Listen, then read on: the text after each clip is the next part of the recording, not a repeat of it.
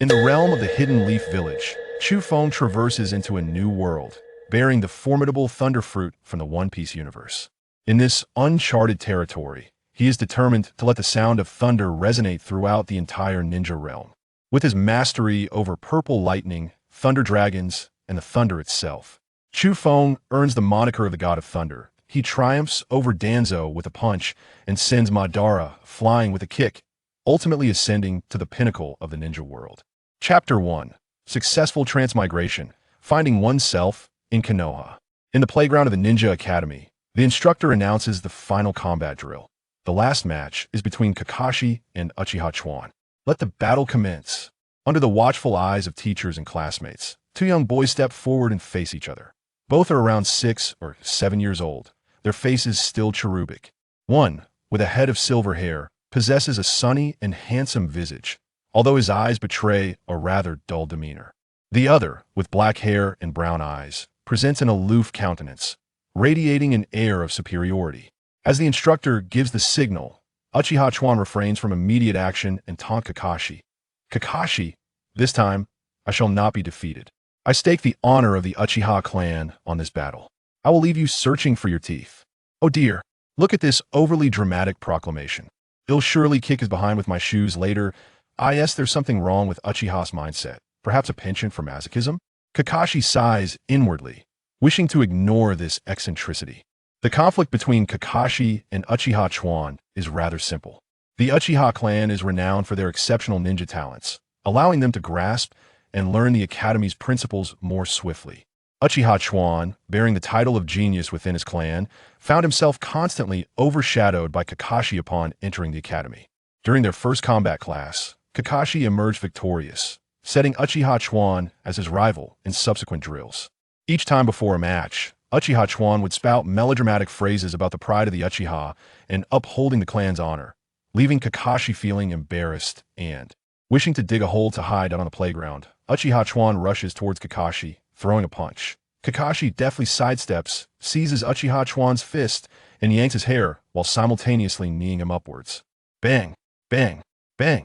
After 3 resounding impacts, Kakashi releases Uchiha Chuan, who wobbles unsteadily, his head spinning. Seizing the opportunity, Kakashi delivers a powerful kick, sending Uchiha Chuan sprawling into the dirt. The victor is Kakashi, the instructor promptly announces, witnessing Uchiha Chuan lying on the ground. Damn it, Kakashi. I will surely defeat you, Uchiha Chuan exclaims before charging away from the crowd. Kakashi's triumph sparks a flurry of discussions among their peers from the girls' side. Wow, Kakashi is truly impressive, even defeating an Uchiha.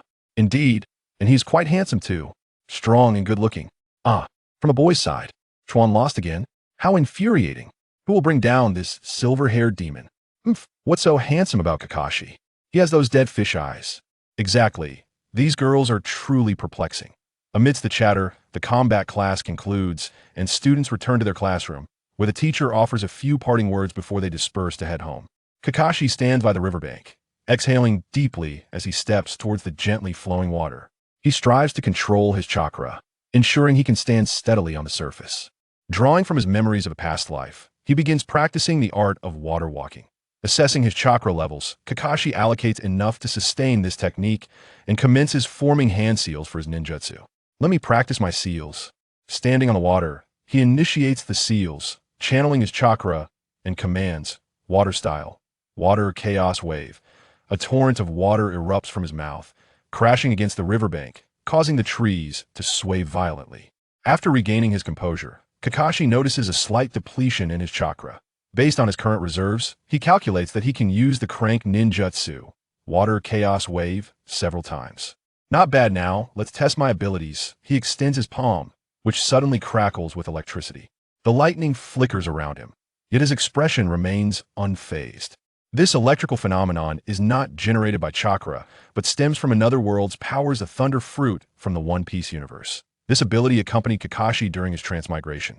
From birth, he possessed this Thunder Fruit, though its powers require his own development and practice. In the world of Naruto, there are no substances that can counteract the abilities of a devil fruit. Thus, while endowed with the Thunder Fruit's powers, Kakashi has not turned into a landlubber. He can swim in various styles: backstroke, butterfly stroke, freestyle, dog paddle whatever he desires. As he opens his palm, the lightning coalesces into a swirling sphere. He directs the electric orb towards the river, pressing it down. Zatsap. The clash of lightning and water causes an explosive eruption. Water splashes down, drenching Kakashi's garments in the Naruto universe. The activation of the Thunder Fruit relies on his chakra. Since gaining awareness, he has actively sought to develop its powers.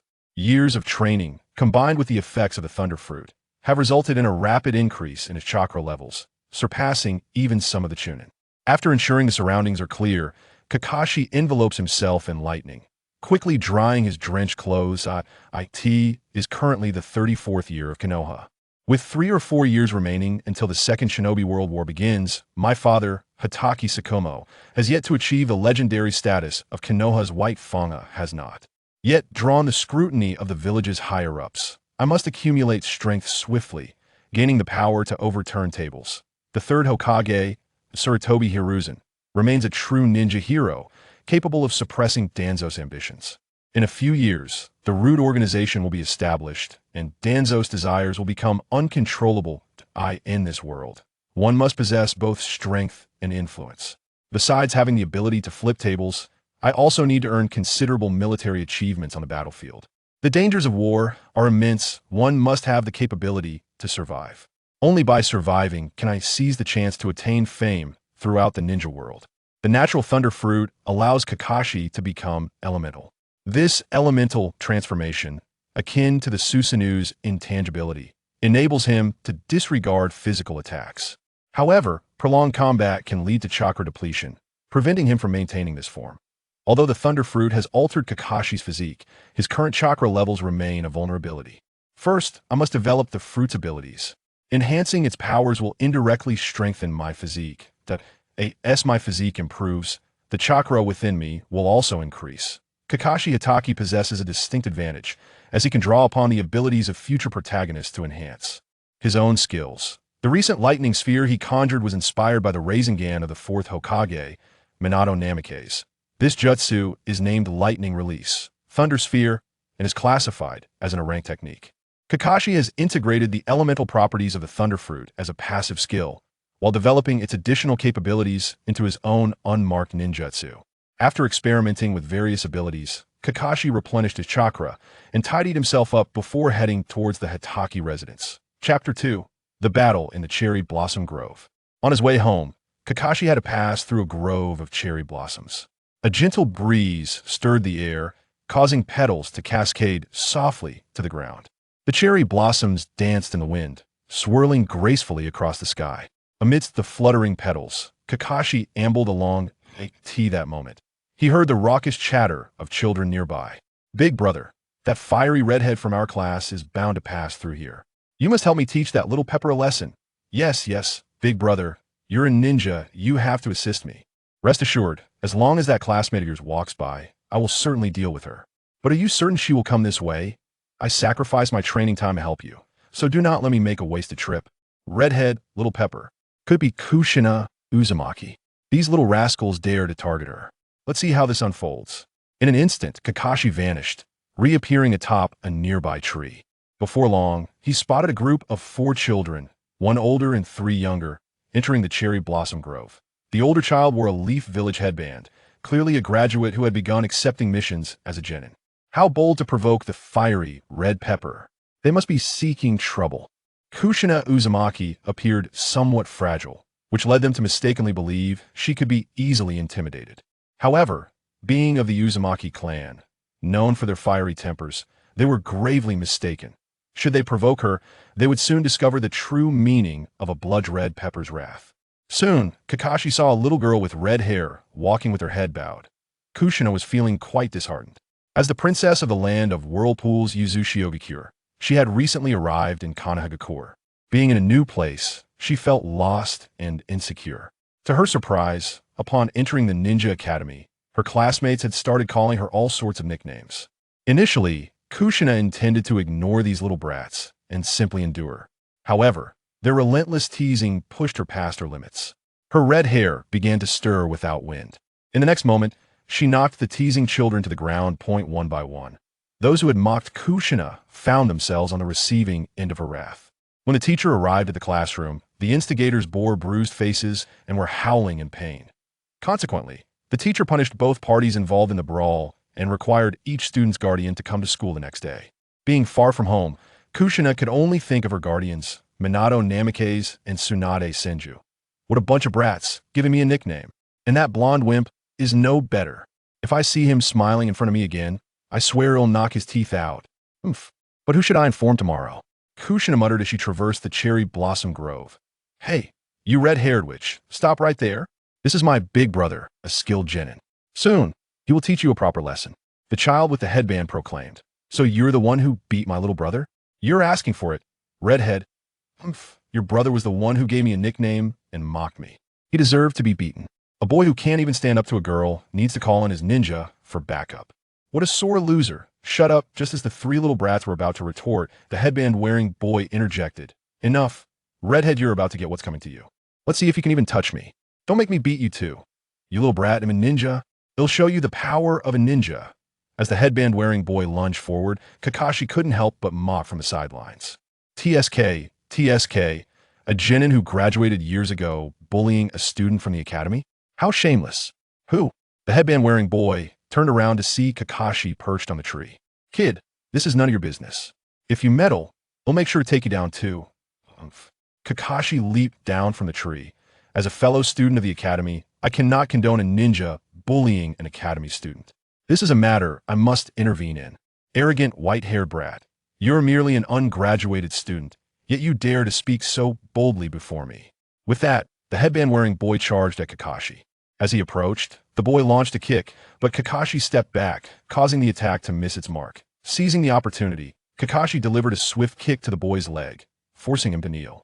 Following that, Kakashi executed a spinning kick that connected squarely with the ninja boy's face. The ninja boy crumpled to the ground, unconscious. Seeing their older companion incapacitated, the three younger children trembled in fear.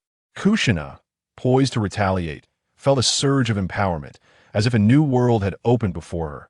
Kakashi grinned wickedly at the three children. I have a riddle for you. Answer correctly, and you may leave. What question? 100 minus 1 equals what? With teary eyes, the three children replied, it equals 99, correct. With that, Kakashi delivered a swift kick to each of their behinds, and added, I am Kakashi Hitaki from class 21. If you wish to exact revenge, feel free. Now, take your brother and leave quickly. Why you're that violent Kakashi from class 2. We want dare again. Wah. With that, the three children hurriedly dragged their unconscious companion away. Thank you for your help, Kushina said timidly from the side. It's no trouble at all. I'm also a student of the academy, your senior. I know those little rascals, they're quite bothersome. But even without my intervention, you would have been fine. Wouldn't you agree, hiding behind that cherry blossom tree, Blondie? Kakashi called out to the tree. Ahaha, I didn't expect to be discovered by a senior.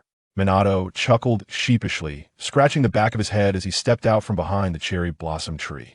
It's you blonde wimp? Were you hiding to watch me make a fool of myself? Just moments ago, the sweet and innocent Kushina transformed, her hair flying wildly as a fierce aura enveloped her. No, I didn't mean to watch you fail. I just wanted to help. Minato quickly waved his hands, eager to clarify. Help me by hiding? No, I just thought someone as strong as you, Kushina, will be just fine. Also, Kushina, I truly admire your dream of becoming Hokage, as my dream is to become Hokage as well. I wish to strive alongside you toward that goal. Chapter 3. Tsunade. Who dares to trouble me? Is this brat Minato really so charming? He possesses an innate allure. Humph. Do not presume that I will forgive you simply because you say so. Kushina turned her head away, her cheeks flushed, although she thought Minato had a somewhat effeminate demeanor. His acknowledgement stirred something within her heart. Ahaha, the momentum Minato had just gained swiftly crumbled. Humph, though I find you a bit of a sissy, you're still quite remarkable. So, Kushina, are we now friends? I suppose so. Kushina replied shyly. Just as the atmosphere between them grew peculiar, Kakashi suddenly interjected. All right, you two, since the matter is settled, hurry home. Thank you for your assistance, senior. I am Uzumaki Kushina, a first-year student at the Ninja Academy. I am Namikaze Minato, in the same class as Kushina. Kakashi, second year. It's getting late, so make your way home quickly. I must return as well. Okay, Kakashi-senpai, see you tomorrow. So, You were mocked at school, and then you beat them all up. Now it's time for a call to your parents? At the Senju residence. Tsunade anxiously ran her fingers through her disheveled golden locks. Anyone would be irritable when awakened from a deep slumber, especially to learn that Kushina was to have her parents called due to a trivial matter. Her pleasant dreams were abruptly disturbed. Tsunade's temper flared. Who said to call your parents? I have been fighting since childhood, and no one ever called my parents. You lost, and still dared to block the way. Just wait. I will seek vengeance for you. With that, Tsunade stormed out in a fury. Tsunade never thought that Kushina's actions were wrong. Rather, she believed that the unruly children at school deserved a lesson. Hearing of the mischief caused by the children, Tsunade recalled a certain lecherous scoundrel who was always deserving of a good beating. After hastily freshening up, with the scent of alcohol still clinging to her, she furiously marched to the ninja academy with Kushina. Arriving at the classroom's office, she kicked the door open. Kushina's teacher, Uehara Ichiki, was dealing with the parents of the beaten students when suddenly, the office door burst open. Seeing the figure that entered, Uehara instinctively shrank back. He leapt from his seat, yielding his position to Tsunade. Lady Tsunade, you have arrived. Uehara Ichiki greeted her respectfully. Tsunade nonchalantly took a seat in Uehara's chair, her icy gaze sweeping over the bewildered parents. Tsunade slammed her hand on the table, announcing her presence. What is it? Speak quickly. Do not waste my time. It is your responsibility as a teacher to handle conflicts among students. But you parents, your children brazenly bullied my sister, thinking she is an easy target as a newcomer. I will settle this score with you. Uehara-sensei, you handle this. If the resolution is unjust, do not blame me for blocking the door every day. Although Tsunade had not yet earned the title of the legendary three, her temper was well known. As the granddaughter of the first Hokage, Hashirama Senju, the cherished granddaughter of the second Hokage, Tobarama Senju, and a disciple of the third Hokage, Hiruzen Tsurutobi, she was the princess of Konoha, bestowed with honor by the feudal lord of the Land of Fire. This noble identity granted her the ability to command respect throughout the village. Even as she aged and tempered her temperament, she dared to confront Danzo and the other elders of Konoha. Through Tsunade's amiable yet firm demeanor, the parents of the troublesome children recognized their offspring's misdeeds and hurriedly urged their children to apologize to Kushina. Humph, you all better remember this day. I trust my sister. Kushina, remember, we don't seek trouble, but we are not afraid of it. If anyone dares to bully you, strike back fiercely. After a day filled with lessons and training, Kakashi swiftly returned to the Hitaki estate following his parting with Kushina and Minato. Upon entering, he spotted his father, Tsukumo Hitaki. Returning home after completing a mission, Tsukumo was gently conversing with his wife, Hanar Hitaki, when he turned to the door upon hearing footsteps. Seeing his son return home, Tsukumo intended to bond with Kakashi, but was immediately interrupted as Kakashi exclaimed, "Mato, why are you back?" Tsukumo's smile instantly vanished. "You little rascal. It seems you've been itching for trouble again." With that, Tsukumo reached for his weapon, ready to unleash it upon his eldest son. "Mato, come at me if you dare." With that, Kakashi transformed into a streak of lightning, dashing towards the training grounds in the backyard. Soon after, Tsukumo followed him to the training area. The sounds of their bodies colliding echoed through the backyard. "Humph, you little brat. It seems your training has not fallen behind. Wait, what are you doing? Mato, take this. This is the secret technique I painstakingly developed. Konoha's ultimate taijutsu, 1,000 years of pain. Ah, ungrateful child. You dare to develop such shameless techniques? You disgrace the Hitaki name. Come here. Mato, let us see if you can catch me first." "Wait, no, don't," suddenly. The backyard was filled with Kakashi's cries of anguish. In the living room, Hanar remained calm and collected, sipping her tea, enjoying the display of paternal affection between father and son. As dinner time approached, Tsukumo and Kakashi finally settled down. Tsukumo, adhering to the traditional samurai ninja decorum, sat formally at the dining table. However, he occasionally shifted his position, seemingly to alleviate some discomfort. Kakashi, on the other hand, lounged carelessly, sporting dark circles under his eyes, completely oblivious to the decorum expected of a samurai ninja. After the meal, Kakashi posed a series of penetrating questions to his father. "Mato, look me in the eyes and answer a few questions. There is an urgent mission in the village, and you are to team up and leave the village to complete it. During the mission, your comrade falls into danger. Do you save your comrade first or complete the mission? Second question, if you save your comrade and the mission fails, and the villagers scorn you, what will you do? Third question. If you save your comrade, leading to mission failure, and that comrade stands up to accuse you of making the wrong choice, what will you do in such a situation? Kakashi interrupted his father's response, insisting, do not evade. Please answer my questions directly. All right, I will answer. I would save my comrade first, and then strive to clarify my actions. Mato, that is the wrong answer. You should focus on enhancing your strength. Anyone who dares to criticize can be dealt with directly. Think carefully, Mato. If you possess the strength of the first Hokage, even if you failed, who would dare to blame you? Strength is everything. Kakashi, do not be so extreme. You must trust your comrades in the village.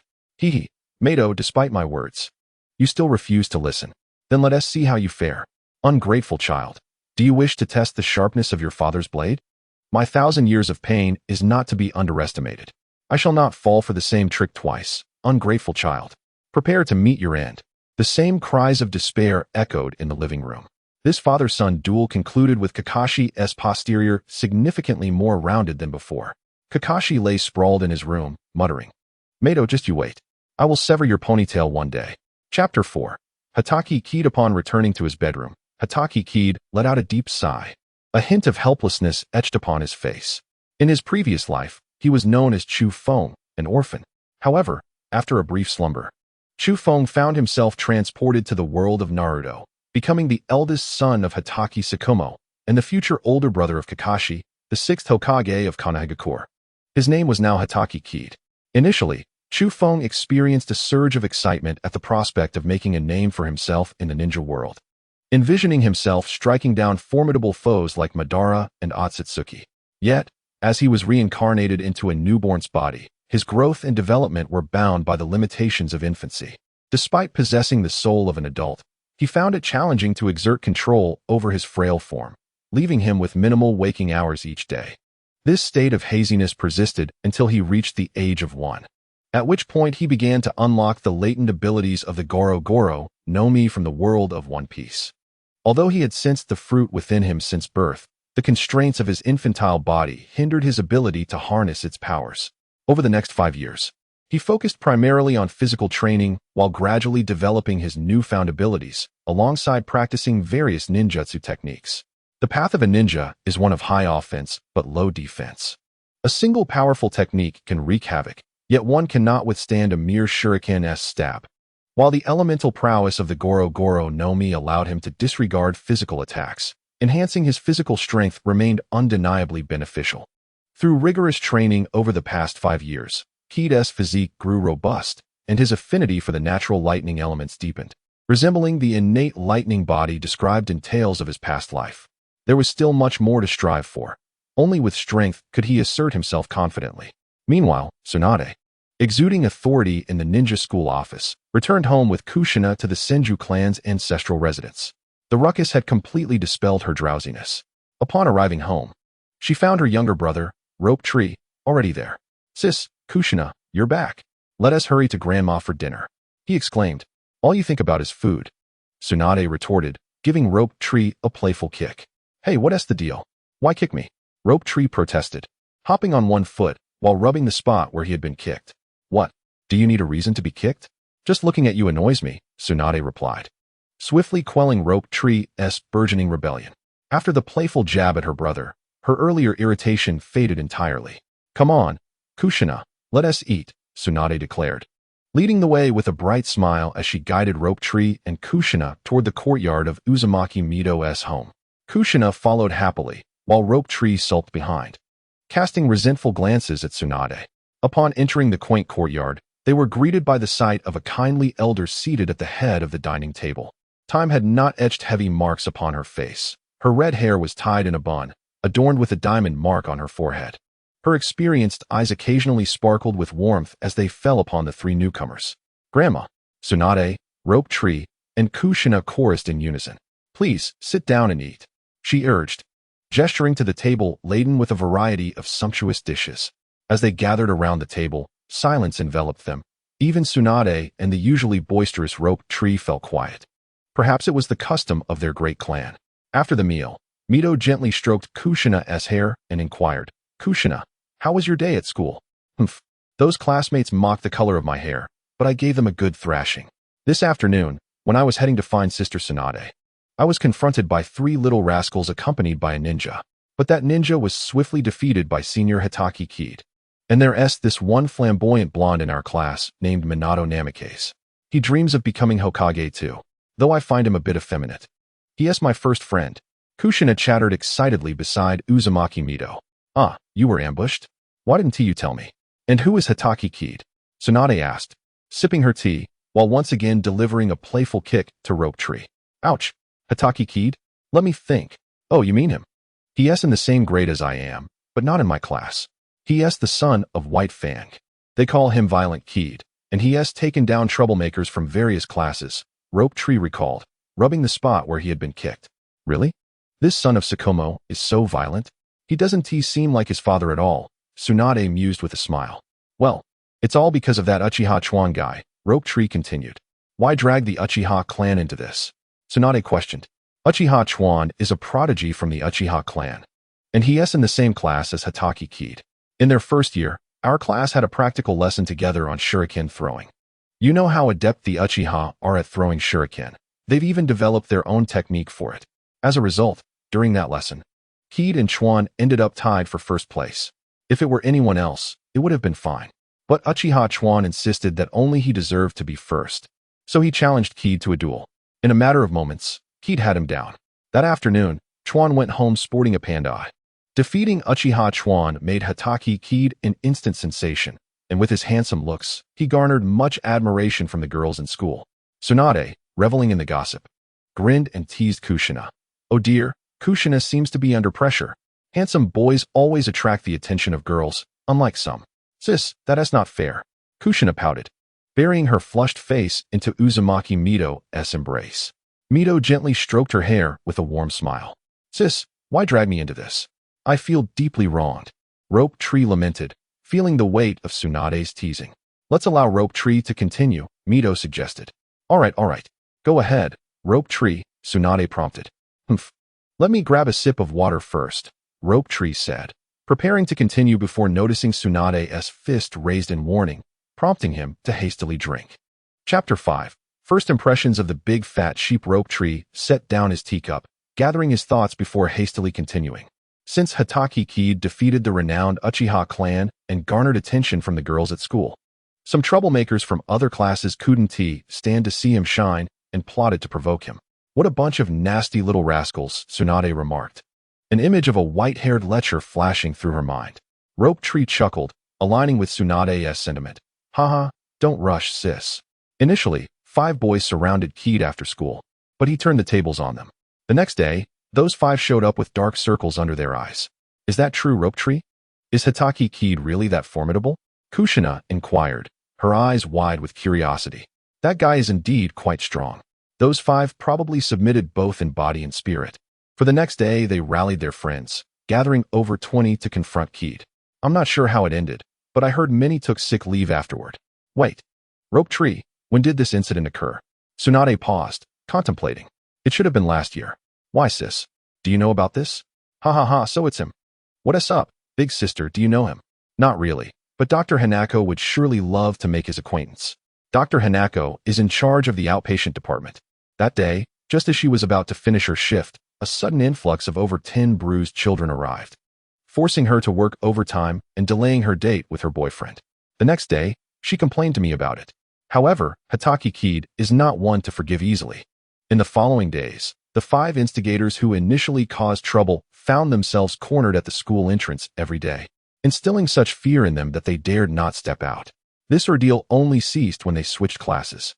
Oh, blocking the entrance? This little rascal, Kushina. Remember to deal with your bullies in such a manner from now on.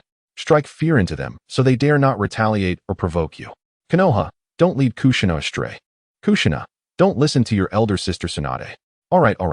Though Kushina played along, the glimmer in her eyes spoke volumes. Is there more to Kid's exploits? Once, as I passed by their classroom, I witnessed a girl offering her lunch to Kid. To my astonishment, upon hearing his response, she fled in tears. What did that little rascal say? Tsunade inquired with curiosity. Ju touched his face, adopting a blank expression as he altered his tone. Sorry. I don't dine with ugly people. The hand of Uzumaki Mido holding the teacup paused momentarily, her calm expression momentarily replaced with bewilderment. Tsunade and Kushina beside her were equally taken aback, particularly Tsunade, who felt her blood pressure rising and instinctively raised her hand to cradle the back of her head. Kushina was also astonished, genuinely admiring Kiid's sharp tongue. Kiid's character aligns with a philosophy of non-aggression. As long as others do not provoke him, he remains indifferent to them. To borrow a phrase from my past life, they are all mere muggles. The next day, when Kiid awoke, the pain had dissipated, and his previously swollen posterior returned to its usual state. After breakfast, he tidied himself up and set off for the Ninja Academy. School, training, developing his abilities. Returning home to spar with his father Kiid Tsukumo. Such was the monotony of life at the academy. During the break at the Ninja Academy, Kiid made his way to his secret training ground, located by a small tributary of the Naga River. The proximity to the river ensured a convenient water source, while its closeness to the Forest of Death provided ample opportunity to hunt for fresh meat. On this occasion, Kiid set his sights on developing his own version of the lightning blade, inspired by Kakashi's future technique, the Raikiri. This endeavor was not a spontaneous whim. Kiid had spent years preparing for it, enhancing his physique and researching lightning techniques. Years of preparation had instilled him with the confidence necessary for this training session. The Raikiri is an advanced ninjutsu, evolving from the Chidori. Developed by Kakashi in his youth, this technique combines the transformation of chakra properties and forms. When activated, it channels a high-intensity current of lightning chakra into the user's hand, allowing them to pierce their target with incredible speed. The advantages of this technique lie in its swiftness and formidable piercing and cutting capabilities. However, it is also accompanied by notable drawbacks. It produces a loud noise, lacks dynamic visual capabilities, and is often too rapid for the user to perceive the opponent's movements. It was not until Kakashi acquired the Sharingan from Uchiha Obito that the Raikiri reached its full potential. Despite its shortcomings, the Raikiri exemplified Kakashi's ninja prowess. Yet, for Kiid, these flaws were negligible. The aim of this new technique is to achieve unparalleled piercing and cutting power. Yet the speed it generates may overwhelm the user's reflexes. Such velocity may also hinder the user's ability to discern the opponent's defensive maneuvers. Nevertheless, these deficiencies are not a concern for me. The Thunder Fruit has radically altered my reflexes, and my sensory abilities have significantly improved, perfectly aligning with the demands of the technique. At this stage, the utmost priority is to maintain the form and properties of the lightning, focusing on maximizing the piercing and cutting capabilities. Understanding the key areas to concentrate on, Kiid began his experiments not far from his camp. Endowed with the powers of the Thunder Fruit, Kiid possesses an innate affinity for lightning. In essence, he embodies thunder itself, even with the assistance of the Thunder Fruit. Coupled with years of physical training, Kiid faced numerous challenges in developing the technique. By noon, he had crafted a rudimentary form of his own ninjutsu, the Purple Lightning. Inspired by the Raikiri, the Purple Lightning exhibited superior piercing and cutting abilities, with a broader destructive range. Most importantly, it is an unmarked technique, allowing for immediate activation. Kiid was thoroughly pleased with his training achievements, deciding to indulge in a picnic to relax his mind. Balancing work and leisure would facilitate smoother progress in his training. After a light lunch consisting of the bento he had brought, Kiid rested at his camp before venturing into the forest to hunt. Before long, he emerged with 2 wild rabbits and a small wild boar. In high spirits, Kiid hummed a song from his past life, skillfully processing his catch by the riverbank with his kunai. Soon, the aroma of grilled meat wafted through the air. Kiid often trained alone in the wilderness, and when pressed for time, he resorted to outdoor cooking. Having grown up in a family of culinary enthusiasts, his love for food remained unchanged even in the ninja world. Kiid's grilling skills had reached an impressive level through years of practice, and his homemade seasoning for grilled meat was truly exceptional. In crafting this seasoning, he had even visited the Akimichi family's barbecue restaurant to compare their recipe. The enticing smell of the grilled meat wafted far and wide, attracting a few uninvited guests.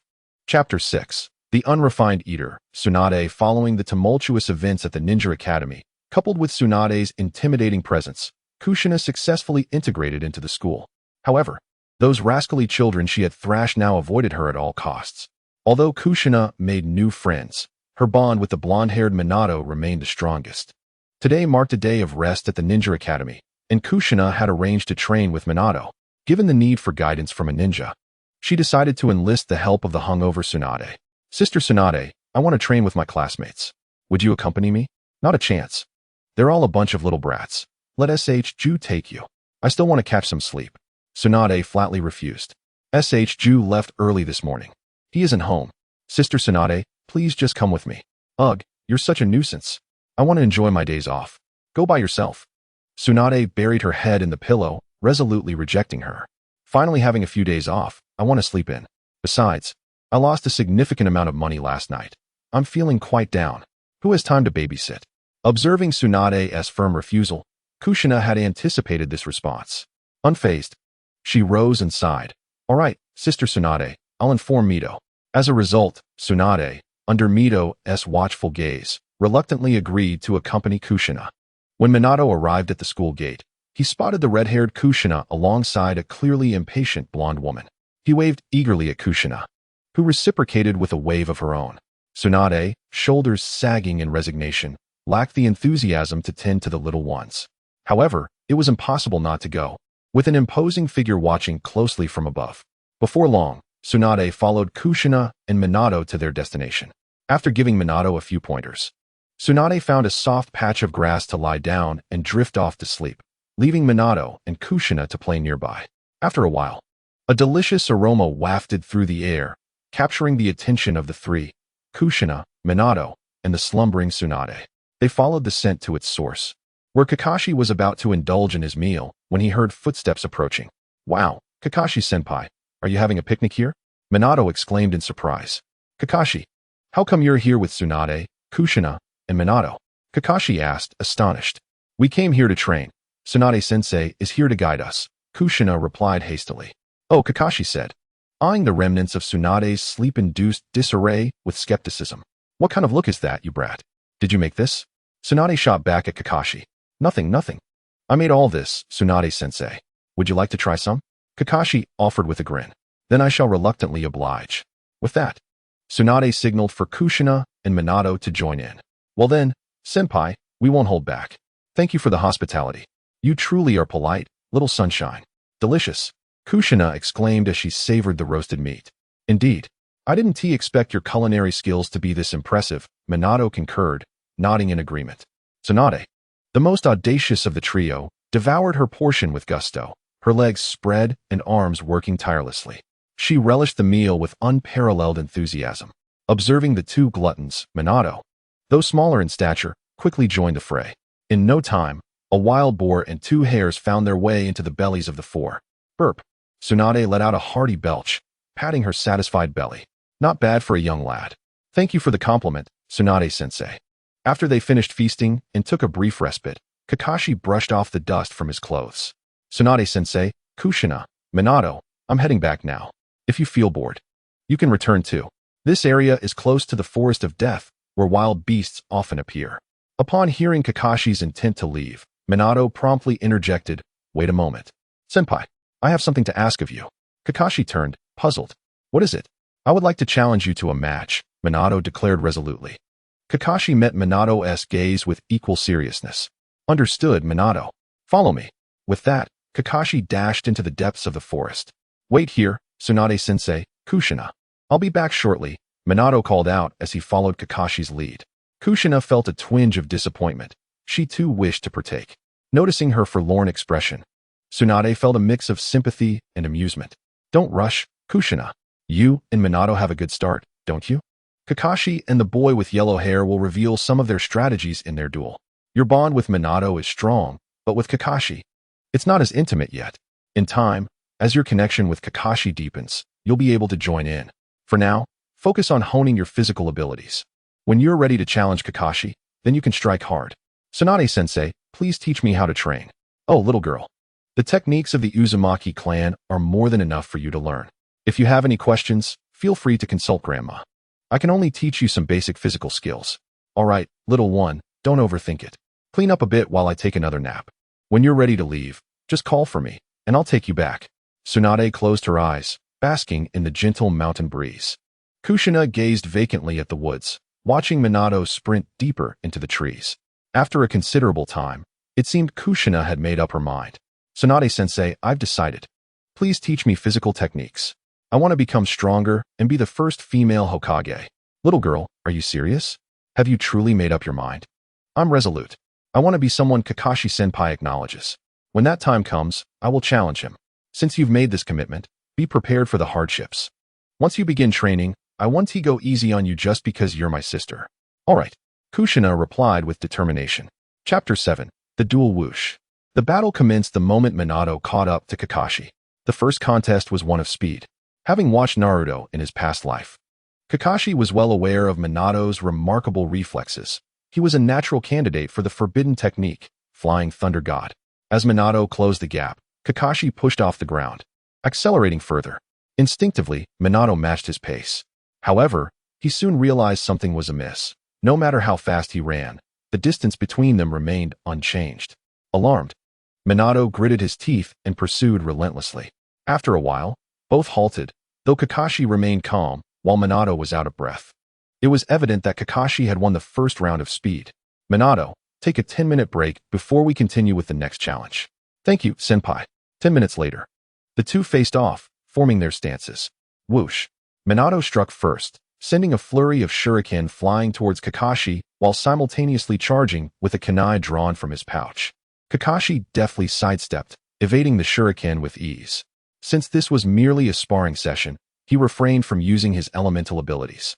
The shuriken whizzed past him, embedding themselves into a nearby tree with a series of thuds.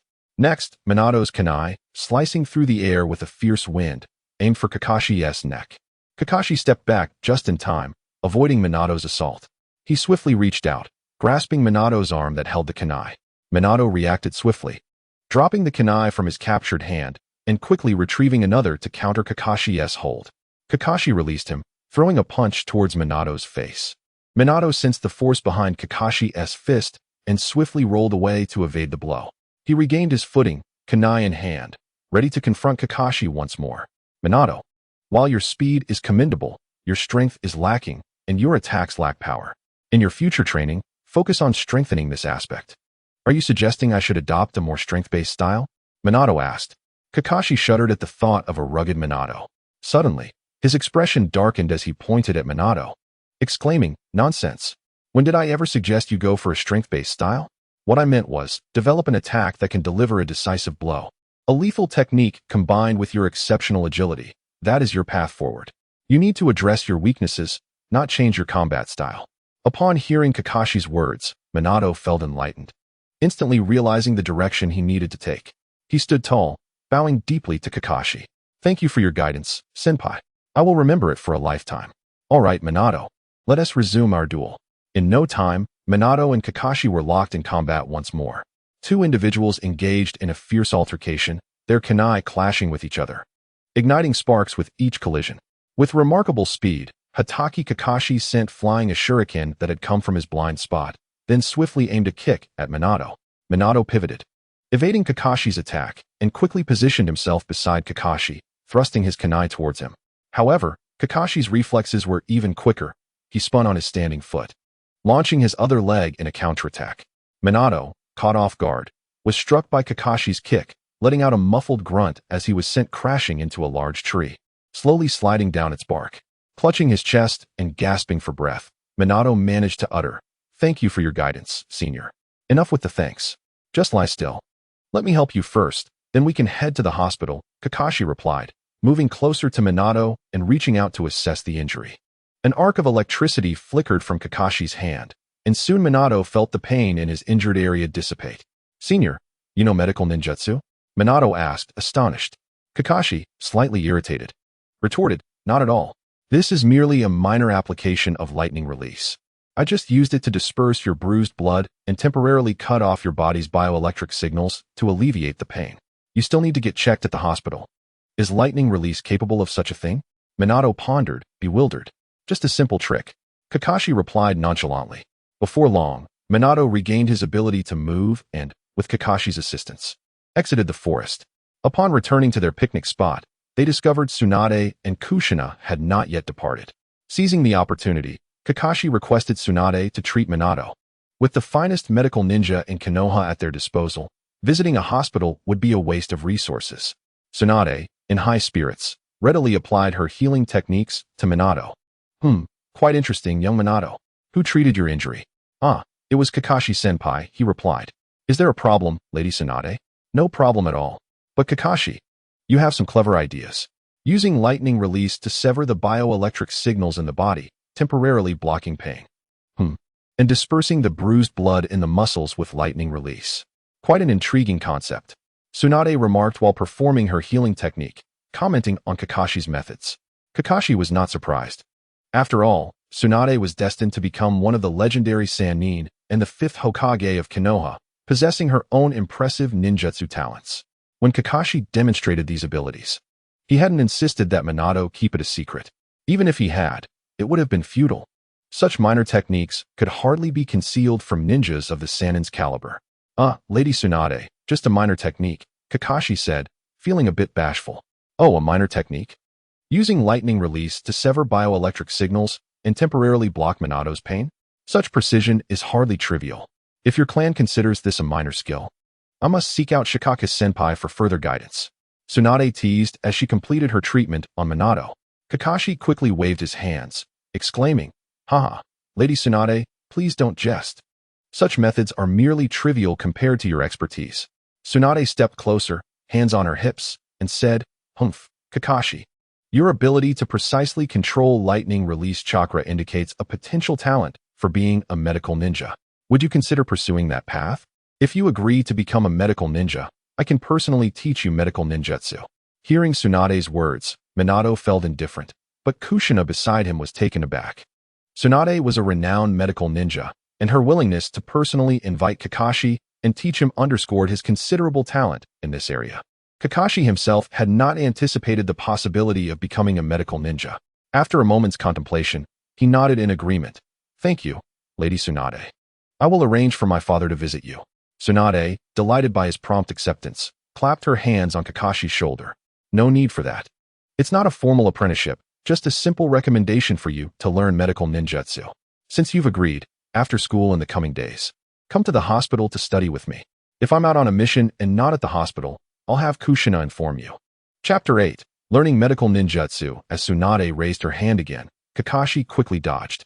Tsunade, slightly embarrassed, retracted her hand and casually said to Kakashi, if you perform well, after you graduate from the Ninja Academy, I will recommend you to join the medical department, officially making you a medical ninja. At this time, Tsunade had not yet faced the hardships of losing her brother and lover. She was still a Konoha ninja deeply concerned for her village. In the entire ninja world, medical ninjas were scarce, and even Konoha, which placed great emphasis on them, was no exception. Tsunade was genuinely pleased to discover a ninja with medical talent. On their way back, Kushina could hear Tsunade humming an inexplicable tune. Walking home, Kakashi felt as though he were in a dream. He had never imagined he would have the chance to learn medical ninjutsu and potentially become a medical ninja. However, there were pros and cons to this path. As a medical ninja, he could work at Konoha Hospital without needing to take on village missions and commissions, and it was a high-income profession. After all, years later, Tsunade would boldly become a lucrative figure in the ninja gambling scene, thanks to her renowned medical ninjutsu. A few treatments for nobles would yield her a handsome fee. Yet, being a medical ninja made it challenging to gain accolades on the battlefield, as they primarily treated the injured at rear medical camps. Moreover, unless one's medical ninjutsu reached Tsunade's level, it would be difficult to make a name for oneself. Nevertheless, Kakashi was not worried. He was confident that he could reach, if not surpass, Tsunade's level of medical ninjutsu. Upon returning home, Kakashi sought out his father, Shikaku, to inform him about his upcoming studies under Tsunade. Shikaku regarded him with pride and said, Kakashi, be sure to learn diligently from Tsunade. Although there is no formal master-student relationship, respect her nonetheless. His mother, Hanar, echoed his sentiments. Lady Tsunade is a powerful medical ninja. You must study earnestly. Kakashi nodded. Mother, I understand. Lady Tsunade has asked me to come to the hospital after school to learn. So, I might be home late for the next few days. Please don't prepare dinner for me. Hanar reassured him. You need not worry about that. However, do be cautious on your way home. Yes, I will be careful. Lying in bed, Kakashi suddenly realized that if he pursued medical ninjutsu, his after-school training schedule would need to be rearranged. It seems I must learn the shadow clone technique as soon as possible. The next day at the Ninja Academy was filled with the monotony of classes, with time that should have been spent training now devoted to learning medical ninjutsu. After school, Kakashi hurried to Konoha Hospital. The medical department was connected to the hospital, and due to Tsunade's instructions, he faced no obstacles in reaching her office.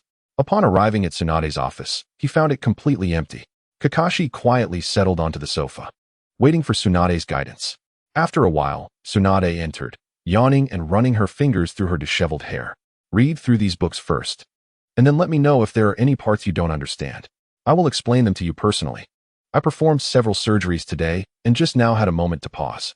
I'll rest a bit. You can study on your own for now.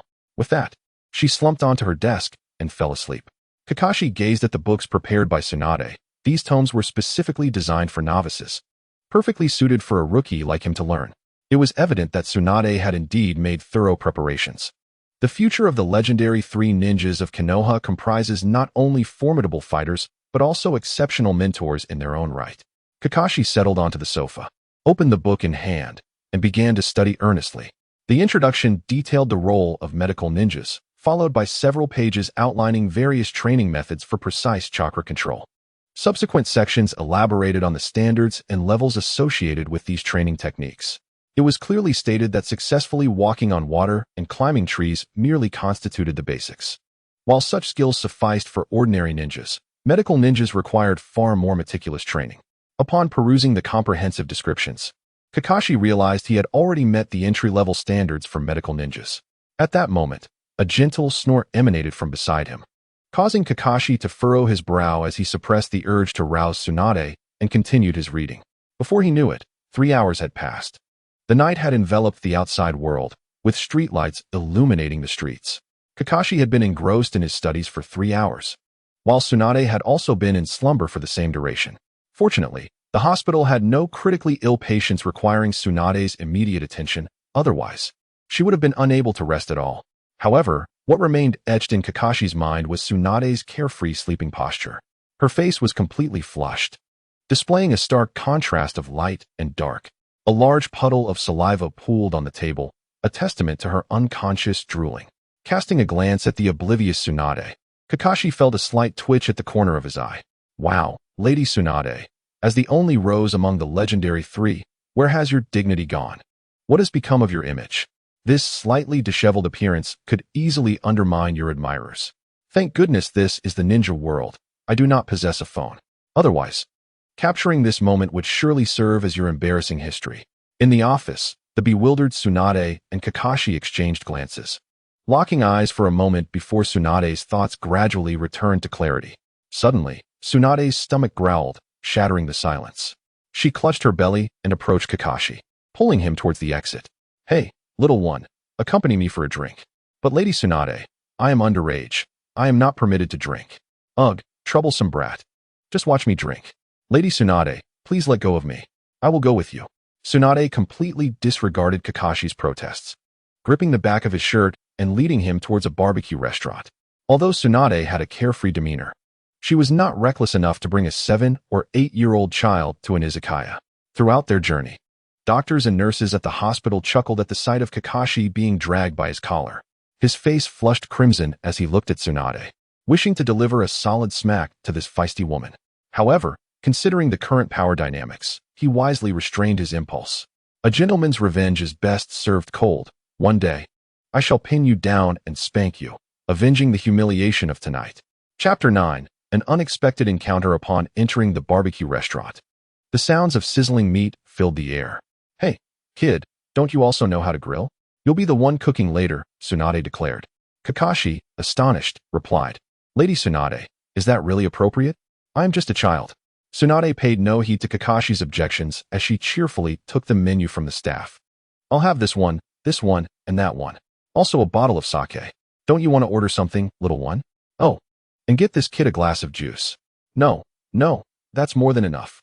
Kakashi waved his hands in refusal. Soon, the dishes Tsunade had ordered began to arrive in rapid succession. After a long day's work, a glass of sake is the best reward, she exclaimed. Her cheeks flushed and eyes glazed. I cannot, Lady Tsunade.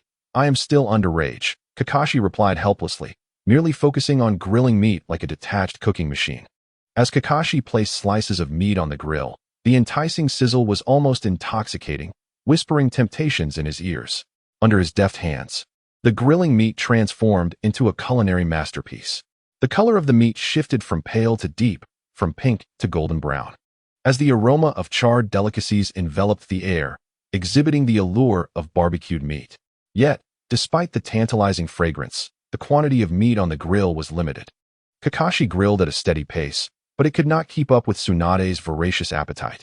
She devoured the meat with swift precision, her cheeks puffed like a chipmunk, chewing on the succulent morsels Kakashi had prepared.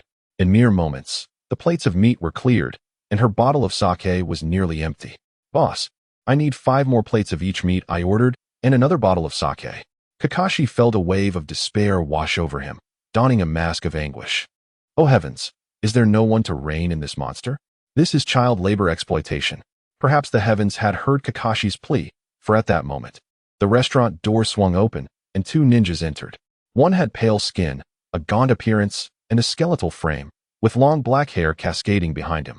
His golden, slit-like eyes resembled those of a venomous serpent, and his purple eyeshadow extended to his nostrils, although his cold demeanor occasionally flickered with a hint of annoyance.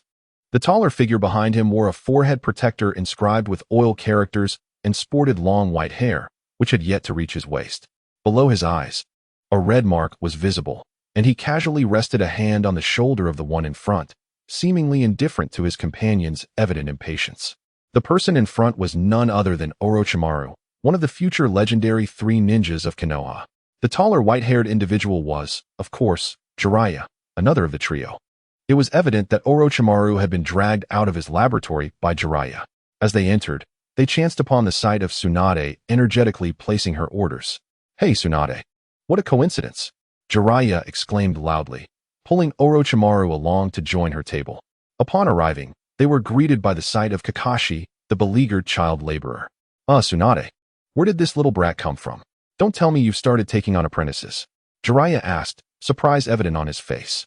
Orochimaru, too, regarded Tsunade with curiosity. Tsunade quickly waved her hands, chewing on Kakashi's grilled meat as she explained, "This child is the son of SHBU Senpai, and he possesses considerable medical talent. He is merely learning medical ninjutsu from me.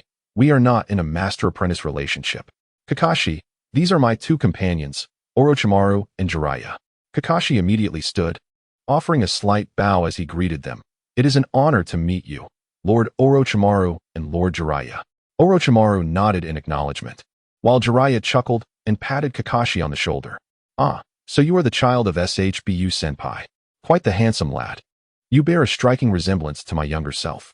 Upon hearing Jiraiya's shameless compliment, Orochimaru promptly turned his head away. "What? Am I wrong, you conceited snake?" Jiraiya retorted, noticing Orochimaru's reaction and immediately launching into a playful argument. "Idiot." Orochimaru had no intention of engaging with his foolish companion. "What did you say, conceited snake? I challenge you to a duel." Jiraiya exclaimed in frustration, readying himself for a confrontation with Orochimaru. Suddenly, a meat bun appeared on Jiraiya's head, effectively silencing him. Kakashi watched the entire exchange, a slight twitch at the corner of his mouth. Although he was familiar with Jiraiya's boisterous personality from the anime, witnessing it firsthand was an entirely different experience. At that moment, the meat and sake that Tsunade had ordered arrived at their table. The unfortunate Kakashi Hatake once again finds himself as an unyielding barbecue machine. However, this time Tsunade seems to have been satiated somewhat, eating with less abandon than before. Tsunade, Jiraiya, and Orochimaru, longtime companions, have fortuitously gathered again. As their cups clinked together, they indulged in grilled meat while discussing their current circumstances. Tsunade pointed at Kakashi and remarked, "This lad possesses some medical talent, and I am quite pleased. I have decided to take him under my wing to learn medical ninjutsu. As you are aware, medical ninjas are scarce. The presence of one more can provide greater assurance on the battlefield in the future." Orochimaru rasped, "Tsunade, do you also sense that war is approaching?" "War? What war? Whose war?" Jiraiya asked, chewing on his meat. "Idiot Jiraiya." Orochimaru seemed to feel his intellect being undermined and muttered a curse at his companion. "Rotten Orochimaru. What did you say?" "I am Jiraiya. You want to fight?" "Jiraiya, sit down," Tsunade said, exasperated, as she punched Jiraiya on the head. The violent Tsunade startled Kakashi. who simultaneously admired Jiraiya's resilience. What a solid head. The clarity of that sound indicates a good head. Surely, Jiraiya's head 1TB turned to iron from this? Jiraiya rubbed his head, catching a glimpse of Kakashi's smirking expression from the corner of his eye. He scowled and said, Kakashi, what are you laughing at? Was my question inappropriate? Why don't you enlighten us on what they mean by war? Kakashi had never anticipated that the flames of war would reach him, wearing a speechless expression. He did not indulge Jiraiya either, having perused many forums in his previous life. He was well aware that the Second Great Ninja War would erupt in the following years. It was during this war that the hidden Whirlpool village would fall, and the Uzumaki clan would wander the ninja world. After the demise of Uzumaki Mido, Kushina would become the new Jinchuriki. Kakashi's father, Hatake Tsukumo, would earn the title of Konoha's White Fang and, post-war, be granted the privilege of wearing the Hokage's half-sleeve. Tsunade, Jiraiya, and Orochimaru would gain the title of the legendary Three Ninjas of Konoha, and their names would echo throughout the ninja world. However, the war would also claim the lives of Zuru and Cat Dance, altering Tsunade's life significantly, with Zuru's death influencing Orochimaru's future development. After taking a few bites of his grilled meat and sipping his juice, Kakashi fixed his deathly gaze on Jiraiya and asked, Lord Jiraiya, may I pose a question? How many years have passed since the First Great Ninja War? Chapter 10. The situation, underlying currents in the ninja world, is that not simple?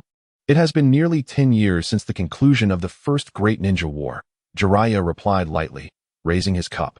Tsunade and Orochimaru, intrigued, turned their attention to Kakashi, curious about what insightful observations he might offer. Kakashi took another bite of meat, drained his cup of juice, and requested another. He then continued, the first Hokage, Senju Hashirama, and Uchiha Madara, through their immense power, ended the Warring States era and established the system of one nation, one village. Other ninja heroes across the lands emulated this, establishing their own ninja villages. The creation of these villages indeed brought a measure of peace to the ninja world. However, it also escalated the scale of warfare. Lord Jiraiya, during the lifetime of the first Hokage, the various nations maintained a semblance of peace due to his formidable presence. Yet, following his death, the First Great Ninja War erupted. During this conflict, the second Tsuchikage, Mu, and the second Mizukage, Terame, perished together. In the war's latter stages, the second Hokage, Tobarama Senju, and the second Raikage, also fell, leading to the third Hokage being appointed amidst the crisis. Kid, what are you saying? This has no relevance to our previous discussion. Jiraiya questioned, puzzled. Lord Jiraiya, please be patient. Kakashi sipped his newly filled juice and continued. Since the end of the First Great Ninja War, nearly 10 years have elapsed. In this time, the major ninja villages have been recuperating and consolidating their strength.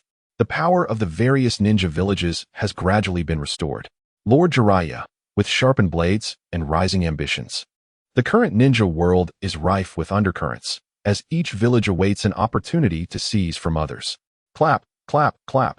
Orochimaru glanced at Jiraiya, his disdain unmistakable.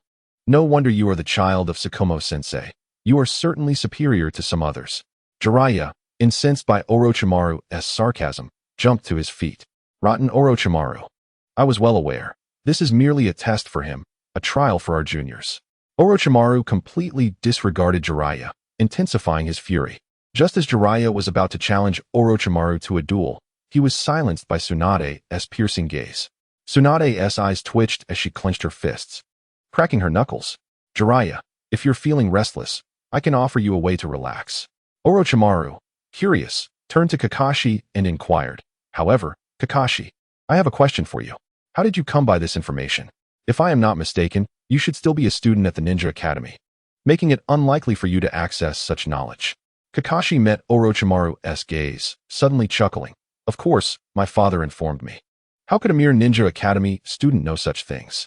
Orochimaru paused, momentarily taken aback by Kakashi's words, then smiled. Is that so? As Tsunade maintained her hold over Jiraiya, the two were oblivious to the subtle exchange between Orochimaru and Kakashi, which became an unspoken secret between them. Interesting, Kakashi. Have you also sensed the darkness within the village? The impromptu gathering of Tsunade, Jiraiya, and Orochimaru had come to an end. Kakashi and Orochimaru helped each other escort a drunken companion home. The inebriated Tsunade flailed about, and Kakashi's small frame struggled to contain her exuberance. Damn it. Catching a drunken Tsunade is harder than wrangling a pig during the new year. This tiger girl has a terrible tolerance for alcohol. Come on, let us keep drinking. Jiraiya, Orochimaru, let us continue. Tsunade shouted, shaking her empty bottle at the deserted street. Tsunade, please stop drinking. Both Lord Orochimaru and Lord Jiraiya have already left. Left? Ha ha. Little brat, come, let us drink. A real man doesn't refuse a drink. Suddenly, Tsunade bent over and began to vomit. Kakashi quickly stepped forward, gently patting her back to ease her discomfort. After she finished, Tsunade stumbled about, and Kakashi rushed to support her, bearing the weight of her drunkenness on his small frame. Kakashi slowly guided the inebriated Tsunade toward the Senju ancestral home in Konoha. Supporting a reckless and irresponsible drunken woman, Kakashi felt utterly exasperated, wishing he could just smack this drunken tigress behind. Upon finally reaching the Senju ancestral home, although most of the Senju clan had integrated into Konoha as commoners under the arrangement of the second Hokage, the current Uzumaki Mito was still quite robust, and many members remained in the ancestral home. Zuru, accompanied by the family's elder servant, welcomed them. The servant took the drunken Tsunade, while Zuru ushered Kakashi into the living room. It was here that Kakashi first met the anchor of Konoha, Uzumaki Mito. Kakashi immediately bowed respectfully, saying, "Greetings, Lady Mito." Uzumaki Mito gazed kindly at Kakashi. "You may call me grandmother. There is no need for formality. I appreciate your care for little Tsunade today." "Yes, Lady Mito. I have been studying medical ninjutsu under the esteemed Tsunade. Though we lack the formal title of master and disciple, she has nonetheless imparted her wisdom upon me. Such matters are trivial." Uzumaki Mito gazed quietly at Hatake Kakashi and then inquired, "What do you think of Konoha at present?" Expecting Mito to engage in casual conversation, Kakashi was utterly taken aback by her question. Is this how the elders of the Warring States era converse? Kakashi quickly composed himself and replied, "Konoha is currently flourishing, exhibiting tremendous potential for development and a bright future ahead." Upon hearing this, a glimmer of surprise flickered in Mito's eyes. As the first Jinchuriki of the Nine Tails and a descendant of the Uzumaki clan, she possessed the ability to discern the truth in one's words through the chakra of the Nine Tails and her clan's unique insight. Mito easily detected the disappointment and confidence within Kakashi, the latter outweighing the former. Disappointment? It seems this child is troubled by the future of Konoha. Confidence? It appears he is determined to tackle these challenges. What on earth have you all done to make this child feel disheartened? Mito mused, intrigued by this young lad. Indeed, Nine Tails. I too sense something peculiar about this child. His eyes may resemble those of a human, yet within the perception of chakra, he emanates a tempest of thunder. Heavens above, Mito, Konoha has birthed quite the anomaly. Is this a blessing or a curse? Chapter 11. Konoha. For listening to the Nine Tails' ominous tone, Mito smiled faintly, unperturbed. It is undoubtedly a good thing. Although this child's chakra brims with the sharpness and ferocity of thunder, it is not tainted by darkness. On the contrary, there lies within it an extraordinary confidence. Nine Tails, I, an old woman, believe in the budding shoots of our village. The Nine Tails, agitated by her words, flicked its tail. Oof, old woman, just don't mess it up. Kakashi was well aware of the formidable nature of this seemingly youthful elder, yet he had no intention of saying more. The disciples of the second Hokage, Senju Tobirama, were a mixed lot. Beyond the indifferent Akimichi Choji and the deceased Uchiha Kagami, the remaining four harbored varying sentiments. The third Hokage, Sarutobi Hiruzen, still exuded the charisma of a leader, wielding impressive abilities. He was entrusted with the mantle of Hokage amidst turmoil and took on the heavy burden with grace. Under his guidance, Konoha's strength flourished, leading to its gradual prosperity. He appointed members of Tobirama's guard as elders, suppressing various clans and gradually realizing centralization. He nurtured elite disciples such as Tsunade, Orochimaru, and Jiraiya, enriching the foundation of Konoha. However, the third Hokage's failure to recognize capable individuals and his excessive reliance on the elders allowed Danzo to grow powerful, becoming a blight on Konoha. The likes of Shimura Danzo and Uzumaki Mito monopolized the upper echelons, stifling newcomers. Consequently, in the original timeline, Hatake Tsukumo's tragic end, Tsunade's departure, Orochimaru's defection, and Jiraiya's wanderings across the ninja world led to the demise or departure of many strong figures. Especially after the fourth Hokage's passing, Konoha's talent dwindled, lacking individuals to shoulder its burdens. Currently, the third Hokage Sarutobi Hiruzen had yet to reach the stage of elderliness and indecisiveness. The elders, Shimura Danzo and Uzumaki Mido, still performed their duties diligently. Only Danzo remained restless, his ambition to become Hokage unquenched. He had already gathered a fervent faction. Though it had not yet taken the form of the infamous Root organization, its preliminary shapes began to emerge. Mido regarded Kakashi and remarked casually, "Is it Danzo?" Although framed as a question, there was no hint of doubt in her tone. Kakashi, gazing at this renowned elder from the Warring States era, did not respond, merely observing in silence. Mido was well aware of Shimura Danzo, not to mention her unique insight that encompassed all of Konoha. She had encountered Danzo multiple times while Tobirama was still alive. In her view, Danzo was ambitious, willing to employ any means necessary to achieve his goals. Yet his capabilities failed to match his aspirations. This mismatch often led him to make unpredictable decisions, the consequences of which fell upon Konoha as a whole. Furthermore, he was excessively enamored with external power. To put it bluntly, he harbored deep jealousy towards Senju Hashirama and Uchiha Madara, particularly Madara. Having witnessed the titanic clash between Hashirama and Madara at the Valley of the End, he was awestruck by their unparalleled might. Hence, he dreamed of acquiring the powers of Wood Release and the Sharingan. However, he failed to comprehend that it was not the strength of these abilities that made them formidable. Rather, it was Hashirama and Madara who endowed them with their true power. In later years, despite obtaining Hashirama's Wood Release and Madara's Sharingan, Danzo could not wield them effectively. His proficiency with Wood Release paled in comparison to Yamato's, and his command of the Sharingan was inferior to Kakashi's. Ultimately, perhaps even Danzo was unaware of his profound fear of death. His mind was perpetually consumed by coercion, manipulation, control, conspiracy, and scheming. He would never tolerate his subordinates surpassing him. Hence, he employed deceit to control them, resulting in the lack of true power among the members of Root. Danzo spent his life as a rat in the sewers, devoid of the vision and dignity befitting a Hokage, forever shunning the light above. The sound of footsteps outside interrupted their profound exchange. Shiranui Yuki burst in hastily. "Grandma, I've arranged for someone to prepare a hangover remedy for my sister. She is now asleep." After explaining the situation to Mido, Yuki turned and cheerfully approached Kakashi, patting his arm. "Kakashi, I'm Shiranui Yuki from the class next door. Although we are not in the same class, I've heard of you for quite some time. Thank you for bringing my inebriated sister home today." Kakashi waved his hands in modesty. "It was nothing, really. Tsunade-sama guided me in becoming a medical ninja and personally taught me medical ninjutsu. I am deeply grateful. Taking care of a drunken Tsunade-sama is merely a small favor." This was indeed Kakashi's heartfelt sentiment, disregarding any earlier disdain for the intoxicated Tsunade, who was likened to a pig during the New Year festivities. "To have my sister personally convince you to pursue medical ninjutsu speaks volumes about your talent," Yuki exclaimed with a laugh.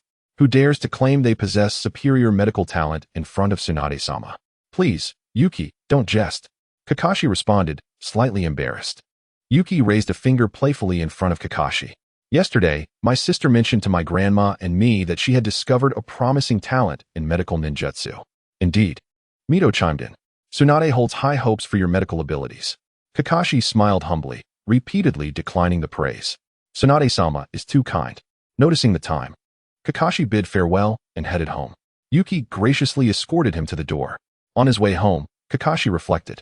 Uzumaki Mido has been renowned in the ninja world since the Warring States era. Danzo's underhanded tactics are utterly insignificant before her. She is simply too old to concern herself with such matters. And then there's Yuki. He truly embodies the qualities of Senju Hashirama's descendant. Humble and courteous. He knows how to navigate social situations with poise. Naturally, as a descendant of the Senju clan that founded Konoha, he would not exhibit foolishness. Yuki watched Kakashi's figure recede until he was no longer visible before returning to the living room.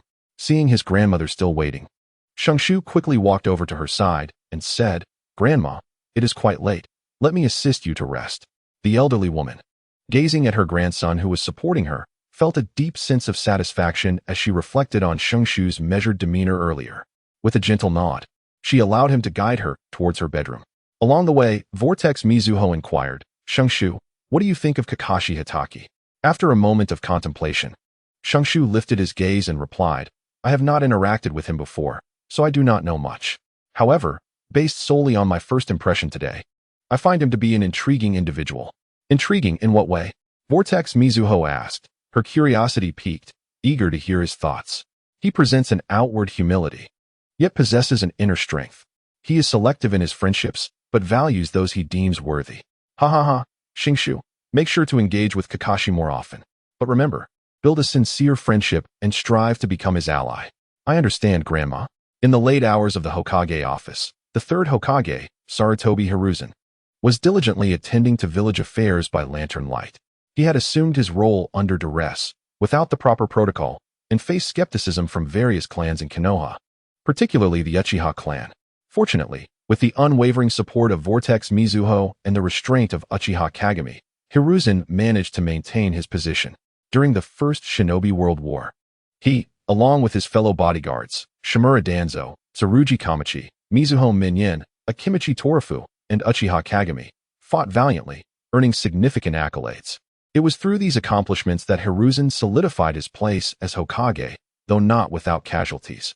Uchiha Kagami had fallen, and Akimichi Torafu was gravely injured. Hiruzen, Tsurugi Kamachi, and Mizuho Minyin bore their own wounds, while the most peculiar was Danzo, who had become a one-eyed dragon, shrouded in darkness. After recuperating, Akimichi Torafu stepped back from the front line, marking the ascent of the fourth Hokage. Chapter 12. The Prophecy of Gamamaru while attending to his duties. The third Hokage was suddenly approached by a masked ninja. Hiruzen paused, looking up to recognize the ninja as one who had been monitoring Vortex Mizuho, ostensibly to protect her, but primarily to oversee the Nine Tails. Any individual who came into contact with Mizuho was required to report to the Hokage. Hiruzen took a deep puff from his pipe and addressed the ninja. Bull, what brings you here? The ANBU operative, codenamed Bull, knelt before Hiruzen and reported, Lord Third. Today Kakashi Hitaki escorted a drunken Tsunade back to the Senju residence, and they conversed for a period. Hiruzen exhaled a plume of smoke, his keen eyes glinting with insight. Well done, continue with your duties. The rest is inconsequential. Bull immediately acknowledged, understood, and vanished with a body flicker technique. Hiruzen called out to the shadows, Crane, fetch Kakashi's file from the archives. A voice responded from the darkness. Kakashi Hitaki, son of Hitaki Tsukumo. Is he currently a student at the Ninja Academy? I wonder what his will of fire is like. Hiruzen mused while perusing Kakashi's file. Ah, he possesses medical talent, mentored by Tsunade in healing ninjutsu. Perhaps I should suggest Tsunade take him on as an apprentice. Upon returning home, Kakashi found his father, Hitaki Tsukumo, and mother, Hitaki Hanar, waiting for him. Seeing their son return eased their worries.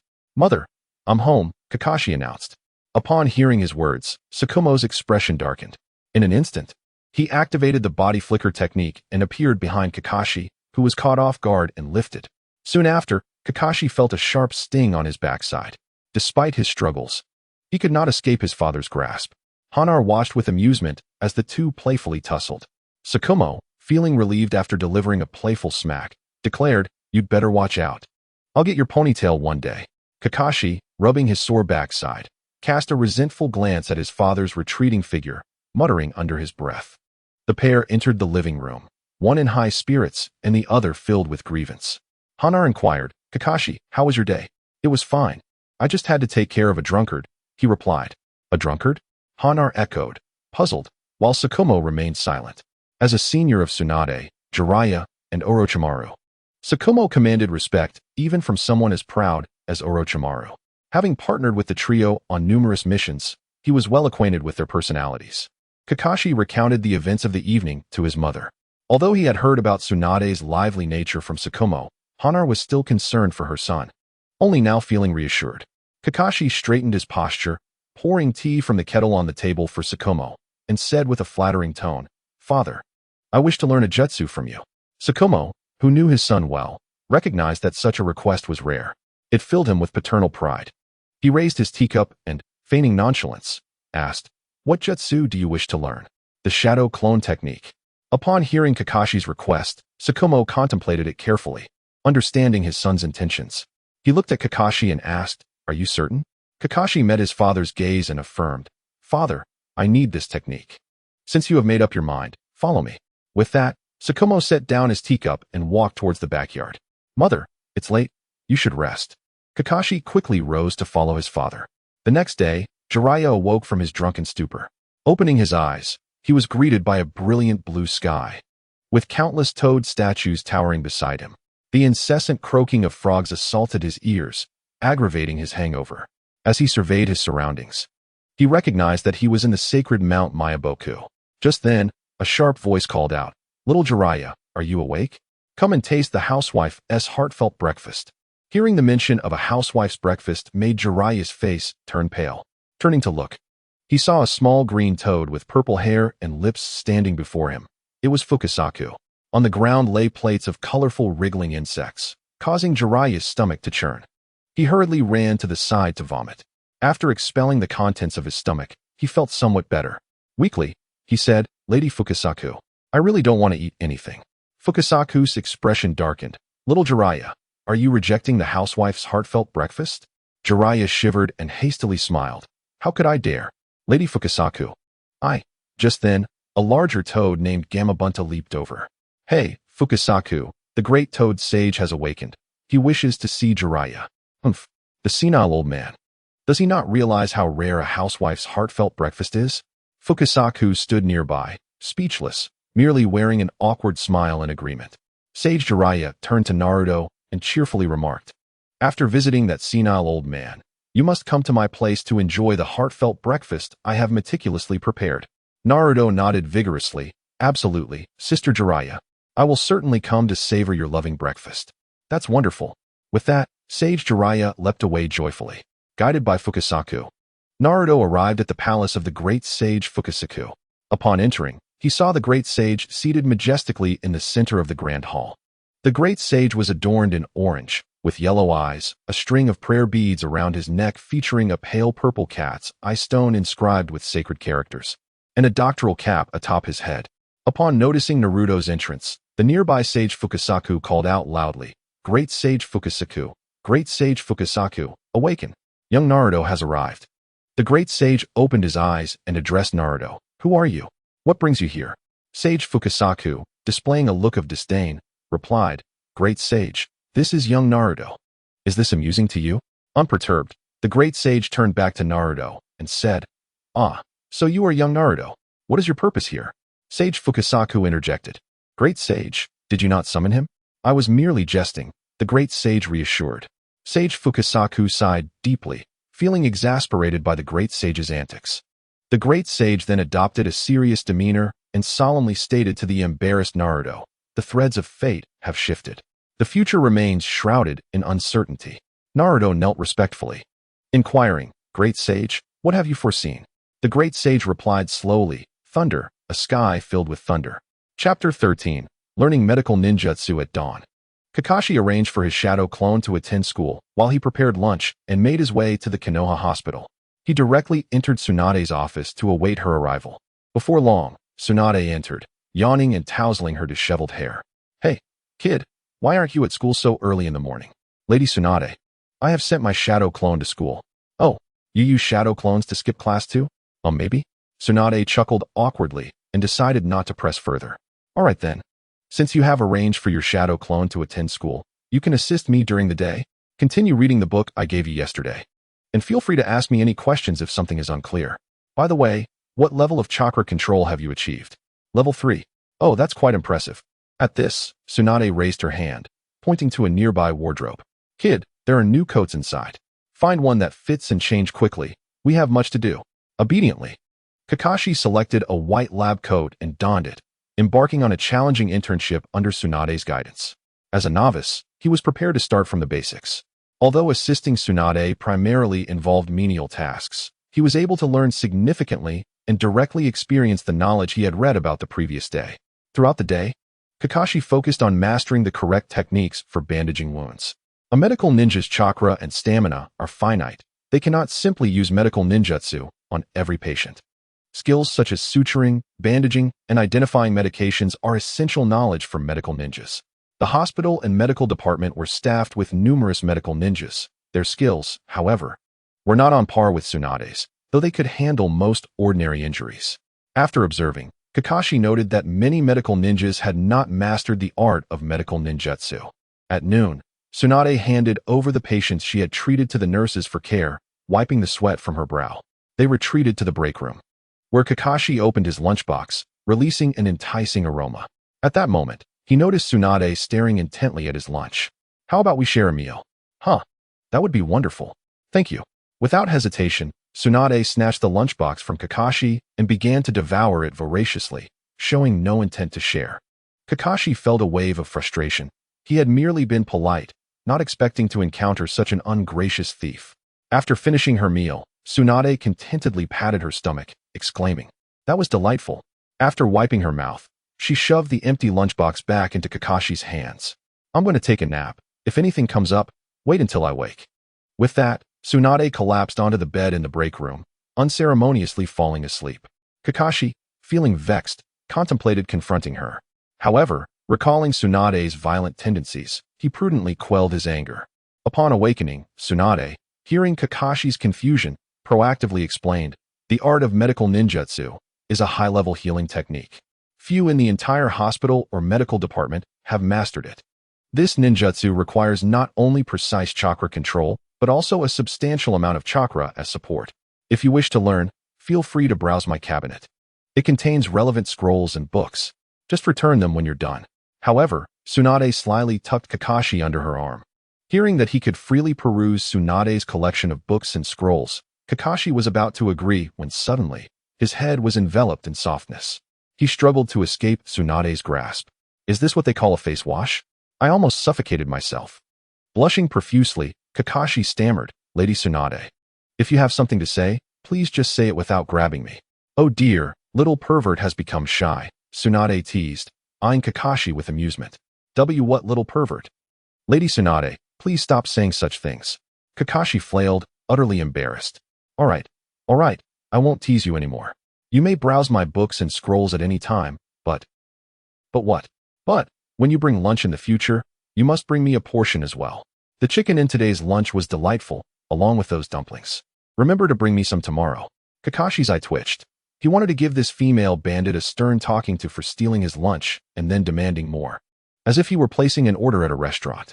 Taking a deep breath, he suppressed his indignation. With Tsunade's permission, Kakashi decisively chose scrolls related to medical ninjutsu. Tsunade observed quietly, showing no concern for Kakashi potentially learning the ninjutsu within. Not to mention, the techniques Tsunade had documented were notoriously difficult to master. If Kakashi managed to learn them all, she would undoubtedly be elated. After all, with Kakashi mastering these medical ninjutsu, she could comfortably pass the responsibilities onto him and revel in her own pursuits at the gambling den. In the following days, Kakashi settled into a repetitive routine. His original self continued learning medical ninjutsu under Tsunade's tutelage, while his shadow clone attended school. After class, he resumed developing his thunder fruit and creating his own unique ninjutsu. 3 days later, Kakashi calmly gazed at the vibrant green light emanating from his palm, pondering, is this truly a high-level ninjutsu? Although he had brought the scrolls back 3 days ago, the actual time Kakashi spent practicing medical ninjutsu was limited. During the day, one must shadow Tsunade at the hospital, and after work, immerse oneself in various previous texts. The breadth of knowledge required to become a medical ninja is immense. Additionally, time must be allocated to develop one's own thunder fruit, leaving little opportunity for learning the sage techniques from Kakashi. The following day, Tsunade stared blankly at Kakashi's hands. Her lips slightly parted in disbelief. Suddenly, she recalled her own learning experience and impatiently inquired, "Young man, divulge the process through which you acquired the sage techniques without omitting any detail." In response to Tsunade's query, Kakashi shrugged nonchalantly, replying, "It was rather straightforward. By day, I worked at the Konoha hospital, and by night, I read books and scrolls. That is how I learned." Observing the insufferable expression on Kakashi's face, Tsunade exploded with expletives.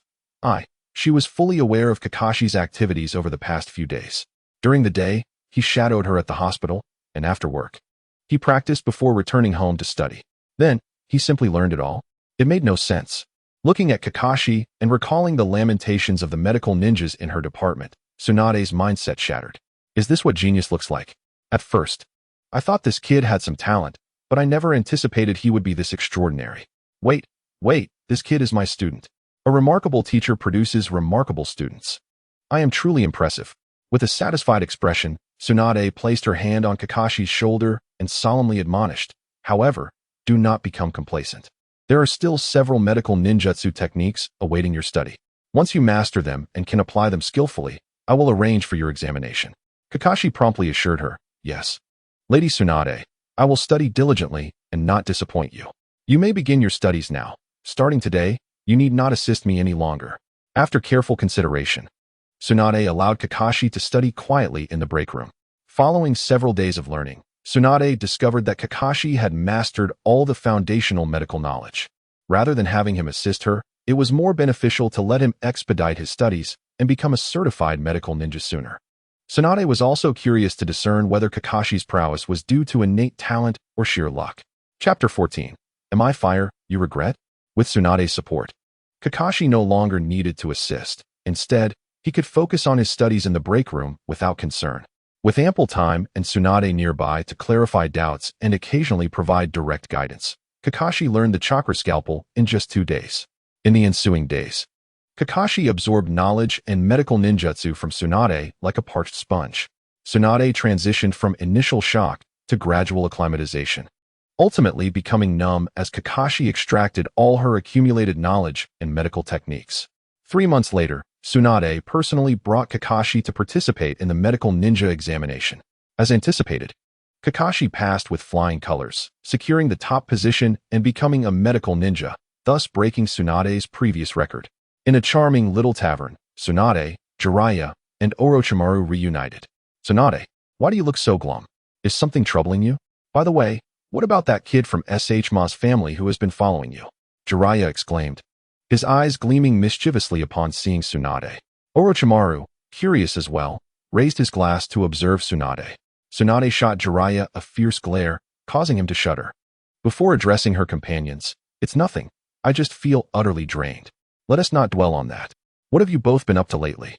Since their successful ascent to Jonin status, the trio had formed their own teams and busied themselves with various tasks. Tsunade worked at the Konoha hospital, Orochimaru in the research lab, while Jiraiya undertook missions outside the village or secretly gathered materials. Orochimaru took a sip of his drink, his voice raspy as he remarked, I just wrapped up a troublesome assignment that consumed considerable time. Jiraiya rubbed his hands together and chuckled, well, I've been quite busy too. Observing Jiraiya's hesitant demeanor, Tsunade and Orochimaru understood his implications. Tsunade, without hesitation, interrupted, all right, you needn't elaborate. Were you once again peeping at girls bathing or writing your little adult books? With a thud, she placed her cup down and slammed her palm on the table, glaring at Jiraiya. If I catch you again taking SH-Ma to peculiar places or giving him strange books, I swear I will dismantle your ribs one by one. Jiraiya quickly waved his hands, misunderstanding. It was SH-Ma who secretly brought those back. It has nothing to do with me. Though he made a desperate defense, his words were laced with guilt. Orochimaru quietly observed, noting Tsunade's fierce demeanor and Jiraiya's cowering form, a faint smirk tugging at his lips. This was perhaps one of the rare moments of relaxation for Orochimaru, cherishing the camaraderie of drinking and dining with Tsunade and Jiraiya, relishing the playful banter between them. Soon, after a hearty meal and drinks, they prepared to depart. Noticing Jiraiya's state, which remained quite lucid, Orochimaru disdainfully glanced at the grinning Jiraiya before silently rising to leave. In the Hokage office, the third Hokage, Sarutobi Hiruzen, stood by the window, gazing at the night skyline. He puffed on his pipe, a customary way of relaxing. A stack of documents lay on the desk, prominently featuring the name Kakashi. Under Tsunade's recommendation, this student from the Ninja Academy had entered the medical department and, within a mere 3 to 4 months, mastered numerous medical techniques, surpassing many medical ninjas in Konoha in skill, and successfully passed the medical ninja examination. Tsunade had even expressed that Kakashi's medical talent was on par with her own.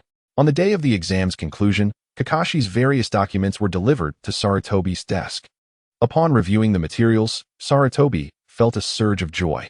Given the scarcity of medical ninjas, each additional skilled practitioner contributes to greater security.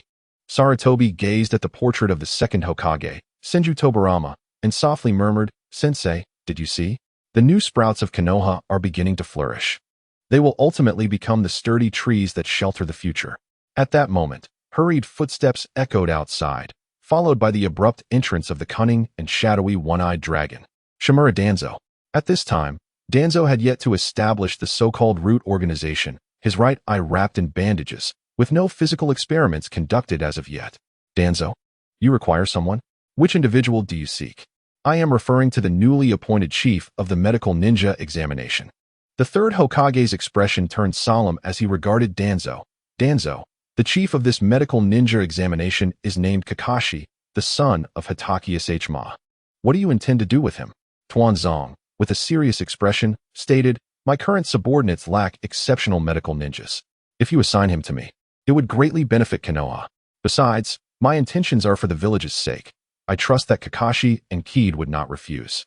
At this stage, Tuanzong had begun preparations to establish his own organization, Roots, yet he lacked capable ninjas who could rival Sarutobi Hiruzen. Over the years, the reputation of Kakashi had gradually spread across the ninja nations. The name of Konoha's White Fang had become a nightmare for ninjas from other major countries. Tuanzong was eager to bring Kakashi under his command, but he feared he would be unable to control the formidable Kakashi. As previously mentioned, Tuanzong was apprehensive about subordinates surpassing him in strength. Thus, he resorted to using cursed seals to control them or threaten them using the funds from the Konoha orphanage against Yakushin Anoyu. During the recent medical ninja assessment, a prodigy named Kid emerged. Soon, Kid's information was presented before Tuanzong. He hoped to acquire Kid for two reasons. Firstly, to gain a medical ninja with talent rivaling Tsunade, allowing him to brainwash her and apply the cursed seal, making her a loyal subordinate. Secondly, to use Kid as leverage over Kakashi, compelling him to serve him. Sarutobi Hiruzen, knowing his partner well, firmly rejected Tuanzong's request, stating, impossible. She has already applied to become a doctor at Konoha Hospital. After graduating from the Ninja Academy, she will join the hospital. You should abandon this notion. Tuanzong, taken aback by Hiruzen's refusal, shouted in frustration, Hiruzen, this is all for the village. The third Hokage maintained his stance. Tuanzong, medical ninjas are not to be trifled with. You are aware of their scarcity. Having one more excellent medical ninja ensures greater security on future battlefields. I absolutely will not allow your actions. Hiruzen, I am the Hokage. You will come to regret this. Chapter 15. The Enraged Tsunade with a Bang. The door to the Hokage's office swung open, and Tuanzong stormed out, his anger palpable.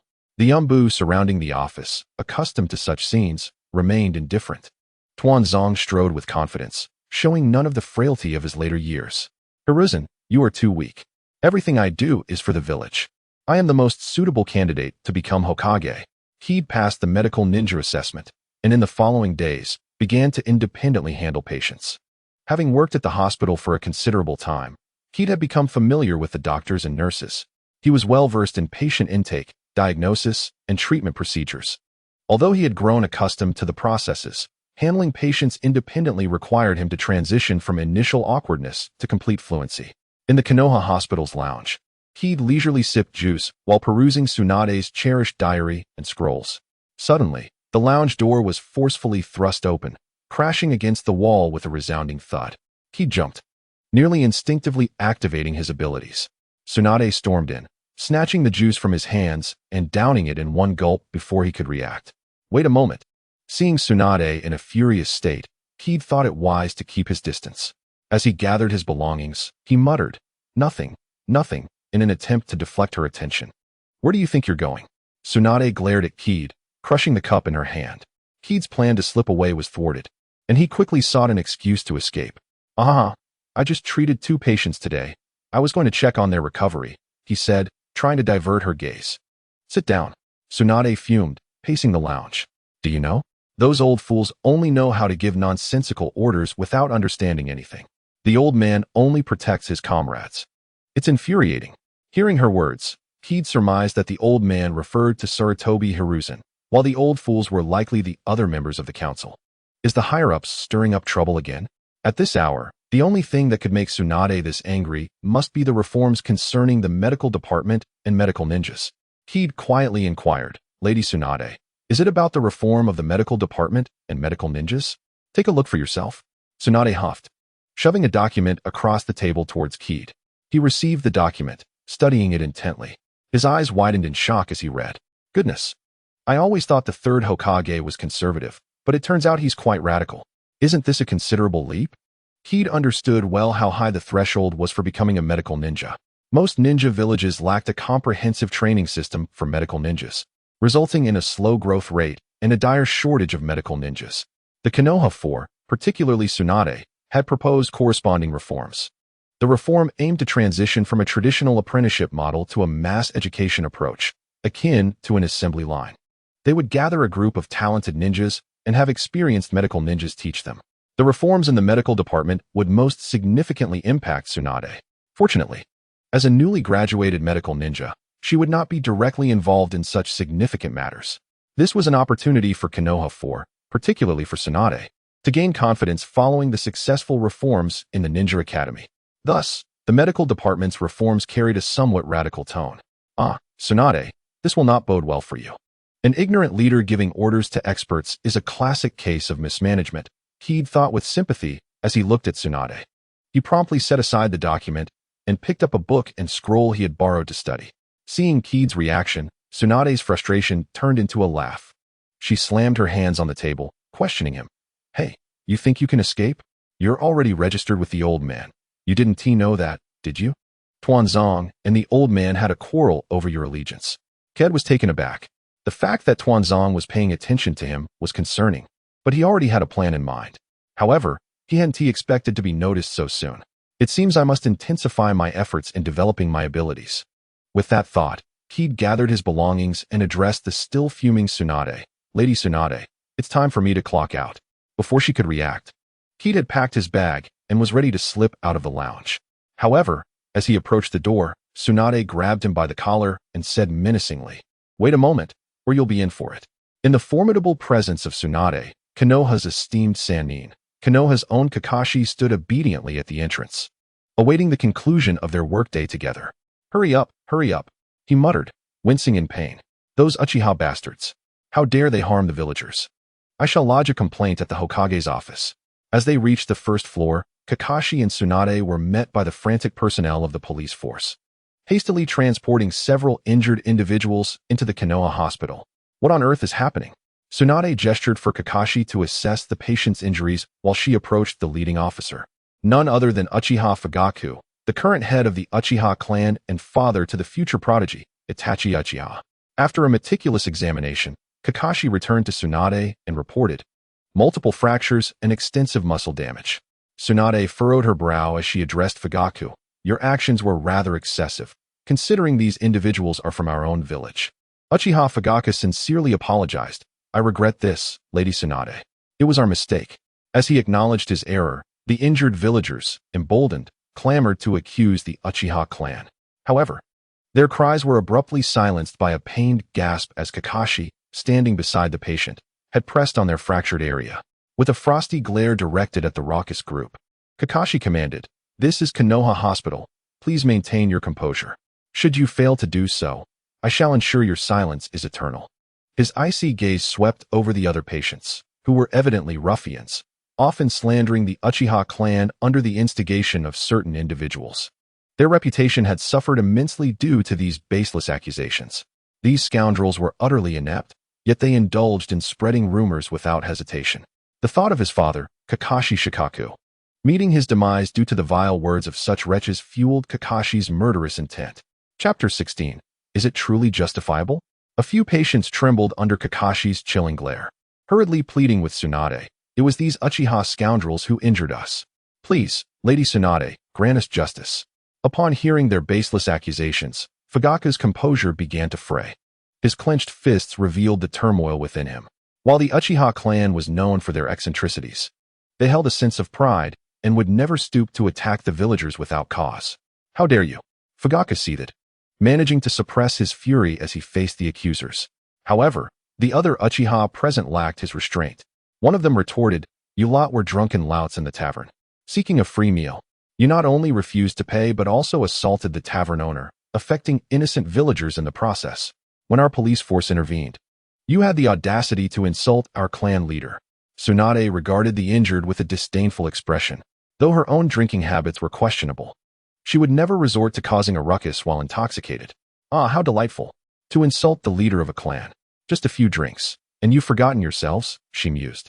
Tsunade, possessing remarkable talent, approached the Uchiha with an impartial mindset, handling matters with professionalism without favoring one side over the other. As Tsunade's expression darkened, the injured hastily began to feign greater agony. Oh no, my hand. It's broken. It must be the Uchiha. Before their lamentations could escalate, Kakashi interjected, Lady Tsunade. Since we have patients in need, as a medical ninja, I cannot simply stand by. I have decided to remain and treat them. With a sardonic smile, he cast a glance at the injured individuals. As they witnessed the expression on Kakashi's face, the patients were about to beg for mercy when, in an instant, Kakashi sealed their chakra points with his Senbon. Rendered immobile and voiceless, they could only cast terrified glances at Tsunade, silently pleading for her intervention. Tsunade, maintaining her stern demeanor, refused to shield these villagers from accountability. She instructed Kakashi, do not forget to charge them for the medical expenses incurred. Turning to Fugaku, she continued, while your actions are somewhat understandable, they were still too severe. Once their treatment concludes, take them back to the police force for appropriate action, and ensure this matter is reported to the Hokage's office. With swift decisiveness, Tsunade resolved the situation while still safeguarding the villagers. Despite the villagers being complicit in certain underhanded dealings, the Uchiha clan remained a prominent ninja family in Konoha. Discreetly addressing the nuisances, no one would be the wiser. Even if both parties were aware of the underlying malice, without evidence, how could one articulate their claims? The police force, often interacting with the lower-tier villagers of Konoha, could easily incite resentment among them. Under the design of the second Hokage, Senju Tobarama, the Uchiha clan was intricately tied to the police force, and their proud demeanor often provoked the ire of the entire village. One could commend the cunning nature of Senju Tobarama. Kakashi's treatment progressed swiftly, and soon the treatment room door swung open. The pallid faces of the patients lay upon stretchers, their bodies twitching occasionally, eyes filled with terror. Uchiha clan members, we confess our sins. We were wrong. Please take us back to the police force. We beg of you. Witnessing the dramatic shift in the villagers' demeanor, the Uchiha present observed Kakashi with intrigue, eager to discern his methods. Tsunade too regarded him with curiosity. Clearing his throat, Kakashi proclaimed with mock seriousness, I am but a novice medical ninja, newly certified, and not particularly skilled in the healing arts. Is that not reasonable? Since my medical expertise is limited, it is only logical that I may need to attempt a few times to properly align the fractures, correct? Given my lack of proficiency, it is also reasonable that I might misidentify the fracture sites and inadvertently dislocate other areas, yes? And due to my inexperience, forgetting to administer anesthesia is a reasonable oversight, would it not? These 4 reasonable inquiries elicited a flurry of black lines across Tsunade's forehead, while the Uchiha clan members stood in stunned silence. And the injured quivered in horror. Tsunade thought to herself, reasonable? What nonsense! Were you not the one praised by the physicians earlier today? Am I imagining things? Fugaku mused. How cruel. Is this not akin to dislocating a person's bones and then resetting them?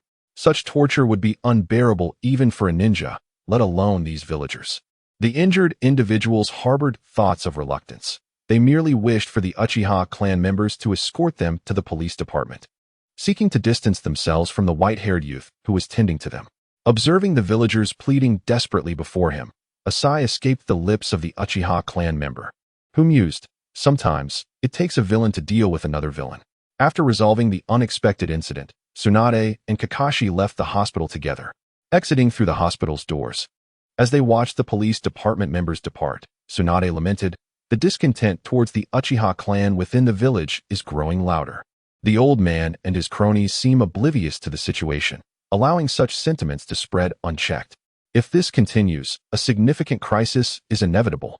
Kakashi interjected. What good is complaining? You are not the Hokage, so why burden yourself with such concerns? Do you think the reforms in the medical department are effortless? If you wish to take on more responsibilities, then wait until you become Hokage. Furthermore, isn't the current predicament of the Uchiha clan precisely what the higher-ups desire? Stunned by Kakashi's retort, Tsunade turned in exasperation and shouted, You little brat, are you now lecturing me? Hurry up, I want to eat at your house. Chapter 17. Tobarama's mistakes and the village's darkness. Kakashi was taken aback. Why must we eat at my house? Tsunade boldly declared, because I am hungry. You are hungry. Go home and eat. What would you come to my house for? Suddenly, Tsunade had a clever idea and mischievously smiled. Did you not just claim in the hospital that you are still a novice and not yet proficient in your medical skills? As your teacher in medical ninjutsu, I have decided to conduct a home visit. As it turned out, such expressions of embarrassment would never grace Tsunade's face. With her mother, Kagehana, visiting relatives, Kakashi had no choice but to cook himself. Watching the Leaf Princess voraciously devour her meal, Kakashi couldn't help but think that if Tsunade lived in a previous life, she would certainly thrive as a food vlogger. Kakashi witnessed a colossal chicken leg being swallowed whole by the Leaf Princess, who effortlessly spat out the clean bones afterward. Goodness, such a large chicken leg. Won't it get stuck in your throat? And your mouth is incredibly agile. Your future boyfriend will surely be fortunate. Hey, why are you staring at me? You should eat too. I didn't expect your cooking to be quite good, Tsunade remarked. Flattery, flattery. Cooking is merely one of my hobbies. Kakashi replied as he joined the fray for food. If he didn't act quickly, Tsunade would consume everything. With a satisfied burp, Tsunade reclined on the sofa, savoring her meal. After a brief moment, she suddenly sat up and looked at Kakashi, who was clearing the dishes, and asked, You little brat, give me your thoughts.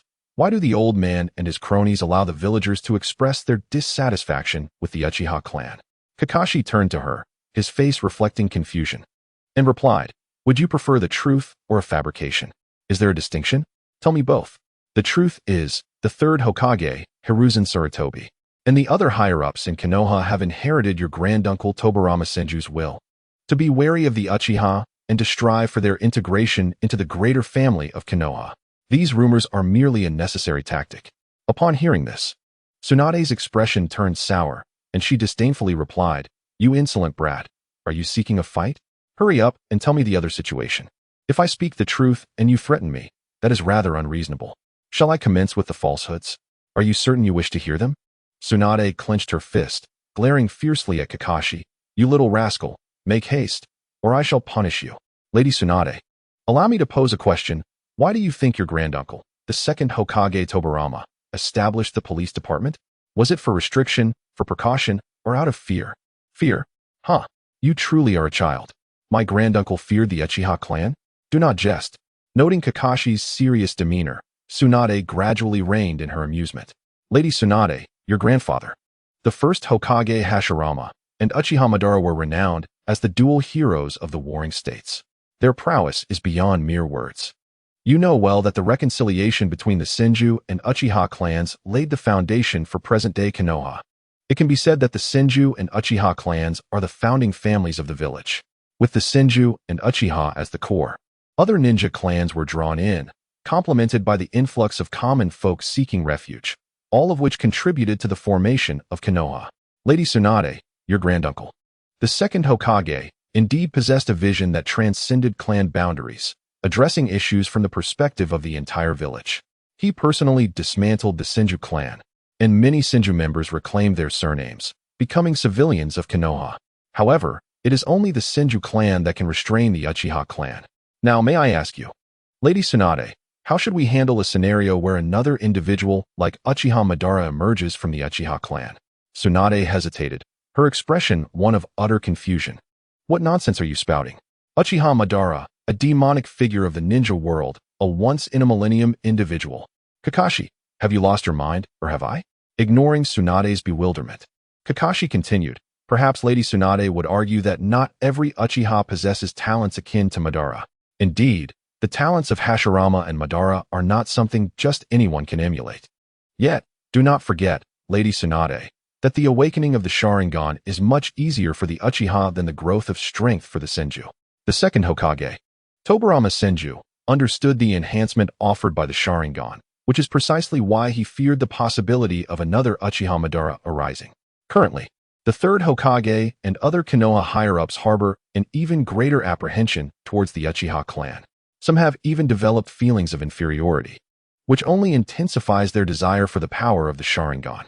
They may invoke the authority of the second Hokage to adopt even more aggressive methods of suppression, limiting the development of the Uchiha clan, gradually eroding their strength, and assassinating Uchiha members on missions outside the village, thereby binding the police department even more tightly to the Uchiha clan. ensuring that the Uchiha can never find a foothold in the hearts of the villagers. If the Uchiha clan can be tamed into obedient hounds for the higher-ups, only a few members will remain, merely serving as tools for the production of Sharingan. Should the Uchiha prove difficult to subdue, the only option left would be to sacrifice the entire clan, extracting every last ounce of their essence, leaving them utterly depleted. In this manner, some will acquire the wealth accumulated by the Uchiha over the years, not only filling various deficits, but also significantly strengthening their own clans. Others will gain the Sharingan of the Uchiha and obtain the long-desired power. Of course, Lady Tsunade, all of this I speak of is mere fabrication. Upon hearing Kakashi's earth-shattering revelations, Tsunade fell silent, her mind reeling as the encroaching darkness and malice within the village assailed her spirit. Observing Tsunade's blank expression, Kakashi burst into laughter. He waved his hand before her, saying, "Lady Tsunade, wake up. It's time to go home and sleep." Tsunade regained her senses. Gazing at Kakashi with a complex expression, she could discern that, although he wore a smile, it did not reach his eyes. This little rascal can see through these matters. Suddenly, Tsunade realized that despite Kakashi appearing merely 6 or 7 years old, his insight and understanding surpassed that of ordinary individuals. Voiceover, obviously. My exterior may resemble that of a child, but within, I possess the mind of an adult. In a past life, I have watched countless animations and engaged in spirited discussions on forums with various experts. These endeavors were not in vain. Tsunade no longer perceives Kakashi as an ignorant child, but rather as an equal ninja. With hopeful eyes, she inquires, "Do you possess a means to resolve these matters and eradicate the darkness within the village?" "Lady Tsunade," Kakashi replies, "I once encountered a thought-provoking saying, without proper names, words lose their meaning. May I ask, in what capacity do you pose this question? As an elite medical jonin of Konoha, or as the future 4th Hokage?" Chapter 18. Application for graduation. Upon hearing Kakashi's insinuation, Tsunade's gaze sharpened, and she refrained from directly addressing his query. Rising from her seat, she approached him and gently patted his shoulder, stating, "You have successfully passed the medical ninja examination. Now, hasten to conclude your time at the academy. There are many matters awaiting our attention." Watching Tsunade depart, Kakashi couldn't help but smile faintly. His earlier remarks were a subtle test of Tsunade's aspirations towards becoming Hokage. Of course, this was also a way for Kakashi to subtly influence her. Hearing his words, Tsunade would likely consult her ancestors for guidance. With their intervention, it is reasonable to assume that the higher-ups in Konoha will exercise greater restraint. Even if Tsunade does not harbor ambitions of becoming Hokage, this will afford Kakashi valuable time for his future endeavors, particularly in aiding a certain infatuated blonde. The following morning, Kakashi's true self arrived at the school. Upon returning to the Ninja Academy, he made a beeline for the teacher's office and informed his instructor, Ms. Hatada, of his intention to apply for the graduation examination. Ms. Hatada looked at him in bewilderment and then led him to an empty classroom. She assumed Kakashi's enthusiasm was fleeting and began to persuade him, saying, "Kakashi, you are only in the 2nd grade. Perhaps reconsider?" Although Kakashi appreciated Ms. Hatada's concern, he interrupted her with the proof of his medical examination success. With Tsunade's endorsement, Ms. Hatada found herself devoid of further objections. Holding the certificate, Ms. Hatada gazed at her student with conflicting emotions. Kakashi, with his handsome appearance, had garnered the attention of many girls at school, which troubled Ms. Hatada. However, his academic performance was undeniably at the top of the class, endearing him to her. She patted Kakashi's shoulder and sighed deeply, saying, "To be honest, I truly wish you wouldn't graduate so soon. Once you do, you will no longer be a student and will have to confront the harsh realities of the ninja world. I understand I cannot dissuade you, and that the graduation examination is merely a game for you. Nevertheless, please exercise caution." Kakashi's application for early graduation quickly reached the ears of the 3rd Hokage. Kakashi's name had already caught the attention of the higher-ups, and the 3rd Hokage, Hiruzen Sarutobi, took a particular interest in him. Puffing on his pipe, the 3rd Hokage addressed the academy instructors, saying, "Since Kakashi possesses both the ambition and the capability, let us arrange accordingly. The new sprouts of our village are gradually maturing." The academy instructors promptly acquiesced and returned to prepare for the examination. Ordinary academy graduates are required to master the 3 body techniques: the clone technique, transformation technique, and substitution technique. Mastery of any one of these techniques suffices for graduation. Occasionally, due to the expansion of warfare, the examination criteria may be broadened. For instance, during the Third Great Ninja War, Konoha relaxed the graduation requirements, permitting students in their fourth year or higher to participate in the examination. This approach expedites the augmentation of forces to counterbalance the depletion caused by war. Those students who graduate during wartime attain the rank of Genin. They are often dispatched directly to the front lines, resulting in inexperience and a lack of opportunity for growth. However, in this era of peace, the difficulty of the examination for students seeking early graduation is heightened. The most challenging component involves engaging in combat with the Genin and earning the approval of the chief examiner. Kakashi's opponent in this practical test is a member of the Sarutobi clan, characterized by a thick beard that accentuates his lineage. Kakashi politely bows and introduces himself, "Sir, I am Kakashi. I appreciate your role as the examiner." What was intended as a courteous greeting elicited a slight twitch of the opponent's lips. Angrily, he retorted, "Hey, brat. I'm only 15. Don't call me sir." Kakashi, taken aback, scrutinized the ninja with skepticism. 15? Are you jesting? That beard is denser than your hair. And you claim to be 15? The Sarutobi ninja, incensed by Kakashi's incredulous gaze, thought, "This brat will soon learn the prowess of Sarutobi Ichin." The chief examiner, suppressing a chuckle, approached the combat platform and announced, "Kakashi versus Sarutobi Ichin. Now, please assume your stances. The duel commences." As soon as the command was given, Kakashi swiftly closed the distance to Sarutobi Ichin. Before the latter could react, Kakashi positioned himself behind him and delivered a swift strike to the back of Sarutobi Ichin's neck. In an instant, Sarutobi Ichin succumbed to darkness, lamenting internally, "How could this brat ambush a fellow 15-year-old? With a thud, Sarutobi Ichin collapsed on the combat platform, prompting the chief examiner and other observing instructors to gape in astonishment. The instructors were well acquainted with Sarutobi Ichin, though still a genin. He had already demonstrated the capability to defeat middle-ranked ninjas from other villages. They had anticipated a lengthy contest. Yet the relatively strong Sarutobi Ichin was defeated in a mere moment. This revelation offered the instructors a clearer understanding of Kakashi's prowess. Meanwhile, the third Hokage, observing the duel through a crystal ball, was momentarily taken aback. However, as a seasoned and formidable ninja, he quickly regained his composure. Stowing away the crystal, he commanded, "Tsurugi, after the examination, bring Kakashi to see me. Teacher, please announce the results." "Oh right." The chief examiner snapped back to reality and promptly declared, "Kakashi has successfully completed the examination. Congratulations, Kakashi, you are now officially a ninja. You may collect your forehead protector from your instructor shortly." "Thank you, esteemed teachers." Just then, a masked ninja from the Umbu, Tsurugi, appeared on the combat platform. In a calm tone, he stated, "Kakashi, the Hokage wishes to meet with you. Please follow me." Kakashi nodded in acknowledgement, responding, "Thank you. Please lead the way." Upon hearing Kakashi's agreement, Tsurugi executed the body flicker technique and departed. Unwilling to be outdone, Kakashi utilized the same technique to pursue him. Some may argue that the author is speaking nonsensically, claiming that Hashirama Senju defeated Izuna Uchiha, and that an ordinary Meijiki Sharingan poses no threat to Hashirama. However, Hashirama was not particularly concerned about individual Uchiha. He could easily overpower them. What Hashirama feared was the extreme behavioral changes of the Uchiha clan and the rapid power escalation that ensued. While he could suppress the Uchiha clan, what of his successors? Do they possess the capability to confront the rapidly escalating prowess of the mentally unstable Uchiha? Will they yearn for the power of the Uchiha?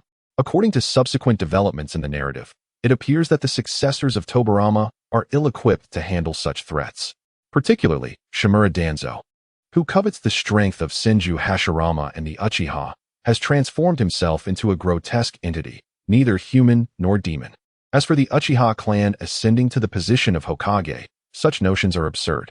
One need only glance at the chaos wrought upon the land of water and the Mist Village to grasp the implications. In Chapter 19, the third Hokage's examination and Danzo's fury unfold.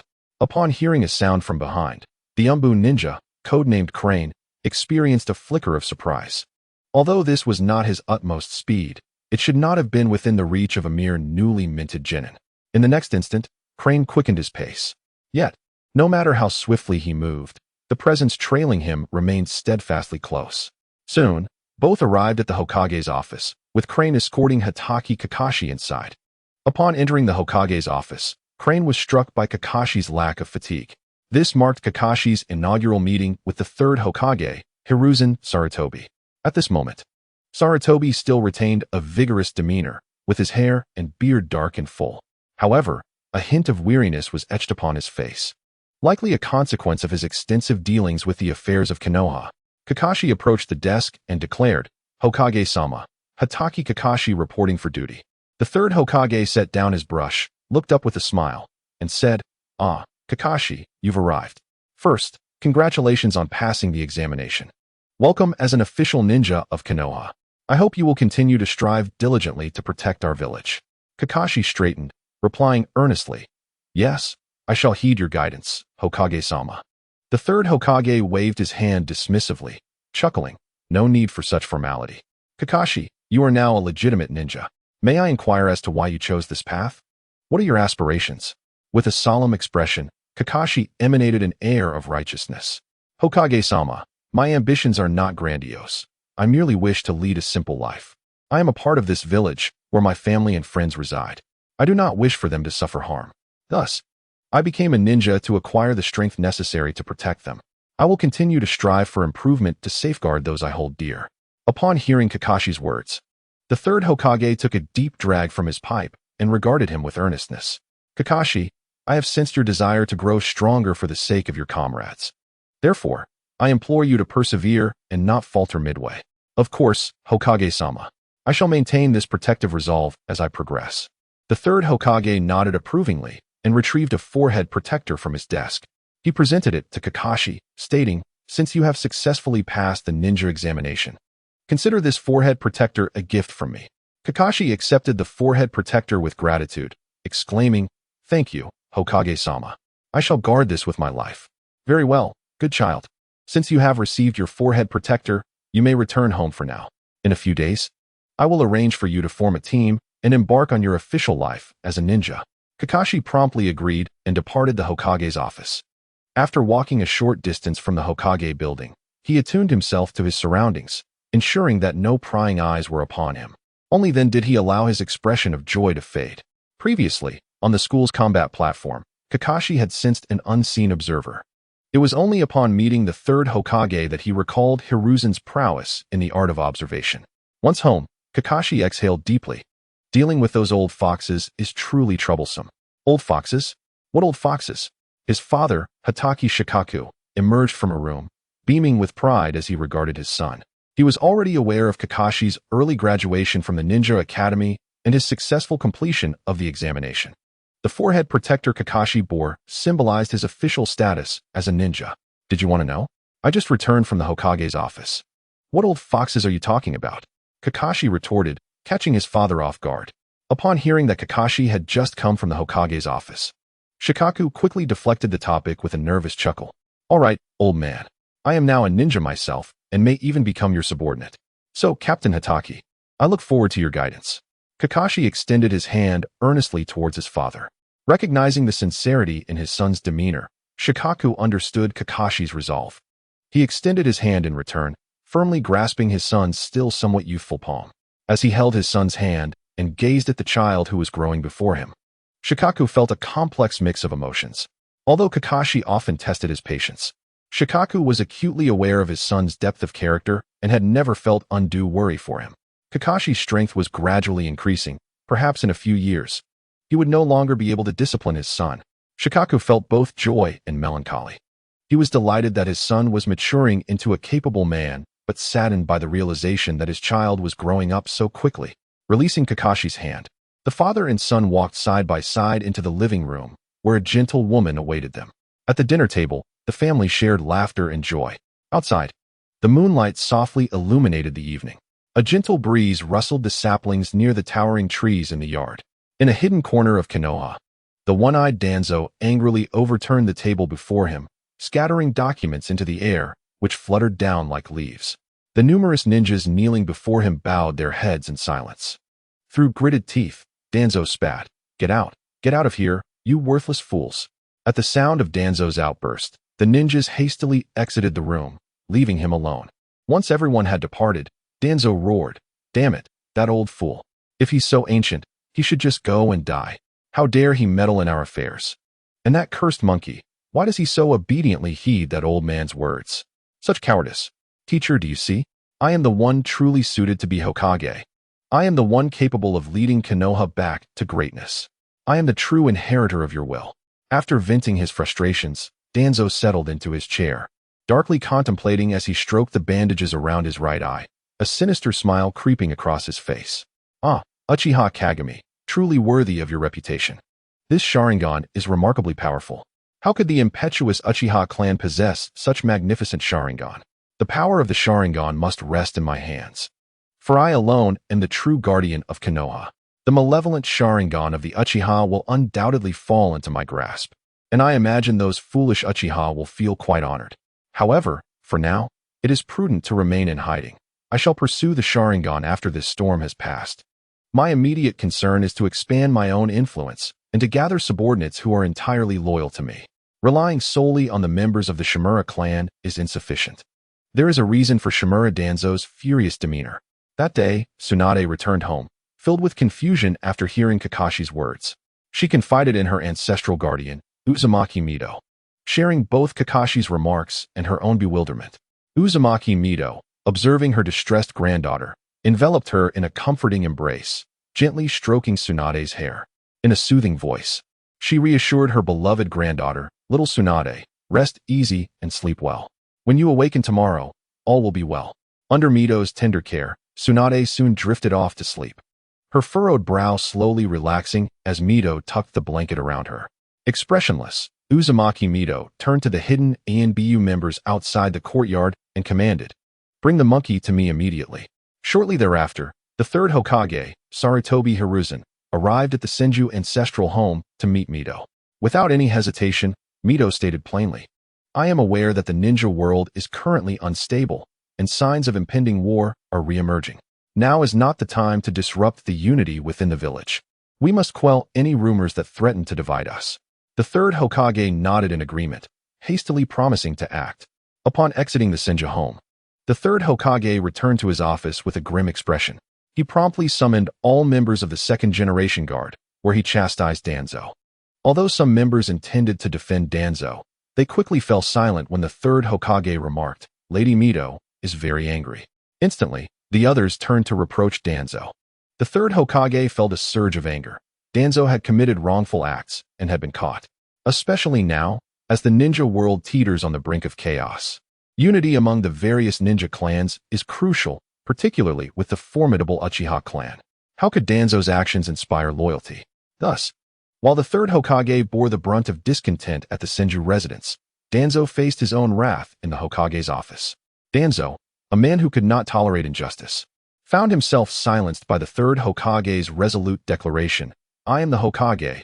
I will not regret my decisions," leaving Danzo to swallow his grievances in silence. Chapter 20. The formation of Team 4 and the bell contest. In the following 3 days, no news emerged from the Hokage's office. Kakashi remained unperturbed, diligently attending his duties at Konoha Hospital, practicing medical ninjutsu, and developing his thunderfruit abilities.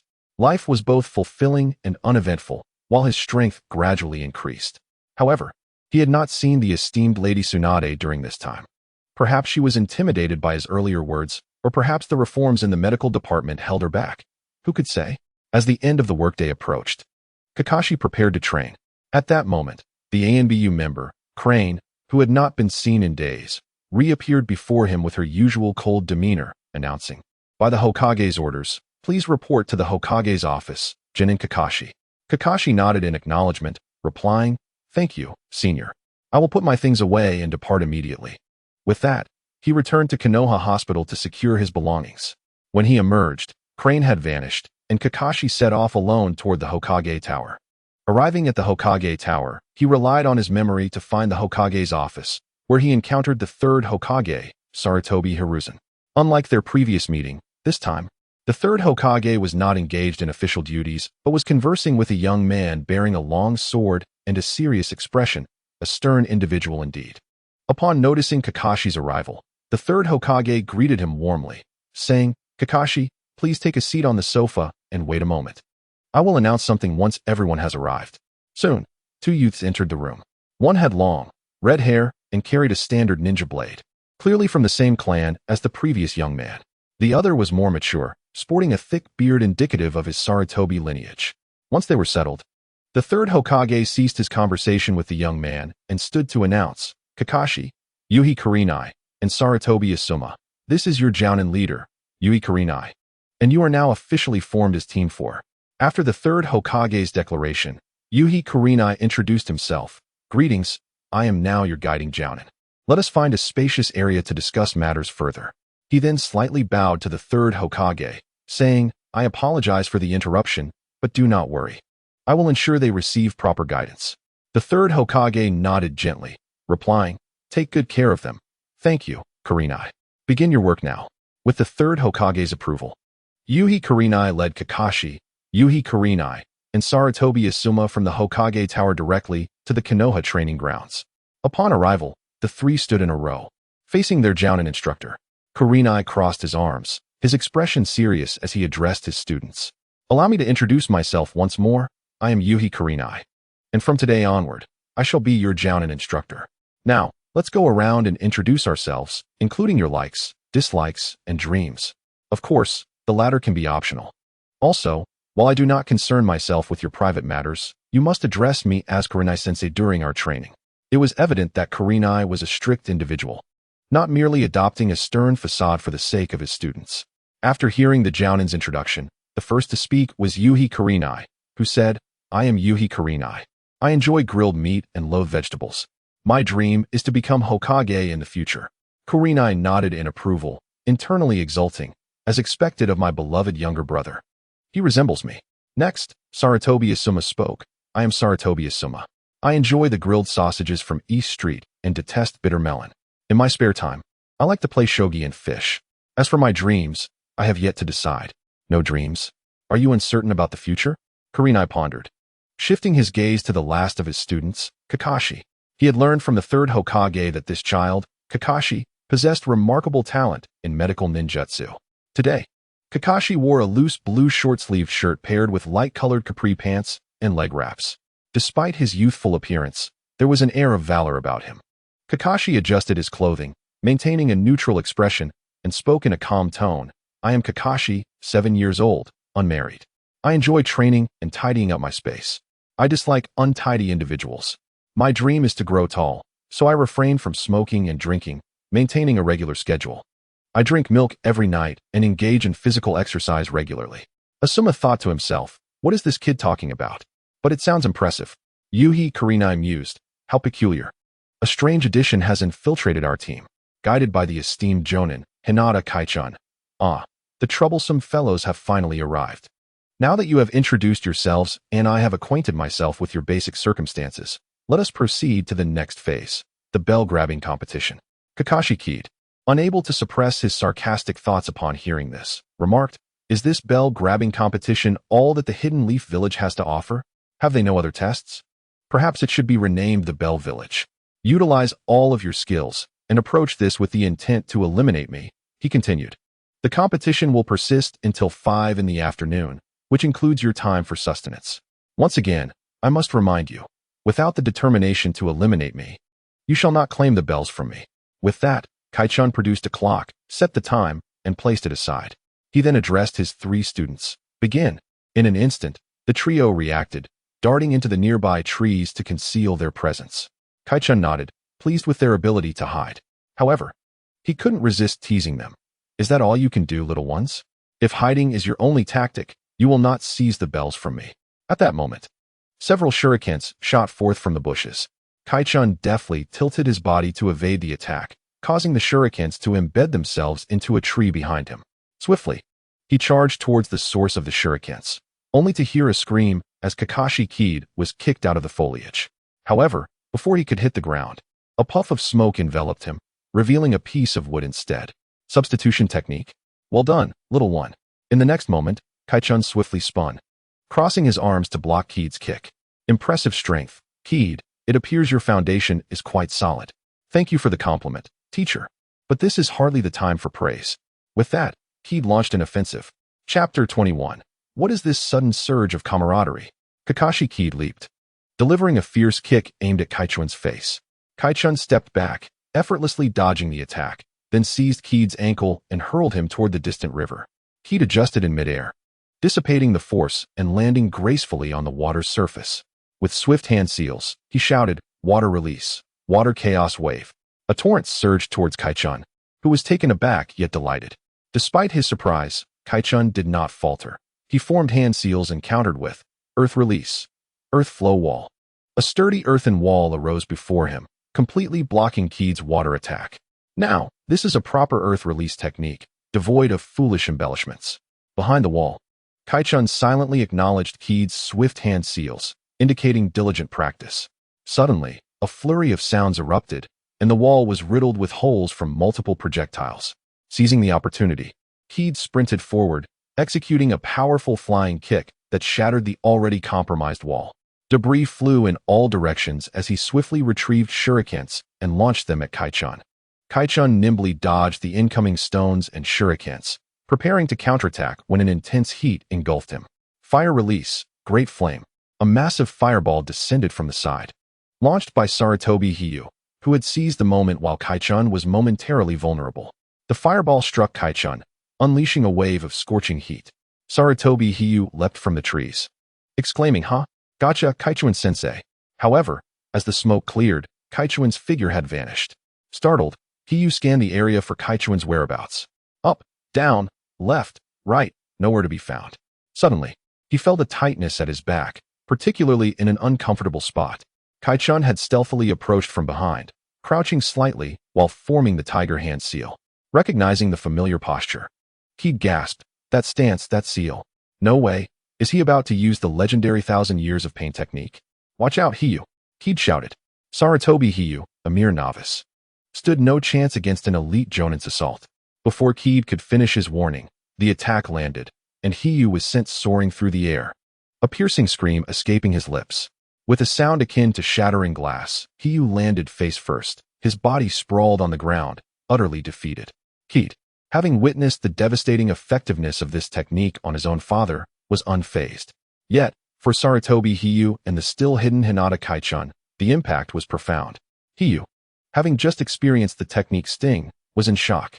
Most affected was Hinata Kaichun, as the image of his dignified elder brother employing such a crude maneuver shattered his idolization. A brief silence enveloped the training ground as everyone grappled with the absurdity of the situation. Finally, Kaichun broke the silence, blowing on his fingers and remarking, "The mastery of Shikuma-senpai is truly remarkable. It brings me immense satisfaction. Heavens, what is this absurd statement? You inflicted such a humiliating defeat, and yet you feel pleased? Kaichun, you have some peculiar proclivities." With a mischievous grin, Kaichun turned his gaze toward the still-standing Kakashi Kid. Although Kid had previously executed the 1,000 years of pain maneuver on his father, he was not inclined to be the target of Kaichun's antics. As Kid prepared his defense, Kaichun initiated a swift movement. Water release, hidden mist technique. A thick fog enveloped the surroundings, obscuring Kid's vision. Undeterred, Kid immediately began forming hand seals. Water release, water rope. A stream of water morphed into a rope, quickly ensnaring the still whimpering Hiyu and pulling him close. Leaning against Hiyu, Kid shouted, "Hiyu, stop whining and use fire release. Remember the humiliation you just endured. You must return the favor to Kaichun-sensei." Upon hearing Kid's words, a fire reignited in Hiyu's eyes. Clenching his fists, he proclaimed, "Thank you, Kid. I shall unleash a fiery counterattack on Kaichun-sensei." However, Kid stumbled at Hiyu's declaration. He turned, delivering a swift slap to the back of Hiyu's head. "What nonsense are you spouting? Clarify yourself. You mean to launch an attack, not unleash something else." Hiyu, rubbing his head in confusion, replied, "Of course, I meant to employ fire release." "Kid, what are you doing? You just told me to use it." "Oh, so it was fire release." Kid chuckled awkwardly, turning away to avoid Hiyu's bewildered expression. Alas, Kid's true essence was that of an adult at heart. How many beautiful words have transformed into taboo expressions, imbued with color and flavor, in the mouths of certain adults. The eager readers are invited to express their thoughts in the comments. "Come on, Sarutobi," stammered Kakashi, who had turned his back. Sarutobi, unperturbed, hastened to form hand seals and unleashed his ninjutsu. Fire release, great fireball technique. The explosive fireball surged forth, creating a scorching wave that dispersed the dense fog. As the mist cleared, the figure of teacher Hinata had vanished. Kakashi was filled with confusion when suddenly a rustling sound came from deep within the woods. Where is it? Water release, water rope technique. Several streams of water erupted from the river, morphing into ropes that sped toward the source of the noise. The water ropes plunged into the underbrush, followed by a cry of surprise. Kakashi swiftly yanked them back, exclaiming, "Sarutobi!" Sarutobi leapt up, catching the object that had been pulled back. Upon closer inspection, it turned out to be Hinata. As Sarutobi and Hinata locked eyes, the previously charged atmosphere of battle rapidly dissipated, giving way to an awkward and slightly heated tension. Kakashi, holding his forehead, wore an expression of bewilderment. "What are you two doing, gazing at each other so affectionately? What's with this atmosphere brimming with camaraderie? Can we focus on the task at hand?" Noticing the water rope around Hinata, Kakashi realized he was the unwitting instigator of this moment. He hurriedly released the ninjutsu and cleared his throat, interrupting their gaze. Seeing Kakashi's impassive expression as he dispelled the jutsu, the two turned their furious gazes upon him. Kakashi maintained his stance of nonchalance, embodying the philosophy that if he was not embarrassed, then the awkwardness surely did not belong to him. Completely ignoring their glares, Hinata, exasperated by Kakashi's thick skin, admonished Sarutobi. "Let me go?" Sarutobi complied, but as Hinata regained her balance, she fell unceremoniously into a squat. Observing her disheveled state, Kakashi could no longer contain his laughter, but quickly suppressed it, restoring his serious demeanor. Hinata, fuming, questioned Kakashi, "Did you just laugh? What is so funny?" Kakashi forced himself to hold back, replying, "I didn't laugh. I am trained to maintain my composure. No matter how amusing the situation, I shall not laugh." "You just laughed. What is so amusing?" Kakashi bit his lip and replied, "My pig just had piglets." Hinata flushed crimson, pointing angrily at Kakashi, "I'll strangle you." Kakashi immediately raised his hands in apology. "My apologies, Hinata. I truly shouldn't have laughed. However, we still face teacher Hinata. Now is not the time for infighting." Sarutobi chimed in, "Exactly. Our focus must remain on teacher Hinata. If we turn against each other now, we will be finished." Hinata was merely annoyed by the earlier embarrassment, not genuinely angry. Just then, fire release, great fireball technique. It turned out that teacher Hinata had launched an attack. Kakashi pulled the other two back and jumped to the riverbank. Forming hand seals, water release, water barrier technique. A wall of water rose before them, blocking the incoming fireball. As the fireball collided with the water wall, it erupted in a wave of heat, sending up a thick mist. Utilizing the cover of the mist, the three quickly concealed themselves, this time to strategize. Kakashi spoke first. As expected of teacher Hinata, his strength is formidable. If we do not restrict his movements, victory is unattainable. Sarutobi inquired, "What should we do? Do you have a plan?" Hinata looked to Kakashi, eager to hear his thoughts. Kakashi stated, "I need you to cut off teacher Hinata's escape route. The rest is up to me." Sarutobi and Hinata exchanged glances, nodding in agreement before dispersing to prepare. Once they had separated, Kakashi sprang into action. He leaped into the air, unleashing a flurry of purple shuriken that rained down upon teacher Hinata. The latter swiftly dodged many of the incoming shuriken, but some struck true, forcing him to deflect them with kunai. However, after knocking down the shuriken, teacher Hinata noticed his kunai were riddled with holes, as if pierced by something. Remembering the earlier penetrated earth flow wall, teacher Hinata had an epiphany upon glimpsing the scattered purple shuriken, which began to dissipate. Before vanishing, teacher Hinata recognized that these shuriken were composed of lightning chakra. Lightning release? Intriguing, little rascal. Casting aside his damaged kunai, teacher Hinata gazed at Kakashi with newfound respect. Kakashi, unfazed, waved his hand again, unleashing another wave of purple shuriken. Interesting, a ninjutsu without hand seals? This time, teacher Hinata chose not to block, but to retreat while observing. Witnessing Kakashi's ability to launch a multitude of shuriken without hand seals left teacher Hinata astonished. As a jonin of Konoha, he was well aware of the difficulty of such techniques. Though surprised by Kakashi's talent, he would surely report this to the third Hokage later. For now, he needed to take these young ones seriously. After retreating a distance, Sarutobi and teacher Hinata had been waiting for just this moment, and both swiftly formed hand seals. Fire release, great fireball technique.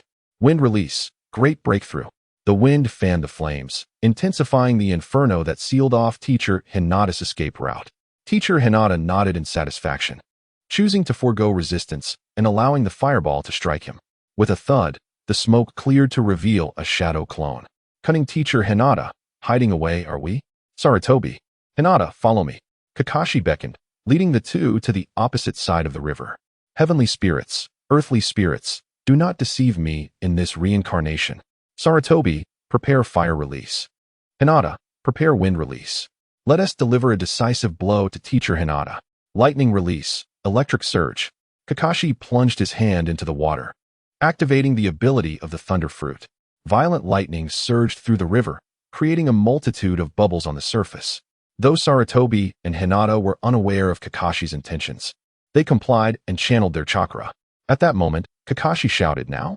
In an instant, Sarutobi and Hinata unleashed their ninjutsu simultaneously. Fire release, great fire technique. Wind release, great breakthrough. This time, the flames, glowing with an eerie blue hue, surged forth. The azure flames, accompanied by a hot wind, consumed the trees entirely. After the flames passed, the once lush trees were reduced to charred remains. Faced with such flames, Teacher Hinata broke into a cold sweat, unwilling to confront them head-on, and leapt from his hiding place. As he emerged, Kakashi swiftly unleashed a barrage of purple shuriken. Lightning release, purple lightning ring. This time, Teacher Hinata could not withstand the onslaught, and all the purple shuriken struck true, embedding themselves in his body. The next moment, with a loud bang, Teacher Hinata transformed into a wooden log. The ground beneath them crumbled. Earth release, inner decapitation technique. Sarutobi, caught off guard, was seized by a hand that emerged from the ground, leaving only his head above. Kakashi quickly grasped Hinata's arm, pulling her aside. Just as he did so, a hand shot forth from the earth. Teacher Hinata emerged triumphantly from the soil, remarking, "Quick reflexes. However, only two of you remain. Is there any way forward?" Just as Konoha's Kid was torn between revealing his trump card, Yuhi Hinata stealthily positioned himself behind Kid and began forming seals. In a hushed tone, he implored Kid, "Buy me some time." Though unaware of Hinata's intentions, Kid swiftly brandished a kunai and charged towards Yuhi Hinata, unleashing a fierce offensive. Each thrust of the kunai aimed directly at Hinata's vital points. Reacting swiftly, Hinata seized Kid's wrist, countering his assault. Kid, leveraging his stance, delivered a kick to the back of Hinata's knee. Hinata raised his knee to block, seamlessly dismantling Kid's attack. Failing to land a blow, Kid relinquished the kunai grasped in his captured hand and caught it with his other hand, swiftly aiming for the bell at Hinata's waist. Hinata, with remarkable reflexes, deftly twisted his body to evade Kid's surprise attack. Seizing the opportunity, Kid twisted his arm in an attempt to free himself from Hinata's grip. Does this brat not value his arm? Hinata mused. Taken aback by Kid's ruthless determination despite his youth and contemplating whether to ease his hold and allow Kid to escape. Yet, in an unexpected moment, Hinata became dazed and rigid. "Illusion, is it you, Hinata?" Although Hinata soon broke free from the illusion, that fleeting moment of disorientation afforded Kid the time he needed. The bell at Hinata's waist was now in Kid's possession.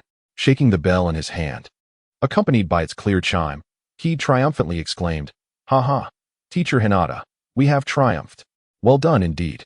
Your teamwork was exceptional, particularly the final illusion technique," Hinata remarked. Regardless of timing, Kid would inevitably miss the opportunity. These young ones are promising talents with great potential. Given time, they will undoubtedly become renowned ninjas. Especially that rascal Kid, whose blue flames conjured in unison and the purple shuriken born from his unmarked ninjutsu reveal his extraordinary aptitude for ninjutsu. Perhaps Kid could surpass him in no time. Setting aside his thoughts, Hinata clapped his hands and declared, "All right, this test has concluded. Shoyuta, you stay here and endure hunger. The two of you will accompany me for a grand feast." "Never mind. Thank you, Teacher Hinata. However, since I am paired with Shoyuta, I will remain here," Kid replied, settling down. Although concerned about Hinata's covert assessment, Kid had come to acknowledge Shoyuta. "Teacher Hinata, I wish to stay too." Hinata's companion, Yuhi, called out eagerly. Shoyuta, teary-eyed and touched, exclaimed, "You guys." Hinata nodded in approval, saying, "Very well, this is the spirit of camaraderie." since you value your companions so highly. The three young ones gazed hopefully at Hinata, anticipating an invitation for Shoyuta to join them. Hinata, with a teasing smile, responded, "Then the three of you may remain. The feast is off. Remember to gather at the Hokage building at 7 o'clock tomorrow morning. We will begin our missions. That is all. Farewell." Chapter 22. A Rank Mission. Elimination of Bandits. Observing Hinata's slightly mocking silhouette, Keed sighed in exasperation. Your brother appears to be a serious person, yet he is surprisingly mischievous. Hinata offered no response, merely smiling awkwardly in agreement. Has my brother's image shattered? He even resorts to such shameful techniques as the 1,000 years of death. I must inform mother and sister-in-law when I return. Could you let me out now? Teacher Hinata didn't invite me, but I will treat you all to a feast. Let's go have barbecue. Koed and Ui exchanged glances before hastily bending down to dig. It was unclear whether their actions were intentional or accidental, but the dirt they unearthed occasionally found its way into Shuta's mouth. Ugh, Keed. Yuhi, don't get dirt in my mouth. It's disgusting. Oh, my apologies. It was an instinctive reaction, as the three young ones joyfully gathered to feast and celebrate their official induction as ninjas. Their mentor, Yuhi Hinata, had already arrived at the Hokage's office to report Keed's unmarked ninjutsu to the third Hokage. The third Hokage was astonished. He had not anticipated that Keed, at such a tender age, could develop unmarked ninjutsu. Although the quantity of the rapidly fired purple shuriken posed little threat to seasoned ninjas, Keed's innate talent for ninjutsu was the true focus of concern. After a moment of contemplation, the third Hokage, Sarutobi Hiruzen, stated, Hinata, refrain from disclosing this to anyone for now. Observe Keed closely and report any developments promptly. Hinata, the ninja world is rife with undercurrents. War may be imminent. These new sprouts of Konoha must grow swiftly. I entrust this to you. Hinata quickly assented. Lord Hokage, your words are too kind.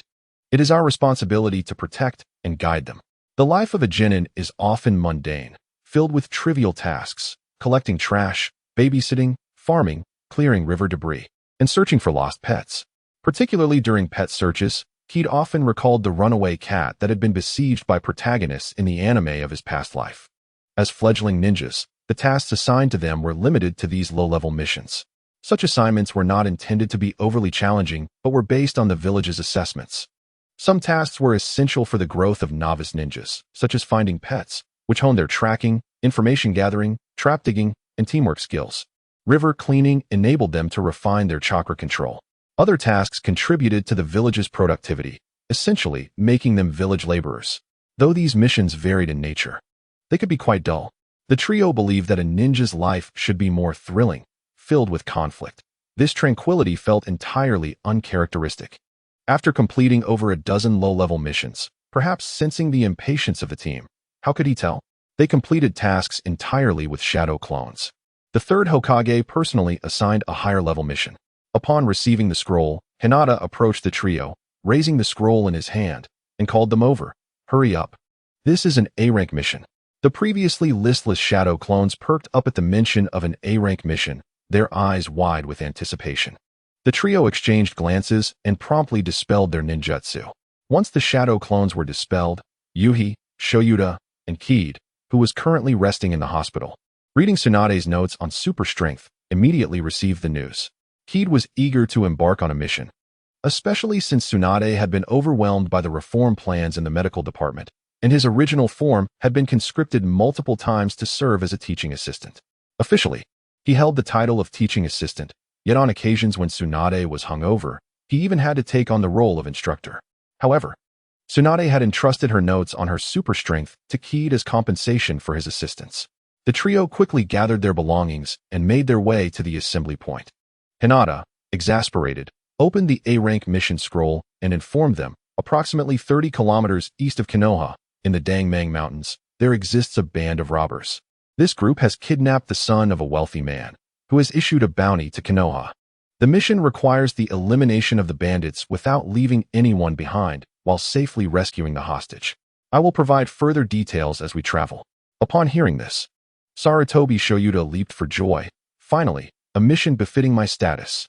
Yuhi Hinata also expressed his excitement. Only Kakashi furrowed his brow slightly, as if he had resolved to make a decision, and then his brow gradually relaxed. Seeing the expressions of the three young ones, Hinata instructed them, "You have 1 hour to prepare your gear. We will assemble at the east gate in 1 hour. No tardiness is permitted. Now disperse."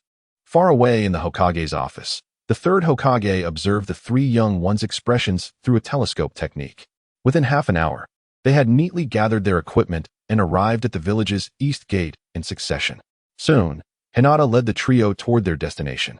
On the way, Hinata said to them, "This band of mountain bandits numbers approximately 80. Our employer has tasked us with exterminating them all, leaving not a single one behind. The most critical aspect is to ensure the safety of the hostages. Do you understand?" The three nodded in acknowledgement. Kakashi inquired, "How do we identify the hostages? Do we have any information on their appearance?" Hinata produced a portrait depicting a young boy, appearing to be around 10 years of age.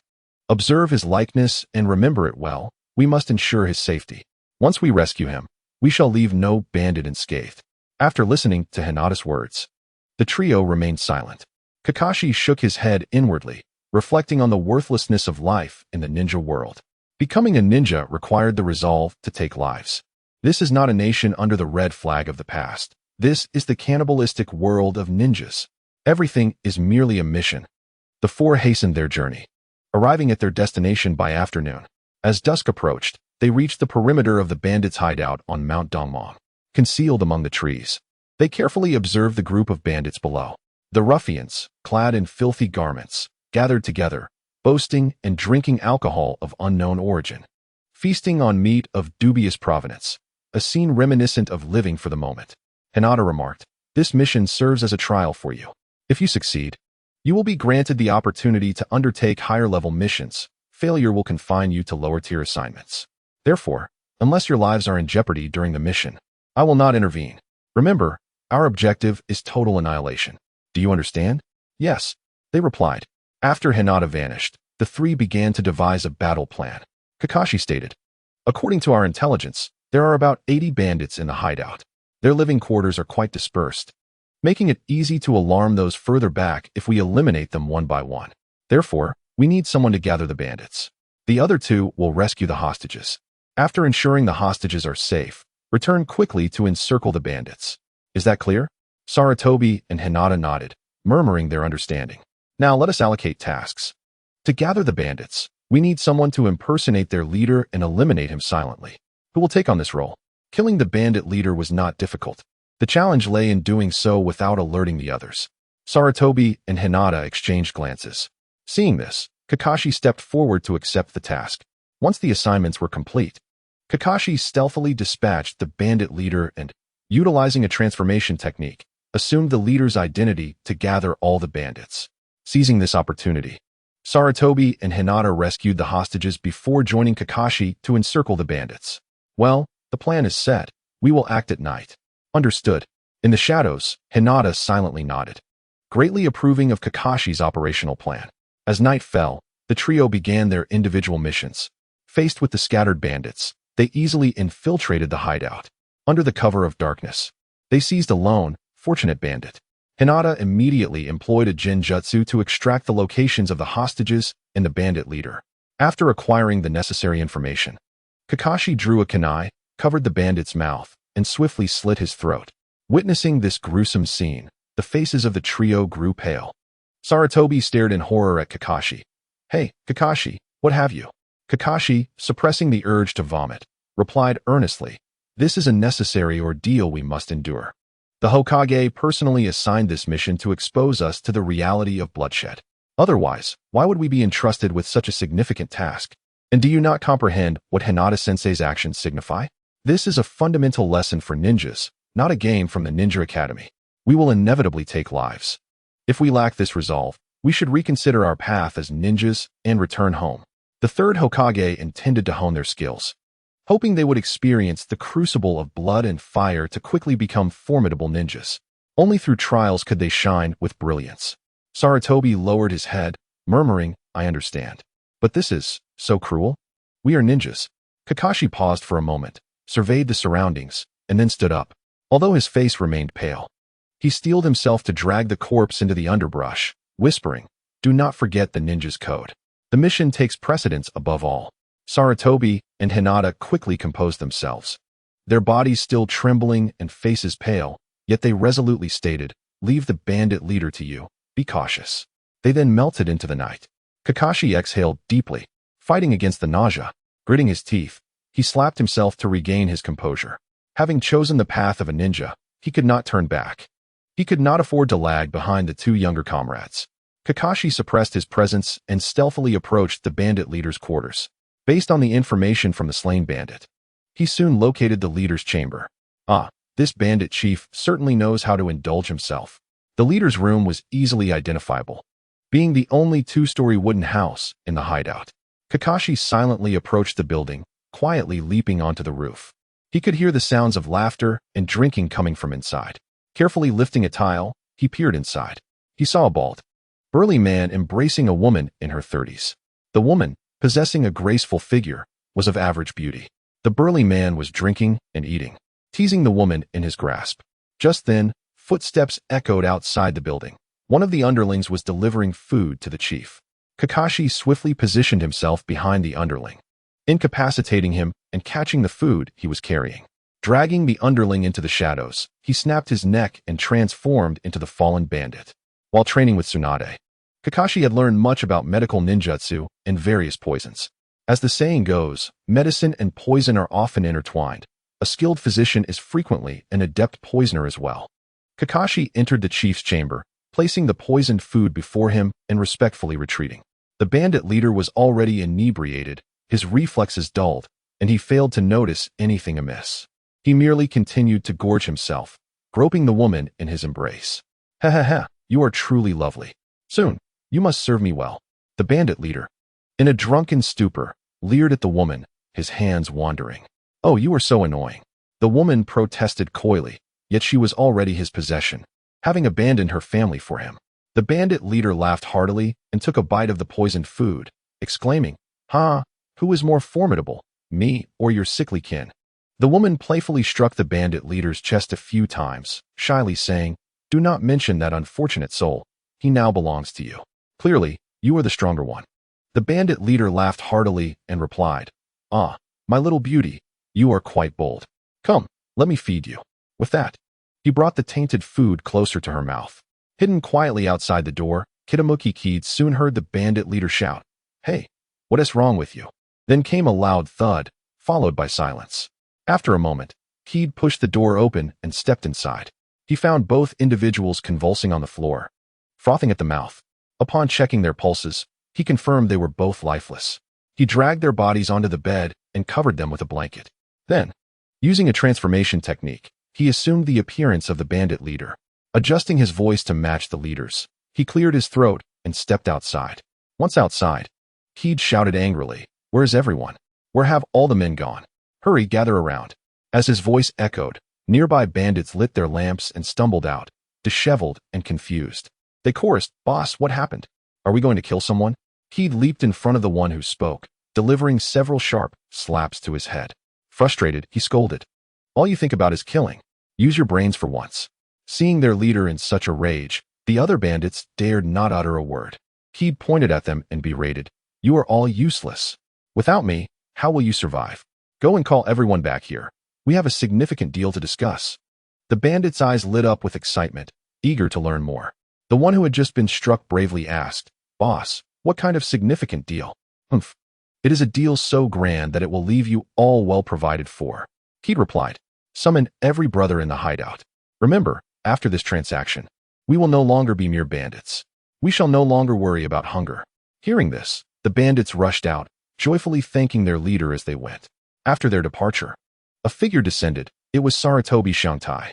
He reported, "The captives have been rescued and are now under Yanchuan's care. He is also on guard outside to prevent any escapees." "What about the bandit leader?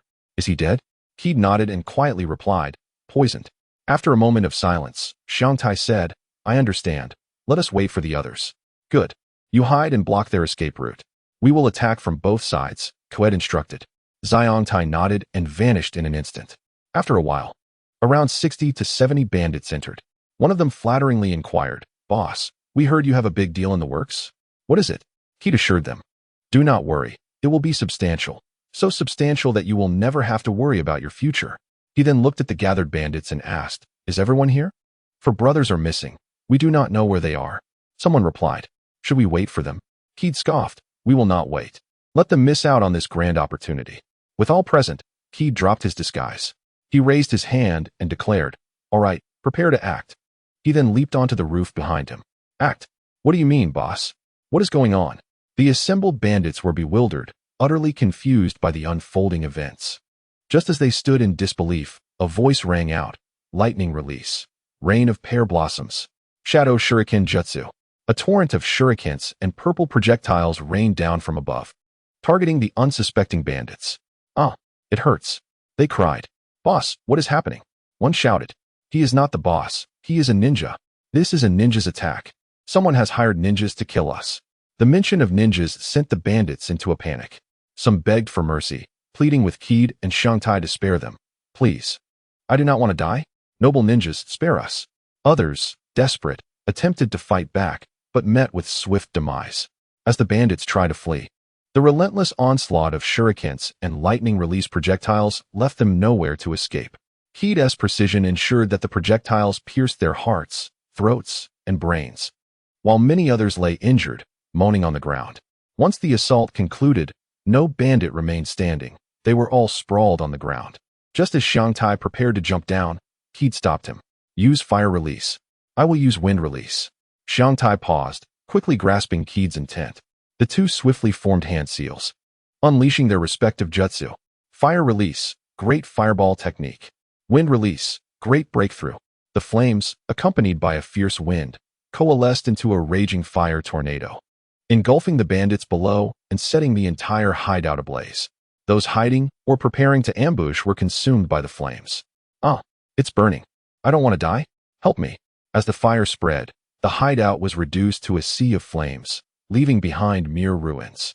It seemed the mission had been successfully accomplished.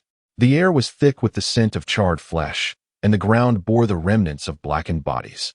Observing this scene and inhaling the odor, both Keed and Shangtai felt a wave of nausea. At that moment, Hinata Kaichun appeared behind them, patting their shoulders. This is the reality of a ninja's life. You must learn to adapt. In this world, it is kill or be killed. If you die at the hands of others, it signifies a lack of skill.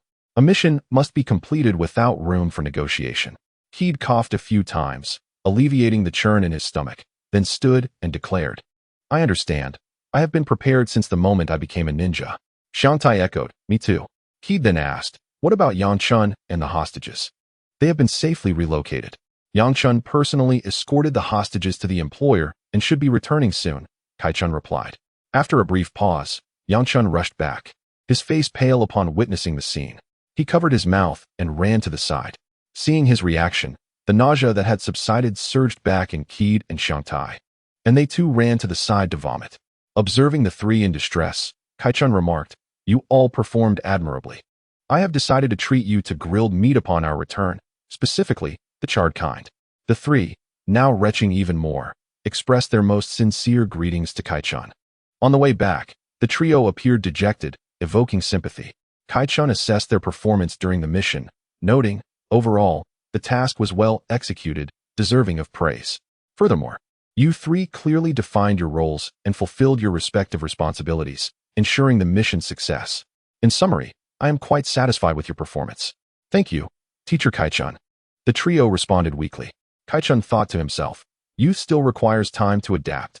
Upon their return to Konoha, Kaichun headed to the Hokage's office to report on the mission's status, while the trio went their separate ways to reunite with their families. A few days later, the four individuals returned to the Hokage building, preparing to undertake a new mission.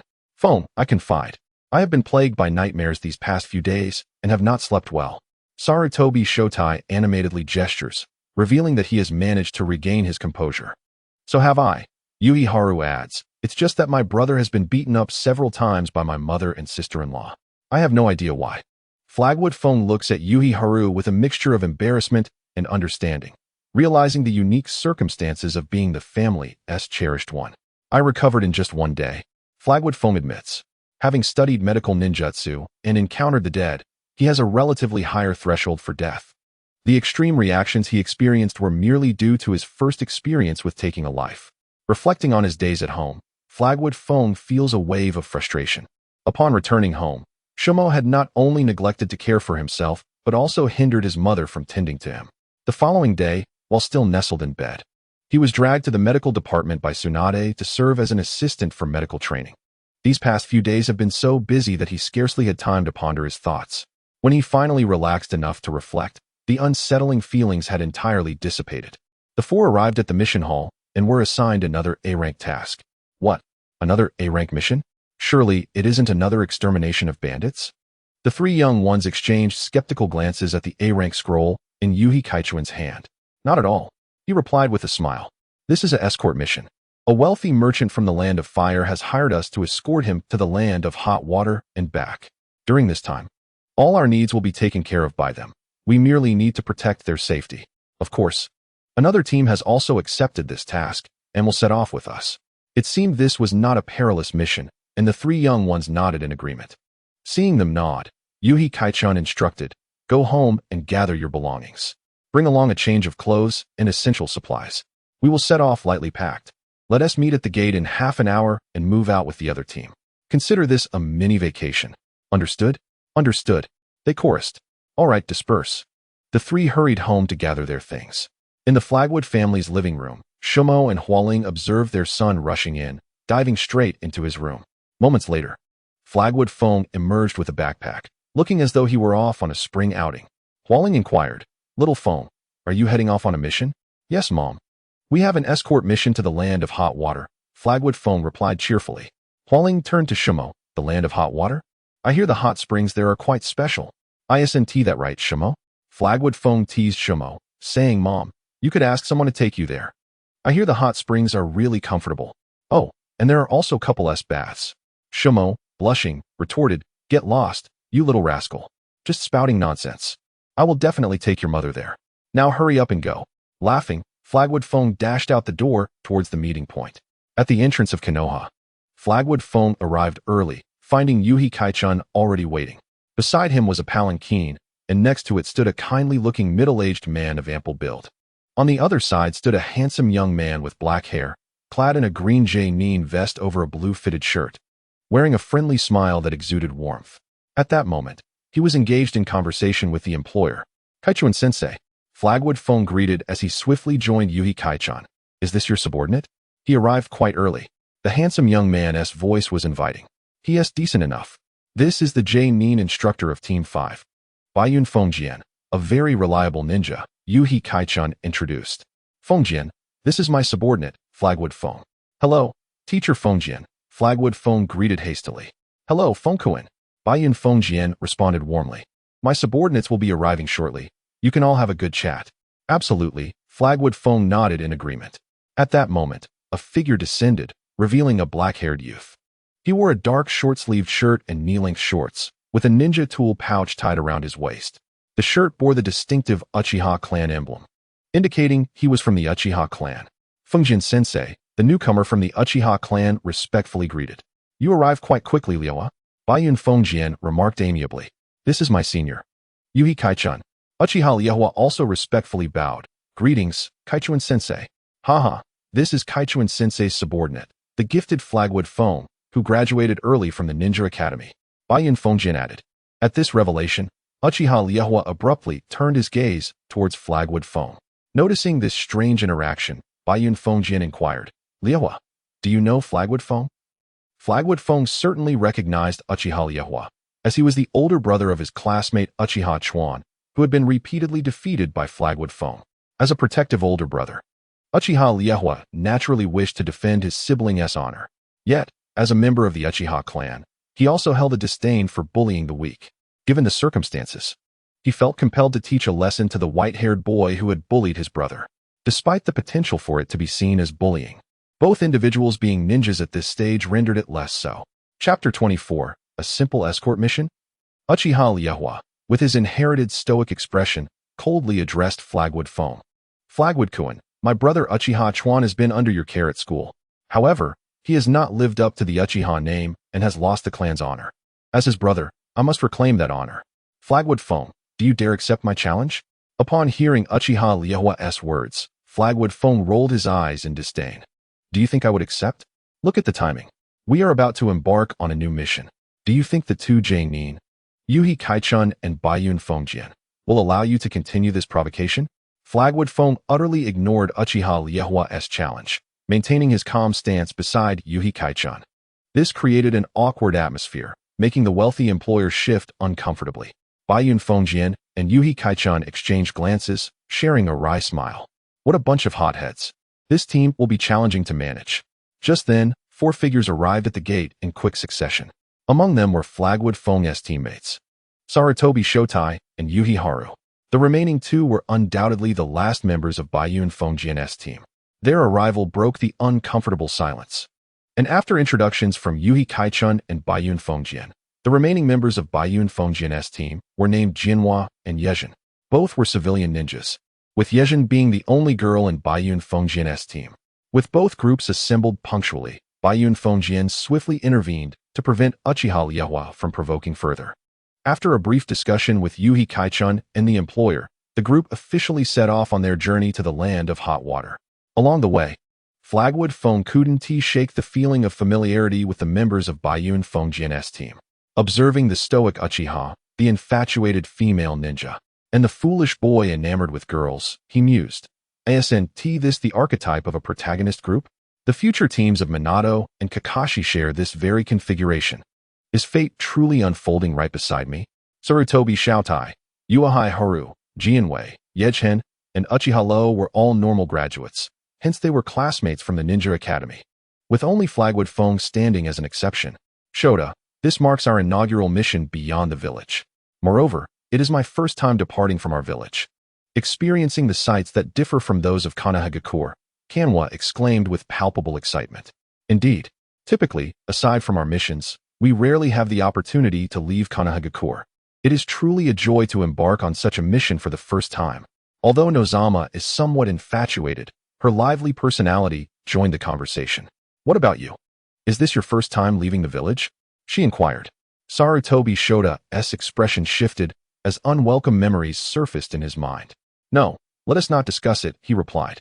The other, Hinata Haruharu, also hesitated, wearing a look of reluctance. Kanwa blinked, sensing the heavy atmosphere, and awkwardly redirected the conversation. "Sensei Kazama, what should we be mindful of during this mission?"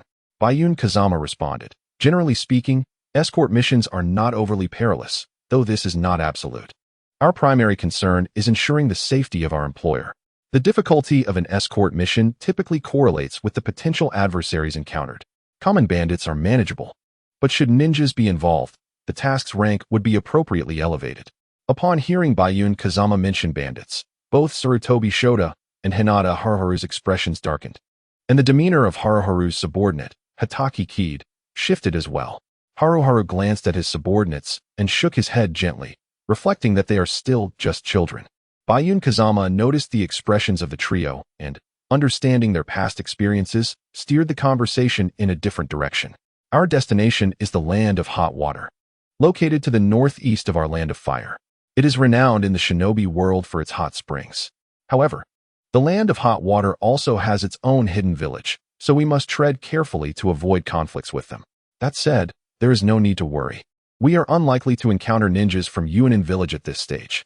The group nodded slightly, committing Baiyun Kazama's words to memory. Shortly thereafter, they arrived at a town where affluent merchants from the land of fire had amassed significant goods.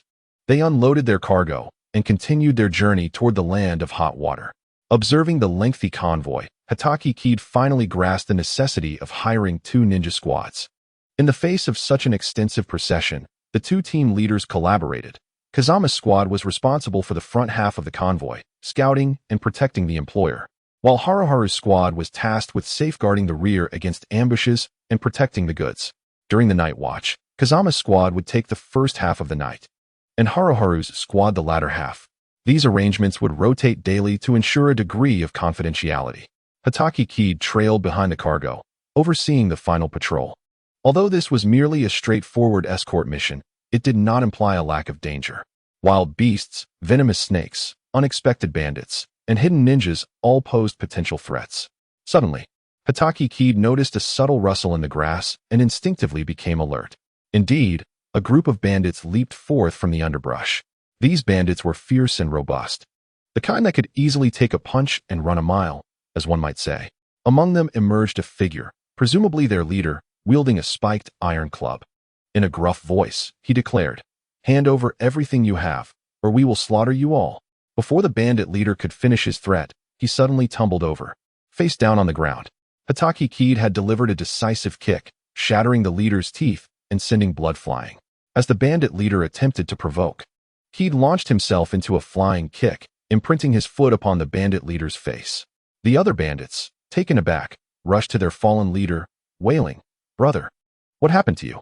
Brother, how did you lose?" The bandit leader groaned. "I rose to the occasion, only to be defeated in an instant." Seeing their leader in such a pitiful state, the remaining bandits hastily hoisted him away and fled. This was but a minor incident, largely disregarded as the convoy continued its slow progress. However, it was not long before another group emerged. This group was far beyond the previous bandits in terms of threat. They were well equipped, adorned with samurai swords. Though their appearance was disheveled, their aura was undeniably menacing, suggesting they were seasoned killers. These were a band of Ronin, the so-called wandering samurai. The Ronin comprised several factions. Some were fallen nobles from the struggles of the aristocracy and upon their demise. The samurai who had once served them became wanderers. Others were betrayers from the land of iron. Regardless of their origin, Ronin were undisciplined mercenaries lacking allegiance to any lord, unrecognized by samurai or ninjas, resorting to theft and plunder. This time, they had set their sights on the convoy, intending to massacre everyone and sell the goods in the black market. The discord between samurai and ninjas had deep historical roots.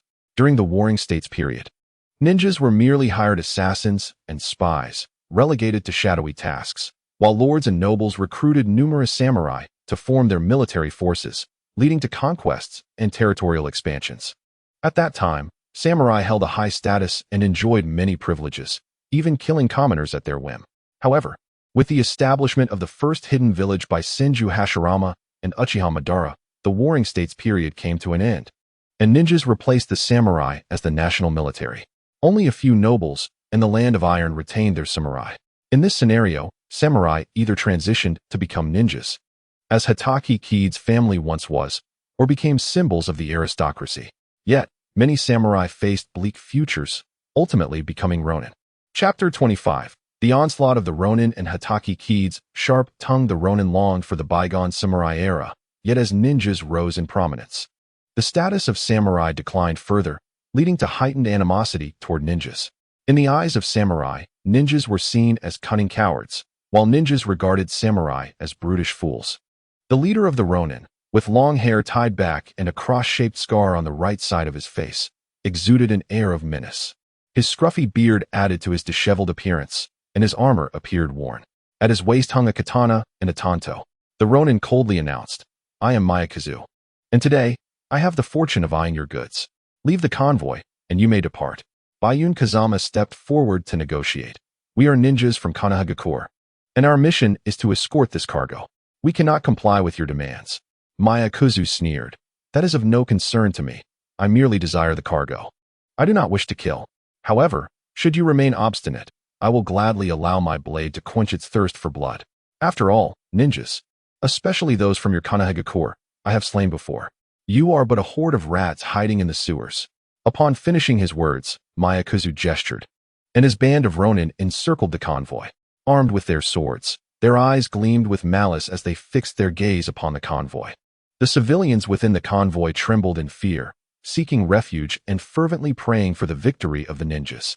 Just as the standoff began, a light chuckle rang out, clearly reaching everyone's ears. "Ah, a pack of wild dogs. A band of stray wild dogs. Who said that?" Mayakazu, the leader, fumed, drawing his katana and pointing it at the crowd. The other Ronin followed closely behind, glaring fiercely at everyone, waiting for their leader, Miyako, to give the command to charge and slaughter the ninjas before them. Shikamori Kid adjusted his attire and stepped forward with grace. "A pack of wild dogs," he remarked. "What now? Aren't you all wild dogs? Born without nurture, unrecognized by the samurai of the Iron Country, and despised by ninjas. Without noble patrons. You've become wild dogs scavenging for scraps. You look as if you haven't fully matured. Did your mother raise you with the placenta? I've never seen such utter incompetence." Even the creatures of the forest possess a higher intellect than you. Upon encountering this group of Ronin, Shikamori Kid, despite knowing this was a world of manga, could hardly suppress the urge to eliminate them. Indeed, he harbored the desire to slay them. Drawing upon the traditions of his past life, he unleashed a torrent of insults at the 20 or so Ronin before him, targeting their mothers with a barrage of invective that left the Ronin questioning their very existence.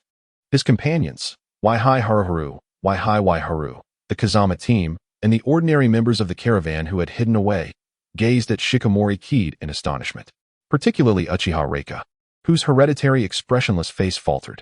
They thought to themselves, who would have imagined that this seemingly harmless little brat possesses such a venomous tongue? Miyako, the leader of the Ronin, was particularly incensed, as Shikamori Kid's barbs were aimed squarely at him. Enraged, he shouted, "Silence, you little brat. I shall slice you into pieces." He then turned to his subordinates, bellowing, "Attack."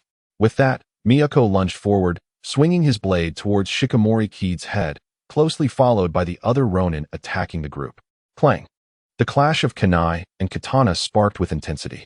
True to his reputation, Miyako's initial strike forced Shikamori Kid back. Constrained by his still developing body, he found himself unable to match the adult Ronin in combat.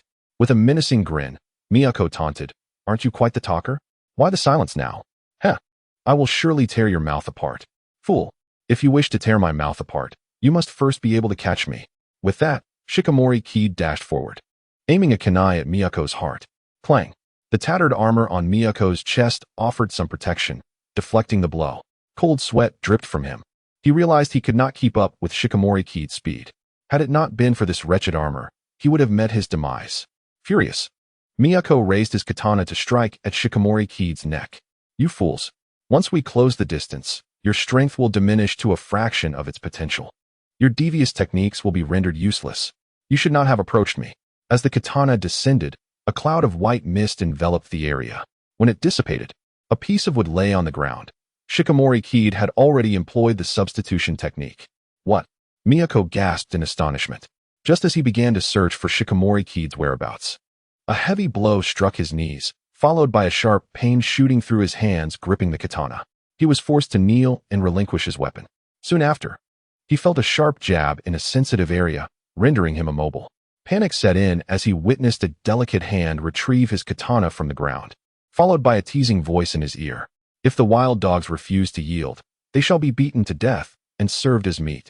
When you samurai commit seppuku, you have an executor. Today, I shall reluctantly play the role of your executor." With that, Shikamori Kid swung the katana, severing Miyako's neck. The headless corpse collapsed to the ground. Upon seeing the lifeless body, a flicker of satisfaction surged within Shikamori Kid. "Am I a monster? No, I simply have no feelings for these Ronin." Surveying the surroundings, he noted that the battle had swiftly concluded. Waihai Haruharu and Waihai Haru had ensnared the remaining Ronin in a terrifying illusion, leading them to turn on one another. Wow, illusion-type ninjas are truly fearsome. Meanwhile, Sarutobi SH-Ta's opponent was riddled with shuriken, lifeless, and beyond saving. "Damn, SH-Ta, that's disgusting. This Ronin looks like a porcupine now." The Kazama team also performed admirably. Their captain, Kazama Kage, decisively eliminated a Ronin with a single strike. Uchiha Reika's sword technique was elegant and fluid, while the coordinated efforts of Izumi and Yajima effectively dispatched numerous foes. As the last Ronin fell, the raid came to an absolute conclusion. Throughout the battle, not a single one of their sides suffered losses. The enemy was utterly annihilated. Of the 20 or so Ronin who had come to raid, half were dead, including their leader, who had lost his head. The remaining 10 were completely incapacitated. Under the captain's guidance, the 6 young ones buried the fallen Ronin and tied up the unconscious ones. Shikamori Kid secretly took a precautionary measure, slashing the throats of the fainted Ronin, ensuring they bled profusely. The scent of blood was a powerful lure for predators lurking in the forest. As the caravan resumed its journey, green eyes began to appear around the unconscious Ronin. Additionally, it should be noted that Uchiha Reika had slain 7 or 8 of the fallen Ronin. Truly, the Uchiha sword technique was fearsome. With his characteristic expressionless face, Uchiha Reika raised an eyebrow at Shikamori Kid, as if to say, "Pathetic, I've killed more than you." Shikamori Kid paid him no mind, merely giving him a disdainful glance with his own dead fish eyes, silently vowing, Just wait until I return. I will seek out Den to learn the sword techniques of the Shikamori clan. The next time we meet, I shall end you, face of stone. Chapter 26. The gallant young man. The journey ahead was tranquil, devoid of any further surprises. After a time, the caravan arrived at their destination. A small border town in the land of hot water. It was a quintessential trading post where merchants from the fire, water, and lightning countries conducted business. The town's unique scenery also attracted nobles and wealthy merchants from various lands, making it bustling and prosperous. The mission was to escort their employer to this border town for trade, and after their business concluded, they were to escort him back to the land of fire. During the employer's trading activities, the Haruharu and Kazama teams took turns ensuring the safety of their employer. As captains, Waihai Haruharu and Kazama Kage provided close protection, while the other members of the two teams concealed themselves in the shadows, ready to lend assistance as needed. During their shifts, the teams not engaged in the task could roam freely, enjoying the unique sights of the land of hot water and indulging in its renowned hot spring culture. They were, however, forbidden to approach areas restricted to ninjas and were required to return to the assembly point on time for shifts. Before entering the town, two ninjas from the hidden hot water village appeared before the caravan. Although the hidden hot water village had a friendly relationship with Konoha village in the land of fire, everyone remained discreetly prepared for combat. Kazama Kage approached the ninjas from the hidden hot water village, presenting his mission briefing. After the customary warnings, the ninjas allowed them entry into the town. In the following days, the two teams alternated in guarding the employer. The remaining team members thoroughly enjoyed the town's unique scenery, savoring its culinary delights and experiencing its hot spring culture. Ah, how delightful! Shikamori Kid sighed contentedly as he relaxed in the hot spring. It was once again the turn of the Haruharu team to rest, and the three young ones had come to soak in the warm waters. Sarutobi Tan nodded in agreement, exclaiming, "Indeed, after working through the night, indulging in a hot spring bath is truly a treat." Yangchun lay beside, eyes closed, nodding in agreement. After a while, Sarutobi Shotai, with a lewd grin, leaned close to Hataki Kid and said mischievously, "Kid, would you like to know what the girls' hot spring next door is like? There are some lovely young ladies there." Hataki Kid shot a glance at Sarutobi Shotai with his dead fish eyes and replied with righteous indignation, "Humph, Shotai, as ninjas from Konoha, we must adhere to the 3 prohibitions of ninjutsu. How could we engage in such activities? I will never lower myself to your level." At that moment, a sacred radiance emanated from Hataki Kid, transforming him into a giant. "Humph, a brat is still a brat. The cute girls you speak of are of no interest to me. What is so appealing about a princess? It is the curvaceous and elegant older sisters that are truly worthy of admiration." Just as Sarutobi Shotai felt a pang of shame for his actions, and Yangchun, who was resting with closed eyes, admired Hataki Kid, he spoke up, "Shotai, I've gathered intel, and though the girls next door are cute, they are far too flat to warrant any peeking." Both Sarutobi Shotai and Yangchun were taken aback. They had never anticipated that Hataki Kid harbored such depth. "Hey, return my earlier shame and admiration."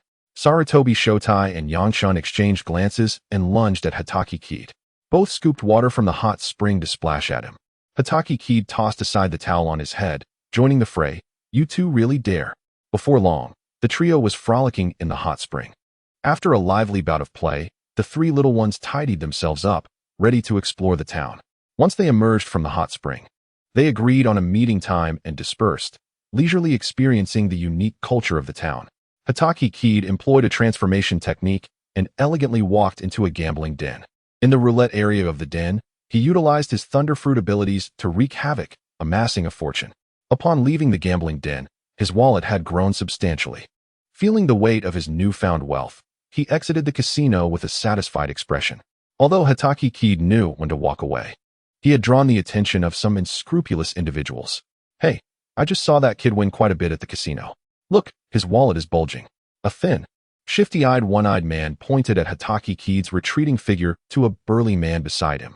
The burly man clenched his fists and patted the one-eyed man's shoulder heavily, saying, "Well done, Heiji. I'll remember this." The one-eyed man quickly ingratiated himself. "I dare not take credit. It is all thanks to your leadership, brother." The burly man nodded approvingly. Good, good. Go notify the others to follow close behind. Once we reach a secluded spot, his money will belong to me." Hataki Kid had already sensed the pursuers trailing him. Calmly, he stepped into a narrow alleyway. Upon witnessing this, the burly man and his subordinates rushed into the alley, ecstatic, only to find that Hatake Kid had vanished. The burly man slapped the back of the one-eyed man's head in frustration, demanding, "Where is he?" The one-eyed man stammered, I don't know. We came in together, and now he's gone." Another slap landed on the one-eyed man's head as the burly man glared at him. "Are you blaming me for this? Am I to blame for not seeing clearly?" The one-eyed man quickly knelt and waved his hands. No, brother. How could I blame you? It's that crafty kid. We must search the area. He's surely hiding nearby." The burly man kicked the one-eyed man, growling, "Then hurry up. Why are you dawdling here?" The one-eyed man jumped up, ready to search for the elusive Hatake Kid. Just then, Hatake Kid strolled out of the alley. Precisely the person they were looking for. "Gentlemen, what do you seek me for? Care to enlighten me?" The one-eyed man shouted. "Brother, it's him." The burly man turned with a sinister grin. "Kid, I hear you've won quite a bit at the gambling den. A share for us, wouldn't you say?" Hatake Kid, expressionless, responded, "Oh, how much do you plan to borrow? When do you intend to repay?" The burly man and his lackeys burst into laughter.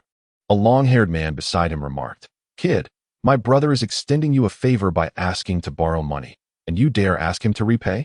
You truly don't know how to stay alive." "Exactly, you lack common sense." Hatake Kid looked at them and said, "So, what you're implying is that you intend to rob me." The group of ruffians stared at Hatake Kid as if he were a fool, failing to grasp his line of thought. It was apparent that the pretense of borrowing was merely a ruse. Hatake Kid's gaze hardened, and he thought, "So you intend to rob me of my money? I shall deal with you first." In the next instant, Hatake Kid transformed into a bolt of lightning, swiftly charging at the ruffians before him. With each strike, he broke their bones and left them writhing in agony on the ground, clutching their arms and legs in pain.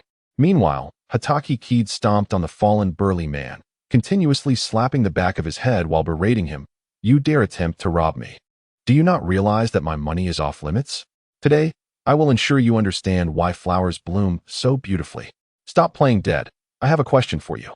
Answer correctly, and I might let you go." Hearing a glimmer of hope for escape, the burly man pleaded, "Ninja sir, please ask. I will do my best to answer." "Very well." Hatake Kid sat upon the burly man, gazing up at the sky. "What is 100 minus 1? The burly man quickly replied, 99. Hatake Kid stood, an insidious smile creeping across his face. "Congratulations on your correct answer. However, I have a disdain for those who excel in mathematics." With that, he kicked the burly man unconscious. The ruffians were not irredeemable criminals, so Hatake Kid did not annihilate them completely. After incapacitating them all, he meticulously searched their bodies, recovering a mere 100 ryo. Bah, what a bunch of paupers. With the meager sum in hand, Hatake Kid dispelled his transformation and quietly departed. With the money won from the casino, he devised a series of spending plans in his mind. Certain inappropriate purchases were swiftly dismissed, as he was still a child, undergoing growth and development. After purchasing some local delicacies from the land of hot springs, he lost interest in further exploration and leisurely returned to the inn. Chapter 27. The journey of the handsome youth strengthening. Upon returning to the inn, he placed his purchases in his room. Checking the time, he noted it was still early. Not yet time for the shift change. Hatake Kid took a moment to reflect on his current combat strategies and identify his shortcomings. Upon completing this mission, he would undoubtedly conduct targeted training based on his weaknesses, recognizing that his strength would see a significant enhancement. First, he assessed his chakra, sensing the amount within himself and comparing it to that of his instructors, Waihai Kurenai and Uchiha Shursui. He concluded that he had reached the average level of AJ Nin's chakra. However, he had yet to attain the level of Hatake Kakashi during the Boruto era. "My apologies, foolish little brother. Forgive me for using you as my benchmark. If anyone else were to swap places with Hatake Kid, they might feel quite satisfied." However, as someone who traversed time, he was acutely aware of the future developments within the ninja world. Before discussing the impending arrival of the Tsutsuki clan, let us first consider the current hidden threat posed by Tsutsuki Kinshiki and the imminent outbreak of war in the ninja world. These events necessitate that Hatake Kid possesses ample firepower to respond effectively. The foundation of this firepower lies in an immense and boundless reservoir of chakra. The future Naruto, once the first Hokage and now a member of the Uzumaki clan, all exemplify an abundance of chakra. While possessing a vast chakra reserve does not inherently confer strength upon a ninja, it is undeniable that powerful ninjas possess a significant amount of chakra. There are two primary methods to address the issue of chakra quantity. One is Sage Mode, and the other is Tsunade's Seal. These are the overt solutions. But there exists a unique method that I can utilize, which is the awakening of the fruit's power. As an adult who has traversed time, I desire to attain all of these abilities. The second aspect pertains to ninjutsu. When Hatake Kid began to refine his chakra, he retrieved chakra testing paper from Hatake Sakomo's room to ascertain his chakra affinities. He discovered that he possessed 5 chakra natures, with lightning, water, and wind chakra being particularly vibrant. Consequently, Kid's ninjutsu will predominantly focus on these 3 attributes. Utilizing these 3 types of ninjutsu effectively can unleash tremendous power. Future development of ninjutsu will center primarily on lightning and water, with wind as a supplementary focus, aiming to fully exploit the potential of these 3 elemental techniques. For lightning, one could reference the future Kakashi of the Cloud Village, while for water, the malevolent Tobirama serves as a model. Wind techniques will require consideration of Naruto's future Raisin Shuriken. As for fire and earth techniques, those will be explored when time allows. I aspire to execute the 5-nature transformation, Great Ball. If I could master the Sage Art, 5-nature transformation, Great Ball, would not Uchiha Madara have to reconsider his stance? The third aspect is perception. Through previous battles, Hatake Kid has come to understand the shortcomings of his lack of sensory abilities. Countless times, he failed to detect approaching enemies until they were nearly upon him. In my past life, I learned that in the fog of war, one must develop keen perception. Otherwise, one may be ambushed by formidable foes. If only I had Enel's observation haki, or could awaken the Kinbunshika haki directly. Notable sensory techniques in the ninja world include the Uzumaki clan's Kagura Shingon, the Hyuga clan's Byakugan, and the Third Eye of the Sand Village. Renowned sensory ninjas include the second Tsuchikage, Anoki, and the second Hokage, Tobirama Senju. It seems I must once again study Tobirama's methods for reference. Indeed, the second Hokage, Tobirama Senju, the lifelong adversary of the Uchiha clan, possesses formidable skills. The fourth aspect involves illusion techniques. While Hatake Kid has a basic understanding of Jinjutsu, he lacks the ability to cast them, being only capable of dispelling simple illusions. Among the ninja clans of Konoha, the Uchiha and Kurama clans are renowned for their Jinjutsu prowess, especially the latter, whose bloodline limit can manipulate the 5 senses of its targets. They are the only clan capable of making the Uchiha bow their heads in the realm of Jinjutsu. Moreover, the teachers from the Yuhi clan, such as Kurenai Yuhi, Yuhi Akane, and the future Yuhi Hinata, are all famed for their illusions. As my strength gradually reveals itself, that old fox Danzo will surely seek to recruit and control me. Jinjutsu would be an excellent method for him. While I may not be adept at casting Jinjutsu, I must ensure that I am immune to its effects. Indeed, I must guard against the illusory techniques of the heavens. The fifth aspect pertains to sealing techniques. Sealing techniques are a unique branch of ninjutsu, encompassing a wide range of applications, from sealing tailed beasts to immobilizing an individual's actions. In the current ninja world, the Uzumaki clan, the Miko clan of the Land of Demons, and the hosts of the One Tail and Eight Tails are renowned for their sealing prowess. To learn sealing techniques effectively, systematic study is paramount. If I could gain the opportunity to enter the land of whirlpools and learn the authentic sealing techniques of the Uzumaki clan, I believe my strength would see a significant enhancement. However, the study of sealing techniques requires careful planning. Haste is not advisable. The sixth aspect is physical techniques. As the saying goes, every mage harbors a dream of close combat. Ninjas are often high offense and low defense. Thus, enhancing one's physical skills is the final line of defense for preserving life. The 5 Kage of the Warring States era possessed not only exceptional wisdom and cunning strategies, but also formidable strength to subdue their rebellious subordinates. Their prowess encompassed not only earth-shattering ninjutsu, but also physical techniques capable of tearing apart tigers and leopards, splitting mountains, and shattering stones. Without a robust physique and a healthy body, even the mightiest strength is but a castle in the air. Presently, the leader of the Rain Village, Hanzo of the Salamander, Hatake Sakomo, and Tsunade, one of the legendary Sannin, are all renowned for their physical prowess. The final aspect concerns medical knowledge. Historically, the fields of medicine and poison are intertwined. One must be capable of swift healing while also possessing the means to concoct lethal toxins. Medicine and poison are akin to the two sides of a coin. Immunity to all toxins and mastery over both healing and poison is the true path. Reflecting on my own shortcomings, Hatake Kid devised a training plan to address his deficiencies and documented it on a blank scroll he carried. First, he would study the Hatake clan's swordsmanship and Tsunade's monstrous strength to rapidly compensate for his physical deficiencies, complemented by the development of the Thunder Fruit to enhance his physique. Next, he aimed to acquire the training methods for the Yin Seal, even if he could not practice it. Referencing the Yin Seal to develop a suitable battery for himself would enable continuous external output, ensuring his firepower remains unceasing. Following that, he sought to attain Sage Mode from the Sherbone Forest. Sage Mode shares similarities with the Yin Seal, both aimed at enhancing one's endurance. The Sage Modes of the three Great Lands each have their strengths and weaknesses. Mayaboku Mountain emphasizes the absorption and utilization of natural energy, boasting explosive power.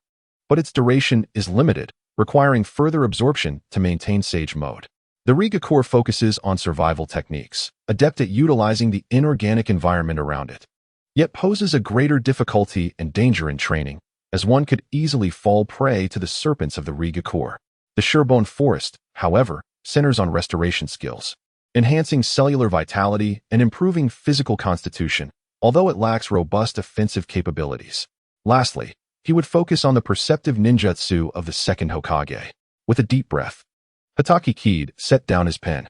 He meticulously reviewed his training plan from beginning to end, making adjustments until he had crafted a plan that aligned with his actual capabilities. Chapter 28. The cult strikes knock, knock, knock. A sound echoed at the door. It was time for the scheduled shift change. Tomorrow marked the final day of the mission, after which they could depart for Konohagakure. The following day, the members of the Kurenai team diligently completed their tasks. As they returned to the assembly point, they began to pack their belongings in preparation for departure. At that moment, Kamikaze and Rengoku from the Kazekage team rushed in, breathless. Not good. Teacher Kurenai, Yajima has been captured. The members of the Kurenai team were taken aback. Yuhi Kurenai inquired, "Where is your teacher, Kamikaze? Why did you not report to him?" Gasping for breath, Kamikaze urgently replied, "When Yajima was taken, Teacher Kazekage followed after them, but then someone appeared and detained him. There was no choice. Teacher Kazekage told us to seek help quickly, so we came back for assistance." Hatake Kid exchanged glances with Yuhi Kurenai, and then Kurenai commanded, "Class 4, assemble. We have an urgent mission. Our comrade from Konohagakure has been abducted by villains. As allies, we cannot stand idly by." The entire class mobilized to rescue their comrades. "Everyone, do you understand?" "Yes." "Very well. If any other situation arises, Kitamura Kid will take over as captain. Do you understand?" Suddenly, Hinata Haruharu added an extra remark. "Understood." Saratobi Shoyuta and Hinata Haruharu nodded in agreement without much thought. However, Kitamura Kid cast a meaningful glance at Hinata Haruharu. In the next moment, under the leadership of Kanwa and Rinkai, the Haruharu team set off towards their destination. What were the Leaf Ninjas truly after? Were they attempting to sow discord between the hidden hot water village and the Leaf Village, or were there other motives? Suddenly, a figure in a black cloak wielding a scythe appeared in the direction they were heading. The cloaked figure rushed forward, raising the scythe to strike at Rinkai, who was leading the way. Teacher Haruharu hurriedly stepped forward and blocked the attack with a kunai. In an instant, Teacher Haruharu and the cloaked figure were engaged in battle. The cloaked figure demonstrated exceptional martial arts, each move a deadly strike. Under such circumstances, Teacher Haruharu found himself suppressed by the cloaked figure's skills. As they fought, Teacher Haruharu instructed, "Kid, you take over as captain and continue with the mission. Be cautious." Kid nodded and led the others away from the fighting area to continue their rescue mission. The cloaked figure showed no sign of pursuit. Seemingly intent on blocking a specific member of the team, Kid guided the squad onward, and soon they beheld a rather ordinary estate. Rinkai pointed at the estate and said, "Kid, Yashiro is being held in that location. We must hurry to rescue her." Kid glanced at Rinkai and then focused on the estate, nodding in agreement. "All right, let's go in and save them." Upon hearing Kid's prompt agreement, Rinkai and Kanwa exchanged knowing smiles. Kid stood at the forefront, turning his back to the others, and said, "Shoyuta, Haruharu, you will act with Kanwa, while Rinkai and I will work together. Do you understand?" Shoyuta and Haruharu paused for a moment before positioning themselves beside Kanwa. Kanwa and Rinkai were still puzzled about the positioning when Ki declared, "Execute." In the next instant, Haruharu cast an illusion technique, immobilizing Kanwa, and Shoyuta swiftly struck Kanwa on the back of the neck, rendering him unconscious. The two quickly bound Kanwa. Meanwhile, Ki's palm morphed into several lightning snakes, incapacitating Rinkai. In less than a minute, both sides had subdued their opponents. It turned out that positioning was a code word among the trio, referring to a suspect. This was a playful signal they had created during their antics, which they now found useful. Kanwa and Rinkai dispelled their transformation technique, revealing themselves to be two ninjas from the hidden hot water village. Upon waking, they angrily demanded, "I don't understand how we were exposed. When did you realize we weren't your allies?" Shoyuta and Haruharu were equally curious about when Kid had discerned their true identities, as they were still bewildered. Their actions against Kanwa and Rinkai stemmed solely from their trust in Kid. Kid crossed his arms and remarked, "The moment you arrived, I knew you were not our comrades."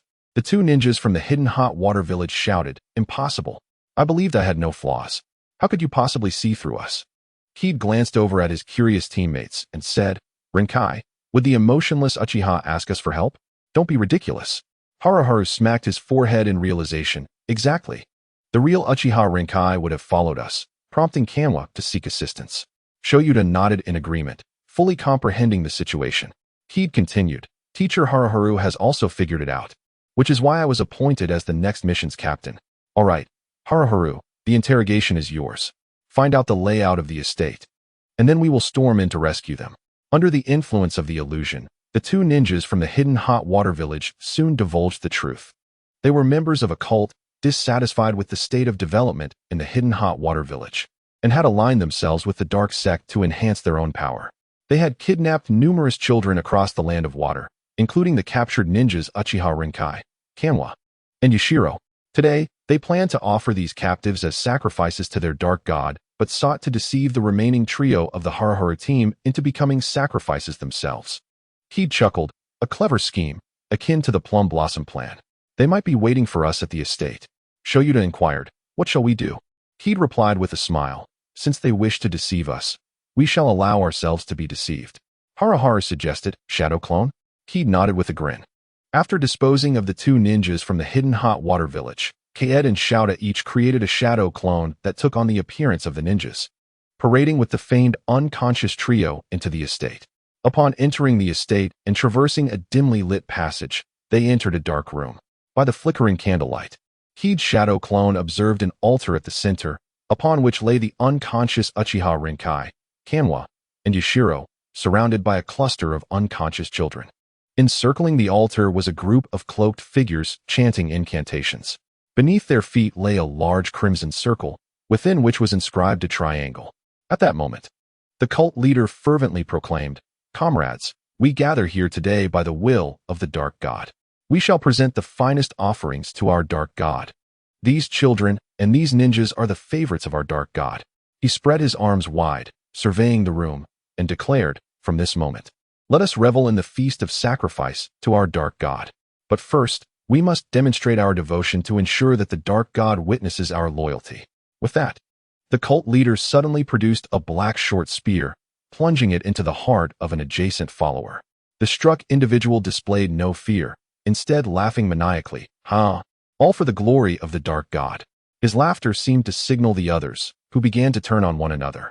They fought with fists, teeth, and blades, employing every means possible to bring about each other's demise. The leader, caught up in the frenzy, displayed remarkable martial prowess, swiftly eliminating one cultist after another. Witnessing the chaos of the deranged followers, Kid could only think, "Cherish life, stay away from cults." The scene before them was exceedingly bloody, but fortunately, everyone had endured enough to possess a degree of resilience. Soon, the cult leader, having outlasted the others through his exceptional skills, remained as the last one standing, facing only the leader and two shadow clones holding the three unconscious children. The cult leader licked the blood from the short spear, revealing a sadistic smile. Long live the dark god. Unable to tolerate the madness of the cult leader any longer, Kid flickered into action, dispelling the shadow clone and appearing beside the cult leader. With a flash of lightning, a purple lightning spear materialized in his hand. In an instant, Kid thrust the spear into the body of the cult leader. The leader had yet to react before life rapidly drained from him. He reached out in desperation, pleading for Kida's help, realizing that the approach of death was terrifying. Though he was the cult leader, he too was afraid of death. Seeing the leader succumb to death, Kid spat disdainfully. What one initially perceived as formidable turned out to be nothing but a silver-plated spearhead. Xiangtai and Yangchun followed closely, and upon hearing Chu Feng's remarks, they expressed their agreement. They had anticipated a grueling battle, but to their astonishment, the adversaries had already annihilated one another.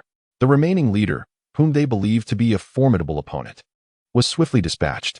Subsequently, the three of them rescued the members of the Kazama team before escorting the unconscious children to safety. Following this, Chu Feng and Xiangtai coordinated their efforts to incinerate the area completely, after which Xiangtai employed earth release to bury the site entirely. Once they had resolved matters there, Baiyun Kazama and Shiri Huichun arrived. Under their direction, the unconscious children were entrusted to the ninjas of Tangyin village, while the three incapacitated individuals were carried back to the Gathering Inn. Naturally, the timeline established here is solely the author's own creation, aiming for a semblance of logic. This is due to the numerous contradictions present in the work of the author, Kishimoto. For instance, the reasons behind the outbreak of the First Shinobi World War and the timing of Senju Hashirama's death. Therefore, the author references Kishimoto's statements while striving to rationalize the timeline as much as possible.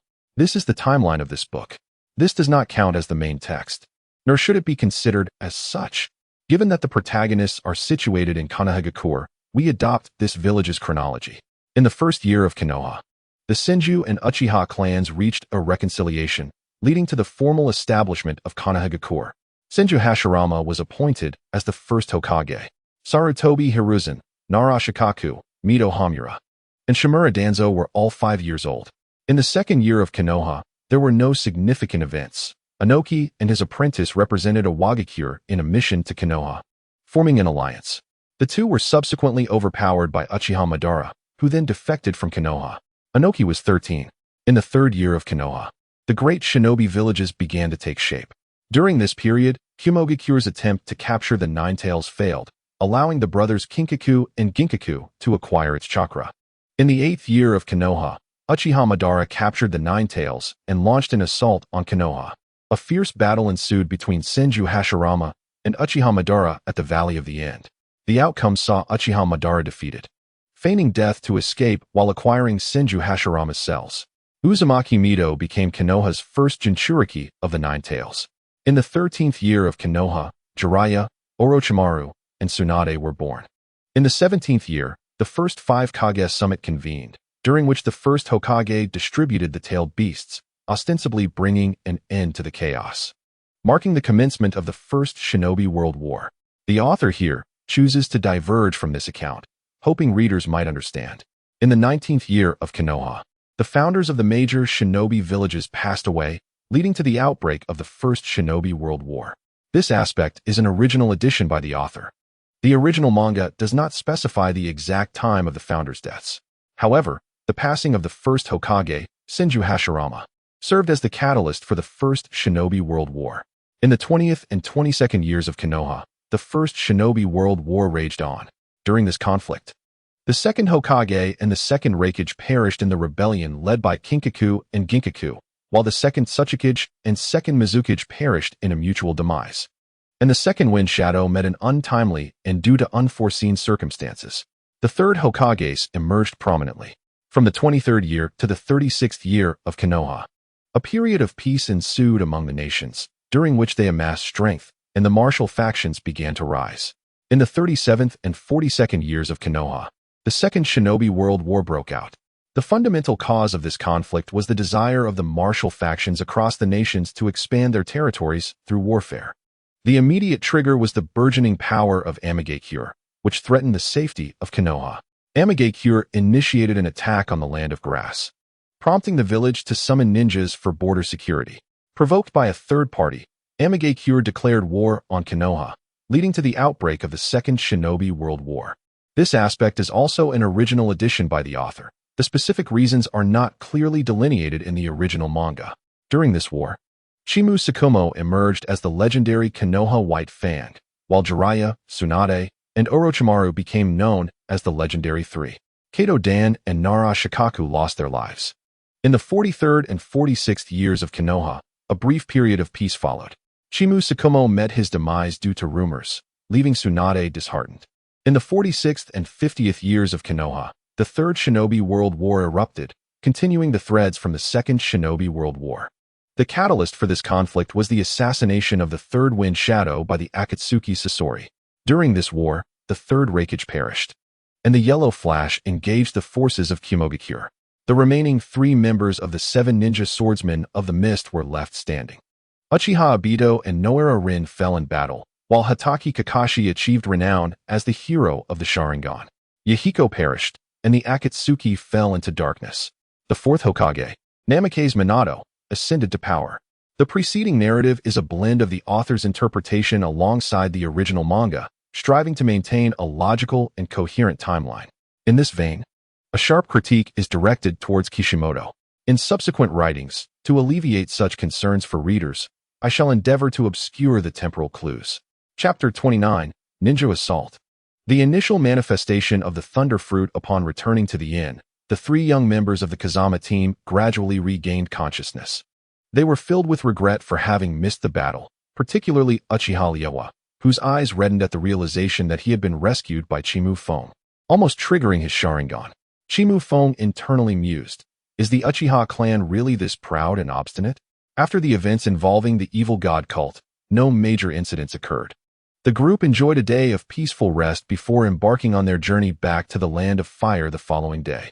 After selling their goods to a buyer in the Land of Tea, the employer purchased some local specialties in preparation for sale in the Land of Fire. The limited number of local products allowed for a swifter return. A gentle breeze blew, and the sun shone warmly. The afternoon light induced a sense of drowsiness. Chimu Feng sat in a cart, observing his surroundings. The 2 teams of 8 members maintained a reasonable distance apart, alleviating concerns for their safety. At that moment, Shiri Huichan approached Chimu Feng. Feng, remain vigilant, she advised. Since we departed the town, a group has been trailing us. Last night, I took a look, and although they lacked distinctive markings, a few possessed traits characteristic of the Land of Water. The jagged teeth of the Land of Water. Chimu Feng's eyes flickered with surprise as he inquired softly, the Land of Water? Are they ninjas from the Mist Village? What could they possibly want from us? Shiri Huichan replied seriously, it's still unclear for now. Stay alert, be cautious, as a confrontation may erupt shortly. Chimu Feng held his subordinates in high regard, and with his mastery of ninjutsu, he had no concerns about his safety. With the cooperation of Shiri Yanchun and Sarutobi Shangtai, he felt reassured about their well-being. With a wry smile, Chimu Feng remarked, Teacher Huichan, doesn't this mission seem a tad beyond our capacity? A bandit ambush, an assault by the evil god cult, and now we're being pursued by a group of ninjas from the Mist Village. Are you sure you haven't overlooked the limitations of our novice bodies? Shiri Huichan sighed in resignation. There was no way we could have anticipated these developments. Presently, the Mist Village is under the governance of the Third Mizukage. Although it has not been explicitly stated, signs of isolationism are beginning to manifest. With the support of the Third Mizukage, the original 7 ninja swordsmen have been re-established.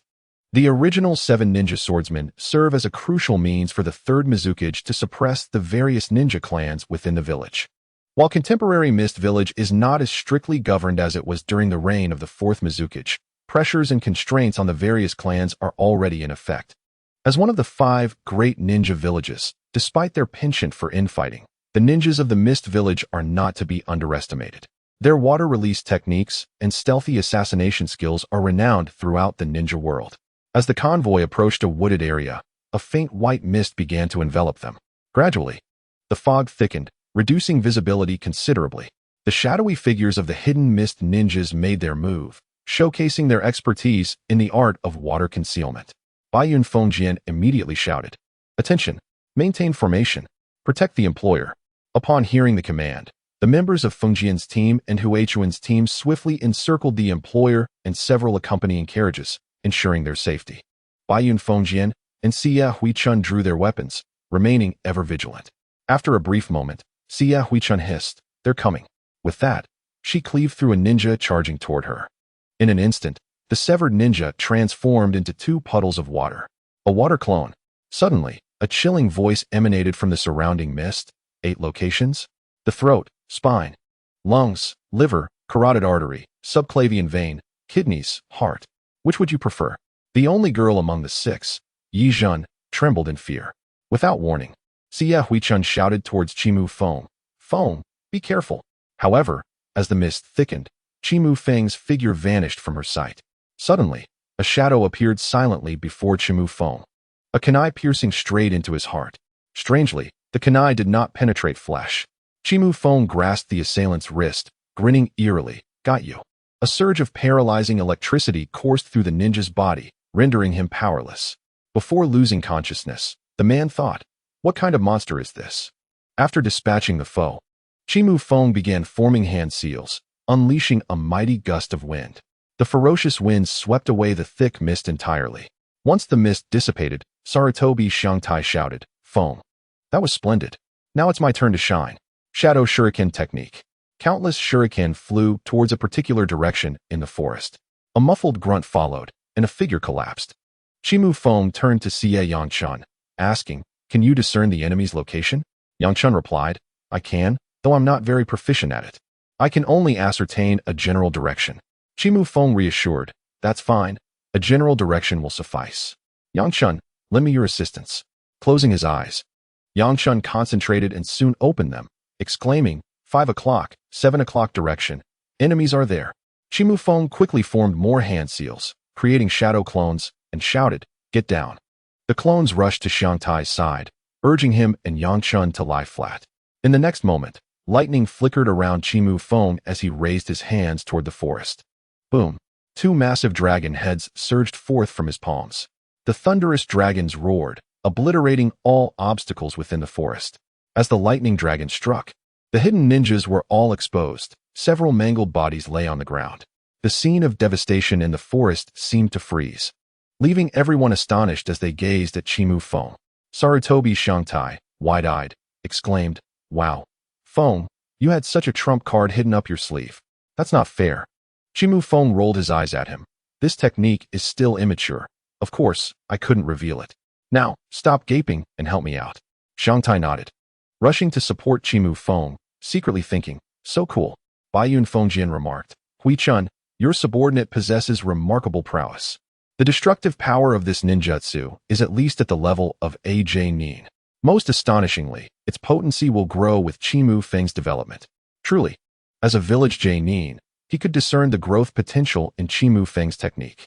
Nearby, Uchiha Liehua stared in astonishment, muttering, how is he so powerful? Overwhelmed with emotion, his eyes suddenly flashed red, each revealing a tomo that spun with an eerie allure. This was the mark of the Uchiha clan's unique Sharingan. As the Sharingan awakened, the chakra within Uchiha Liehua surged as if ignited, thrumming wildly, threatening to break free from his body as confines. He trembled slightly, beads of sweat forming on his forehead. Clearly, this surge of power was overwhelming. Yet, Uchiha Liehua could not sustain it for long. The immense energy quickly drained his stamina and spirit. Darkness enveloped his vision, and his body slumped as he succumbed to unconsciousness. Baiyun Fengjian promptly caught the unconscious Uchiha Liehua, laying him gently on a carriage. At that moment, among the 2 teams present, only Baiyun Fengjian, Xie Huichun, and Chu Feng understood the situation, while the others stared in shock at Uchiha Liehua's sudden collapse. Momentarily at a loss, Yi Zhen hurried to Uchiha Liehua's side, and Baiyun Fengjian comforted her with a smile. It's all right. He's merely exhausted. He then turned to Xie Huichun, stating, let us check for any survivors and seal all these corpses and any living ones to bring back to the village. Xie Huichun nodded in agreement, swiftly checking all personnel and sealing the 2 unconscious individuals. He then directed the remaining members to clean up the battlefield. Baiyun Fengjian sealed all the corpses within scrolls, confident that the village's intelligence department would extract ample information from them. After gathering the scrolls, Baiyun Fengjian addressed Xie Huichun. I will return to the village first. Please take care of Jianhua and the others. Xie Huichun nodded, reassuring, rest assured, I will ensure their safe return.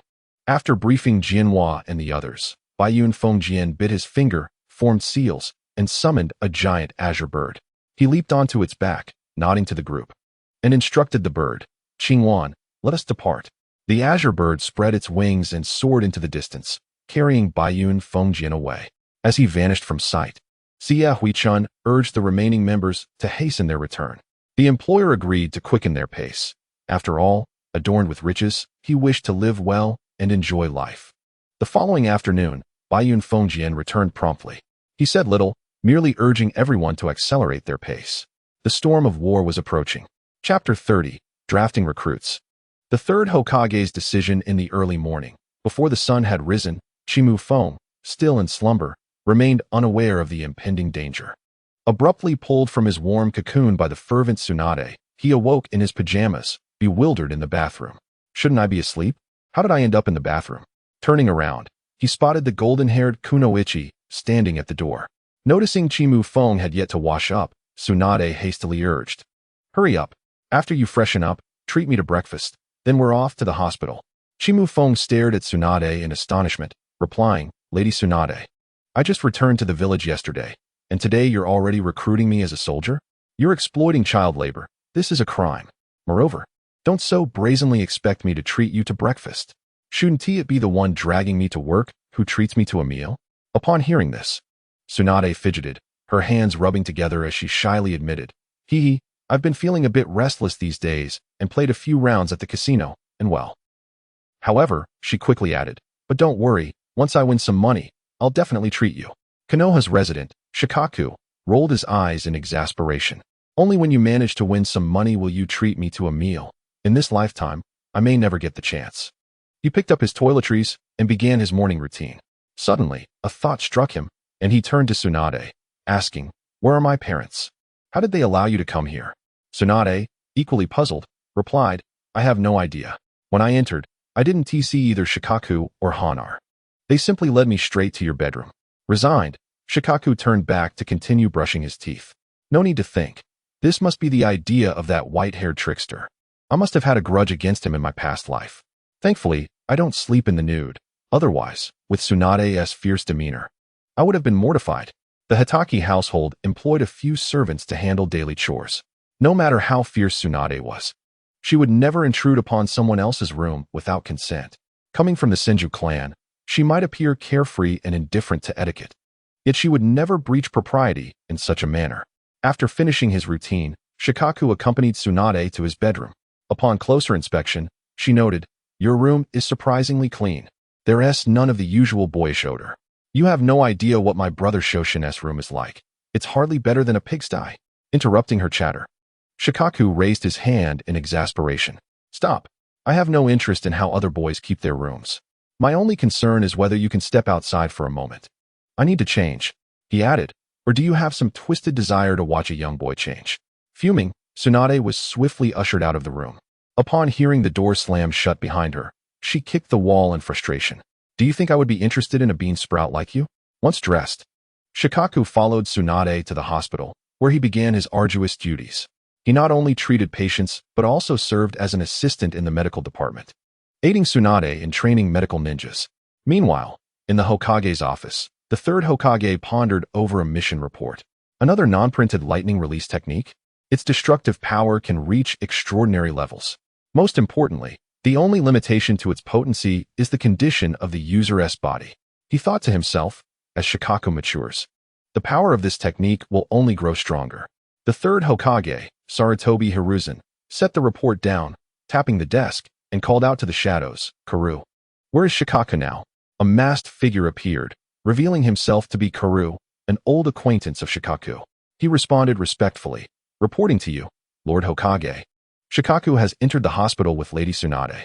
He is currently training the selected medical ninjas." Raising an eyebrow, the third Hokage questioned, "Isn't training the selected ninjas Tsunade's responsibility? Why has it been entrusted to Shikaku?" Karu replied, "He is Tsunade's assistant and has been enlisted multiple times by her." Taking a puff from his pipe, the third Hokage said, "Karu, please convey my orders to the mission department. Adjust the escort mission for the Kazama and Kihara teams to a higher level. Then, summon Tsunade to see me." Karu bowed and promptly disappeared. The third Hokage, contemplating Shikaku's file, found himself lost in thought. Suddenly, the door to the Hokage's office was kicked open violently, slamming against the wall with a resounding crash. "Speak up, speak up, speak up." Unfazed, The third Hokage regarded Tsunade, who was known for her lack of decorum. Old man, hurry up and say what you need to. The medical department and hospital are swamped with issues. If it's trivial, don't blame me for tearing your office apart. Tsunade felt her head spinning from the overwhelming workload between the hospital and the medical department, especially with the ongoing reforms targeting medical ninjas. She had barely managed to pull Shikaku in as a temporary aide when the third Hokage summoned her. Seeing Tsunade, who appeared utterly exhausted and slumped on the sofa, the third Hokage couldn't help but inquire, "Tsunade, how is the training plan for medical ninjas progressing?" As he spoke, he mused, "Is teaching students really this exhausting? When I taught you 3, it didn't feel this taxing." Tsunade, inflamed by his question, approached the Hokage's desk and slammed her hand down. "Old man, you should know better. Training medical ninjas is no easy task." Exasperated, she clutched her head and paced the office, shouting, "I've never encountered such foolish students. After a whole day of teaching, they learn nothing. It drives me insane." Tsunade had never been known for her patience. Coming from a privileged background, she had always been indulged, which shaped her carefree yet somewhat impatient character. If everything went smoothly, she could manage to be patient, but when things went awry, her temperament would shift dramatically. Among the legendary Sannin, Jiraiya was the most patient with his disciples, while Orochimaru's level of education was high, albeit often fatal for his students. Unperturbed by the spittle sprayed upon him, the third Hokage remarked, "Tsunade, you must understand the current situation in the ninja world. The shadow of war looms over every ninja village. Thus, it's imperative that you exert yourself to train another medical ninja. It will provide additional security in the upcoming conflicts." Tsunade shot him a glare. "You make it sound so easy. Training a medical ninja is not a task that can be accomplished overnight. Thankfully, I have Shikaku's assistance. Otherwise, I would have already lost my mind." The third Hokage seized the opportunity. "Oh, Shikaku? I recall he is Shikamo's son, endowed with remarkable medical talent. What do you think of taking him as your apprentice?" Upon hearing the Hokage's suggestion and observing his calm demeanor, Tsunade quickly grasped his true intent. "Old man, stop beating around the bush. Just say what you mean. Why should I take him as my disciple?" With a sigh, the third Hokage handed her the report on his desk. After reading it thoroughly, she looked up, astonished. "A technique with such destructive power and growth potential? This shouldn't be a problem for you to handle, right?" The third Hokage replied, "If it were that simple, it wouldn't be an issue. However, this is Shikaku's second non-printed technique." Non-printed technique? Tsunade was taken aback. Although she was well-versed in various techniques, she was surprised by Shikaku's age. Observing her astonishment, the third Hokage continued, "Indeed, this is his second non-printed technique. Who knows if he possesses others? This child differs from his father. Perhaps this is merely what he intends to reveal. Therefore, I hope you will become his mentor, ensuring he does not stray onto a dark path." Tsunade retorted sharply, "Stray path? What do you mean by that?" "Old man, there is no need for such grandiloquence. If it concerns the possibility of Hatake Kakashi straying onto a path that endangers the village and harms comrades, you need not worry about such a scenario. However, if your concerns lie elsewhere, then I cannot intervene in that regard. I hope you understand, old man. The bonds of comradeship cannot supersede the village's welfare, nor can they bring harm to those within it. Why did my great-grandfather choose you as Hokage instead of someone else?" With that, Tsunade tossed the report back onto the Hokage's desk, assuring that she would keep an eye on Kakashi's situation, but urged them to put away their ulterior motives. After uttering those words, she did not spare a glance at the third Hokage and decisively turned to leave. Her strides were firm and resolute, imbued with confidence and determination regarding her decision. As Tsunade departed, the Hokage's office fell into an eerie silence, leaving the third Hokage alone, contemplatively seated at his desk, his gaze directed towards the door through which Tsunade had exited. Chapter 31. Pros and Cons. A new perspective on medical reform upon returning to Konoha Hospital. Tsunade's steps were somewhat hurried. She traversed the hospital corridors, heading directly towards the break room. As she pushed open the door, she was greeted by the sight of Kakashi seated by the window, engrossed in reading a notebook. Sunlight streamed through the window, casting a warm glow that accentuated his earnest profile. Tsunade approached Kakashi with a casual demeanor, peering at the notes he was studying, which were densely filled with various details and insights regarding her unique strength techniques. Kakashi glanced up briefly at Tsunade before returning his focus to the notebook. occasionally gesturing with his hand to illustrate his points. Tsunade crossed her arms, a slight smile playing at the corners of her mouth, her bright eyes gleaming with an ineffable confidence, as if everything around her was well within her grasp. With a light-hearted gait, she walked to Kakashi's side, paused, leaned in closer, and with an increasingly evident smile, whispered, "Ah, strength techniques. This is my exclusive specialty. How about I teach you?"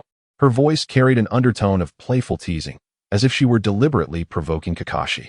Kakashi slowly folded the notebook in his hands, his lackluster gaze fixed on Tsunade, his expression unchanging as he replied, "Lady Tsunade, if you are truly so bored, perhaps you should go teach your students and showcase your talents." Suddenly, Tsunade felt as though something had lodged in her throat, her eyes widening as she stared at Kakashi, a hint of embarrassment and awkwardness crossing her features. This morning, she had hastily brought Kakashi here and then, like an indifferent manager, had offloaded all her responsibilities onto him. Initially, Tsunade had planned to unwind with a drink at the tavern after settling her affairs. However, before she could act, the summons from the third Hokage had struck her like a bolt from the blue.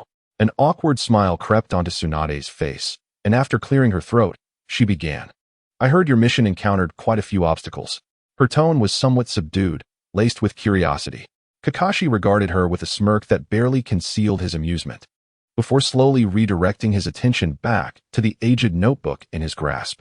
After a moment of silence, he finally spoke, "Lady Tsunade, your transition to this topic feels rather abrupt." His voice held a faint note of irony. As he continued to examine his notes, Kakashi began recounting the events of his mission. "Indeed, this mission was rather unexpected," Tsunade remarked, reflecting on the typical simplicity of such tasks, which usually lacked significant complications. "Yet, your experiences were so tumultuous, it truly was surprising."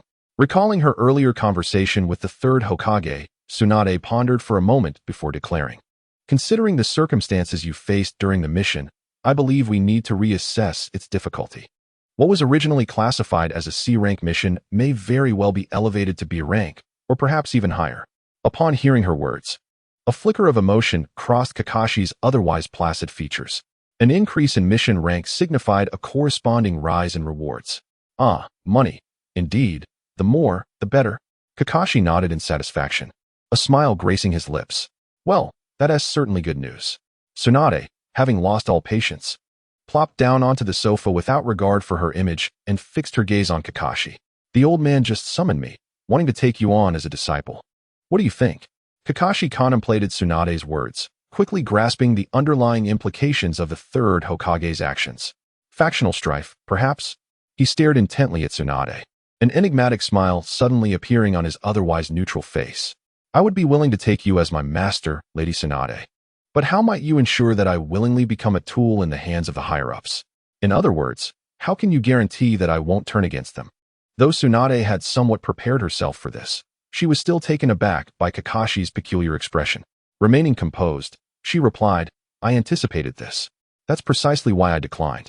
Kakashi stood, stretching his limbs, and with a teasing smile, said, "Lady Tsunade, you needn't shield the higher-ups from me. My father is Hatake Tsukumo, who transitioned from a samurai to a ninja. While he may not possess the rigid stubbornness of a traditional samurai, he certainly holds firm principles. Even if I were to become your disciple, I would never gain access to Konoha's upper echelons. I am but a pawn to restrain my father, a chain to control him. Should he ever cross his limits or threaten the interests of the higher-ups, they would not hesitate to break him and cultivate me, a young and easily manipulated child with potential. Once I grow, I would once again be the new Konoha White Fang, clearing obstacles for the upper echelons and serving their purposes." This was not mere baseless conjecture, but a reflection of Kakashi's forthcoming experiences. Of course, with Kakashi now in this world, he would not allow such events to unfold. Tsunade smiled wryly. "I knew it would come to this." Yet in her heart, she thought, old man, I hope you do not commit actions that could lead to misunderstandings. Otherwise, this little monster will not be easy to deal with." Shaking her head, Tsunade surrendered, stating, "Forget it. I will not meddle in your affairs any longer. I only have one request. Or perhaps a plea. You will not act against the village, will you?" Kakashi straightened his clothing and solemnly assured her, "This land is home to my beloved family and friends. I will not allow it to be tarnished." At noon, in a quaint tavern within the village, Tsunade raised her hand and called out to the innkeeper, "Another bottle, please." The table in their private booth already bore an empty bottle, prompting Kakashi to quickly intervene, stopping Tsunade from ordering more. "Lady Tsunade, you shouldn't drink anymore. You have classes to teach in the afternoon." Upon hearing about the afternoon classes, Tsunade felt a wave of frustration wash over her. She anxiously raked her fingers through her hair and snapped, "Don't mention those students. They're as dense as pigs. No matter how I teach, they just don't get it." Kakashi raised his cup, took a sip of the juice within, and addressed Tsunade. "Lady Tsunade, speak candidly. Why would the third Hokage acquiesce to the upper echelon's impractical plan?" Without a moment's hesitation, Tsunade replied, "It's a grandiose ambition, lacking in understanding." Kakashi furrowed his brow and, somewhat exasperated, responded, "Lady Tsunade, do not impose your subjective views upon concrete events. This matter is far from simple." Hearing this, Tsunade, with an air of defiance, retorted, "Oh, you little brat, what do you know? You haven't even grown your first hair." At this, Kakashi felt a surge of frustration. He merely wished to discuss the matter at hand, yet she chose to engage in banter about his youth. He was tempted to render Tsunade unconscious and toss her into the street. Taking a deep breath, Kakashi articulated, "Lady Tsunade, while it is true that the medical reforms initiated by the department were decided upon without consideration of practical difficulties, the intent is to cultivate a multitude of medical ninjas, aiming to diminish casualties in future conflicts." Tsunade gradually straightened her posture, gazing at Kakashi as she inquired, "What exactly are you trying to convey?" "I comprehend these concepts as well. The current issue lies in the challenge of training medical ninjas. Not every ninja is suited for this role." Kakashi sipped from his cup and continued, "That is precisely the crux. Are we to develop versatile medical ninjas or battlefield medics?" Tsunade pondered for a moment, seemingly grasping the essence, yet remained perplexed. She looked at Kakashi and queried, "Is there truly a distinction between medical ninjas and battlefield medics?" Kakashi set down his cup and regarded her earnestly. "There is indeed a distinction. Firstly, medical ninjas must utilize specific medical ninjutsu to achieve healing and detoxification. The learning of this ninjutsu, particularly the mastery of sage techniques, is a significant hurdle. Conversely, battlefield medics may not possess medical ninjutsu, but they must have a firm grasp of essential medical knowledge. The most common injuries on the battlefield include wounds from sharp blades, poisoning, and fractures.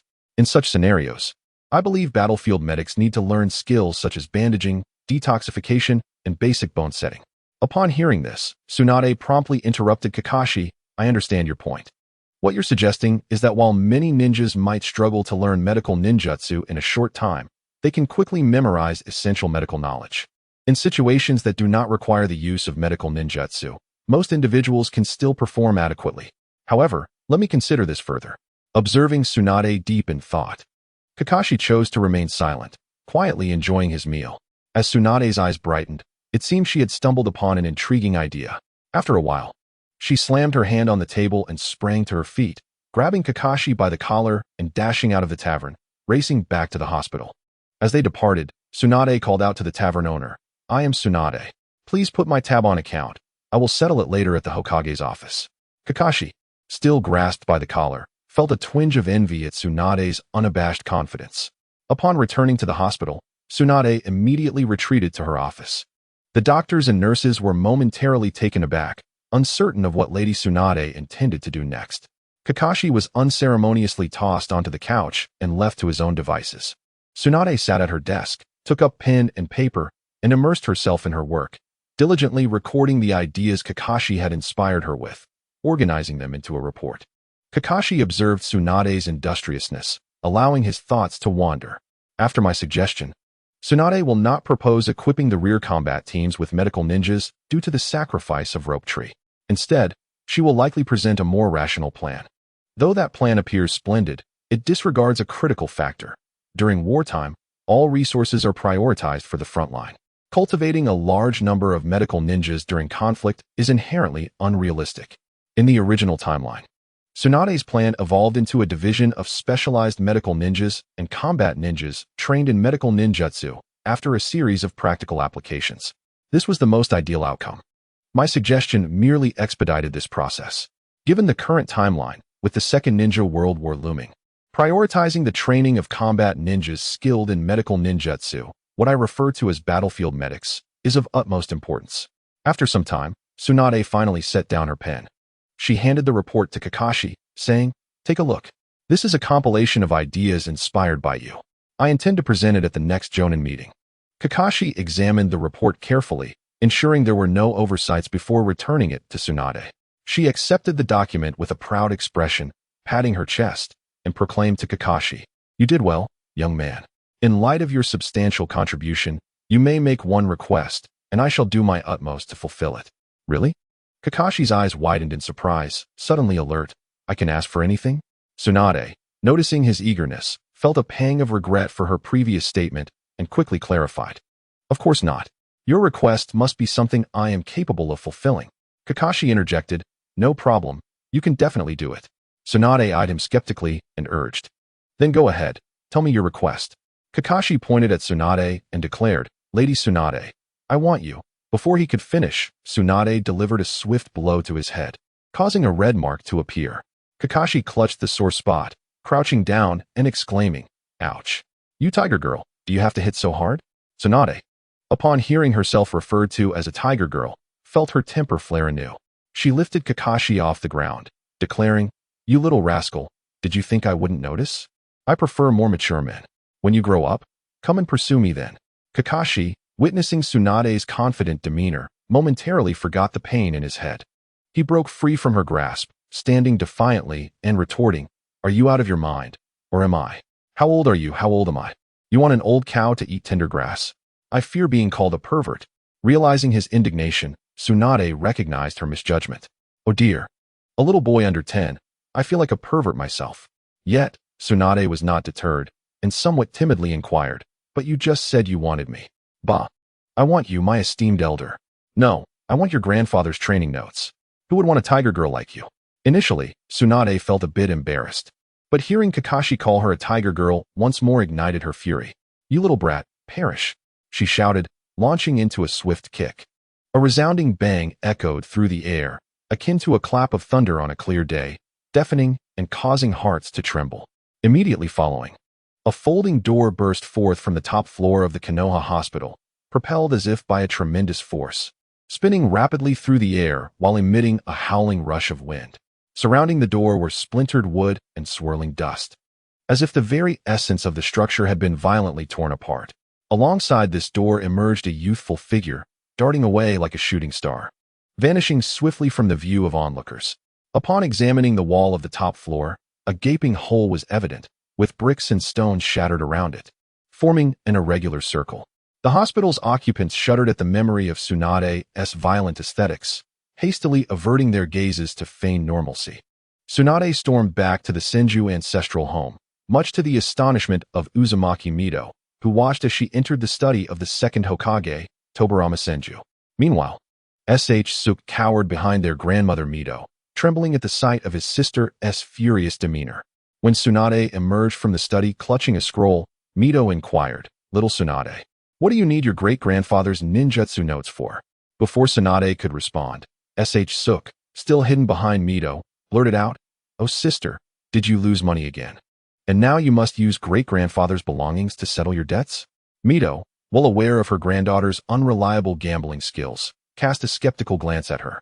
Sensing the emergence of golden chains behind her, it appeared that without a satisfactory explanation, her granddaughter might soon experience a rather formidable lesson in humility. Tsunade shot a glare at her foolish brother, then knelt before their grandmother, sweetly declaring, "Grandma, how could I possibly do such a thing? This is the mischievous child from Shikamaru's household, who has provided me with significant assistance. He wishes to see my great-grandfather's ninjutsu notes." Mito's intimidating aura diminished, and the golden chains gradually dissipated, restoring a serene atmosphere. Tsunade felt a sense of relief wash over her. However, in the midst of this tranquil moment, a disruptive voice emerged. Suke leaped from behind Mito, teasingly saying, "Haha, sister, why are you so concerned about that little brat? Jiraiya told me that this is akin to an old cow courting a young calf. What are you doing? Don't come any closer." Before he could finish, Tsunade grabbed her dear brother, demonstrating to him what true bloodline suppression entailed. Mito observed her eldest grandson with a bemused expression, thinking that had she been younger, she would have dealt with him herself. Is it hereditary? Truly, He is the spitting image of his grandfather, Hashirama, in his foolishness. Mito paid no heed to her grandson's pleading gaze, instead addressing Tsunade, that boy from the Hitaki clan. I have only seen him once. I would like you to bring him over so I can have a proper look. After speaking, she returned to her courtyard. Watching her grandmother leave, Tsunade did not cease her actions, continuing to pummel her foolish brother. Once her frustration was vented, Tsunade, with the scroll in hand, left the Senju ancestral home, heading to the Hitaki residence to deliver Tobarama's ninjutsu notes. Within the Senju ancestral home, Mito reclined in her rocking chair, enjoying the gentle breeze. Suk lay in his courtyard, lamenting his pain and muttering, seemingly cursing someone. Chapter 33, Shimura Danzo, a moment of impulse, a moment of satisfaction in the Hokage's office. The Konoha Four were engaged in discussions regarding the situation in the Rain Country and its hidden village, Amigakure. In recent years, the power of the Rain Country had rapidly expanded, posing a subtle threat to the positions of the five great nations. However, it remained merely a threat, insufficient to destabilize their status. Under the leadership of Hanzo of the Salamander, Amigakure's methods had become increasingly aggressive. With its growing strength, the Rain Country would undoubtedly seek to expand, as this was the only path to sustain dominance for any militaristic state. Amigakure was strategically located at the intersection of the Fire, Wind, and Earth countries, and Hanzo's ambitions would likely target the Land of Rivers or the Land of Grass. The Konoha Four concluded that Hanzo would prioritize the renowned Land of Grass, as a buffer zone between great nations must exist. A rise in power among smaller nations would disrupt the delicate balance that the five great nations had maintained. The third Hokage stated, Danzo, I will assign another team of Umbu ninjas to assist you. You must remain vigilant regarding the developments in the Rain Country. Should any sign of unrest arise, relay the information back to us without delay. Danzo replied coldly, Rest assured, Hiruzen, I will keep a close watch on the intelligence from the Rain Country. However, I require additional personnel, and I need to establish. At that moment, a rapid knocking interrupted Danzo's thoughts. The third Hokage furrowed his brow, pondering. I distinctly instructed not to be disturbed unless it was urgent. Yet now, his thoughts were abruptly pulled back to reality. Realizing that something of great importance must have occurred. The next moment, a masked ninja entered the Hokage's office. The third Hokage immediately recognized him as an Umbu operative stationed near the Senju ancestral home, codenamed Ox. He urgently asked, What brings you here? Has something happened to Mito? The hearts of the other three quickened, fearing the worst. Kneeling, the Umbu operative spoke in a low voice, Lord Third, it is not Lady Mito who is in peril. It is Lady Tsunade. She has delivered the second Hokage's ninjutsu notes to the Hitaki residence for Hitaki Kakashi to view. Upon hearing this, the already antagonistic Kotetsu hurriedly slammed his hand on the table, exclaiming, Tsunade, how dare she? How dare she send our teacher's notes to Kakashi? He turned to Hiruzen. Look at your precious disciple, daring to take our teacher's belongings without notifying us. Danzo's single eye widened in fury as he glared at the third Hokage, saying, Damn it. We must put a stop to this. It's one thing for Tsunade, but how audacious is that boy from the Hitaki clan to covet what does not belong to him? Hiruzen, we must take necessary measures. The third Hokage, taking a puff from his pipe, asked, What do you propose we do, Danzo? Danzo urgently replied, First, we need to infiltrate the Senju ancestral home and seize all of the teacher's scrolls. Secondly, we should imprison Kakashi under the pretext of stealing village secrets. Finally, we can use Kakashi to threaten Shikamaru, compelling him to remain stationed at the border. Having stated his plan, Danzo looked at Hiruzen with hopeful anticipation, yearning for immediate approval. Hiruzen glanced at Danzo and asked, Who will carry out these tasks? Who will retrieve our teacher's belongings from the Senju ancestral home? Without hesitation, Danzo stated, Of course. The Umbu will handle it. Moreover, I am not unwilling to assist. I can lead my subordinates to capture Kakashi. Mito Minyen, who had yet to speak, twitched the corners of his mouth, unable to suppress an eye roll. Goodness, Danzo, your schemes are practically slapping me in the face. You leave the task of offending Lord Mito to the Umbu and go after Kakashi Hitaki yourself. Do you truly consider those present as fools? Tsunade Haruno widened her eyes, directly retorting, Danzo, how did I not realize you could be so shameless? Sending the Umbu to the Senju ancestral home. Are you afraid of not knowing how to meet your end? Let me ask you, how do you intend to face Lord Mito? And do you not fear that Kakashi Hitaki will come at you with a blade? Danzo Shimura raised his head defiantly, declaring, I am a high-ranking official of Konoha. How could I fear Lord Mito? Moreover, should Kakashi Hatake harm me, it would be an act of treachery against the village. Tsunade was taken aback by Danzo's audacity, leaving her speechless with anger.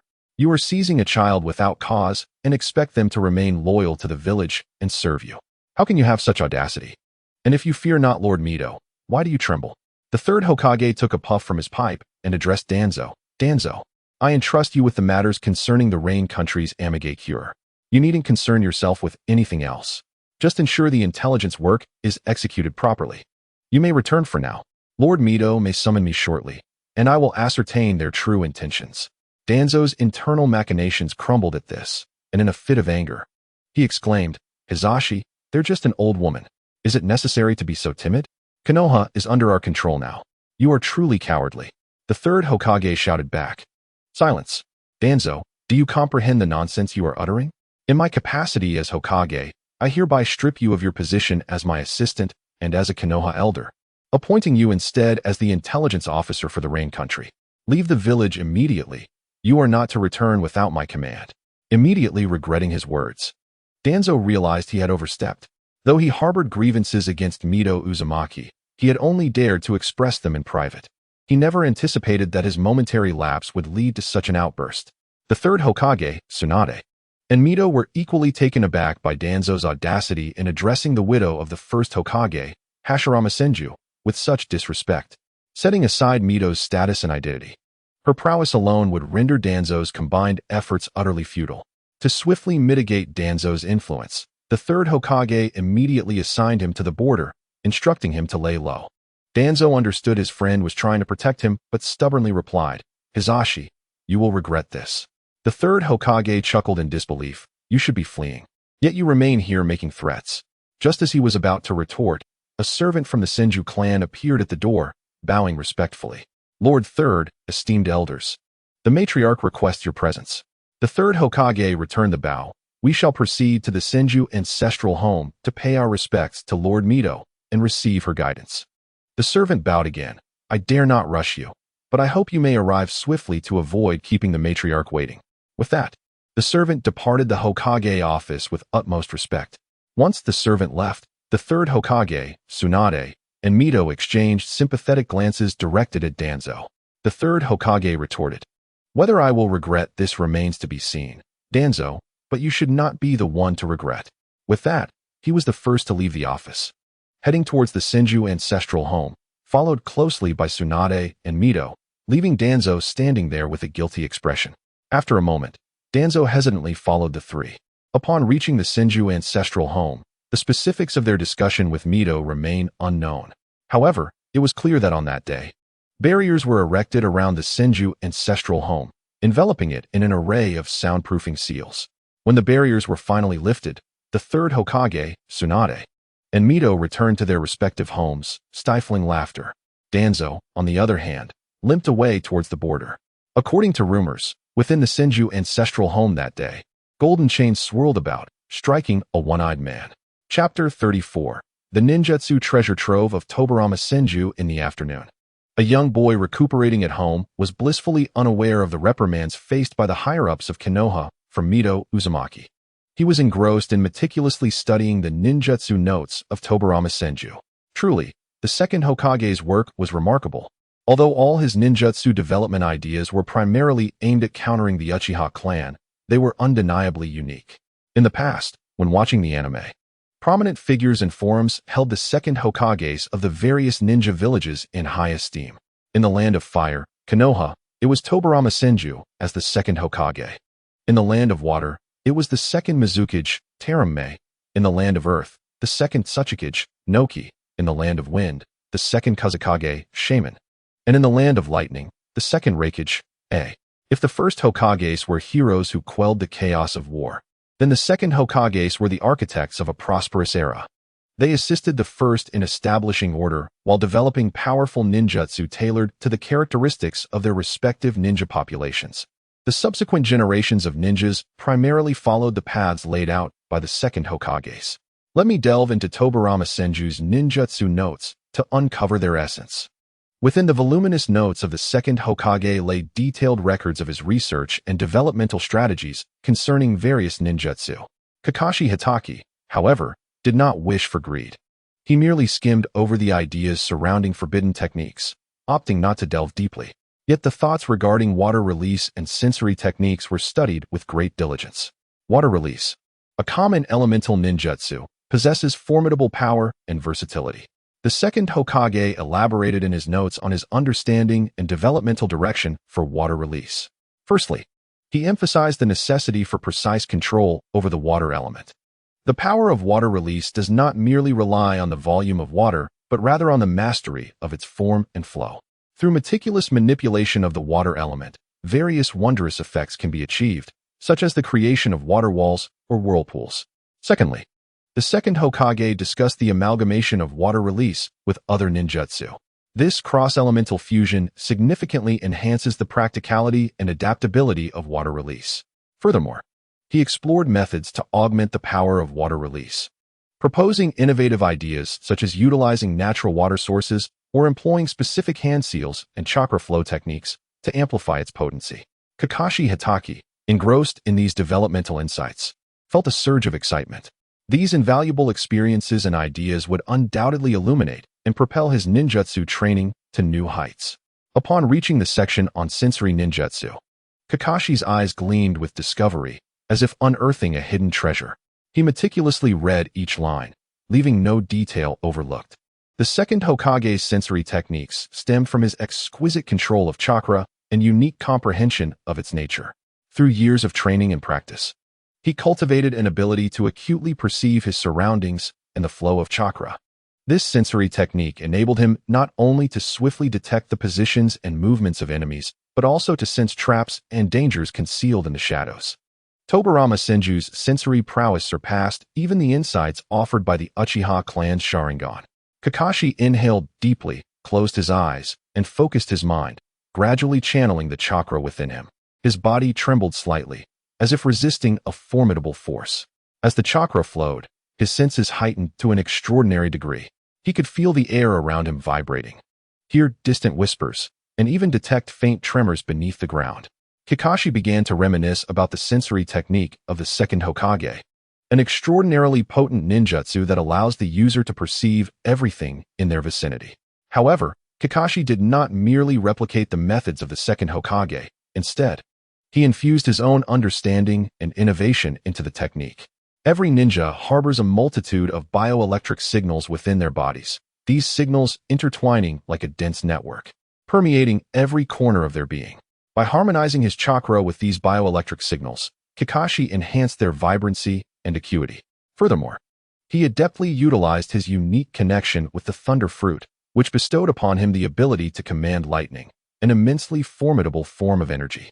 By integrating the energy of lightning into his sensory technique, Kakashi significantly broadened both the range and precision of his perception. Before long, an invisible network, as intricate as spider silk, emanated from Kakashi, rapidly extending in all directions. This network resembled a colossal spider's web, enveloping everything around him. Its reach continually expanded: 5 meters, 10 meters, 50 meters, 100 meters, 500 meters, 1,000 meters, each increment amplifying its coverage. Although still somewhat inferior to the second Hokage Senju Tobirama's ability to sense across vast distances, Kakashi's network had already begun to show promise. In a nearby room, Kakashi sensed a chakra imbued with a sharp essence, undoubtedly that of his father, Kakashi Shikaku. Another chakra, weaker yet suffused with warmth, belonged to his mother, Kakashi Hanar. Slowly opening his eyes, a wave of indescribable joy surged within him. After extensive effort and experimentation, he had finally succeeded in developing a sensory ninjutsu tailored to himself. Taking a deep breath to quell his excitement, he decided to rest briefly, allowing both his body and mind to recuperate. After a short while, feeling completely revitalized, he refocused his energy and began to mobilize his chakra. As the chakra flowed, Kakashi's sensory capabilities gradually intensified. His consciousness extended like tendrils, enveloping the entire room, then the courtyard, and ultimately the entire estate. He could distinctly perceive every individual in his home: his affectionate parents, their laughter and whispers crystal clear within his awareness. The servants preparing dinner, their bustling forms and the clatter of pots and pans not escaping his notice. The old caretaker sweeping the yard, the sound of his broom against the ground and his breath easily captured by Kakashi, and the ordinary guards standing at the gate. Their footsteps and muted conversations also within Kakashi's perceptual realm. However, just as Kakashi was about to conclude this sensory exercise, he suddenly detected an anomaly, an eerily white plant human. Frowning slightly, Kakashi, a fervent admirer of the Hokage in his previous life, instantly recognized the true identity of this pale entity. A fleeting thought crossed his mind. Is that White Zetsu? Should I capture it? He recalled that Uzumaki Mito's sensory abilities could encompass the entire Hidden Leaf Village. Not only could she sense, but she could also harness the power of the Nine Tails to discern the morality of individuals. She would likely not activate her powers without cause. Yet Tsunade had presented the scroll of Senju Tobarama's ninjutsu notes for him to study, which would inevitably stir the nerves of the village's higher-ups, prompting her to take precautions. Thus, this serves as a patch to the previous narrative. As I always say, strive for logical coherence. Of course, if readers merely wish to enjoy a light-hearted story, that is perfectly fine too, as it brings relaxation and respite, which is the intent of this tale. Chapter 35. The hidden observer Kakashi stood still, brow furrowed, contemplating how to address the presence of White Zetsu. He was acutely aware that, although White Zetsu was not particularly strong, it possessed an exceptionally keen sense of perception and remarkable evasion skills. If he failed to subdue it immediately, once it sensed danger, it would undoubtedly flee without hesitation. Given White Zetsu's speed and agility, pursuing it again would likely prove challenging. More importantly, Kakashi wished to keep his trump cards concealed. He indeed possessed several means capable of delivering a decisive blow to White Zetsu, but these were his secret weapons, which he preferred not to deploy unless absolutely necessary. After careful consideration, Kakashi ultimately resolved to forego the notion of capturing White Zetsu alive. While this might result in missing crucial intelligence, it was preferable to alerting the creature and placing himself in a precarious situation. Uchiha Madara? Is he beginning to infiltrate the Hidden Leaf Village in search of a successor? To validate his suspicions, Kakashi rose, stretching his limbs before stepping out of the Kakashi residence. Venturing outside, Kakashi strolled aimlessly, occasionally pausing to admire the scenery or savor street food. Although he appeared to wander without purpose from an aerial view, one would notice his path gradually converging towards the ancestral grounds of the Uchiha clan. At that time, the Uchiha ancestral grounds had yet to be disturbed by the chaos of the Nine Tails, still nestled in the bustling center of the Hidden Leaf Village, alive with activity and vibrancy. Upon nearing the Uchiha grounds, Kakashi feigned fatigue, slowly sitting on a nearby chair, closing his eyes as if to rest. Yet beneath this seemingly tranquil facade, he quietly activated his sensory ninjutsu. His mental energy spread like an invisible current, swiftly encompassing everything around him. As anticipated, his sensory technique immediately detected some unusual movements. Although faint, these disturbances did not escape Kakashi's sharp perception. The subtle movements mirrored those he had sensed earlier from White Zetsu. As expected, Madara is already scouting for a successor. What role do I play in this? What does he intend for me? Or is the appearance of White Zetsu near my home merely a coincidence? Kakashi pondered inwardly. Is this truly just a coincidence? It seems I must conduct some tests. With such thoughts swirling in his mind, Kakashi slowly opened his eyes. Rising discreetly, he made his way towards his secret hideout, maintaining heightened awareness of his surroundings. At last, he reached his concealed camp. Upon arrival, Kakashi promptly unleashed his sensory ninjutsu, dispersing his chakra to meticulously scan the vicinity. Moments later, a look of surprise crossed his face as he discovered that there were indeed no traces of White Zetsu in his surroundings. Yet, he did not let his guard down. He understood this could be a temporary phenomenon. Thus, he sat cross-legged by the riverbank, closed his eyes, and began to reflect deeply. Is this truly just a coincidence? Kakashi mused internally. Or is there some insidious plot lurking behind this? Regardless, I cannot afford to be complacent. After all, I have now become a sensory ninja, and I must learn countermeasures against sensory techniques. The best countermeasures against sensory techniques are likely barrier techniques and sealing techniques. Kakashi Hitaki pondered to himself. In the realm of Konoha, the most authoritative figure in this regard was undoubtedly the widow of the first Hokage, Uzumaki Mito. The original manga provides limited descriptions of Uzumaki Mido, as she primarily appears in the recollections of various protagonists. This leaves Kakashi with scant knowledge of her specific circumstances. However, he is aware that this venerable lady is an extraordinary individual. Not only has she accumulated wisdom over the years, but her vast knowledge and unwavering dedication to the village's development are remarkable. In her presence, any insidious thoughts would likely find no sanctuary. With this in mind, Kakashi opened his eyes and murmured softly, "It appears that mastering the means to counter sensory ninjutsu is indeed a formidable challenge ahead." Indeed, according to the descriptions found in the original manga of the previous life, the entity known as White Zetsu can be categorized into two principal types. One type consists of humans transformed during the last infinite Tsukuyami, while the other is a creation cultivated through the utilization of Hashirama cells. As Kakashi pondered, if one were to deduce based on the timeline, it is likely that the White Zetsu infiltrating the village now belonged to the former category. However, Kakashi found himself perplexed, as these beings seemed to possess a unique ability that rendered them difficult to detect by conventional means. From the information he had gathered, only Senjutsu chakra and the moral perception of the Nine Tails could affect them. Suddenly, a possibility struck him regarding the Raijin fruit, yet after thorough contemplation, he realized he lacked sufficient evidence to substantiate this hypothesis. Reluctantly, he decided to set this issue aside temporarily and focus on enhancing his own strength. Any fear stems from insufficient firepower. This statement holds true. Kakashi was acutely aware that in this perilous and uncertain world, only through immense strength could he truly safeguard himself and those around him. Thus, he resolutely prioritized the enhancement of his power. Regardless of overt adversaries or those lurking in the shadows, as long as he possessed formidable strength, he would not tremble before them. Within the depths of his heart, Kiki Matsuki silently vowed to continuously enhance his abilities and become a true powerhouse. In the ensuing days, he cleverly used his injuries as an excuse to remain at home recuperating, thereby evading the relentless demands of Tsunade. During this period of respite, Kiki dedicated himself to the development of his Thunder Fruit.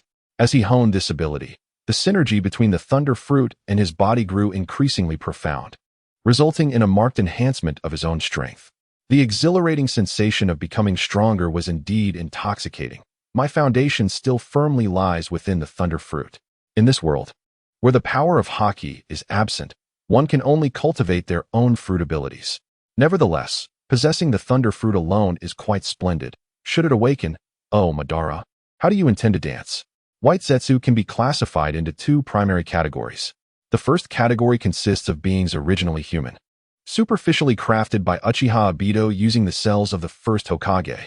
However, this creation is fundamentally disconnected from its origins.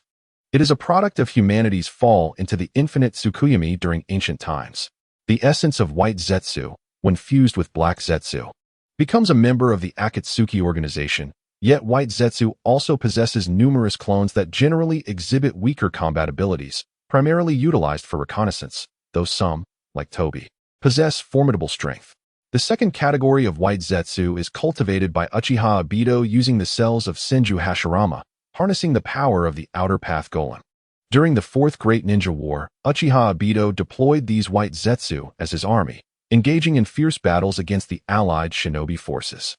These White Zetsu possess the ability to manipulate wood release, absorb the chakra of their enemies, and exhibit exceptional transformation techniques and sporjutsu. In the world of One Piece, the natural type devil fruits can also enter an awakened state. Chapter 36, An Unexpected Incident in Recent Days. Hataki Kid has devoted himself to diligently training a unique perception technique known as the heart net.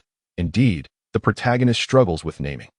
This perception technique aligns perfectly with his inherent characteristics, and over time, his mastery of the heart net has grown increasingly proficient. Concurrently, the Thunder Fruit he possesses has begun to reveal its formidable powers. This fruit not only grants Kid the ability to manipulate lightning, but also subtly enhances his physical form. Due to the influence of the Thunder Fruit, Kid's physique has gradually become more robust, with more pronounced muscle definition and a significant increase in strength. However, a side effect of this transformation is a burgeoning appetite. Previously, the beasts surrounding the camp had sufficed as his source of sustenance, but now they have been entirely consumed, failing to satisfy his insatiable hunger. In search of ample provisions, Keed must venture deeper into the perilous death forest to seek prey. Having concluded his training for the day, Keed intends to return home. At that moment, however, he perceives a figure approaching him from the distance. Why is someone coming this way? Kakashi Haruno remained vigilant. This place was a serendipitous discovery for him, as he possessed a discerning eye that recognized the uniqueness of its geographical environment. Consequently, he resolved to establish a clandestine camp here. Though this camp was situated adjacent to a tributary of the Minami River and not far from the village, the surrounding terrain was extraordinarily intricate, resembling a labyrinth that deterred ordinary individuals from venturing near. Since the establishment of Kakashi's camp, he had encountered no one aside from Tsunade, Kushina, and Minato. Therefore, upon sensing an approaching presence, a surge of alertness welled up within him. After dismissing all other possibilities, only one conclusion remained in Kakashi's mind. The newcomer must undoubtedly be a ninja from a foreign land. Upon reflecting on this, he dared not delay even for a moment. He swiftly tidied up any potential traces left behind, then concealed his presence to the utmost degree, akin to a specter, silently retreating behind a towering tree. Hidden from view, Kakashi Hatake cautiously observed the surroundings through the dense foliage, ensuring that not a single detail escaped his notice. His heart raced involuntarily, tension coursing through his body. Yet he feigned composure, gripping the shuriken firmly in his hand, ready to confront any unforeseen circumstances. The man passed swiftly, and Kakashi discerned his appearance, an unremarkable figure, a middle-aged man with a scruffy beard. As he watched the individual recede into the distance, Kakashi remained as still as a statue, his eyes fixed on the man's silhouette with the intensity of a hawk, as if attempting to penetrate the very essence of his being. Indeed, within the range of Kakashi's perception, the man, like a wraith, abruptly altered his course, returning with astonishing speed. This movement was as swift as lightning. Had Kakashi not maintained his heightened vigilance, he might have missed this subtle shift entirely. Upon returning to his original position, the man appeared bewildered, glancing around aimlessly while muttering, "Is anyone there? Could it be that my perception is flawed?" His voice resonated oddly in the serene stillness, as though he were the sole inhabitant of a desolate world. As he spoke, the man seemed to relinquish his pursuit, slowly turning his body to prepare for departure. However, at the very moment he pivoted, Hatake Keed keenly perceived the bizarre, sinister smirk that graced the man's face. This smile caused Keed's heart to constrict suddenly, an overwhelming sense of peril surging within him. Without the luxury of contemplation, his body instinctively reacted. He swiftly sidestepped, vanishing from his previous hiding place like a flash of lightning. Almost at the very moment when Hatake Kakashi had just departed, a dazzling bolt of lightning erupted violently at the spot where he had stood. "Humph, as expected. A little mouse has been hiding here." Accompanied by a low, sinister chuckle, the figure of the man in the distance morphed into a puddle of mud, gradually merging with the surrounding earth, vanishing without a trace in the blink of an eye. "Is it a mud clone?" Kakashi observed, his brow furrowing tightly as a heightened sense of peril enveloped him. He dared not let his guard down for an instant, swiftly gripping the kunai in his hand, adopting a posture of utmost vigilance. Simultaneously, he channeled his chakra ceaselessly into his sensory network, expanding its reach to the maximum extent to ensure he could detect any slightest movement from his adversary. He understood that this would be the most arduous battle he had ever faced. From this man, Kakashi sensed an oppressive force even stronger than that of his mentor, the esteemed J-Nin, Hinata Hayashi, a malevolent spirit risen from a sea of corpses. Suddenly, Kakashi thrust his palm forward with lightning speed, unleashing a torrent of purple lightning-infused shuriken that surged forth like a swarm of disturbed bees. Astonishingly, at the very moment the shuriken were released, Kakashi's body propelled backward with the swiftness of a lightning strike. In the next instant, the purple shuriken appeared before the man as if drawn by an unseen force, as though he had deliberately positioned himself in their path. However, the man remained unerringly calm in the face of this sudden assault. With a mere flick of his hand, the once formidable shuriken shattered in his grasp, dissolving into countless tiny purple specks. Moreover, the other shuriken aimed at him were effortlessly deflected, unable to inflict any harm. A slight smile crept upon the man's lips, exuding confidence in his abilities. He then slowly extended his palm, observing the dissipating purple shuriken with a glint of surprise in his eyes. A momentary, formless lightning technique, coupled with such acute sensory prowess. It is indeed a rarity. It seems I have stumbled upon a treasure today. His gaze fell upon Kakashi, imbued with a mix of admiration and curiosity. He executed a swift maneuver, blocking Kakashi's path of retreat. A talent like yours should not belong to Konohagakure. You ought to be one of us. Tell me your name, young one. Yet, in response to the man's inquiry, Kakashi did not provide a direct answer. Instead, he smirked slightly and countered, Uncle, shouldn't one introduce oneself before inquiring about another's name? The man's expression darkened as he replied, You little brat, you truly are disobedient. It seems you need a lesson. In the next instant, without any forewarning, the man appeared before Kakashi like a specter. His movements were as swift as lightning, catching Kakashi off guard. He raised a colossal fist, striking down toward Kakashi's head with the force of thunder. Faced with this sudden assault, Kakashi did not panic. His body responded with the agility of a cheetah, swiftly ducking to evade the man's fist. Yet, Kakashi's counterattack was equally swift and fierce. While dodging, he executed a powerful kick, sweeping toward the man's midsection like a steel whip.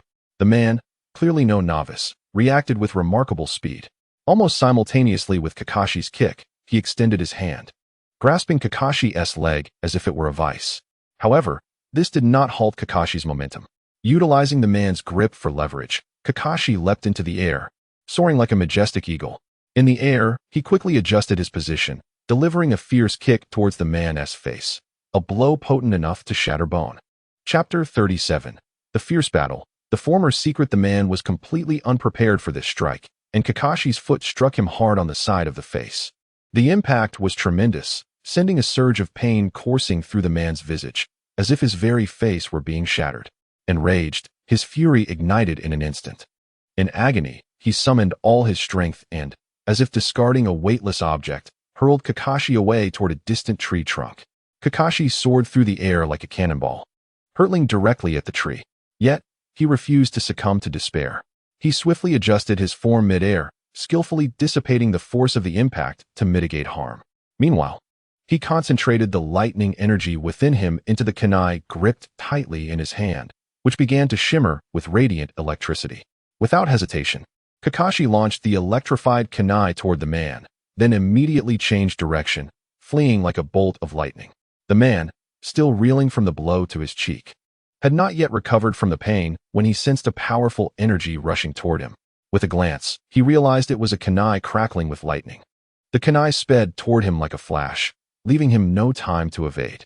In a split second, he barely managed to twist his body, resulting in the kunai grazing his shoulder, leaving a deep gash from which blood gushed forth. The kunai's might was formidable. It not only pierced the man's shoulder, but also embedded itself deep into the tree behind him.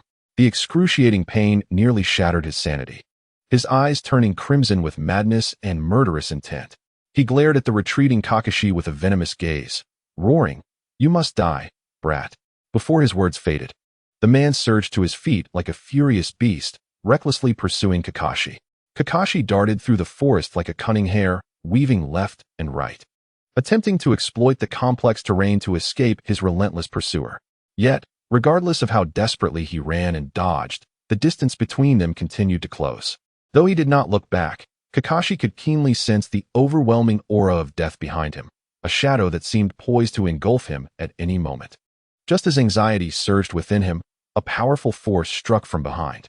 Realizing the danger, he attempted to employ his ultimate life-saving technique, elementalization, but found it was too late. Thunderstorm Level Chio Dance.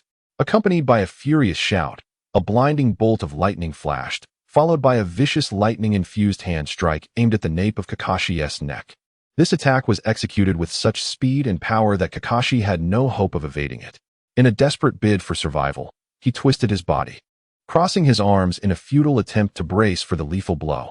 With a deafening crash, Kakashi was sent flying like a puppet with severed strings, crashing into a nearby tree. The trunk shook violently, leaves cascading down. Kakashi's body slid down the tree, ultimately collapsing heavily onto the ground. His chest caved in, indicating severe injury, blood oozing from his mouth and staining the earth beneath him.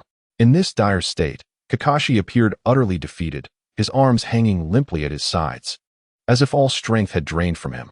His eyes closed, his face pale as a ghost. He seemed to have lost all capacity to retaliate, resigned to his fate. The man, like a specter, suddenly materialized before Kakashi, his face radiating a chilling aura, a sinister smile playing upon his lips. "Young man, you indeed possess some remarkable skills."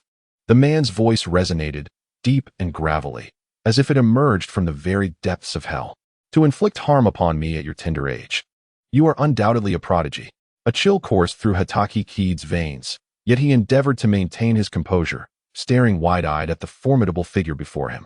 Silently, he was fervently employing elemental manipulation to mend his wounds.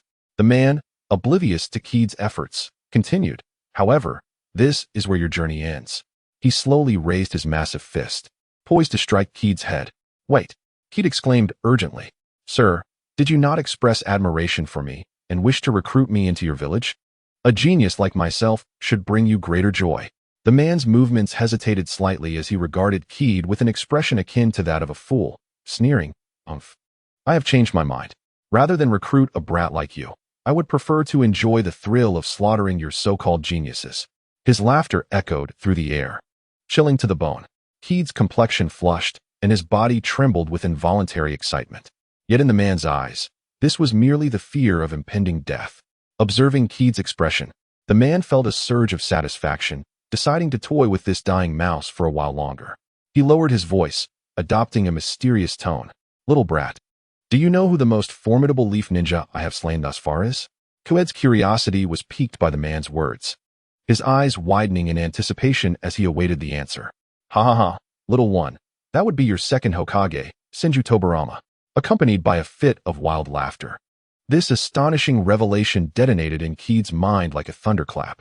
His eyes widened in disbelief as he gazed at the man before him, a tempest of emotions surging within, drawing from his past life's memories and the intelligence gleaned from their recent skirmish.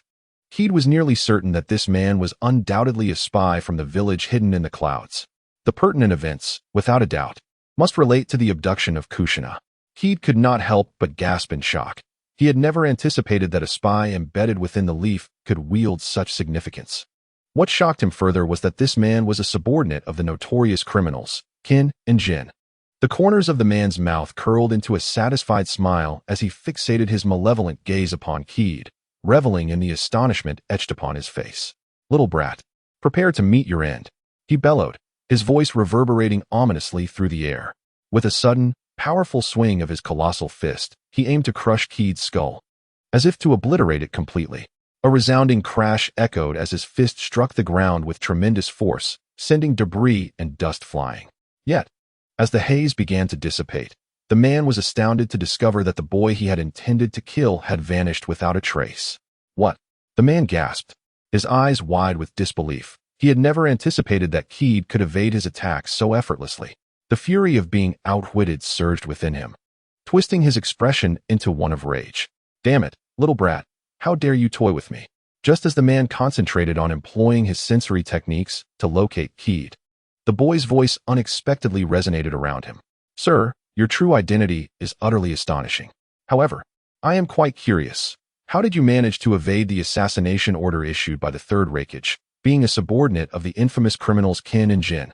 These words pierced the man's heart like a finely honed blade, causing him to tremble as Kide's inquiry struck a nerve. He had been in the midst of employing his sensory techniques, but was suddenly overwhelmed by an invisible force that disrupted his control. Furious, the man glared into the void surrounding him, roaring, "Little brat, what do you mean?" Yet, Kide's voice did not falter. Instead, it continued to echo from all directions, this time veering from the previous topic. "I have heard that Kin and Jin possessed 5 legendary artifacts, 4 of which vanished upon their demise. The only ninja tool successfully acquired by the village hidden in the clouds is that enigmatic amber bottle. Hence, the question arises, sir. How did your village manage to seize this amber bottle from Kin and Jin?" Each of Kide's words struck the man like a hammer, igniting his rage to a fervent blaze. His face contorted with fury as he roared into the air. "Silence, you wretched brat. Sir, you seem quite anxious. I understand your urgency, but do hold on. I once heard a saying, once all impossibilities have been eliminated, the remaining truth, no matter how implausible it may seem, must be the reality. In my view, you exchanged that amber bottle for a fleeting chance at survival. Furthermore, I suspect that the higher-ups in your village made certain promises or conditions to you. However, once that amber bottle fell into their hands, You became nothing more than a worthless pawn.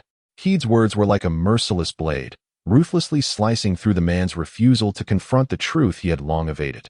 The man had once believed that by betraying his superior and delivering the amber bottle to the higher-ups in the village hidden in the clouds, he would acquire sufficient leverage to fulfill his ambitions. Yet, upon surrendering the amber bottle, he was shocked to find that he did not receive the anticipated reward. Instead, he was dispatched to the Leaf Village as a spy. Aware of the task's inherent dangers, the higher-ups were concerned that he might betray the village once more and divulge classified information. To ensure his loyalty, they resorted to extreme measures, employing poison and cursed seals to control him. The man felt as though an invisible force had tightly bound his body, leaving him powerless to escape. Despair and helplessness engulfed him. He questioned whether he could survive under such constraints and what his future might hold. "Sir, your village's objective in this operation is undoubtedly that red-haired girl within the village, isn't it?" He continued. The man looked up in shock, his expression a mix of confusion as he surveyed his surroundings, inwardly pondering, how could this brat know our target? Has our plan been compromised? Struggling to maintain his composure, the man feigned surprise and asked, "Little brat, how do you know this?" His voice quivered slightly, clearly astonished by the boy's insight. In truth, the man himself was unaware of the specifics of the operation. His orders merely instructed him to monitor the activities of the red-haired girl in the Leaf Village and report her daily activities without fail. He had no knowledge of why she was being watched or what subsequent actions would be taken. Observing the man's bewildered expression, he couldn't help but find it amusing. He understood that this man was merely a pawn, utterly ignorant of the true plans of the village hidden in the clouds. Nevertheless, he pressed on, "Sir, do you know who that red-haired girl is?" The man, taken aback, shook his head in confusion. Who is that girl? He was indeed utterly perplexed regarding the identity of the little girl, knowing only that she was the target of this operation in Yunin Village. A mocking smile curled at the corner of Chu Feng's mouth, followed by a bout of boisterous laughter. "Ha ha ha! Dear uncle, you truly are astonishingly foolish. Have you not noticed the color of that little girl's hair? It is a deep wine red. Do you not comprehend what that signifies?" His voice dripped with derision and disdain as he continued. "That is a characteristic of the Uzumaki clan. You brutes of Yunin Village. I cannot fathom what has gone awry in your minds to ignore so many members of the Uzumaki clan in the Land of Waves, and instead target our village's reserve-tailed beast Jinchuriki." Chu Feng's words struck the other man like a heavy hammer, mercilessly exposing the folly of Yunin Village's actions. "So, dear uncle, regardless of whether your mission ultimately succeeds, you are destined to be completely abandoned. The higher-ups in Yunin Village will never tolerate a traitor like you. You are a stain upon Yunin Village, and it will not allow such a blemish to persist in this world." The boy's clear words resonated in the man's ears, though light in tone. They bore the weight of 1,000 burdens. The man's resolve crumbled entirely. Chapter 38. Bitter struggle. The man bowed his head and erupted into wild laughter. "Ha ha ha! Little brat, your words are utterly amusing. However, as a form of gratitude, I shall tear you apart piece by piece, allowing you to experience true terror." No sooner had he spoken than his body radiated a blinding light of lightning, as if struck by a bolt from above. His hair stood on end, electrified. In the blink of an eye, he was enveloped in a powerful aura of thunder, entering the lightning release chakra mode. This mode maximized the user's speed and defense, rendering both offense and defense nearly flawless. Furthermore, it significantly amplified the user's power, allowing them to effortlessly rip their enemies to shreds. "Boy, prepare to meet your end." The man's figure vanished like a flash of lightning, only to reappear beside Chu Feng an instant later. He raised his muscular arm high, bringing it down with tremendous force toward Chu Feng's head, a blow as unstoppable as thunder. However, Chu Feng was prepared this time. His nerves were taut, and he watched the man's every move with unwavering focus. Just as the man's fist was about to collide with his skull, Chu Feng swiftly raised his arm, accurately seizing the man's. He then twisted his waist powerfully, executing a beautiful shoulder throw that sent the man crashing to the ground. A resounding bang echoed, shaking the very earth beneath them. Remarkably, the man felt no injury whatsoever. His body seemed infused with strength. One hand gripped the ground tightly while the other leg lashed out with the speed of a steel whip, slicing through the air toward Chu Feng, who was momentarily in an advantageous position. The force of that kick was astonishing, generating a gale that was several times more powerful than Chu Feng's own whip-like leg. If struck, death would be imminent. Faced with such a ferocious attack, Chu Feng could not afford to be careless. He agilely shifted backward, narrowly evading the lethal kick. Without hesitation, he extended his palm, unleashing a dragon-shaped bolt of lightning that surged forth like a vengeful storm, targeting the man. "Lightning Dragon Devour," Chu Feng shouted. As the bolt transformed into a roaring dragon, claws bared and lunging fiercely at the man. Yet the man displayed no fear. He brazenly charged through the onslaught of the lightning dragon, emerging unscathed.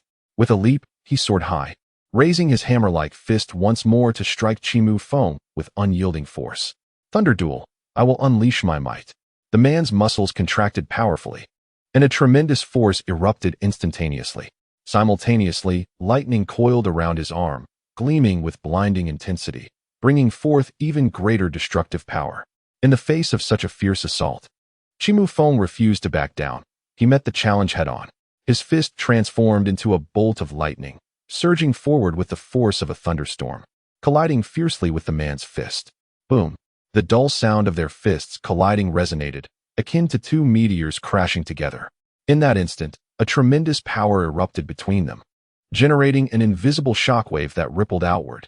Despite the overwhelming force, neither party retreated. They clutched their fists tightly, engaged in a battle of strength, neither willing to yield. However, the younger Chu Feng was at a slight disadvantage. After less than a minute of stalemate, he was finally pushed back several steps. Yet, Chu Feng did not allow this setback to dishearten him. Instead, a glimmer of joy appeared on his face. For in that confrontation, he had sensed the presence of the lightning release chakra mode, indicating he was one step closer to mastering that formidable ninjutsu. After stabilizing his stance, Chu Feng took a deep breath, firmly gripping his slightly numb fist. He felt the flow of chakra within him, adjusting his state to prepare for the next wave of attacks. In the next moment, Chu Feng suddenly crouched slightly, channeling all his strength into his right foot. His foot became enveloped in a dazzling light of lightning, transforming into a thunderous appendage. Then, with a sudden leap, he soared through the air like a nimble falcon, lunging toward the man. His right leg traced an arc in the air, striking with the force of thunder as he aimed a powerful kick at the man. "Thunderous flying kick," he shouted, the force of the blow astonishing. Unfazed by Chu Feng's fierce assault, the man smirked coldly, exclaiming, "Ha ha ha, little brat, delightful. Thunder Duel, I will unleash my might." Before his words could fade, the man swiftly swung his fist, a strike as rapid as lightning, directly meeting Chu Feng's incoming kick. Boom! With a thunderous explosion, a violent eruption ensued, shaking the very foundations of the world. The collision of their attacks released a blinding flash of lightning, akin to a miniature sun detonating between them. The thunder spread outward at an astonishing speed, rending trees apart, shattering them, and carving deep furrows into the ground, creating utter chaos. The shockwave from the explosion swept through like a tempest, engulfing everything in its path. As the smoke began to dissipate, the man staggered out from the heart of the explosion, somewhat disheveled. His clothes were tattered, his body bore numerous burns, and large patches of his hair were singed. Yet he managed to regain his footing. With a look of shock, the man stared at the epicenter of the explosion, filled with disbelief. In his perception, Chu Feng should have been utterly annihilated by his overwhelming attack, leaving not even a trace behind. Bending down, his body trembled from heavy breaths. Suddenly, a sinister smile crept onto his lips as he recalled something, and he erupted into laughter. "Ha ha ha, little brat, I shall remember you. You are indeed a genius of Konoha. However, it is a pity that fate has not favored you, and you shall ultimately perish at my hands." The man's laughter was infused with arrogance and mockery as he straightened up, looking down upon the center of the explosion as if admiring his own masterpiece. Then, he took a deep breath and shouted loudly ahead, "Little brat, remember my name. Nagai Miyoshi." After saying this, the man staggered back a few steps. The battle with Hitaki Kakashi had completely drained his chakra. He understood that his victory in this encounter was merely a stroke of luck, stemming from his age and superior physical condition. With a bitter smile, he turned away, ready to depart. At that moment, a chilling intent to kill suddenly emerged behind him, followed by a blade of lightning piercing through his body, along with his heart. "Purple lightning spear," the young voice echoed once more from behind. The man struggled to turn his head, and the sight before him left him astounded. Kakashi, who had been shattered, was gradually reassembling, the thunder evolving into a humanoid form, eventually becoming a true person. The man knelt on the ground, blood pouring from his mouth, and with his last ounce of strength, he uttered, "Ah, truly a monster. The Hidden Cloud Village is in trouble." With that, he slowly closed his eyes. After Kakashi regained his human form, his complexion was extraordinarily pale. This battle had nearly depleted all of his chakra. Had it not been for the elemental transformation that saved him, the outcome could have been dire. Chapter 39. The kidnapping of Kushina in Konoha Village. At the Ninja Academy, the bell signaling the end of classes rang out, and the students erupted in cheers.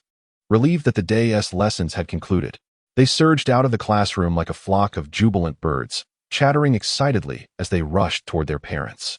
Kushina was no exception. She quickly packed her bag, slinging it over her shoulder, and prepared to head home alone. Recently, she had been thriving at the academy, achieving excellent grades and establishing her reputation among her classmates through her bravery and strength. Of course, an important factor contributing to this was her increasingly close relationship with the brilliant blonde, Minato Namikaze. Minato was the top student in class. Not only intelligent and clever, but also gentle and kind-hearted, winning the affection of his peers. However, in Kushina's eyes, despite Minato's many virtues, his somewhat delicate demeanor made her perceive him as somewhat effeminate. Nonetheless, Minato's kindness and strength earned him immense admiration among his classmates, who affectionately referred to him as Little Sun, for he warmed everyone's hearts like sunshine. With her backpack in tow, Kushina walked home with a light step. There were two paths leading home, a wide, well-lit road and a narrow, dim alley. Although the main road was safer, the alley would allow Kushina to reach home more quickly. Thus, without hesitation, she entered the deserted alley as she often did. The alley was eerily quiet, with only the sound of Kushina's footsteps echoing. She hummed a little tune, feeling particularly cheerful. However, unbeknownst to her, 3 pairs of eyes lurked in the shadows, watching her intently. Suddenly, 3 ninjas emerged like phantoms from the darkness. They moved swiftly and in perfect coordination, surrounding Kushina in the blink of an eye. Startled by this abrupt turn of events, Kushina widened her eyes, and before she could react, she was completely subdued. These 3 ninjas were evidently well prepared, swiftly executing their pre-planned strategy to take Kushina away. She attempted to struggle, but her strength paled in comparison to that of these trained ninjas. Soon, they whisked her away from Konoha Village, vanishing into the vast night. The once bustling alley seemed to freeze in time, becoming eerily silent. Only the solitary backpack lay on the ground, silently narrating the events that had just transpired. After a while, a figure appeared at the mouth of the alley. It was a small boy with blonde hair, his steps light, as if he were very familiar with the surroundings. This boy was Minato, and this alley was a path he took home every day. When Minato's gaze fell upon the familiar backpack in the alley, his expression suddenly turned serious. He hurriedly approached, crouching down to pick up the bag, inspecting it carefully. The backpack appeared ordinary, yet Minato sensed that its owner was in danger. His brow furrowed tightly, a wave of foreboding washing over him. He quickly scanned the surroundings of the alley, noticing tracks on the ground that caught his attention. Following these traces intensified his unease. Kushina has been kidnapped, Minato murmured anxiously. Without a moment to spare, he stood up, slinging the backpack onto his back, and dashed toward the Senju ancestral home like a gust of wind. He needed to inform the Senju clan of this news, hoping they could devise a plan to rescue Kushina. Minato ran at full speed, finally arriving at the entrance of the Senju ancestral home. He looked eagerly at the door. Just then, he spotted Kakashi and SHJ emerging from the house. Kakashi instantly noticed the rushing Minato, his expression turning grave. He understood that the kidnapping had indeed occurred, and he blamed himself for the oversight.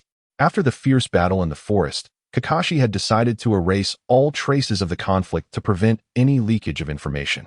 He not only cleaned up the scene, but also fed the remains of Nagai Miyoshi to the beasts, ensuring nothing was left behind. However, this series of actions inadvertently delayed the rescue effort. By the time he finished erasing the evidence, he hurried to the Senju ancestral home and explained the situation to the elderly Mito Uzumaki through SHJ. In the presence of the elder, any attempt at concealment was futile. Mito immediately recognized the gravity of the situation and decisively ordered SHJ to lead the clan's elite to retrieve Kushina. Unfortunately, they were already too late. Kakashi halted, turning back to SHJ with a grave expression. SHJ, there's no need to go. Kushina has been kidnapped.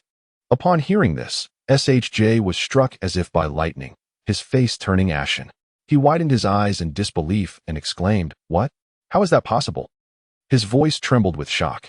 At that moment, Minato rushed in, tightly clutching a backpack. Upon seeing Kakashi and SHJ, he quickly said, "Senior, this is Kushina's backpack. I found it in an alley. The shoulder strap is torn, and I suspect something has happened to Kushina." His tone was filled with urgency and concern. Kakashi took the backpack and, instead of casually setting it aside as usual, began inspecting it carefully. After a few glances, he gripped the bag tightly, raised his head, and looked at SHJ with a serious expression. "SHJ, the plan has changed. We need to adjust our strategy." SHJ, sensing the gravity of the situation, remained silent, gazing intently at Kakashi. Kakashi took a deep breath and slowly said, "First, Minato and I will track Kushina. But our mission will not only be to follow her. We must also disrupt the movements of those Cloud Village brutes and leave tracking information. This way, you can find us through this information." SHJ nodded in understanding. Kakashi continued, "Next, you must immediately gather the elite of your clan and hurry to our location following the information we leave behind. Remember, time is of the essence. You must be swift." SHJ hesitated for a moment and replied, "No, just the two of you going is undoubtedly dangerous. How about I join you? With one more person, we can strengthen our efforts." However, Chu Feng immediately interrupted Xingtian's words, his expression grave as he declared, "Xingtian, enough. This matter is settled. Although Watergate and I may not be able to fend off those marauders from the Cloud Village, we can certainly hold our ground. The most crucial aspect is your leadership in providing support. Without your timely arrival, we could truly find ourselves in peril." Chapter 40. Pursuit. Seeing Xingtian still hesitating, Chu Feng felt a surge of urgency. He was acutely aware of the ticking clock. Every second of delay could result in Kushina falling into the hands of nefarious individuals. Without hesitation, he bellowed, "Xingtian, do not waver. Kushina is my comrade, your family, and Watergate's classmate. If you hesitate any longer, she will surely fall into the clutches of villains." His thunderous call resonated like a clap of thunder in Xingtian's ears, jolting him out of his indecision. He focused intently on Chu Feng, whose eyes were filled with anxiety and concern for Kushina's safety. Xingtian's heart was stirred by this warmth. Despite frequently being teased by this younger sister, he was resolute in assuming the responsibilities of an elder brother at this critical juncture.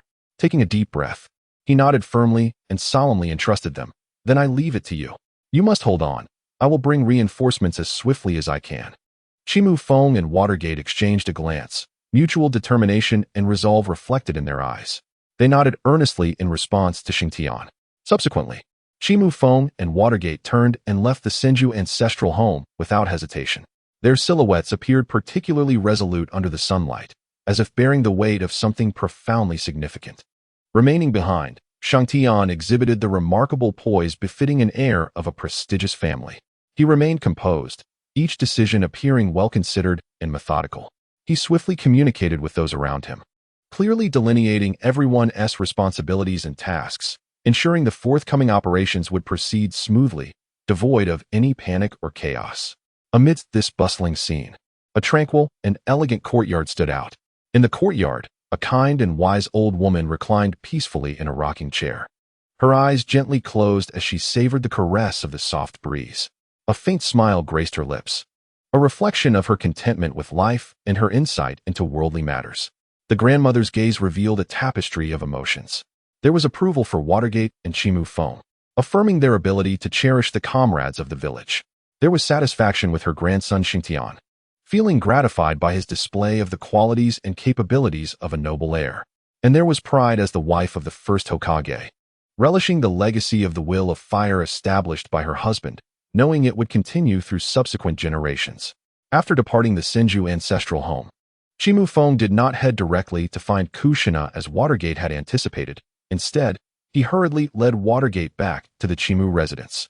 Along the way, Watergate was filled with curiosity, yet seeing Chu Feng's serious demeanor, he dared not inquire further, silently following behind. Sensing Watergate's confusion, Chu Feng simply stated, My mother is from the Inazuka clan. Upon hearing this, Watergate suddenly understood. Soon, they arrived at the Chimu home. As they entered, Chimu Feng pulled Watergate directly toward the living room, navigating through to the courtyard where his parents resided. Chimu Feng called out to the courtyard, "Mother, I'm back." As soon as he spoke, a figure emerged swiftly from the room. It was Chimu Feng's mother, Chimu Hanliang, dressed in a simple yet elegant kimono. Her demeanor graceful and refined. Upon seeing her son return, a flicker of joy crossed her features, but when her gaze fell upon Watergate, her smile immediately diminished. "Mother, this is my friend, Namikaze Minato," Chimu Feng promptly introduced. Chimu Hanliang nodded slightly in acknowledgement, then turned her serious gaze back to Chimu Feng, asking, "Xiaofeng, why the rush? Has something happened?" Without delay, Chimu Feng recounted the incident of Kushina's abduction. Upon hearing this, Chimu Hanliang's expression turned grave. How audacious of the ninjas from outside the village to dare abduct someone near Konoha, she exclaimed with ire. As she spoke, she swiftly formed hand seals. With her movements, a powerful chakra gathered in her hands. Summoning technique. She called out sharply. With a loud bang, a thick cloud of smoke erupted in the living room. As the smoke dissipated, a black ninja dog appeared before them. This dog was entirely dark, as if dyed with ink, its eyes gleaming with a fierce light. And its body bore the scars of countless battles. "Uncle Heihu," Chimu Feng exclaimed reverently upon recognizing the ninja dog. "Oh, it's you, Xiaofeng." Heihu's voice was deep and resonant, somewhat intimidating, yet his gaze softened with kindness and pride as it swept over Chimu Feng. His eyes scanned both Chimu Feng and Watergate before settling on the backpack in Chimu Feng's hand. "You summoned me. Is there an issue?" Heihu inquired. Chimu Feng quickly handed the backpack over to Heihu, saying, "Indeed, Uncle Heihu, one of my comrades has been abducted by ninjas from another village. I need your assistance to locate her. Leave it to me." Heihu replied confidently, promptly lowering his head and bringing his nose close to the backpack, sniffing intently. Heihu's focus was absolute, as if the entire world consisted solely of him and the backpack. His nose twitched continuously, not letting any scent escape. Before long, Heihu suddenly lifted his head, excitement gleaming in his eyes. He called out to Chimu Feng and Watergate, "Xiaofeng, and that yellow-haired brat, follow me." Before he finished speaking, Heihu shot away like a black bolt of lightning, vanishing from Chimu Feng and Watergate's sight in an instant. Witnessing this, Chimu Feng swiftly turned to his mother, Chimu Hanliang, and said, "Mother, I must go." Though filled with apprehension, Hanliang forced herself to maintain composure, her expression resolute as she urged, "Go. You must bring our comrades back safely." Feeling his mother's encouragement and trust, Chimu Feng nodded vigorously. Then, without hesitation, he followed closely behind Watergate, chasing after Heihu. On the other side, three figures clad in Cloud Village Jounin attire sped through the dense forest like a gale, their silhouettes flickering in and out of visibility. One of them wore a broad smile, murmuring, "This is fantastic. I never expected everything to go so smoothly." Another chimed in, "Indeed, we have remained quite inconspicuous. By the time Konoha realizes, we will have long vanished." His tone revealed a hint of pride, clearly confident in their plan. The final individual said nothing, but his expression indicated he, too, was elated. Silently trailing behind, he felt grateful for successfully completing the mission assigned by the village. However, unlike the others, he did not let his guard down. He understood that only by eliminating the traitorous spy could the mission be deemed fully accomplished. Failing to do so could not only bring immense trouble to Cloud Village, but also plunge them into irreparable chaos. Chapter 41. Under the Moonlight. A love interwoven in red and yellow, the trio's movements were as swift as lightning, and in the blink of an eye, they whisked Kushina away like a tempest. Their steps were light and sure, as if they had long since mastered the terrain beneath their feet. Despite being filled with excitement, they remained vigilant, each step taken with utmost caution, as if the very air around them was thick with the scent of danger. Kushina followed like a dutiful child, her steps slightly hurried, yet maintaining a respectful distance from the trio, stirring no suspicion. Beneath the tranquil facade, however, Kushina was clandestinely executing a vital task, leaving behind traces. Seizing a moment when the three were distracted, she swiftly plucked several strands of her crimson hair and gently cast them to the ground. These strands shimmered faintly under the moonlight, akin to a signal of distress she hoped would be noticed by a compassionate soul, leading them to her whereabouts. Yet, deep within, Kushina harbored little hope for this plan. She was acutely aware of her status as an outsider, with scant connections to the people of this land. Even if someone did discover her red hair, it was unlikely anyone would risk their life to rescue a stranger. The focus shifted back to Kakashi and Minato, who pursued the black tiger with fervor. Kakashi's sensory abilities were remarkably acute, allowing him to perceive the scene ahead with clarity, revealing 4 distinct chakra signatures several hundred meters away. 3 of these signatures bore a striking resemblance to one another, exuding a potent, thunderous energy akin to 3 sharp blades of lightning, radiating an unyielding sharpness. The 4th chakra, while substantial, appeared somewhat juvenile in comparison. Kakashi's eyes narrowed, and he promptly informed Minato, "We've located our target." However, before he could finish his sentence, calamity struck. Suddenly sensing impending danger, Kakashi instinctively grasped Minato's arm and pulled him close, while simultaneously securing the black tiger, darting aside like a flash of lightning. At that very moment, a short blade infused with thunderous energy surged forward, striking the ground where they had just stood, embedding itself deeply into the earth. "This is troublesome," Kakashi muttered under his breath. Almost immediately, a burly figure with dark skin charged at Minato, crackling with lightning and a palpable intent to kill. Kakashi recognized the imposing form and, bypassing Minato, confronted the assailant head-on. With his back to Minato, he declared, "Minato, you go on ahead. I've got this covered." Kushina is Tsunade's sister. Although I lack a master-student bond with Tsunade, I must give my all for her sake. Please, ensure her safe return. Minato hesitated, wishing to stay and fight alongside Kakashi. At that moment, the black tiger interjected, "Kid, everyone has their own responsibilities. Trust Kakashi." Minato nodded, turning to Kakashi with a resolute shout, "Senior, you must survive." With that, he pivoted and continued the pursuit with Black Tiger. The night deepened, the clouds shrouding the moon, rendering the forest path particularly dim. Even seasoned ninjas tread carefully. With the Black Tiger's assistance, Minato soon discovered the strands of red hair left behind by Kushina. Following the trail, he quickly caught up to the forward team. After a moment, utilizing the cover of darkness, Minato dashed forward, leaving behind only an afterimage, while a Cloud Village ninja fell lifelessly to the ground. What happened? Noticing the commotion behind, the other 2 members spun around, finding only their fallen comrade. In the next instant, another member collapsed. The last remaining silent Nin realized they were under ambush. They had grown overly complacent, though alert. They had let their guard down. It was only now that they grasped the reality of the hidden assault. Instantly, the leading Nin became tense, leaping to a nearby tree to carefully observe the surroundings. Suddenly, a figure flashed behind him. Minato struck cleanly and decisively, delivering a blow to the back of the Nin's head, rendering him unconscious and causing him to tumble from the tree. With all foes dispatched, Minato descended from the treetops. At that moment, the clouds parted, revealing a radiant moon that cast silvery light upon the forest path. Minato stood before Kushina, backlit by the moonlight. "Are you all right? We've come to rescue you." Hearing the boy's words, a weary Kushina lifted her gaze. Upon seeing the young man and the fallen ninjas, a smile of surprise graced her lips. She realized she had been saved. The relief washed over her, and her body, fatigued from the ordeal of being kidnapped and forced to walk such a distance, could no longer hold itself upright. Minato quickly stepped forward to support Kushina, gently reassuring her. "Rest easy. You are safe now. I will take you back to the village." With that, he lifted her effortlessly into his arms. "Wait."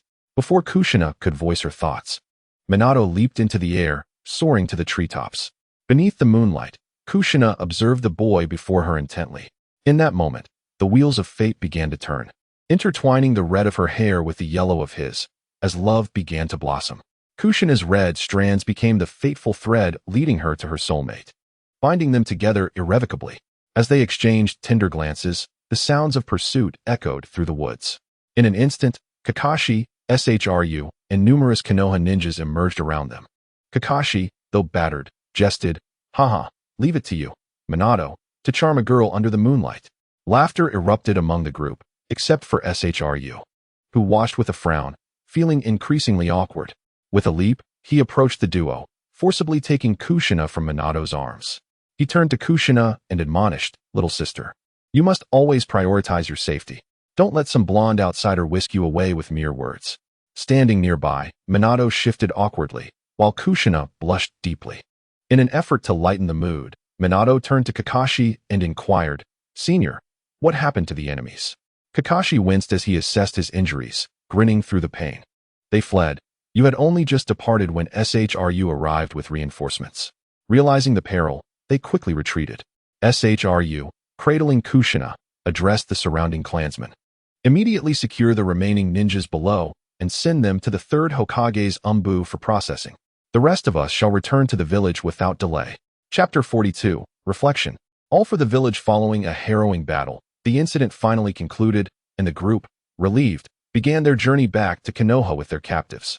Unlike others reveling in victory, Kakashi found himself engulfed in contemplation.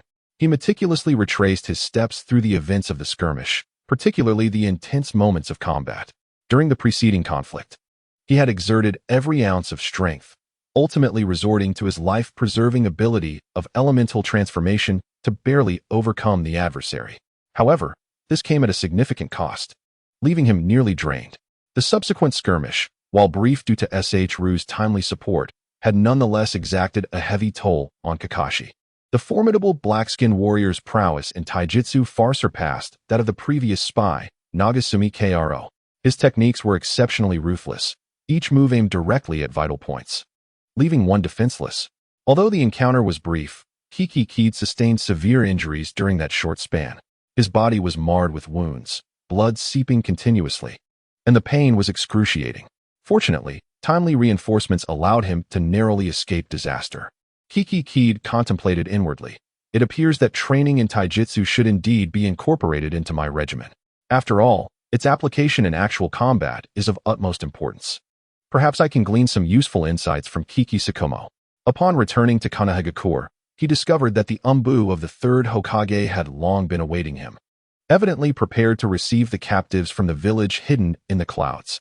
The umbu leader approached Kikikid and Minato, stating urgently, "Kikikid, Namikaze Minato, the third Hokage has summoned you both to the Hokage's office tomorrow for a detailed inquiry regarding this incident." Acknowledged. Just as Kikikid was about to turn away, SHRU stepped forward, smiling as he patted Kikikid on the shoulder, warmly inviting him. "Kid, my grandmother wishes to host you at our home. Please let me know when you are available so I can prepare in advance." Kikikid replied earnestly, "I am deeply honored by Lord Mito's invitation. How about this? After I undergo the inquiry with the third Hokage tomorrow, I shall promptly pay a formal visit to Lord Mito." "Splendid," SHRU exclaimed joyfully. After handing over the captives from the village hidden in the clouds to the third Hokage's umbu, everyone dispersed, returning to their homes. Inside the Hokage's office, the dim light flickered, shrouded in smoke. The third Hokage, Sarutobi Hiruzen, sat behind a spacious desk, a pipe emitting tendrils of smoke. His brow furrowed in concern, as if troubled by significant matters. The umbu leader had just reported a piece of news. Tomorrow, Kikikid will officially visit Uzumaki Mito. Upon hearing this, the third Hokage's frown deepened. Uzumaki Mito, the current Jinchuriki of the Nine Tails, held paramount importance for Konohagakure. Kikikid, whose father, Kiki Sakumo, transitioned from a samurai to a ninja, posed a unique concern. The third Hokage understood well that Kiki Sakumo harbored his own principles and boundaries, creating a certain distance from the Hokage's faction. Nevertheless, he wished to limit the interactions of those outside the Hokage's faction with Uzumaki Mito. For the safety of the Nine Tails, Jinchuriki was intrinsically linked to the village's security. However, Kikikid's identity and lineage heightened his apprehension regarding this visit. Although Kiki Sakumo remained devoted to the village, his allegiance was to all of Konohagakure rather than to the Hokage personally. The third Hokage worried that Kikikid might be influenced by his father, developing biases against the Hokage's faction. Yet he was also acutely aware of Uzumaki Mito's unique status and abilities. As the Jinchuriki of the Nine Tails, she wielded immense power and influence. Moreover, given her character and intellect, her decisions were often made with careful consideration. Thus, even though the third Hokage harbored doubts about Kikikid's visit, he dared not to interfere with Uzumaki Mito's decisions. Sighing helplessly, he murmured, "Alas, it seems the time has come for the establishment of the root organization." After speaking, the third Hokage inhaled deeply from his pipe, slowly exhaling a cloud of smoke. The haze drifted through the air, obscuring his vision and veiling his inner turmoil.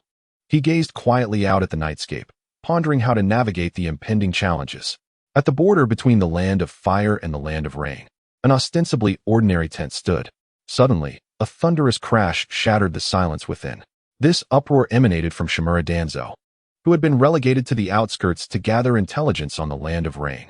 Angrily, he slammed his palm onto the table before him, as if to vent his dissatisfaction and anxiety. Danzo clutched tightly the intelligence in his hand, which had been relayed by his highest-placed spy within the third Hokage Zambu. This spy served as his eyes and ears, enabling him to maintain oversight of the village's affairs, even from a distant frontier. The report meticulously detailed the kidnapping incident involving Kushina and Kiki's impending visit to Uzumaki Mido. Danzo's brow furrowed as worry and unease filled his heart. He rose, pacing back and forth within the tent like a caged rat, agitatedly turning in circles. Fixing his furious gaze toward Kanahagakure, he cursed vehemently. That wretched old woman is nothing but a fool. How dare she meet with outsiders? Does she not realize that a Jinchuriki must avoid contact with the outside world? Her actions jeopardize the safety of the entire village. She should perish and relinquish the Nine Tails for me to control. My intentions are solely for the village's safety. His fervor escalated, his voice growing louder. And that useless monkey. How can he be so feeble and incompetent? He is unworthy of being Hokage. Not only has he failed to secure the next Jinchuriki of the Nine Tails, but he also allows that little girl to attend school. Does he not realize he is courting disaster? He should hand that girl over to me immediately. Only I can cultivate her into a proper weapon of the tailed beast. Everything I do is for the village, for everyone's protection. As his emotions reached a fever pitch, he continued to roar in the direction of the village. And you, damned monkey, how dare you prevent me from establishing the root organization? Without it, how can I control the Nine Tails? How can I exert pressure on the Uchiha clan? How can I seize the power of the Sharingan? Everything I do is for the future of the village. Damn it, Uchiha clan, why are you so fortunate to possess the powerful bloodline limit of the Sharingan? Such power rightfully belongs to me. Only I can lead the village to greatness. Everything I do is for the prosperity of the village. And you, despicable Kiki Sakumo, how dare you refuse to pledge loyalty to me and withhold your child? This is a grave offense. A ninja like you should be unwaveringly loyal to me. For everything I do is for the village's benefit. After a tempest of curses, Shimura Danzo's emotions finally began to subside somewhat. Yet the resentment in his heart still burned fiercely, refusing to extinguish. He took several deep breaths, striving to regain his composure, then found a comfortable spot to sit and rest briefly. After a while, feeling somewhat rejuvenated, Shimura Danzo stood and approached his desk. He picked up a pen and swiftly penned several lines on a piece of paper. Upon completing his notes, he meticulously reviewed them to ensure no vital information was overlooked. Next, he summoned one of his subordinates into the tent. Upon entering, the subordinate executed the ninjutsu super beast imitation as commanded by Danzo. Soon, the characters on the paper transformed into a small bird, entirely black in hue. The little bird then took flight rapidly toward Kanahagakure, vanishing into the sky in the blink of an eye. Danzo watched the bird disappear into the distance, contemplating. Humph, Kiki's little brat, you'd better behave. If you dare to disobey, do not blame me for being ungracious. Sealing technique. The ninja art of tiger's gaze involves drawing a tiger on an enormous scroll. The tiger emerges to bite and drag the sealed individual back to the scroll, where they are depicted with a tiger's claw pressing down upon them. Scouting. The ability to transform into a mouse allows for reconnaissance, after which the transformed being can return to the scroll to relay information. Information transmission. One can transform into a bird and fly to the intended recipient, subsequently morphing into written words affixed to paper.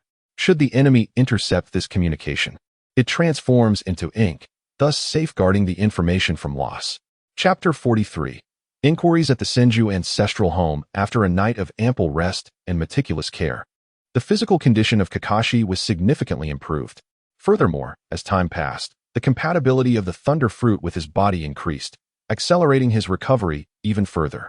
By the following day, Kakashi felt nearly restored to his former self, prompting him to accompany Minato to the Hokage's office.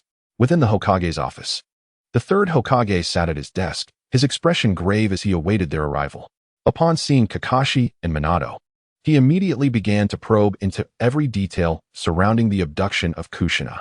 From the event's genesis to the successful rescue, the third Hokage was meticulous, leaving no crucial information unexamined. Thus, time slipped by in a series of questions and answers, and after more than an hour, the third Hokage finally grasped a comprehensive and clear understanding of the incident. He nodded with satisfaction before permitting Kakashi and Minato to leave. Just as they were about to step out of the Hokage's office, the third Hokage called them back. With a serious tone, he addressed Kakashi and Minato, stating, "You may not fully comprehend Kushina's significance to the Hidden Leaf Village. However, through this incident, I have witnessed the true will of fire within you. You cherish your comrades and are willing to go to any lengths to protect the village. The future of the Hidden Leaf relies on young individuals like you." Hearing the third Hokage's words left Kakashi and Minato somewhat taken aback.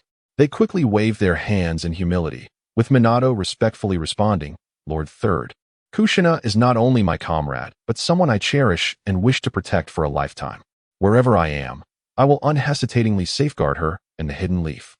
Kakashi stood beside him, mouth agape and eyes wide, his expression one of incredulity. He gazed at Minato, internally marveling, "Wow, is this what a legendary declaration of love looks like? So straightforward, so unabashedly expressed."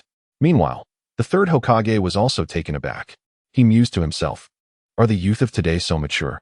At his age, what was I doing? Right, I was secretly in love with the older sister next door."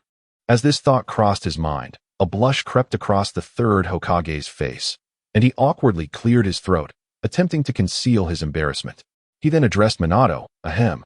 Minato, I have fully grasped your intentions. I hope you can maintain this fervor and sincerity." Minato, upon hearing the third Hokage's words, nodded eagerly, invigorated as he left the Hokage's office. Kakashi, astonished, gave a slight bow to the third Hokage before departing.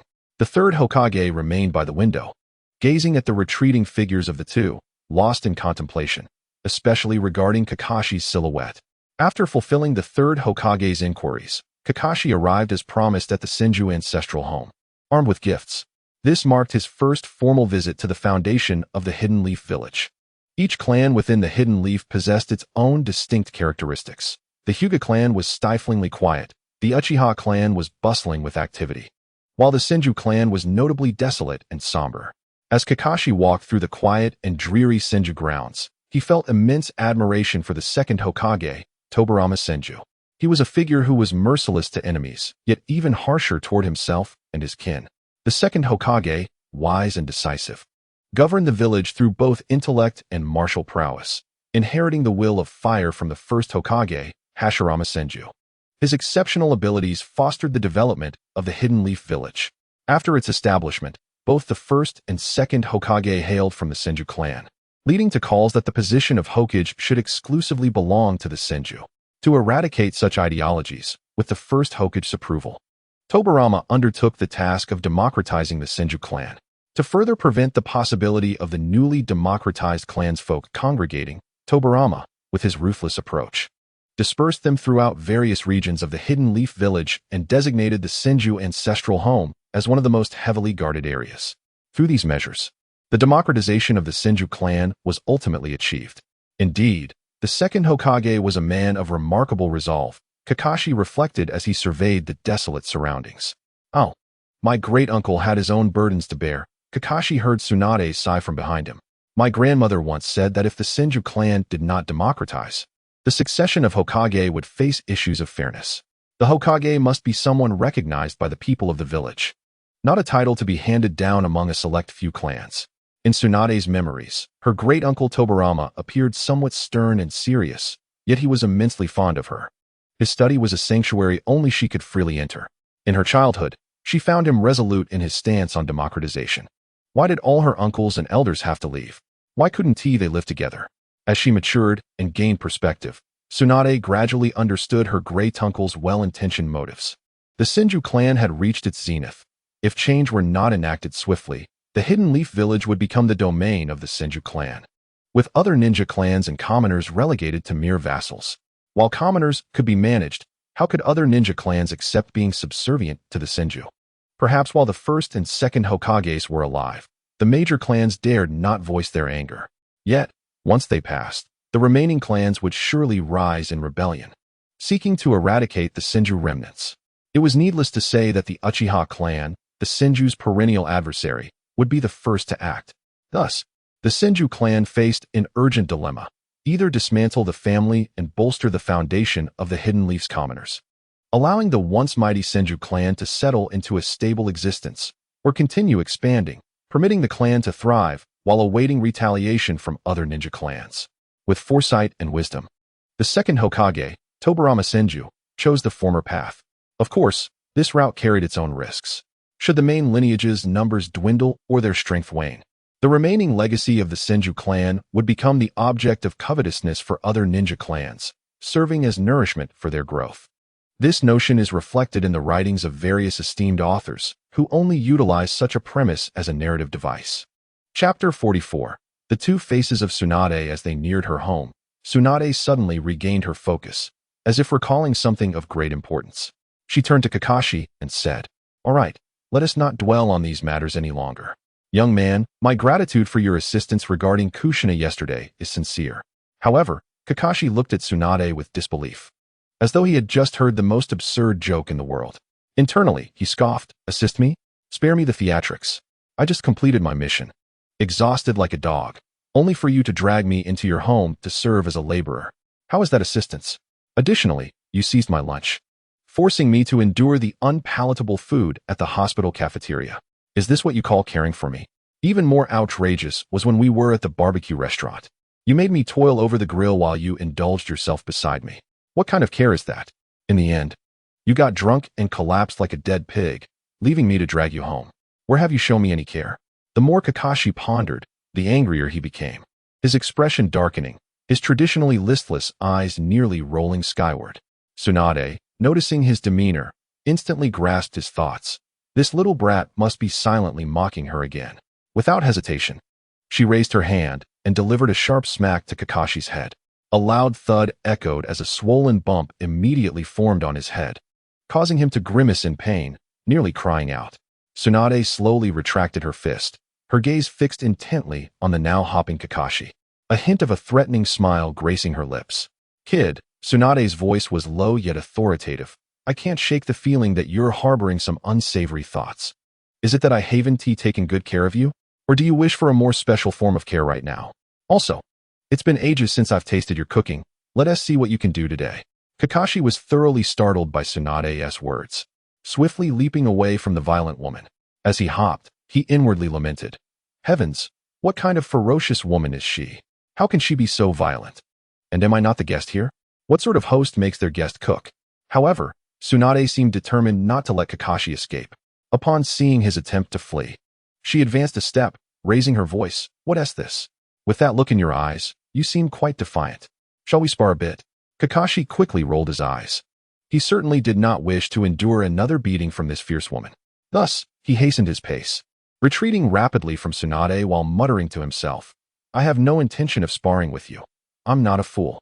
Watching Kakashi's hasty retreat, Tsunade felt a wave of satisfaction wash over her. A smug smile spread across her face as she turned to enter the house. Upon crossing the threshold, Tsunade's demeanor underwent a complete transformation. She suddenly became demure, calling sweetly like a young girl, "Grandma, I'm home." Kakashi, following closely behind Tsunade, stumbled momentarily at her cheerful greeting, nearly losing his balance. He stared incredulously at Tsunade, filled with confusion and disbelief. "Who are you really? Where is that fierce Tsunade who just scolded and hit me? How can you be the same person?" Sitting in the courtyard, Uzumaki Mito wore a warm, benevolent smile, her laughter as comforting as a spring breeze. Upon hearing Tsunade's voice, she joyfully replied, "You're back."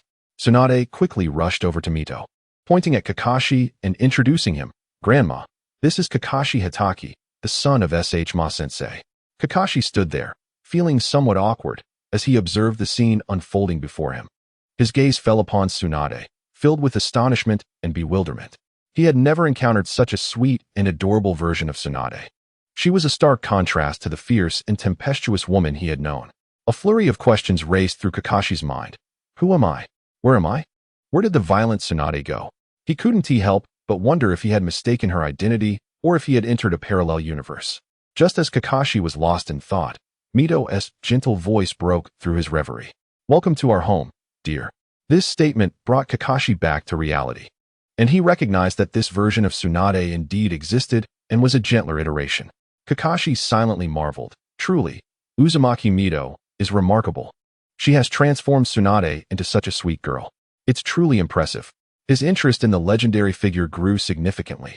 Mito smiled at Kakashi, her eyes reflecting admiration as she remarked, Indeed, you are Ma's child.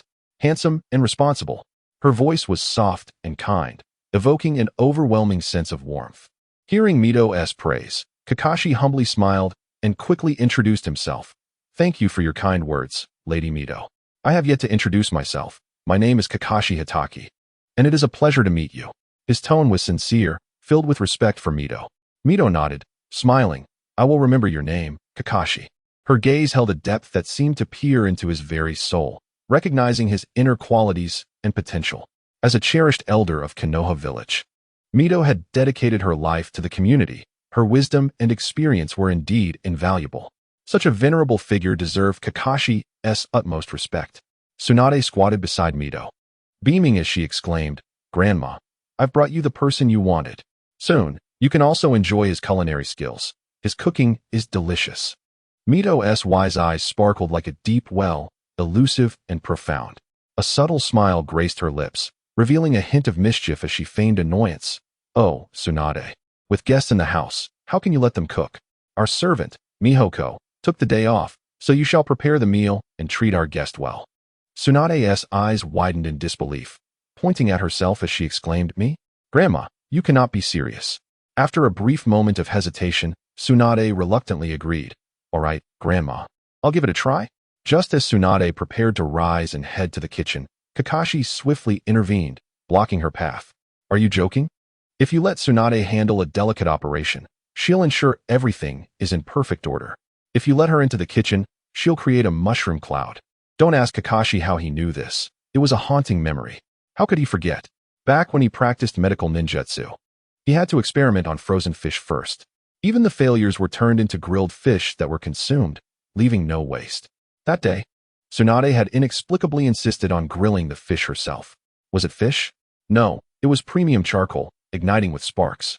Kakashi quickly interjected, Lady Mito, I have a bit of knowledge about cooking. Perhaps I should take over? Mito replied, That is not appropriate. How can we let a guest cook? Absolutely appropriate. How can it not be? With that, Kakashi insisted on following Tsunade to the kitchen. Kakashi had come to realize that Mito, despite her age, had a playful spirit. Upon entering the kitchen, Kakashi was taken aback by the abundance of ingredients scattered about. It appeared that everything was prepared, just waiting for the chef to begin. Chapter 45.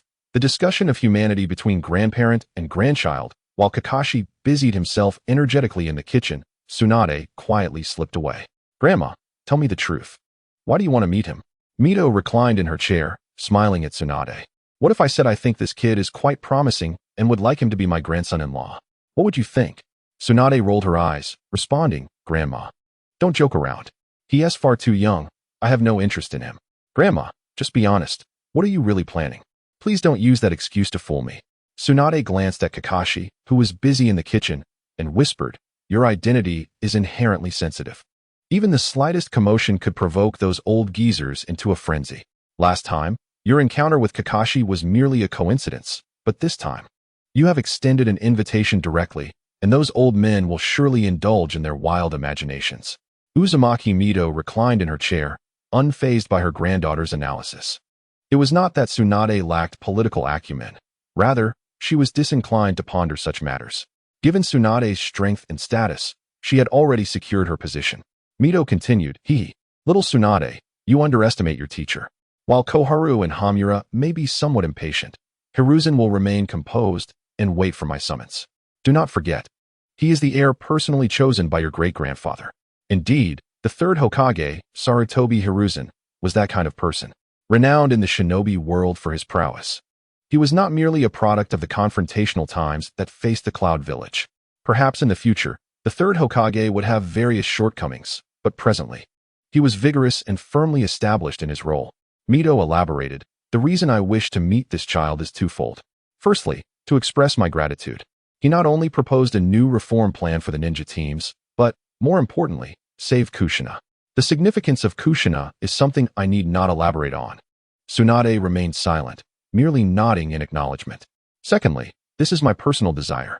After your great-grandfather dismantled the Senju clan and effectively integrated them into the populace, he certainly avoided the fate of the clan being besieged and ensured that the Hokage position was not solely inherited by the Senju.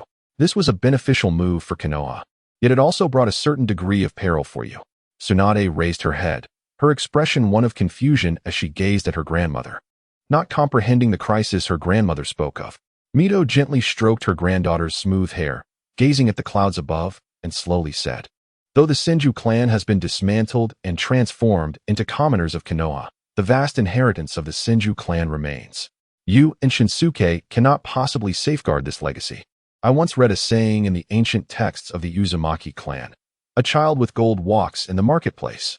If I were to pass away, you and Shinsuke would be those children, easily devoured by others." Upon hearing Mito's words, Tsunade became even more perplexed. "Grandma, I understand this aspect. For now, you are here to deter those lurking eyes. If, and I emphasize if, you were to pass away, I could entrust the Senju estate to the village for management." Mito smiled slightly, not directly refuting her granddaughter, but instead explaining, "Little Tsunade, your idea is indeed a solution, but you underestimate human nature. You underestimate the greed inherent in humanity. Little Tsunade, you are not the issue. The crux lies with your brother Shinsuke. If you entrust it to the village, as long as Shinsuke is alive, that inheritance will still belong to the Senju clan." Tsunade suddenly understood, but a chill ran down her spine. Her expression shifted dramatically as she abruptly turned to face the direction of the Hokage tower, fear etched on her face. Mito noticed her granddaughter's reaction and merely sighed softly. Over the years, the strength of clans like Sarutobi and Nara had expanded rapidly, while traditional clans such as Uchiha and Hyuga were constantly suppressed, and the common shinobi had not developed significantly. Mito held no objections to the third Hokage's suppression of the shinobi clans. Curbing their growth and enhancing the authority of the Hokage's office was undoubtedly a sound strategy for village development, aligning with the second Hokage Tobarama's intention of civilianizing the Senju clan. However, in recent years, clans like Sarutobi and Nara, which were once of moderate size, had begun to surpass the traditional major clans. These shinobi clans gradually emerged as the new dominant powers. The expansion of shinobi clans would inevitably clash with the interests of common shinobi. Ultimately, it would lead to either a fierce conflict between common shinobi and shinobi clans or the subjugation of common shinobi as vassals to the shinobi clans. Given the current situation, it seemed that the emerging clans like Sarutobi and Nara aimed to realize the latter scenario. Yet, these issues were concealed beneath the facade of Konoha's prosperity, and for the time being, had yet to erupt.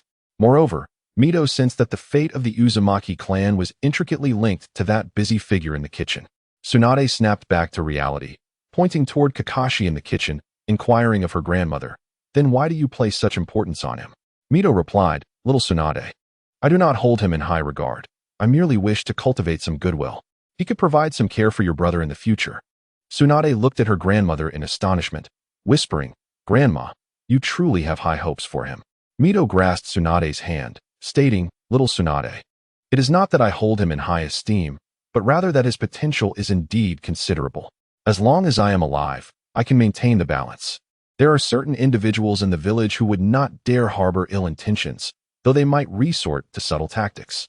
Mito refrained from discussing what might transpire after her death, and Tsunade wisely chose not to inquire further. The two understood that from now until Mito's passing, this was the critical period for Kakashi's growth. If Kakashi matured, then both the village and the Senju clan would be secure.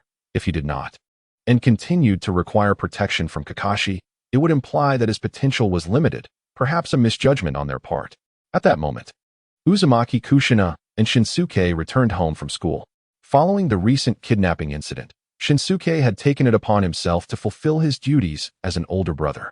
Every day, he accompanied Kushina to and from school, ostensibly to protect her, while also keeping an eye on a certain blonde-haired young man. How much of it was for protection and how much was to guard against the blonde youth, only Shinsuke knew. Of course, behind the scenes, the third Hokage's Umbu and elite members of the Senju clan provided additional protection. Chapter 46. The stealthy return of Shimura Danzo upon seeing Shinsuke and Kushina return home. The grandmother and granddaughter duo intuitively paused their conversation. Just then, Kakashi emerged from the kitchen. Lady Mito, dinner is ready. Please, do indulge in my culinary skills. Mito rose from her chair, exclaiming, excellent. I have long heard from Tsunade that your cooking is remarkable. I shall have a taste today. Tsunade hurried to assist the elderly lady, only to be gently pushed away by Mito. No, I am not that frail yet. Shinsuke and Kushina, back home, were also quite pleased. After the Senju clan's civilian integration, very few visitors came by, apart from a few high-ranking officials. It had been a long time since the house had felt this lively, surrounded by laughter and cheer at the dining table in the living room.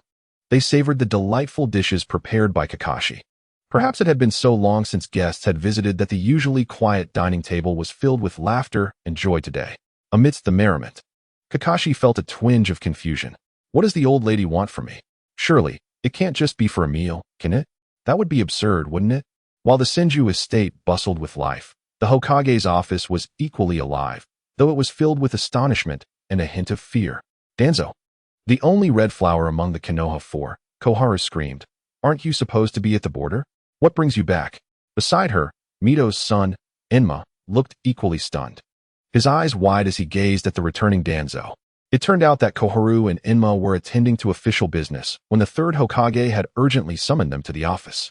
As the two individuals pushed open the grand door of the office, they were met with a chilling scene. For heaven's sake, sending you, Shimura Danzo, to the border is the will of that esteemed matron. This is both an opportunity for you to redeem yourself and a means to distance you from her. Once you prove your worth, you will have the reputation to return.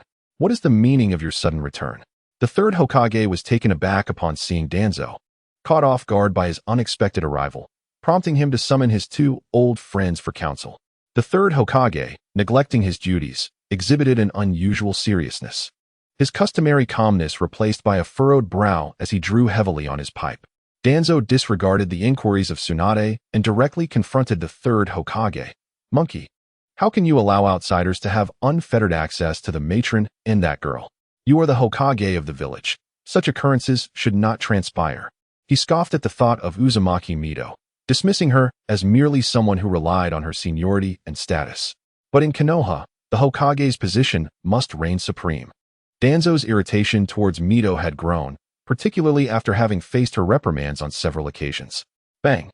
Tsunade slammed her hand on the table, directing her fury at Danzo. How dare you, Danzo, show such disrespect towards Lady Mito? What are you truly after?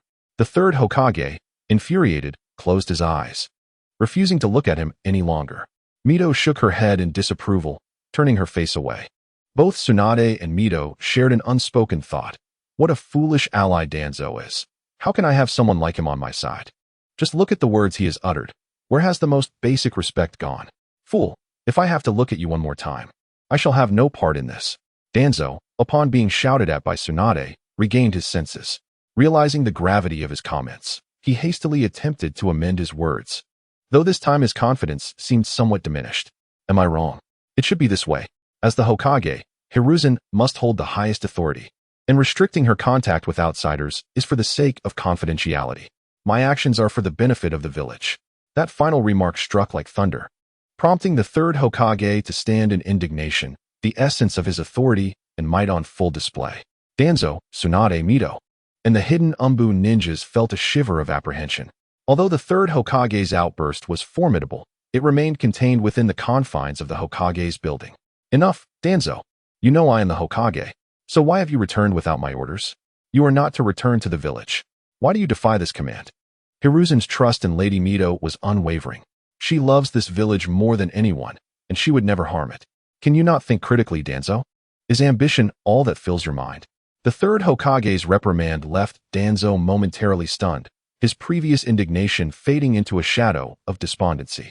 Hiruzen recognized Danzo's discontent, but wondered what could be done about it. Setting aside Mito's formidable strength, capable of single-handedly overpowering the four present, her connection as the wife of the first Hokage and her kinship with the current Fire Lord made her a figure of immense respect. Tsunade's title as Princess of Konoha stemmed from the alliance between their families. Danzo, Do you not fear that should Mito express even a hint of dissatisfaction, the Fire Lord will cut off your funding? Without the financial backing of the Fire Lord's estate, the village would face severe hardships. And if the Fire Lord redirected missions to other villages, Konoha would find itself in dire straits. What is it that you wish to convey, Hiruzen? He continued. Return to the border immediately and keep a close watch on Hanzo of the Salamander in the Land of Rain. Furthermore, without my explicit command, you are not to return to the village. This time, I will send a team of Umbu members to accompany you. Monkey, you intend to send someone to spy on me? Danzo shouted in exasperation. You forget, without me, would you even hold the position of Hokage? Tsunade and Mito exchanged glances, bemused by Danzo's audacity.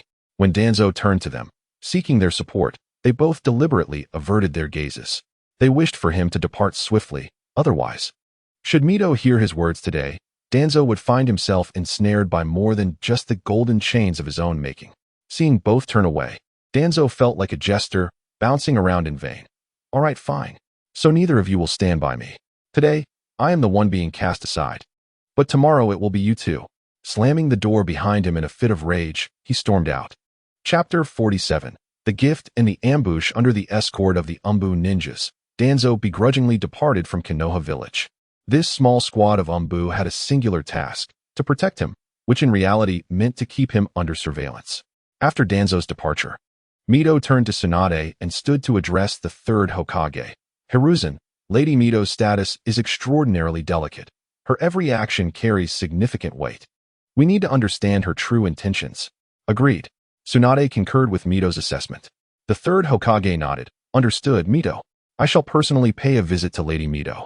Once the others left the office, the third Hokage resumed smoking his pipe, but a sudden gravity fell upon his expression. Danzo's secret return from the border implied that there were indeed accomplices within the village.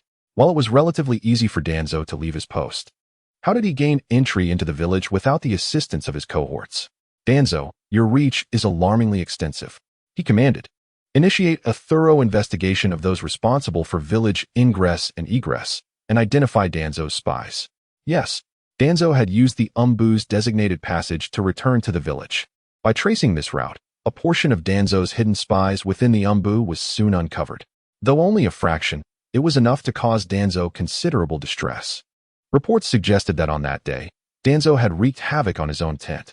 Unfortunately, while erecting a new one, the heavens opened and rain poured down. Due to his stubbornness, refusing to seek shelter when his subordinates urged him, he became thoroughly drenched. As the Umbu escorted Danzo away from the village, Kakashi felt elated as he left the Senju ancestral home. This visit had proven to be quite fruitful for him. I have obtained the sealing technique. Even in another world, I suffer from a fear of insufficient power. Just look at Aizen from Bleach, who can crush the Spirit King's torrent with his spiritual pressure. How enviable. Now, consider the first Hokage, Senju Hashirama, resurrected through Edo Tensei. Even more impressive. The Nine-Tails chakra of Uzumaki Naruto is barely on par with Hashirama's. No longer shall I envy them. I shall harness the power of the Rinnegan and the Sharingan. In the future, when I encounter my foes, I will obliterate them with lightning jutsu. Just imagining it brings me joy. Indeed, the gift bestowed upon Kakashi by the Vortex Matriarch is none other than the coveted sealing technique, and she has graciously promised to personally impart her knowledge. The Vortex Matriarch remarked, Little Maple, feel free to come to me with any inquiries. My home is rather quiet, and your presence would surely enliven it. Kakashi, of course, readily agreed, expressing his intention to visit frequently for guidance. After all, having an erudite elder at one's disposal is not something one would be foolish enough to overlook. However, he recognized the need to refrain from being overly frequent, as this residence is the ancestral home of the Senju clan, where every action might attract the scrutiny of Konoha's upper echelons. The Vortex Matriarch, a kind-hearted elder, extended her goodwill to Kakashi at the dining table and, after the meal, took it upon herself to teach him the intricacies of the sealing technique. Kakashi, not one to be naive, understood her intentions quite well. Firstly, she desired companionship in her twilight years, as is the nature of the elderly. Secondly, she hoped that Kakashi would look after her descendants, particularly the somewhat reckless Shinosuke. After her passing, the former was manageable. Kakashi could simply decline Tsunade's invitations to dinner, saving on living expenses while simultaneously addressing the elder's desire for companionship. The crux of the matter, however, lay in Tsunade's insatiable appetite. Perhaps due to her medical ninja background, whatever she consumed seemed to manifest in her physique. It was no wonder she earned the moniker the Great Fat Sheep, as her gambling misfortunes were not the only reason for her financial drain. There were other contributing factors at play. Kakashi could sense the goodwill emanating from the Vortex matriarch, which made the burden of owing favors all the more palpable. As he caressed the scroll nestled in his arms, a flicker of joy danced across his face, only to be followed by a sigh. Ah. The most challenging debt to repay is that of gratitude. At that moment, a sense of impending danger flashed through Kakashi's mind. However, he remained silent, preparing himself for battle with an air of composure. Quietly, he grasped a kunai, fully attuned to the surrounding chakra. In this dimly lit alley, the street lamps emitted a feeble, yellow glow as if they might extinguish at any moment. The road lay deserted, save for a few fleeting stray cats that vanished into the shadows. The remoteness of this area, coupled with the dilapidated buildings nearby, evoked a sense of abandonment.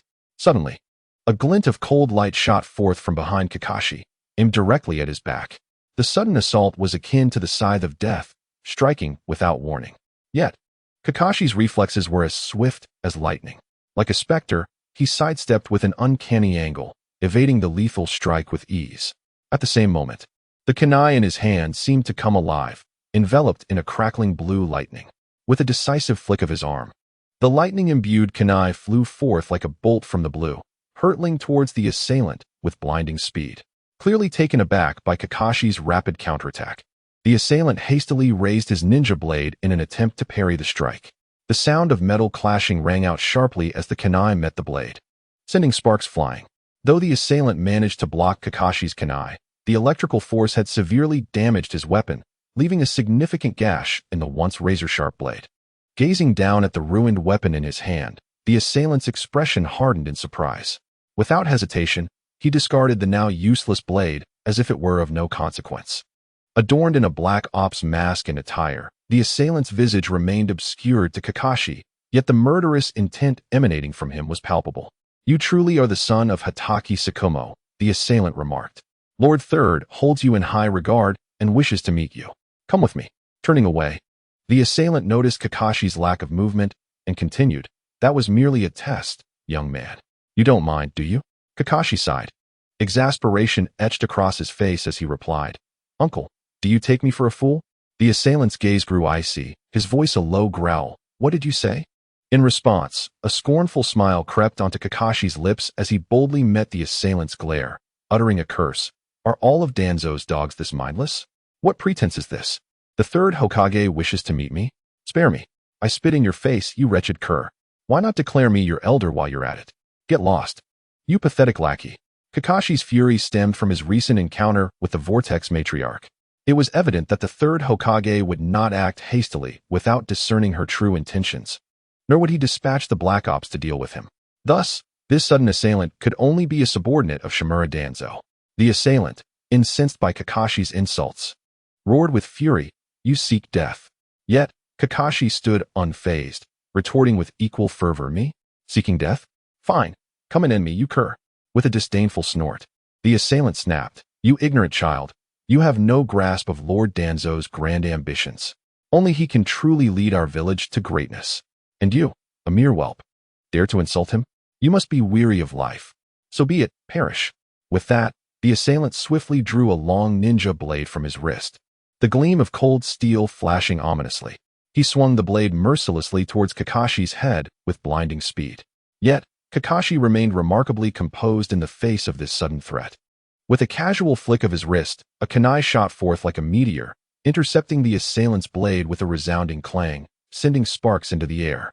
Meanwhile, Kakashi's other hand was not idle. A flicker of lightning danced within his palm, coalescing into a violet lightning spear. "Purple lightning spear," he called out, thrusting the weapon with breathtaking speed towards the assailant's heart. Caught off guard by the sudden display of Kakashi's formidable jutsu, the assailant struggled to evade. But the lightning spear found its mark, piercing his shoulder. A howl of agony escaped the assailant's lips as searing pain coursed through him, causing his body to tremble involuntarily. Clutching his wounded shoulder, blood seeped through his fingers, staining his attire. Yet, the assailant did not relent. Gritting his teeth against the pain, he growled ominously from behind his mask. You possess some skill, brat. But do not think this will defeat me. Wind release, vacuum blade. The assailant's blade was infused with wind chakra, rendering it even sharper. With a flick of his wrist, the walls around them bore the scars of his lethal strikes. This jutsu is a gift from Lord Danzo. To perish by it would grant you a worthy end. With that, he lunged forward, intent on resuming his assault. Kakashi merely rolled his eyes, evading the attack with ease. Is that all it takes? It's just a jutsu, not like it can kick the likes of Madara. In the dimly lit street, an enveloping silence reigned, punctuated only by the crisp sounds of kunai clashing with shuriken.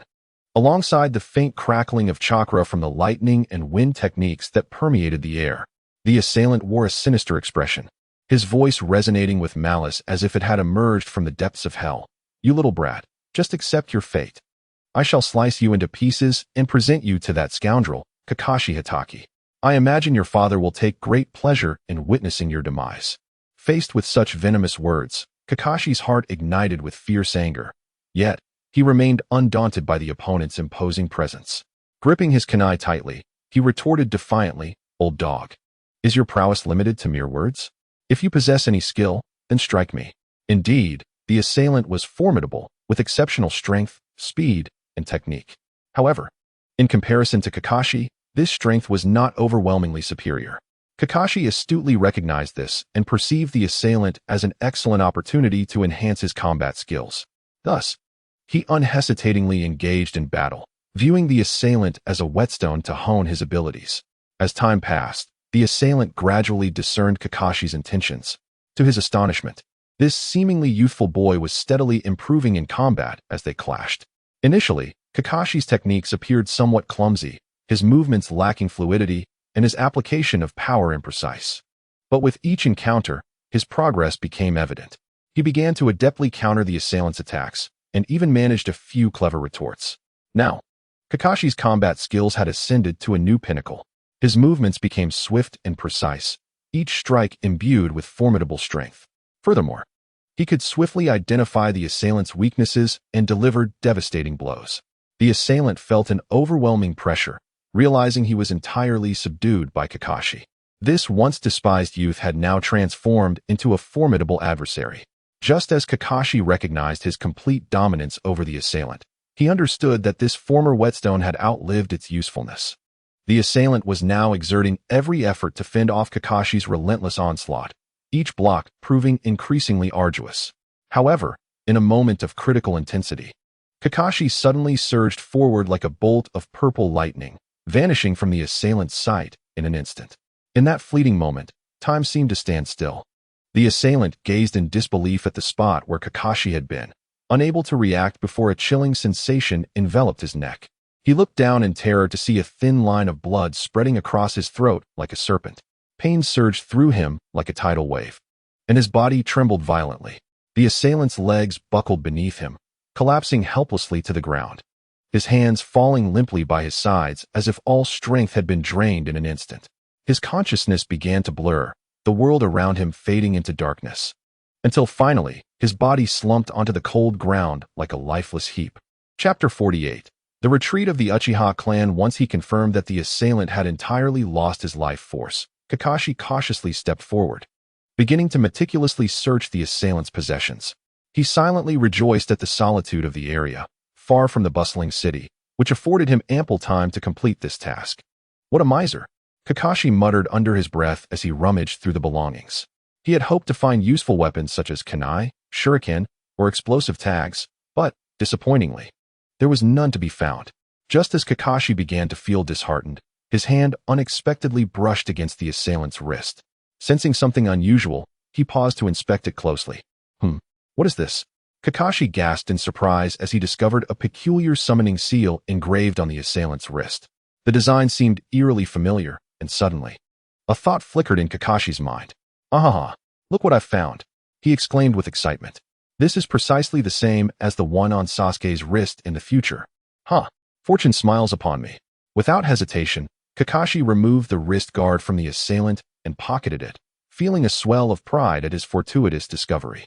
After completing his search, Kakashi did not rush to depart. Instead, he began erasing his traces from the scene. He approached the assailant's lifeless body, crouching down to obliterate the brain entirely. This way, even if someone discovered the corpse, they would glean no information about Kakashi from it. Having accomplished this, Kakashi stood up, surveyed the surroundings to ensure no traces remained, and swiftly departed, vanishing into the night. However, it was not long after Kakashi turned to leave that members of the Uchiha police force arrived on the scene, soon followed by members of the Umbu. Clad in tight black uniforms and masks obscuring their true identities, the Umbu's appearance intensified the already tense atmosphere. Undoubtedly, the commotion stirred by this fierce battle had drawn attention. Upon spotting the dead figure clad in Umbu attire, the leader of the Umbu acted immediately, halting the Uchiha police from advancing further. His voice was cold and devoid of emotion as he addressed Uchiha Fugaku. "Captain Fugaku, this matter pertains to our Umbu member, so it is best left to us to handle." Fugaku's expression darkened instantly, his fists clenched tightly, clearly displeased with the Umbu's actions. The Umbu were blatantly stripping the Uchiha police of their authority. It must be noted that the Uchiha police had defined jurisdiction. Their responsibilities included maintaining order and security within the Leaf Village, establishing various regulations, and apprehending those with criminal tendencies, including rogue ninjas. However, now, in a case involving an Umbu ninja, their investigation was so easily obstructed, rendering the police powerless to participate. If this continued, the authority of the police would inevitably diminish, ultimately relegating them to the status of a mere municipal enforcement team, losing their vital position and function. Yet, despite the deep-seated resentment and helplessness, Fugaku found no viable solutions. Silently, he glanced around before slowly raising his hand, signaling for everyone to follow him away from the scene. The once mighty Uchiha clan being so ruthlessly driven away was undeniably a profound sorrow. As they departed, Uchiha Itachi's confidant, Uchiha Kurenai, could no longer suppress his fury. With a face etched in anger, he confronted Uchiha Fugaku. "Captain Fugaku, are we truly just going to leave like this? We are the police force. This matter should have been our responsibility." Fugaku halted his steps, turning to face Uchiha Kurenai, his eyes revealing a hint of resignation and bitterness. He sighed softly and replied, "Sigh, we must leave for now, Kurenai. This case involves Umbu ninjas, and they have their own methods and protocols for handling such situations. Not allowing us to participate may be somewhat understandable." Uchiha Yanyin clearly expressed his dissatisfaction with Uchiha Fugaku's words. His eyes widened as he continued. "But Captain," Uchiha Fugaku placed a reassuring hand on Uchiha Yanyin's shoulder and replied, "No buts. I comprehend your feelings, Yanyin. However, we must remain calm and not act impulsively. There may be deeper issues at play that we do not yet grasp. Let us return and deliberate further." With that, he led the group onward. With a mournful expression, Uchiha Yanyin lamented, "I truly cannot fathom why the village harbors such animosity towards our Uchiha clan. Are we not a part of this village? We have sacrificed so much for it, yet we receive such treatment. It is utterly unjust." His agitation grew, his voice rising an octave. "If it comes to it, we should simply—" However, before he could finish, Uchiha Fugaku's thunderous shout interrupted him. "Yanyin!" The roar resonated like thunder, startling everyone into silence. Uchiha Fugaku's eyes blazed with a crimson hue, the distinctive color of the Sharingan. As he fixed his gaze on Uchiha Yanyin, his anger palpable.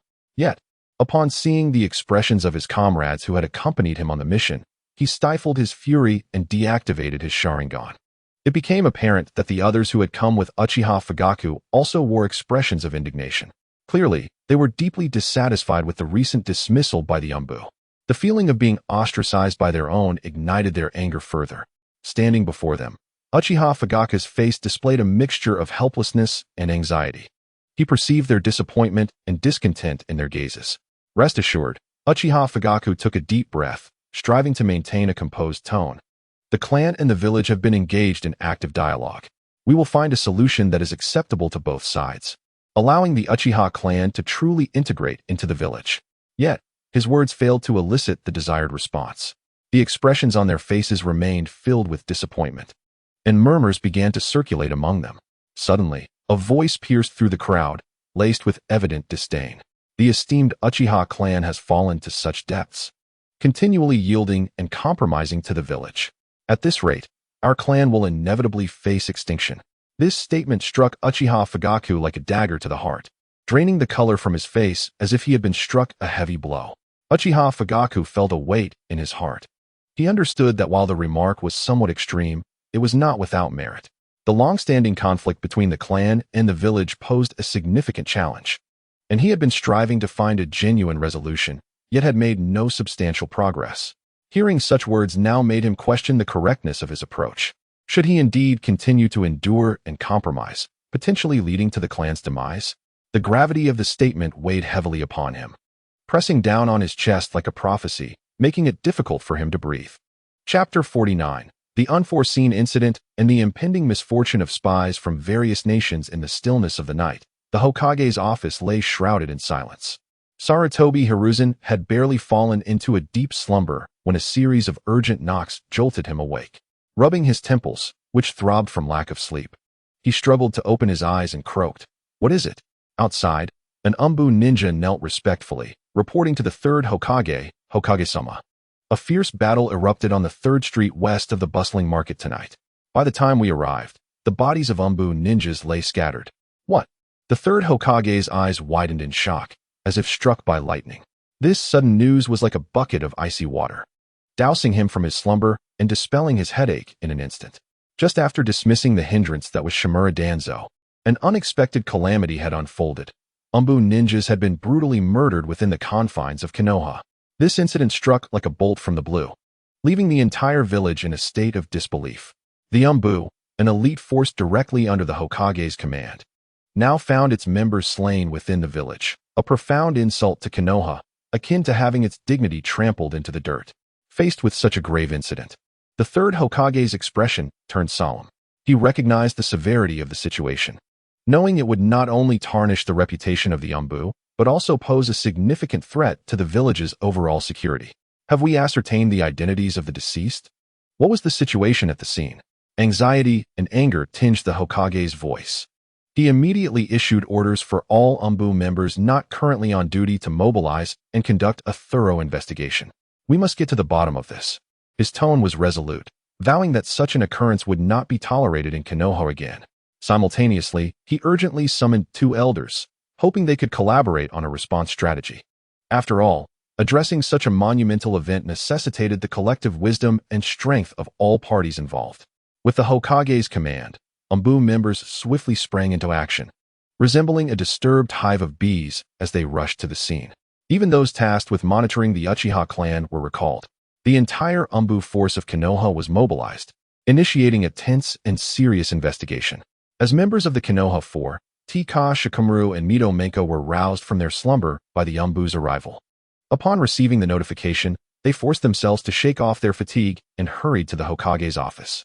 Upon arriving at the Hokage building, the usually reticent Mito Menko was the first to inquire, "Hiruzen, what has transpired to warrant the mobilization of all Umbu members?" Tika Shikamaru also looked at the third Hokage with urgent eyes. The third Hokage's face darkened as he handed over the preliminary report from the Umbu regarding the incident to the 2 elders. They took the report and began to read it intently.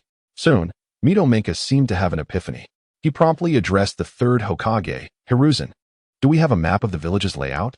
Though puzzled by his friend's request for a map, the third Hokage retrieved it, recognizing the determination in his friend's eyes. Mito Menka spread the map across the desk and scrutinized it for a moment before slamming his hand down on the table. "Investigate thoroughly. We must leave no stone unturned."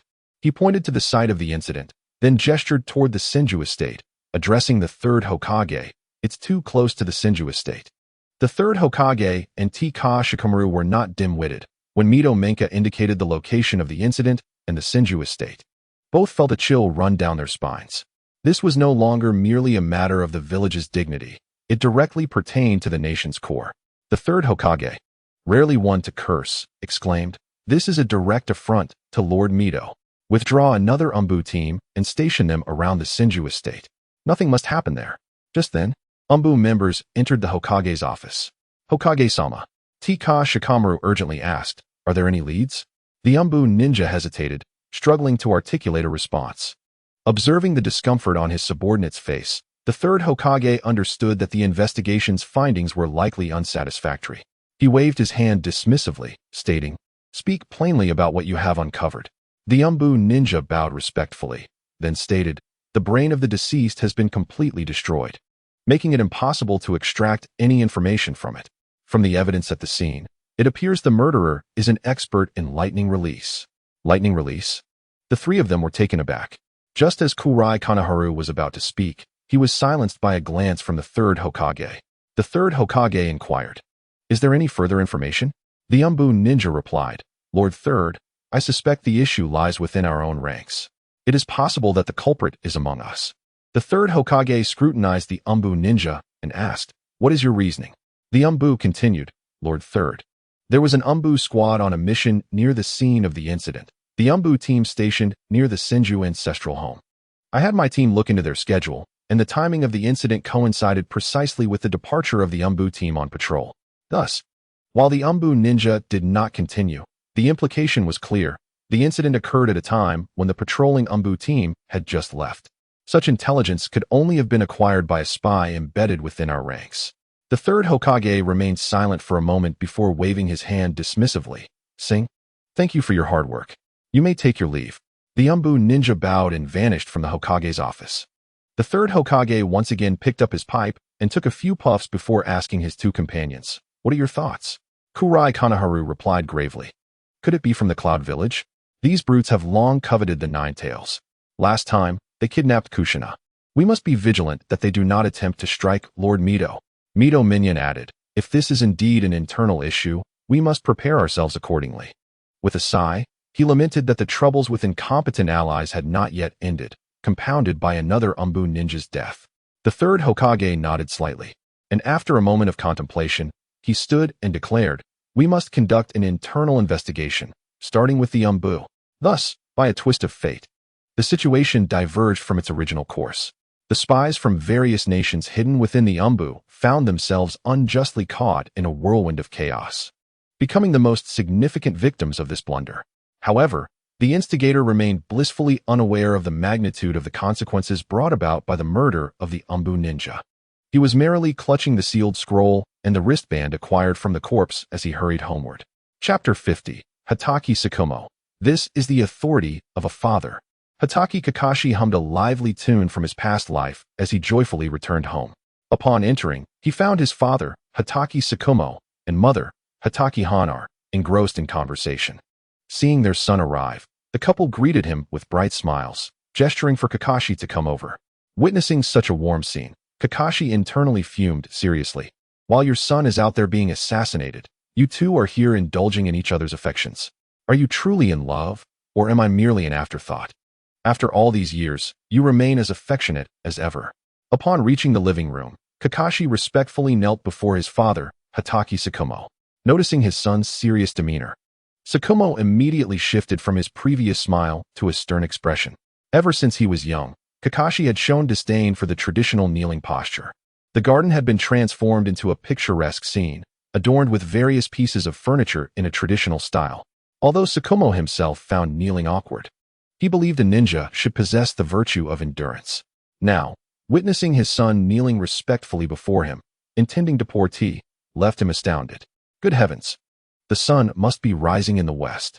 Based on past experiences, whenever Kakashi adopted such a grave demeanor, it often heralded trouble. Kakashi had always been principled, impervious to outside influences, which had deprived Tsukumo of the experience of being a father. It seems this matter must be significant. As he sipped the tea poured by his son, Tsukumo failed to discern its aroma, instead tasting a bitterness akin to facing execution. Mother Hatake Hanar looked at her son with astonishment. Knowing Kakashi's character well, she regarded her husband with an amused expression upon witnessing Kakashi's seriousness. As Kakashi poured tea for his father, he earnestly addressed him. Father. The term father caused Tsukumo to tense up, prompting him to push Kakashi away in exasperation. You rascal. Just say what you need to say without beating around the bush. Kakashi relaxed, shifting from kneeling to a cross-legged position. Resuming his usual demeanor, he said to his father, Dad, I wish to learn our family's Hatake swordsmanship. Really?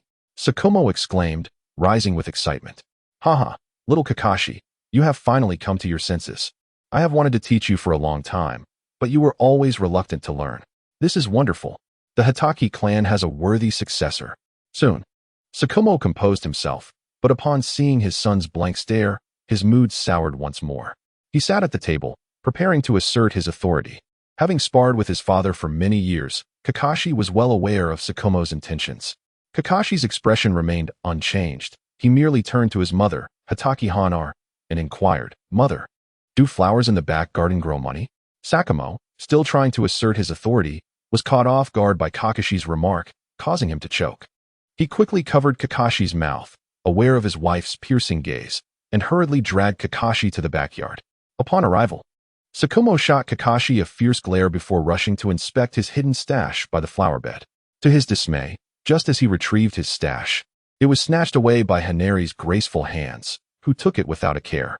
Watching his father's forlorn figure, Kakashi suddenly felt that learning the family swordsmanship was not an urgent matter. Just as he stealthily began to retreat from the backyard, Tsukumo's piercing gaze shot towards him. Kakashi hastened his steps, intending to escape to the front yard. However, before he could move, Tsukumo seized him by the neck. "Dad, Dad, Dad." Kakashi's repeated calls were an earnest attempt to awaken the dwindling paternal affection within Tsukumo. "Ha ha ha," Tsukumo laughed warmly. "Good son. You certainly know how to exploit your father. You wish to learn the family swordsmanship? Then today, I shall let you experience it." Kakashi frantically waved his hands, attempting to escape his father's grip. Soon, the backyard echoed with Kakashi's anguished cries, a true lament that would draw tears from any witness. After delivering a thorough thrashing to his son, Tsukumo finally released his pent-up frustration, feeling rejuvenated, as if the world around him had brightened. So this is the authority of a father. How exhilarating. Glancing at his bruised son, Tsukumo clapped his hands and said to the panting Kakashi, "Little Kakashi, it is getting late. Tomorrow we shall formally begin your training." The following day, Kakashi stood before his father, still bearing the marks of their previous encounter. In the training ground, several freshly made scarecrows awaited, their vital spots reinforced with heavy iron plates. Kakashi Hatake, wielding his short blade named White Fang, introduced to Kakashi's son, "My swordsmanship is derived from the techniques of the samurai, yet it emphasizes powerful strikes and lethal precision far more than theirs. Our style diverges from the Uchiha's blade techniques, lacking in intricate finesse. I am known as the White Fang of Konoha, for the countless foes I have felled with this very blade, carving my reputation through bloodshed. Moreover, I often breach the strongest defenses of my adversaries, akin to the fangs of a ferocious beast tearing through flesh." Kakashi, with a hint of pride, continued, "You must now familiarize yourself with the vital points of the human body, honing your accuracy and stability in your attacks. Follow me, and I shall demonstrate." Upon reaching the training ground, Kakashi gripped the White Fang, an aura of chilling lethality emanating from him, a manifestation of the supreme killing intent he had cultivated amidst countless battles. Though this aura was not directed at his son, Kakashi's heart raced with cold sweat, feeling an icy shiver ascend from his feet to the crown of his head. Instinctively, he activated his elemental transformation. Fortunately, when not under attack, this transformation appeared inconspicuous to the ordinary eye. In a flash, Kakashi vanished, reappearing before a scarecrow, targeting the throat, spine, lungs, heart, kidneys, liver, carotid artery, and collarbone. He moved with fluidity, and when he halted, the iron plates positioned at those vital points were pierced with smooth, precise holes. What astonished Kakashi's son the most was that the scarecrows behind were cleaved in two alongside the iron plates, their cross-sections remarkably smooth and artistically refined. Chapter 51, Kakashi's Self-Doubt. A day of fatherly experience. Kakashi's son gazed in utter astonishment at his father, overwhelmed by an indescribable shock. In both his past and present lives, he had always recognized Kakashi's prowess, but had never fathomed he could be this formidable. Goodness, this killing intent. How many lives must one take to cultivate such terrifying aura? No wonder there are whispers in the forums of his ability to suppress the legendary Sannin of Konoha. With this presence, it is indeed not beyond the realm of possibility. Kakashi silently marveled. Yet, as he continued to observe his father, a pang of regret surged within him. Alas, his stubborn nature. He has driven himself into a corner over mere rumors. Aside from the inaction of Konoha's higher-ups, his obstinacy is a significant contributor to his tragic fate. He is hopelessly lost, unaware of the need to turn back. However, on reflection, Kakashi mused, "Yet this very trait is not shared by me. I refuse to be shackled by the so-called moral constraints. Without morality, One cannot bind me. Just then, Kakashi concluded his demonstration, lowering his hand and standing still. In an instant, his formidable aura seemed to be enveloped by an unseen hand, retracting entirely as though the fearsome killing intent had never existed. In the blink of an eye, he transformed back into the playful father, appearing harmless and benign. Kakashi observed his son, who stood frozen in awe, and a profound sense of satisfaction and pride welled within him. After all, what father does not yearn to be the hero in his child's eyes? What man does not aspire to be a role model in his son's journey of growth? Noticing a subtle smirk of self-satisfaction on Kakashi's face, his son quickly understood the pride that filled his father's heart. Never mind, I won't hold this against you. Let you revel in your moment.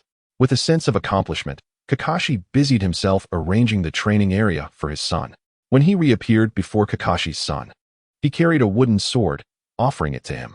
However, upon seeing the wooden blade, Kakashi's son displayed unmistakable disdain. Kakashi was already accustomed to his son's reactions. He knew that his child possessed an eccentric personality, often holding unconventional views and demands. Whether it was the blandness of family meals or the outdatedness of formal attire, his son would express his discontent, leading to a series of culinary innovations and a revival of traditional garments. The unique flavors of his son's creations, the rich and diverse tastes of Huaxia cuisine, and the elegant beauty of Hanfu attire were indeed remarkable. Realizing he had wandered into his thoughts, Kakashi firmly addressed his son. Remember, our swordsmanship emphasizes swift and accurate lethal strikes. As a medical ninja, you should be well acquainted with the vital points of the human body. Henceforth, you must practice locating your enemy's weaknesses swiftly and delivering a fatal blow. Of course, this is not a skill that can be mastered overnight.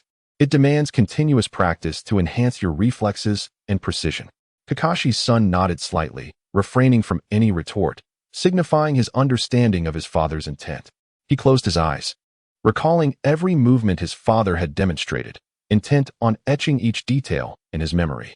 Opening his eyes, Kakashi's son began to emulate his father's movements with unwavering focus. His body moved with the precision of a finely tuned machine, each action meticulously executed. His breathing was steady and rhythmic, harmonizing with the cadence of his movements, rendering the practice seamless and natural. As time passed, his proficiency grew, and his actions became increasingly refined. Kakashi, initially wearing a proud smile, gradually adopted a more serious demeanor. This insufferable child, he is progressing rather swiftly. Kakashi marveled inwardly, astonished by his son's ability to grasp his techniques so rapidly. Observing his son's movements, he realized that Kakashi's son was no longer merely imitating, but beginning to integrate his understanding, developing his unique style. As time wore on, Kakashi's son's movements flowed more effortlessly, revealing a technique that, while rooted in Kakashi's teachings, showcased his distinct characteristics. Although Kakashi noted that his son's swordsmanship still bore a certain naivety, he also recognized the immense potential for growth that lay ahead. The day had yet to reach noon. Yet unexpectedly, his son had infused his comprehension into the techniques he had learned, evolving them into a novel swordsmanship that resonated with his own identity. This revelation left Kakashi astounded, while simultaneously filling him with a profound sense of pride for his son's talent and creativity. Nevertheless, an unnameable feeling of discontent began to stir within him. After all, Kakashi Hatake has always taken pride in his swordsmanship, and now his son has surpassed his teachings in such a brief span of time, undoubtedly striking a blow to his sense of self-worth. Nevertheless, deep down, as a father, Kakashi feels genuine joy for his son's growth and progress. Yet, he cannot help but ponder whether he has truly aged, whether he can no longer provide his son with further guidance and support. This intricate web of emotions weighs heavily on Kakashi's heart. Chapter 52. The foreign spy in the Umbu. Kakashi Kid remains oblivious to his father's melancholic state. He immerses himself entirely in the refinement of his sword techniques, unhesitatingly seeking his father's counsel on any points of confusion. Kakashi Kid is acutely aware of his father's extensive experience and profound mastery in swordsmanship. Thus, he fully capitalizes on this invaluable resource, continuously drawing knowledge and skills from his father. Whenever he encounters a challenge, Kakashi Kid resembles a famished wolf, eagerly pouncing on his father, leaving no opportunity for learning unseized. He meticulously inquires about various aspects of swordsmanship, including techniques, stances, and breathing. Before long, The elder Kakashi finds himself thoroughly overwhelmed by his son's insatiable thirst for knowledge. He patiently answers Kakashi Kid's questions and even willingly shares some of his own insights and experiences. Kakashi Kid treasures every word from his father, committing them to memory and diligently incorporating them into his practice. He spares no detail, striving to fully absorb his father's wisdom and transform it into his own strength. Thus, Kakashi Kid progresses further along the path of swordsmanship, while his father's knowledge is gradually depleted. At last, Kakashi Kid spares his father a moment of respite. However, before Kakashi can catch his breath, he receives an urgent summons from the Hokage's office. Lord Kakashi, the ninja who delivers the message, stands before him, bowing respectfully before saying, "The Hokage commands your immediate presence at his office." Kakashi's brow furrows instantly, a sense of foreboding rising within him. He muses. To be summoned at such a time must indicate a pressing matter. After all, he is currently the captain of the third Hokage's and ordinarily, such tasks do not require his direct involvement. With this thought, Kakashi wastes no time, swiftly preparing his gear and hastening toward the Hokage building. Meanwhile, Kakashi Kid remains entirely focused on honing his swordsmanship, oblivious to his father's departure. As minutes slip by and night falls, Kakashi Kid finally pauses his practice, only to notice his father's weary figure at the doorway. Concern grips his heart, and he rushes to greet him. At the same moment, Kakashi's wife, Hanar, approaches swiftly, her expression transforming into one of worry upon seeing her husband's exhausted demeanor. She instinctively reaches out to take his gear. However, Kakashi waves her off, softly replying, "No need, no need. The mission is not yet complete. I merely returned to eat and rest briefly." His voice betrays an undeniable fatigue. Hanar's hand lingers in the air as she gazes at her husband, anxiously asking, "What has happened that seems so troublesome?" Kakashi slowly makes his way to the table, heavily sitting down, and lets out a deep sigh. After a considerable pause, he finally speaks. "Alas, an extremely urgent matter has arisen. Within the village, one of our comrades has tragically perished. Following a detailed investigation, we suspect it is the work of a spy from the Cloud Village. And this spy may very well have infiltrated our ranks." Hanari's expression instantly grows grave, her eyes widening in disbelief as she looks at Kakashi. He continues, "The third Hokage has ordered a comprehensive self-examination to root out the spy hidden within the As the captain, I must oversee the to ensure no similar incidents occur during this period of scrutiny." Hanar furrows her brow tightly, disbelief etched upon her features as she murmurs, "Is it truly that serious? Those brutes from the Cloud Village are exceedingly audacious to infiltrate our Her voice carries a mix of anger and concern. Kakashi, too, wears a serious expression, his gaze fixed intently on his wife as they both fall into contemplative silence. They remain unaware of their son, who stands behind them, head bowed and trembling slightly. Upon hearing his father's words, a thought flashes through Kakashi Kid's mind, the summoning jutsu-engraved wristband he keeps in his room. He dares not lift his head, fearing he might burst into laughter. Kakashi Kid could never have anticipated that the subordinate he hastily dispatched would trigger such a considerable uproar. He had initially thought it a trivial matter, only to realize the situation had escalated far beyond his expectations. In the ensuing days, the once peaceful village is disrupted by sporadic skirmishes. Villagers often hear the distant echoes of battle cries and clashing weapons, instilling a sense of unease. Kakashi, meanwhile, rises early and returns late, engrossed in the investigation and counteraction against the spies. His figure traverses the village's streets and alleys, leaving no suspicious corner unchecked. Sometimes, upon returning late at night, he bears stains of unknown blood upon his attire. Through this thorough investigation, numerous spies from other nations are uncovered within the village. These spies had concealed themselves deeply, hailing from the Cloud Village, the Sand Village, and the Rock Village. However, most astonishingly, the fewest spies were found to be from the Mist Village. In addition to the spies from the 5 great nations, the discovery of spies from the Rain Village was particularly shocking. This revelation left the higher-ups of Konoha both astonished and somewhat understanding. Considering the Rain Village's relentless pursuit of becoming the 6th great nation in recent years, they had been constantly expanding their military capabilities, evidently preparing for an impending war. Surveying the surrounding environment of the Rain Country reveals that other smaller nations are far too weak to satiate the Rain Country's swelling ambitions. In contrast, While the Wind Country and Earth Country boast vast territories, they appear barren due to natural constraints. Thus, attacking these two nations would not only require immense human and material resources, but might yield returns far below expectations, rendering the endeavor unworthy. Yet, on this continent, there exists one nation that stands out, the Fire Country. Occupying the central part of the continent, its geographical position is unparalleled, rich in resources. Should the Rain Village successfully seize a portion from the Fire Country, it would provide substantial momentum for the Rain Country's ongoing development, ultimately aiding Hanzo the Salamander in realizing his ambitions. Chapter 53. The Aftermath of the Self-Examination, the Warhorns ready to sound the spies unearthed from various countries. After being interrogated by the clan of the mountain, divulged all their secrets. Due to the debacle instigated by Kakashi Kid and Danzo, the entire Konoha village found itself ensnared in a prolonged self-examination campaign. This self-examination turned into a massive upheaval, involving various aspects of the Konoha village. However, just as people believed that this self-examination would persist indefinitely, it unexpectedly came to an end.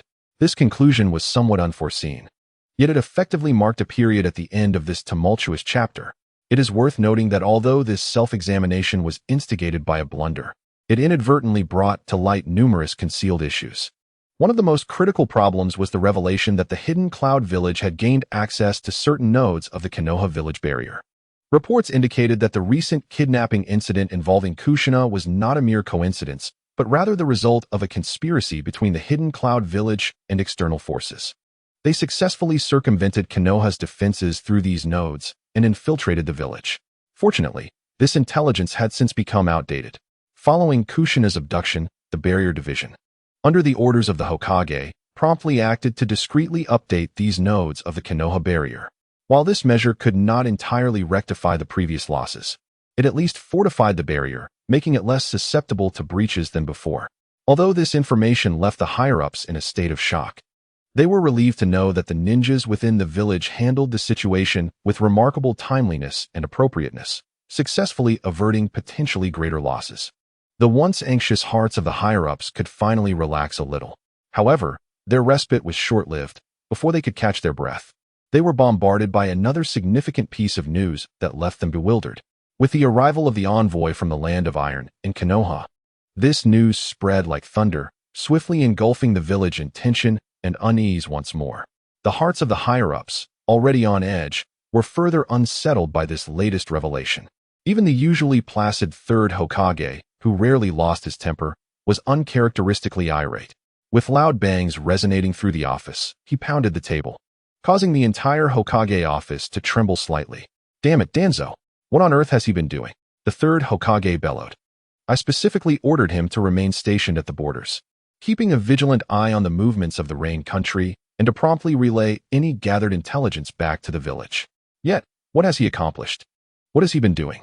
The Hokage's fury seemed to intensify rather than dissipate with his shouts. He continued in an agitated tone. "Hanzo of the Salamander has already led the ninjas of the Rain Village into the Land of Iron, and he hasn't relayed a single piece of crucial information back." In that moment, he had the audacity to sneak back to the village. Tsurugi Koharu and Mito Gate exchanged glances, their faces reflecting a mix of frustration and anger, silently lamenting. "That pig, Danzo, is truly more of a hindrance than a help." Tsurugi Koharu lowered her voice, her expression grave as she spoke to the third Hokage, Hiruzen. "Now is not the time for anger. Hanzo leading the Rain ninjas into the Land of Iron is a significant crisis.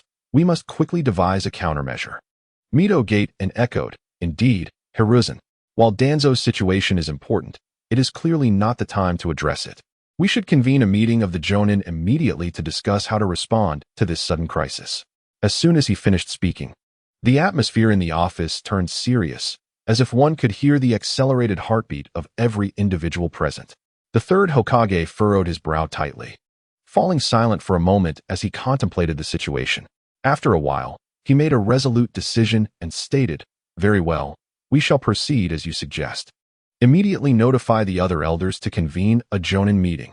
With a single command, the Umbu ninjas sprang into action, moving swiftly and silently through the streets of Konoha like phantoms of the night. Subsequently, the Jonin remaining in the village hastened to the Hokage Tower. leaving only those on missions outside. In this tense moment, the third Hokage chose to visit the Senju ancestral home alone to meet with Uzumaki Mito. Upon encountering Mito, the third Hokage bowed respectfully and greeted Lady Mito. Mito smiled, nodded, and gestured for him to sit down. Once seated, the third Hokage recounted the situation regarding the plea for assistance from the Land of Iron in detail. Mito listened quietly, her expression remaining composed, though she occasionally furrowed her brow as if deep in thought. After the Hokage finished, she remained silent for a moment before gently sighing, regardless of time and place, the struggle never ceases. However, be cautious, monkey. I have a foreboding feeling that Hanzo may ignite the flames of war across the ninja world. The third Hokage nodded in agreement, fully aware of Mito's insights. He understood the formidable strength and influence of Hanzo the Salamander. If he truly intended to instigate war, the consequences would be dire. Yet, he felt no inclination to retreat. Instead, he straightened his posture and addressed Mito. Indeed, Lady Mito, although I am reluctant to admit it, war is indeed approaching. However, while we in Konoha do not desire conflict, we shall not shy away from it. Mito regarded the third Hokage before her with a glimmer of admiration in her eyes. The third Hokage had matured, shedding the naivety of his youth to become a composed and resolute leader. He possessed not only exceptional leadership skills, but also the calmness and courage required in times of crisis. Mito believed that under his guidance, Konoha would undoubtedly navigate through this perilous chapter. Mito paused momentarily, seemingly contemplating something of great importance. Then, she slowly rose, traversed the living room, and headed straight for her study. Upon entering, she gently closed the door, isolating herself from the external clamor. After a while, Mito reopened the door, emerging with a letter in hand. She approached the third Hokage, smiling as she handed him the letter, saying, "Monkey, take this letter in the coming days as my representative to the daimyo's residence. It should provide you with some assistance." The third Hokage felt a surge of joy. Completely unprepared for such a fortuitous outcome from his visit to the Senju ancestral home, he promptly accepted the letter, carefully tucking it away as though it were a precious treasure. With Mito's letter in hand, the third Hokage could finally approach the daimyo's residence for funding with legitimate authority. He mused silently. The daimyo of the Land of Fire should not have too many grievances, right? Surely. Leaving the Senju ancestral home, the third Hokage felt a sense of fulfillment. With a heart full of elation and anticipation, he quickened his pace, hurrying back to the Hokage Tower's conference room.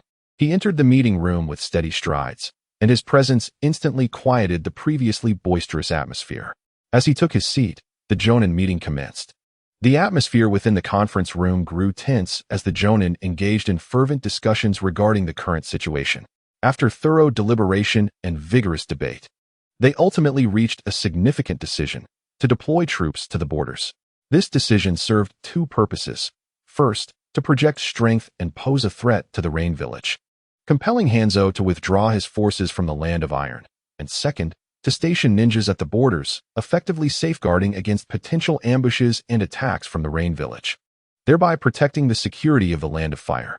Following the conclusion of the Jonin meeting, the Hokage's office swiftly issued a summons, calling for various troops to be stationed at the borders.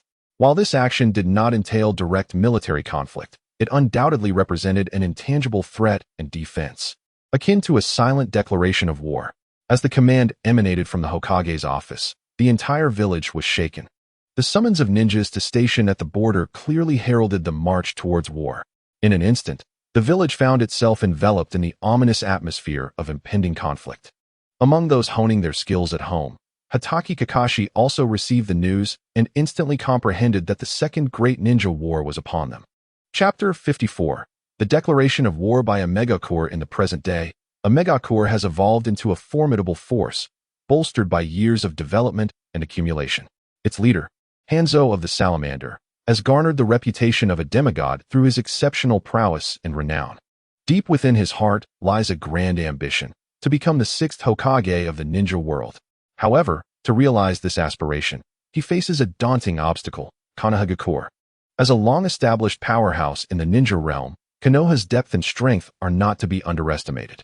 Hanzo recognizes that to ascend to the position of the sixth Hokage, he must first conquer the formidable adversary that is Konoha. Thus, he is compelled to launch an offensive against Konoha, seeking to diminish its power and pave the way for his ambitions. Naturally, Konoha's every move has drawn the attention of other ninja villages. After years of recuperation, the various nations' desires for expansion can no longer be contained, akin to a volcano on the verge of eruption. The high-ranking officials of the major ninja villages are acutely aware that this presents an opportune moment for outward expansion.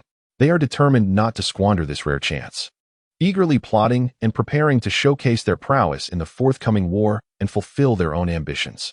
In the shadows of the ninja world, there lurk individuals driven by ambition.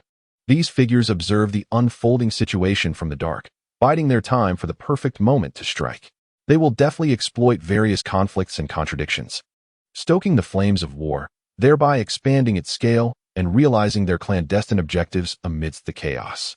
The specter of war looms overhead like a heavy cloud, suffocating the village with its oppressive presence. The impending conflict has permeated every aspect of village life, with discussions revolving around the details of war. The ninja forces of Konoha have advanced to the borders of the Land of Rain, establishing a threatening stance against Amigakure. This maneuver undoubtedly sends a clear signal to Amigakure. Konoha can threaten your rear at any moment. Simultaneously, the higher-ups in Konoha have not been idle. They have dispatched a notice to Hanzo, urging him to withdraw his forces from the Iron Country back to the Land of Rain. However, the response from Hanzo and Amigakure was unexpectedly fierce. Not only did they reject Konoha's proposal, but they also continuously sent forth their ninja army to the borders, creating a standoff with Konoha. With a resounding crash, a sturdy desk in Amigakure's encampment within the Iron Country was upturned by an overwhelming force, scattering with chips and papers everywhere. Standing before the desk was Hanzo himself, his face a mask of fury as he glared at the notice from Konoha in his hands. Roaring in anger, "Damn Konoha! How dare they humiliate me so?" Konoha, as one of the 5 great shinobi nations, undoubtedly holds significant status and influence. However, for a smaller nation like Amigakure, Konoha's attention is predominantly directed towards the other great nations. Despite Konoha's recent acknowledgement of Amigakure, it is evident that this recognition is still insufficient. The notice from Konoha drips with condescension and disdain, a profound insult to Hanzo. As one who aspires to become the 6th Hokage, Hanzo cannot tolerate such humiliation. What incenses him further is Konoha's ninja forces stationed at the borders of the Land of Rain, posing a serious threat to his campaigns and the security of the Land of Rain. Faced with this predicament, Hanzo mused, "It seems I must recall my troops from the Iron Country." Without hesitation, he commanded his subordinates to plunder resources freely from the territories they had seized in the Iron Country. To Hanzo, the samurai of the Iron Country are nothing more than feeble ants, unworthy of his attention. Amidst the vast battlefield, only a rookie named Mitsuba slightly captured Hanzo's interest. When the general of the Iron Country was beheaded in a single encounter with Hanzo, the remaining samurai were paralyzed with terror, scattering in every direction. Yet, amidst this chaos, Mitsuba resolutely stepped forward, undaunted in the face of Hanzo. Armed with a sharp blade, he met Hanzo in a breathtaking duel. Despite Mitsuba's valiant efforts, he ultimately succumbed to Hanzo's overwhelming strength, falling to the ground. However, just as Hanzo prepared to deliver the final blow, he was struck by Mitsuba's fearless spirit and selflessness. A sense of admiration welled up within Hanzo, leading him to spare Mitsuba's life. Thus, Mitsuba emerged as the sole survivor of the brutal battle. Meanwhile, the ninjas of Amigakure rampantly pillaged the lands of the Iron Country as if they were in a lawless realm. Oblivious to the fact that this had once been Iron Country territory, reveling in the spoils of victory. Time swiftly passed, 5 days fleeting by in the blink of an eye. During this brief period, the ninjas of Amigakure indulged in a feast, gorging themselves and relishing the fruits of their conquest under Hanzo's leadership as they began their return to the Land of Rain, laden with the wealth and resources they had seized. In stark contrast to Amigakure's prosperity, the areas ravaged in the Iron Country resembled a hellscape. Once thriving towns lay in ruins, the streets deserted, littered with corpses emanating a nauseating stench. The land that had once flourished now stood desolate, shrouded in the shadows of death. Among the ruins, the surviving citizens of the Iron Country lamented their losses, mourning their loved ones and homes, trapped in a dire existence. Yet, the lofty samurai of the Iron Country buried their heads in the sand like ostriches, turning a blind eye to these issues. Having been cowed by Hanzo, they lacked the courage to confront reality, opting instead to evade the problems at hand. They pretended these issues did not exist, unwilling to acknowledge the suffering endured by the populace of the Iron Country. At this moment, the only hope for the exalted samurai of the Iron Country lies in Hanzo departing swiftly from their nation, allowing them to continue their privileged lives and perpetuate the oppression of the common people. Oh, you say that these commoners have just endured the calamity of war and require time to recover? Please, we are the haughty samurai above all. The notion that these commoners seek respite and restoration is of no concern to the noble samurai. Taxes must be collected without exception, otherwise, how can the samurai continue to enjoy their lavish lifestyles? Should the samurai wish to test their blades, the commoners are expected to stand still and allow the samurai to use their bodies as practice. This is their honor. Under Hanzo's command, the ninjas of Amigakure hastily returned to the Land of Rain. This group of ninjas returned with a substantial cache of resources plundered from the Land of Iron, instilling within Hanzo of the Salamander a newfound confidence to confront the village of Konoha. These supplies encompassed an array of weapons and equipment, alongside ample provisions and funds, marking a significant resupply for Amigakure. Upon his return, Hanzo unhesitatingly issued orders to eliminate all foreign ninjas entering the Land of Rain. His voice was cold and resolute, devoid of any hesitation. This command was sweeping, targeting not only the ninjas of Konoha, but also those from Sunagakure and Iwagakure. Hanzo seemed intent on fortifying the borders of the Land of Rain, determined to create an impenetrable barrier against foreign ninjas encroaching upon its territory. His conviction was so profound that it drew the attention of many. However, this decision stirred a hornet's nest, provoking widespread outrage. The previously passive Sunagakure and Iwagakure suddenly felt their positions severely challenged.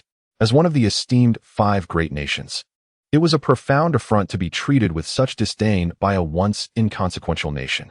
Consequently, both countries dispatched their ninja forces to the borders of the Land of Rain, signaling their protest and warning to Hanzo.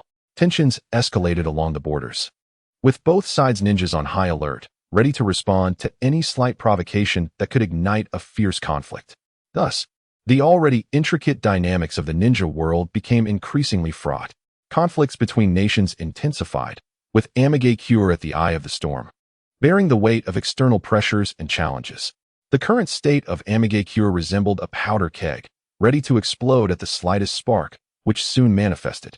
In a seemingly ordinary village within the Land of Rain, a group of ninjas bearing the Konoha forehead protector surged in, acting like ravenous wolves, killing indiscriminately and setting fires. In no time, the village was reduced to rubble. The Konoha ninjas did not halt their rampage, but pressed onward to the next village, igniting warfare across numerous locations in the Land of Rain within just a few days. Requests for aid poured in like snowflakes onto Hanzo's desk. Konoha, you have gone too far. Hanzo, clutching the intelligence gathered by his umbu, felt his fury erupt uncontrollably. Since the Land of Rain began to bolster its military might, Konoha's ninjas had flocked like flies drawn to a scent. Hanzo retaliated by targeting them in turn, when he launched an offensive against the Land of Iron. Konoha brazenly stationed their ninja forces at the borders of the Land of Rain, threatening his rear flank and jeopardizing his military achievements. The humiliating notice to withdraw only compounded his indignation. Now, Konoha's ninjas were rampaging throughout the Land of Rain, especially at a time when they were already locked in a standoff at the borders. The audacity of Konoha to cross into the Land of Rain and commit such atrocities was a blatant slap in the face to Hanzo, who aspired to become the 6th Hokage. Hanzo's frayed nerves snapped. Amigakure declared war on Konoha. This news swiftly swept across the entire ninja world, leaving nations astounded. It marked the first instance since the end of the Warring States period that a small nation dared to declare war on a great power, and particularly on the currently mightiest village, Konoha. Unwilling to be outdone, Konoha responded in kind, declaring war on Amigakure and pulling Akimichi Choza from his recuperation to serve as the frontline commander. However, Choza was merely a figurehead. The actual command fell to the rising stars Tsunade, Jiraiya, and Orochimaru. As the war erupted, the only one left bewildered was Shimura Danzo, stationed at the border collecting intelligence on the Land of Rain. Upon receiving reports from the village, Danzo learned that Hanzo had returned from the Land of Iron.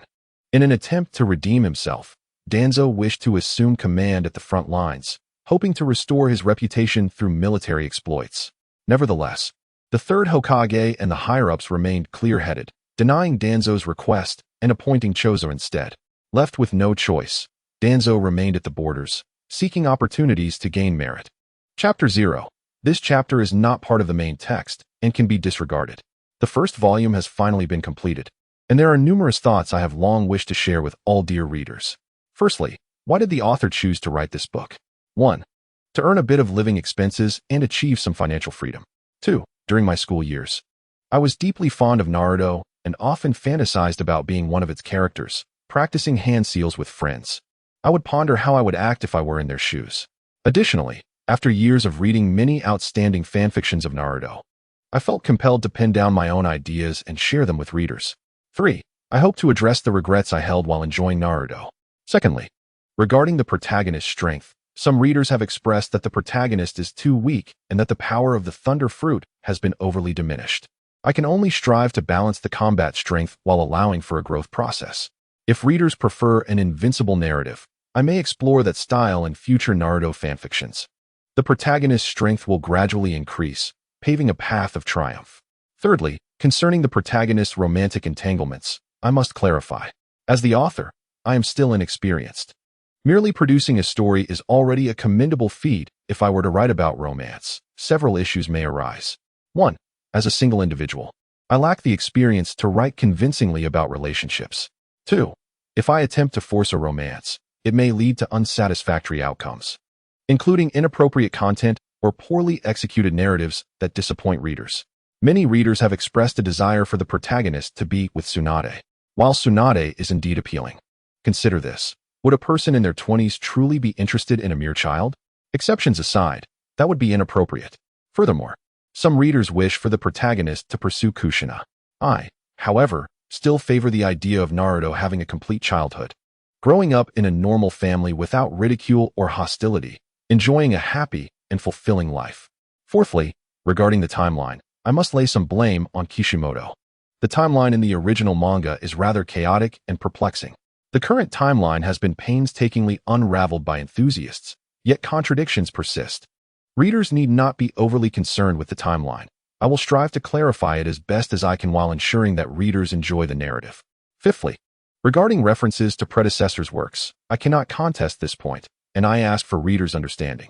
My writing skills are still quite rudimentary, and I struggle with creating twists, depicting battle scenes, and advancing the plot. I am gradually improving my craft, learning from the strengths of predecessors, and endeavoring to present better stories to readers. The issues mentioned above are the most frequently discussed by readers, and I wish to address them here. I want to assure readers that my intentions are sincere, and I take this seriously. The so-called regrets often reflect my own sentiments, whether in fanfiction or time travel narratives.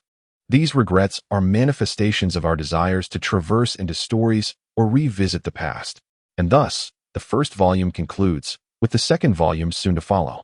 Chapter 55. The confrontation with Shimura Danzo at the border of the Land of Rain. The atmosphere within the Konoha camp was palpably tense, as an intense argument unfolded within the command center of the ninja forces.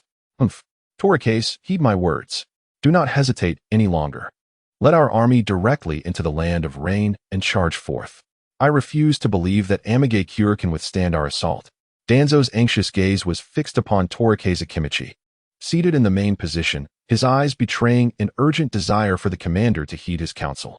Danzo's presence on the front lines was not motivated by noble intentions to contribute to the village. Rather, his singular aim was to accrue military merit to restore his tarnished reputation.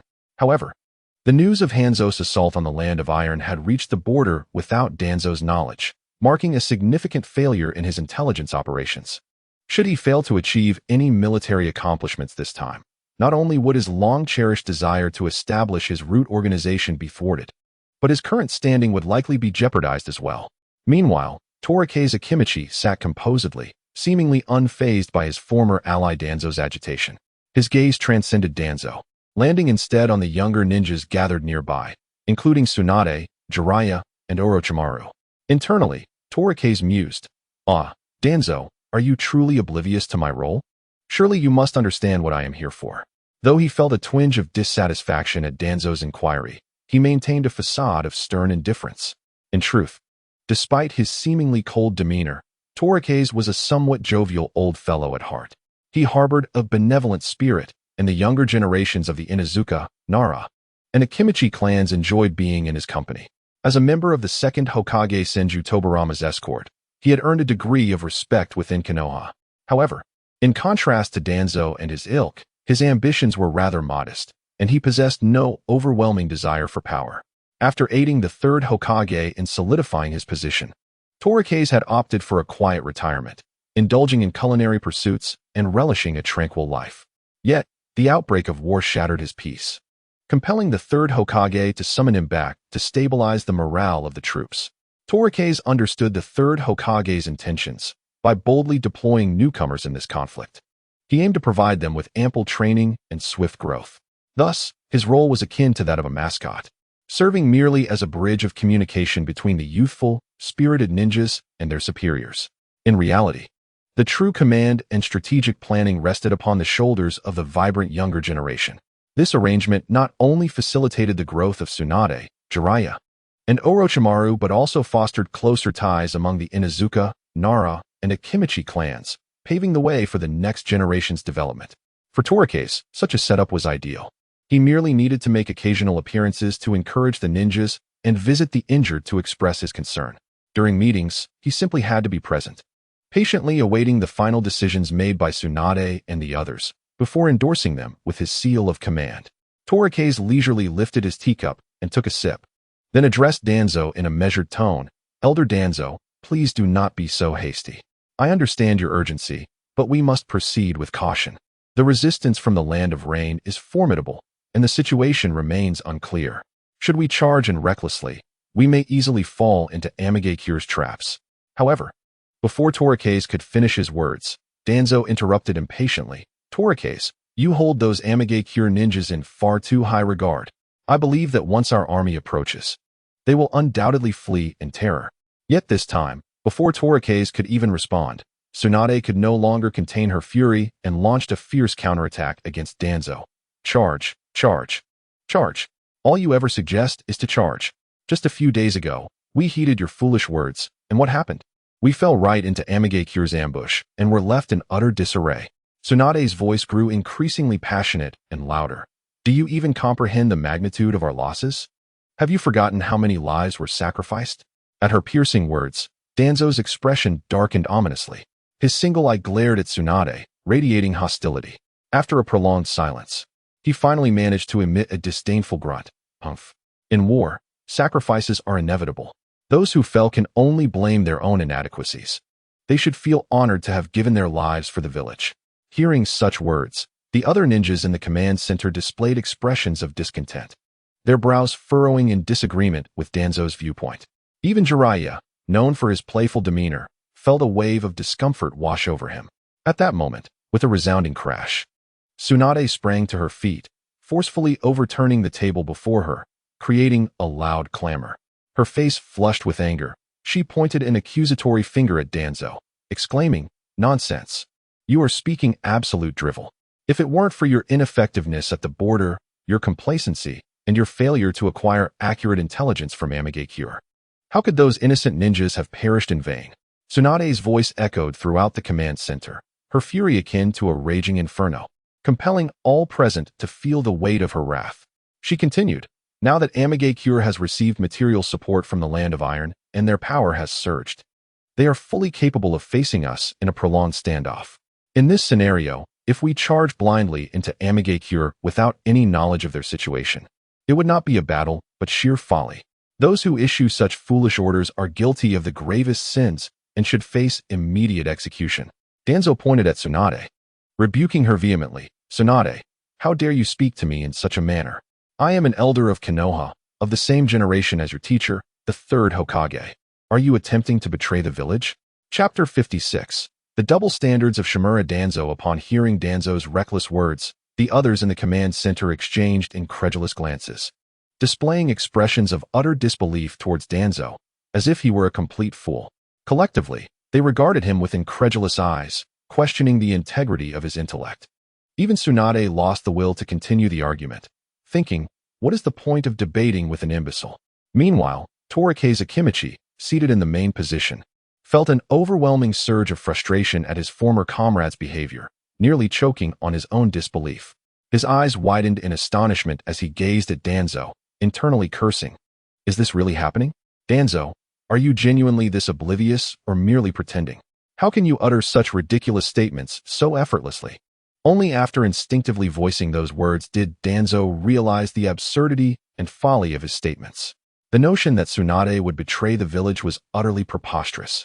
He was left grappling with embarrassment and regret for his thoughtless words. Observing Danzo's disheveled state, Akimichi chose a side helplessly, gradually setting down the teacup in his hand. He addressed Danzo, saying, Danzo, for now, there is nothing for you to do here. It would be best if you stepped outside and ceased causing further disruption. Although his tone remained relatively gentle, the underlying dissatisfaction and irritation were unmistakable. Danzo, filled with a deep sense of humiliation, felt that his dignity had been utterly stripped away. Yet he still maintained his obstinate demeanor. He retorted to Choza, who occupied the main seat. Choza, you are disappointingly feeble. I offered you well-intentioned advice, yet you refused to heed my counsel. You will inevitably come to regret your decision. Without allowing Choza any chance to respond, Danzo turned and prepared to exit the command center. Choza, taken aback, thought to himself, can't you see I am trying to help you out of this predicament? Why can't you recognize goodwill when it is extended? Regret? I am not Sarutobi Hiruzen. I will not indulge in your theatrics of regret and anger. If you forsake dignity, then so be it. Taking a deep breath to suppress his mounting fury, Choza called after Danzo. Wait a moment, Danzo. Upon hearing Choza's words, Danzo paused and turned around, mistakenly believing that Choza had decided to follow his suggestion and was about to mobilize troops. Although he feigned an expressionless demeanor, internally, he felt elated. Yet, the subsequent words from Choza diverged from his expectations. Choza stated, Danzo, through my observations, I have discerned some glaring deficiencies in our reconnaissance efforts at the camp. Therefore, in my capacity as the frontline commander, I hereby appoint you as the head of the intelligence gathering unit. Lead your subordinates immediately into the Land of Rain to investigate the information concerning the Hidden Rain Village. At this, Danzo was left dumbfounded. What? You want me to venture into the Land of Rain for intelligence gathering? That is tantamount to signing my own death warrant. Choza, you imbecile, do you not realize how perilous the Land of Rain is right now? Hanzo the Salamander is notoriously formidable. His prowess is beyond the reach of ordinary shinobi. Sending me to the Land of Rain is clearly a death sentence. No, I absolutely cannot go. I have yet to become Hokage. My dreams are unfulfilled. If I perish like this, what will happen to the village? The village will never have the opportunity to thrive. Indeed, everything he had done was purportedly for the sake of the village, to render it stronger. Yet, the irony lay in the fact that ordinary ninjas, without hesitation, executed perilous missions for the village's benefit, even at the cost of their lives. However, when faced with danger, he valued his own life above all else. Unless absolutely necessary, he would not easily relinquish his life. This exemplified the hypocrisy of his position, the double standards he embodied. Nevertheless, despite his unwillingness, the commanding officer Akimichi Choza had issued the order, and military orders were absolute. As Danzo's subordinate, he dared not defy the command. Ultimately, he reluctantly accepted the order and set forth with his subordinates on the journey to the Land of Rain to carry out the reconnaissance mission. As he watched Danzo's distant figure fade away, the impatient Tsunade could no longer contain her anxiety and promptly questioned Choza. Old man, are you truly comfortable sending Danzo to gather intelligence? Her voice betrayed evident distrust and concern. In response, Choza glared sharply. How could that be? Though I am of advanced age, I am not so muddled. The reason I dispatched Danzo for this task is primarily to establish an additional channel for intelligence acquisition. After all, more sources of information provide greater assurance. He then turned his gaze toward Jiraiya, continuing, the true responsibility for intelligence work lies with Jiraiya. If Danzo's side can procure useful intelligence, we can compare it with Jiraiya's findings and verify the accuracy of our information. Should Danzo yield no significant results, it would not be a loss for us. Quickly send him off. Do not allow him to hinder your work here. He contributes nothing substantial and merely flaunts his status, which is quite vexing. With a wave of his hand, Choza addressed the younger individuals present.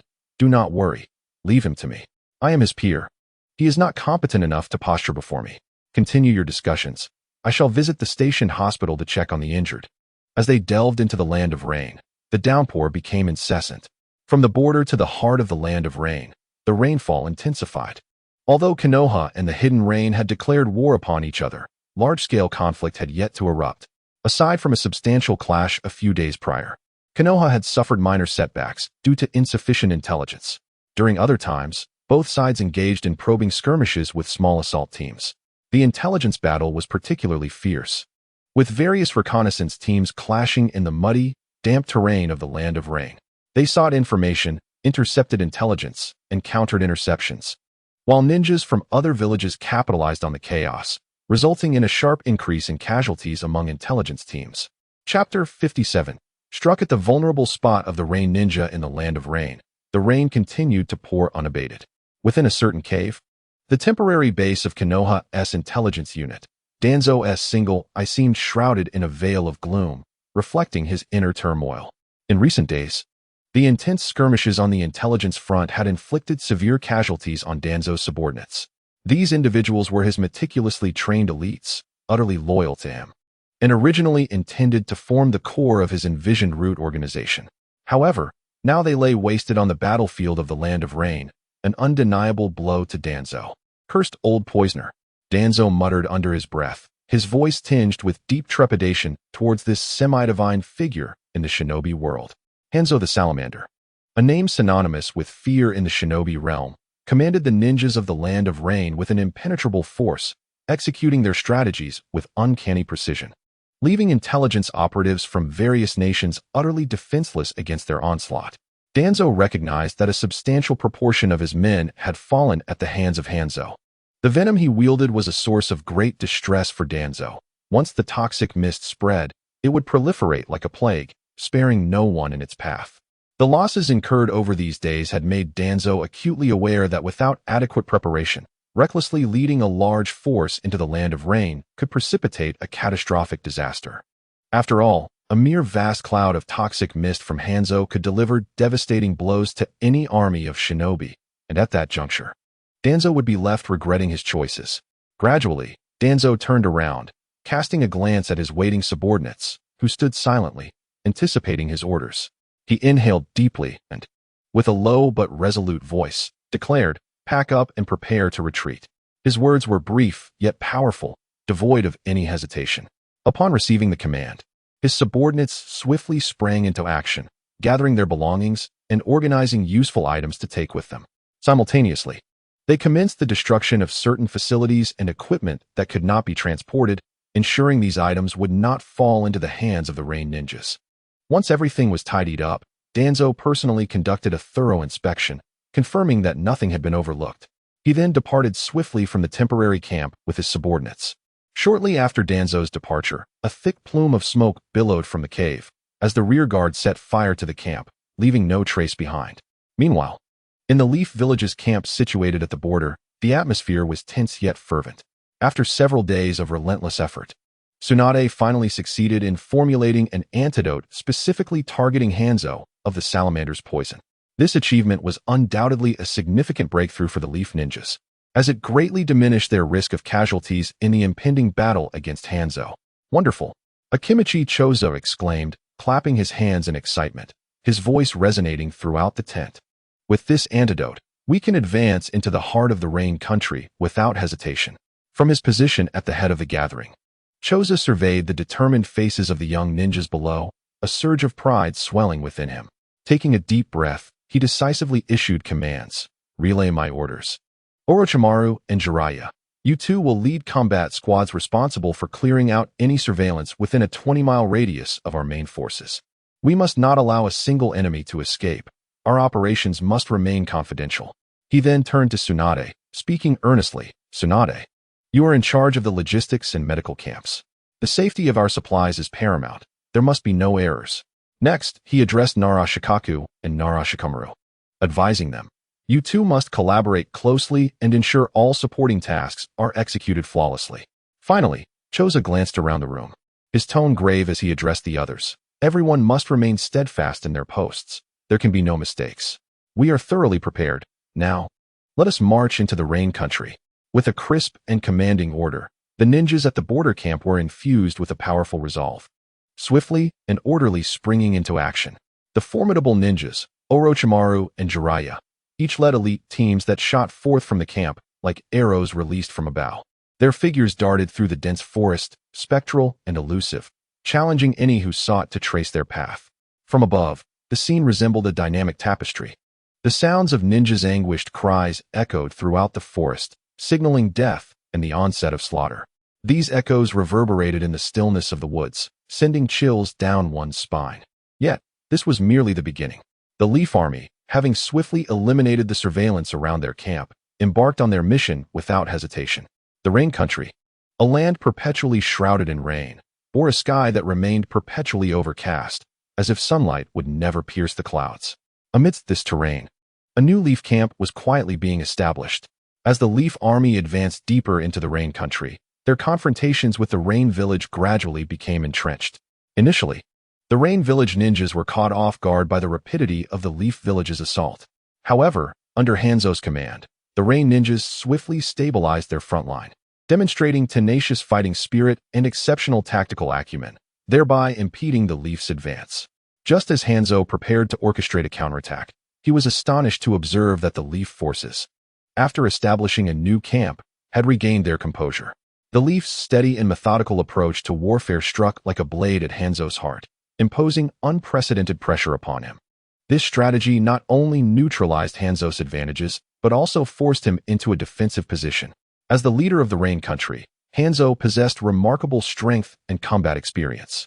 He had anticipated a fierce confrontation with the Leaf Village, convinced that his capabilities could inflict substantial casualties upon them, possibly even breaching their defenses. However, this time, the Leaf adopted a radically different strategy. They chose not to engage Hanzo head-on, but instead leveraged their formidable national strength to exert comprehensive pressure upon the Rain Country. Though this approach seemed unremarkable at first glance, it precisely targeted the Rain Country's vulnerabilities. Despite having bolstered their strength through the plunder of the Iron Country's resources, this was merely a temporary measure. Faced with the Leaf Village's unceasing support and attrition, the Rain Country's resources would soon be depleted. It would not be long before the Rain Country was overwhelmed, ultimately descending into the abyss of defeat. Chapter 58. An eye for an eye. Hanzo of the Salamander was acutely aware that passive defense would only lead him to a desperate situation. Thus, he decisively adopted an aggressive strategy. Personally leading a formidable army, he surged toward the Leaf forces like an unstoppable flood. Simultaneously, he dispatched elite squads that flitted through the mountains and forests like phantoms, targeting the Leaf's logistical routes. These teams, akin to specters, eluded detection and wreaked havoc on the Leaf's supply lines, incinerating provisions and seizing resources, causing significant disruption to the Leaf Army. Hanzo's objective was clear: to compel the Leaf forces into a direct confrontation.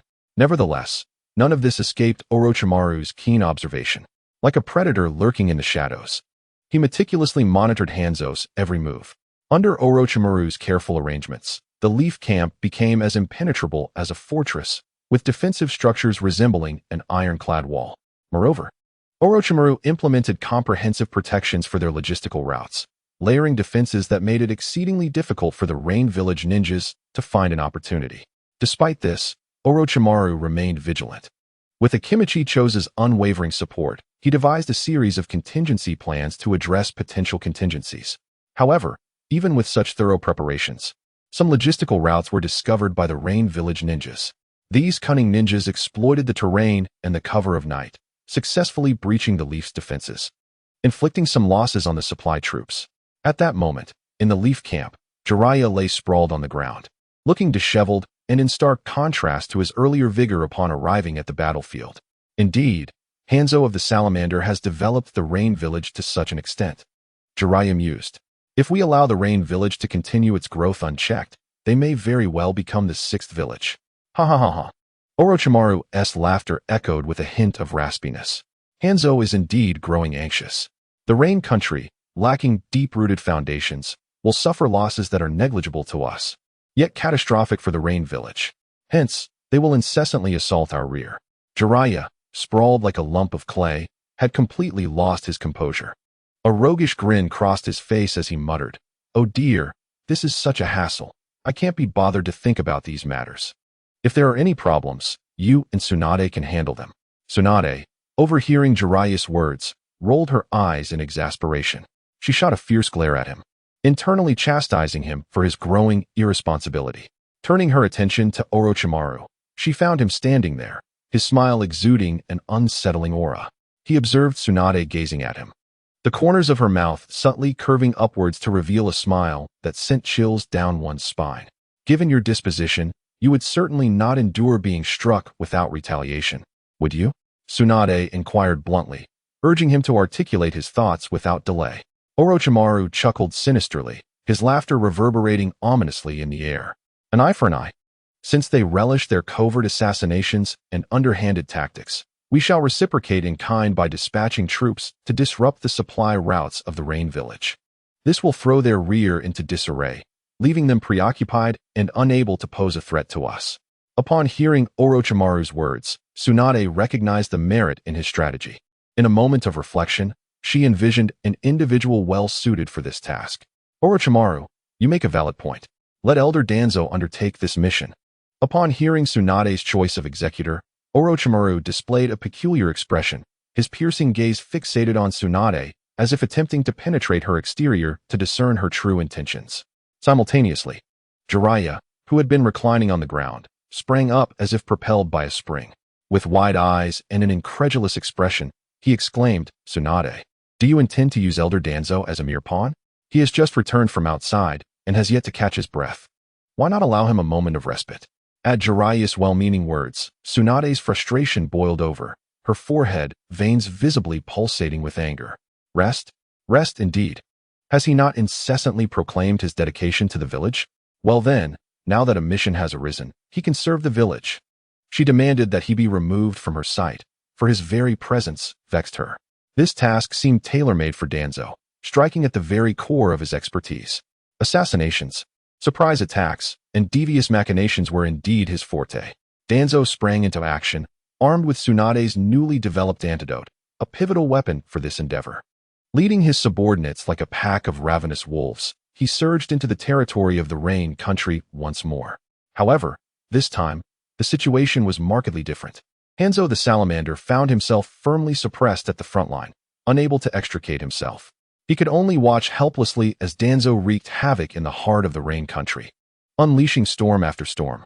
In no time, the supply routes of the Rain village fell victim to Danzo's assaults, with alarms ringing out across the nation. The villagers scattered in panic, transforming the once tranquil Rain country into a chaotic frenzy. Damn it! Hanzo bellowed in the center of the Rain village camp, his voice thunderous amidst the rain. At that moment, his fury blazed fiercely, wishing to wield his sharp scythe and rend the detestable Danzo to pieces. Yet, reality thwarted his desires. Despite his unending hatred for Danzo, the current circumstances restrained him from abandoning the camp. Under Orochimaru's vigilant defense, Hanzo's numerous attempts to assault were easily repelled, and Orochimaru even seized the opportunity to launch several small-scale counterattacks, inflicting significant losses on the Rain village forces. Even more frustrating for Hanzo was the realization that his pride in his poison had been effectively countered by Tsunade. He often witnessed poison leaf ninjas swiftly recovering after their companions administered antidotes, some even rejoining the fray. This was undoubtedly a heavy blow to his confidence. Sighing softly, Hanzo lamented internally about the inadequacy of his resources. He understood well that, in comparison to great nations, the ninjas of smaller countries indeed faced a disparity in quality. Aside from himself, there were scarcely any capable ninjas in the Rain village who could stand on their own. These ninjas were either not powerful enough to make a decisive impact on the battlefield or lacked the ability to command an army, struggling to make sound decisions in the complexities of combat. Chapter 59. The Sand Village prepares to enter the fray in the Wind Country, within the Sand Village's Kazekage building. Kazekage-sama, this is the latest intelligence gathered from the battlefield in the Rain Country by the Umbu. The intelligence chief, Chiyo, respectfully presented the scroll to the third Kazekage. The third Kazekage accepted the scroll with a stoic expression, skillfully unrolling it. As the scroll unfurled, his gaze swept over the text and illustrations with the keen precision of a hawk, reading at an astonishing pace while effortlessly capturing the critical information. After a brief moment, The third Kazekage lifted his head, his piercing and profound gaze intimidating to behold. He addressed Chiyo, stating, "The previous ruse where we masqueraded as leaf ninjas to ambush the Rain Country was executed admirably, successfully igniting the conflict between the Leaf and the Rain Village." His tone was calm, yet imbued with an undeniable authority. Chiyo felt a flicker of relief at the Kazekage's praise, but dared not relax, promptly responding, "It was all for the sake of the village." The Kazekage nodded slightly in acknowledgement, but then his brow furrowed as he seemed to contemplate something significant. After a moment of silence, he spoke slowly. "Currently, a portion of Leaf's forces is bogged down in the Rain Country, while the Earth Country is also stirring at the borders. It appears that the time has come for us to take action." Upon hearing the Kazekage's resolve to engage in battle, Chiyo felt a surge of complex emotions. However, confronted by the Kazekage's unwavering gaze, he hesitated to voice his concerns. He understood that once the Kazekage made a decision, it was difficult to sway him with others' opinions. Yet, as a subordinate, he felt it his duty to alert the Kazekage to potential oversights. As Chiyo grappled with his uncertainty, the Kazekage seemed to sense his internal struggle. Turning to fix his penetrating gaze upon Chiyo, he urged, "Chiyo, speak your mind." Addressed directly by the Kazekage, Chiyo recognized that he could no longer evade the issue. Taking a deep breath, he inclined slightly in respect before articulating, "Kazekage-sama, I have no objections to your decision to engage personally in the battle. However, I believe that now may not be the most opportune moment for us to intervene." Chiyo paused, gauging the Kazekage's reaction. Noting that he was not interrupted, he continued, "At present, the conflict between the Leaf and the Rain is in a stalemate. We have yet to fully comprehend the strengths of both sides, and to act recklessly could incur significant risk." At this juncture, Chiyo emphasized his point, suggesting, "Thus, I propose that we allow the Leaf and the Rain to continue their struggle for a time longer. Once we gain a deeper understanding of both sides' situations, we can then decide whether to enter the fray, which may prove to be a more prudent approach." Chiyo possessed an intimate understanding of the intelligence pertaining to the Sand Village and was acutely aware of the profound foundation of the Leaf Village.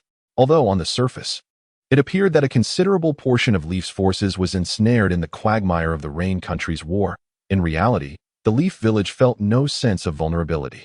The major ninja clans within the Leaf Village had yet to mobilize their forces on a large scale for this conflict, indicating that they still retained formidable strength to confront any potential future wars. Should the Sand Village rashly launch an offensive against the Leaf Village, it would likely not yield the anticipated results, but rather ensnare their own village in the brutal machinery of war, resulting in severe repercussions. The situation is undoubtedly extremely detrimental to the development of Sunagakure. War consumes vast resources and manpower, severely impacting the village's economy and social order, and may even incite internal turmoil and division.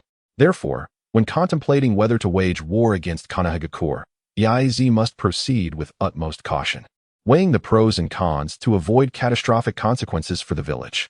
"Alas, how could I be unaware of what you have just articulated?" The third Kazekage abruptly rose, as if a fire were ablaze within him. His expression grave, he handed the intelligence scroll to the elder Chiyo beside him, then, with his hands clasped behind his back, slowly approached the window. Standing before it, his gaze pierced through the glass, resting upon the swirling sands of the village. The vast clouds of dust mirrored his heavy heart, evoking feelings of oppression and helplessness. He let out a deep sigh, his voice laden with weariness and concern, saying, "Yaizi, if it were possible, I too would wish to bolster the strength of our village. But do you think I possess any other option? The Land of Wind, where Sunagakure is located, boasts an expansive territory, yet the environment is exceedingly harsh. Over 90% of the land is arid desert, barren and inhospitable to human habitation and productivity.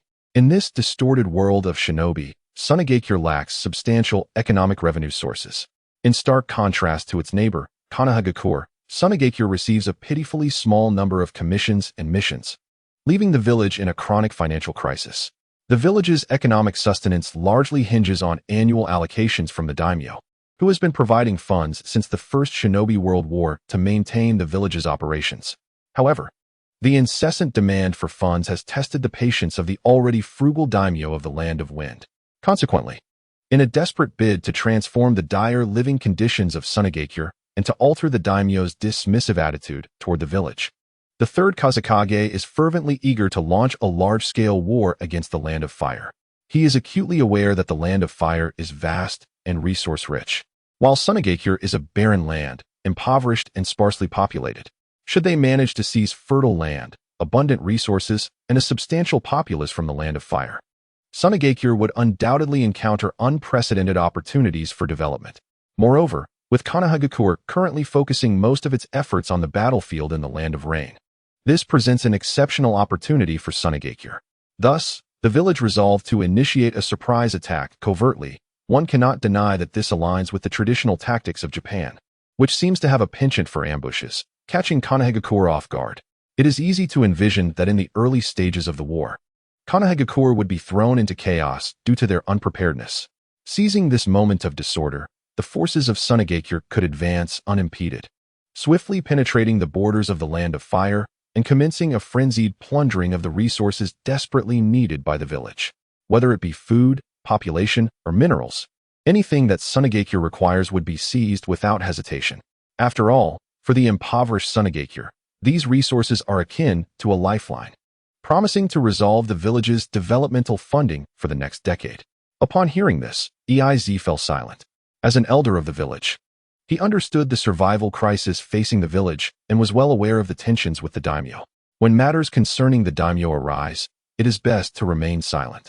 Chiyo received the scroll from the third Kazekage, meticulously reviewing the intelligence it contained, and subsequently expressed her support for his decision. She also cast a glance at her brother, Eiz. In response, Eiz could only offer a wry smile and nod, indicating his acquiescence to the third Kazekage strategy. Thus, the curtain rose on a covert assault against the Land of Fire orchestrated by Sunagakure. Chapter 60. The Ch-Nin exam during wartime. Days later, the members of Team Kaifu reunited once more.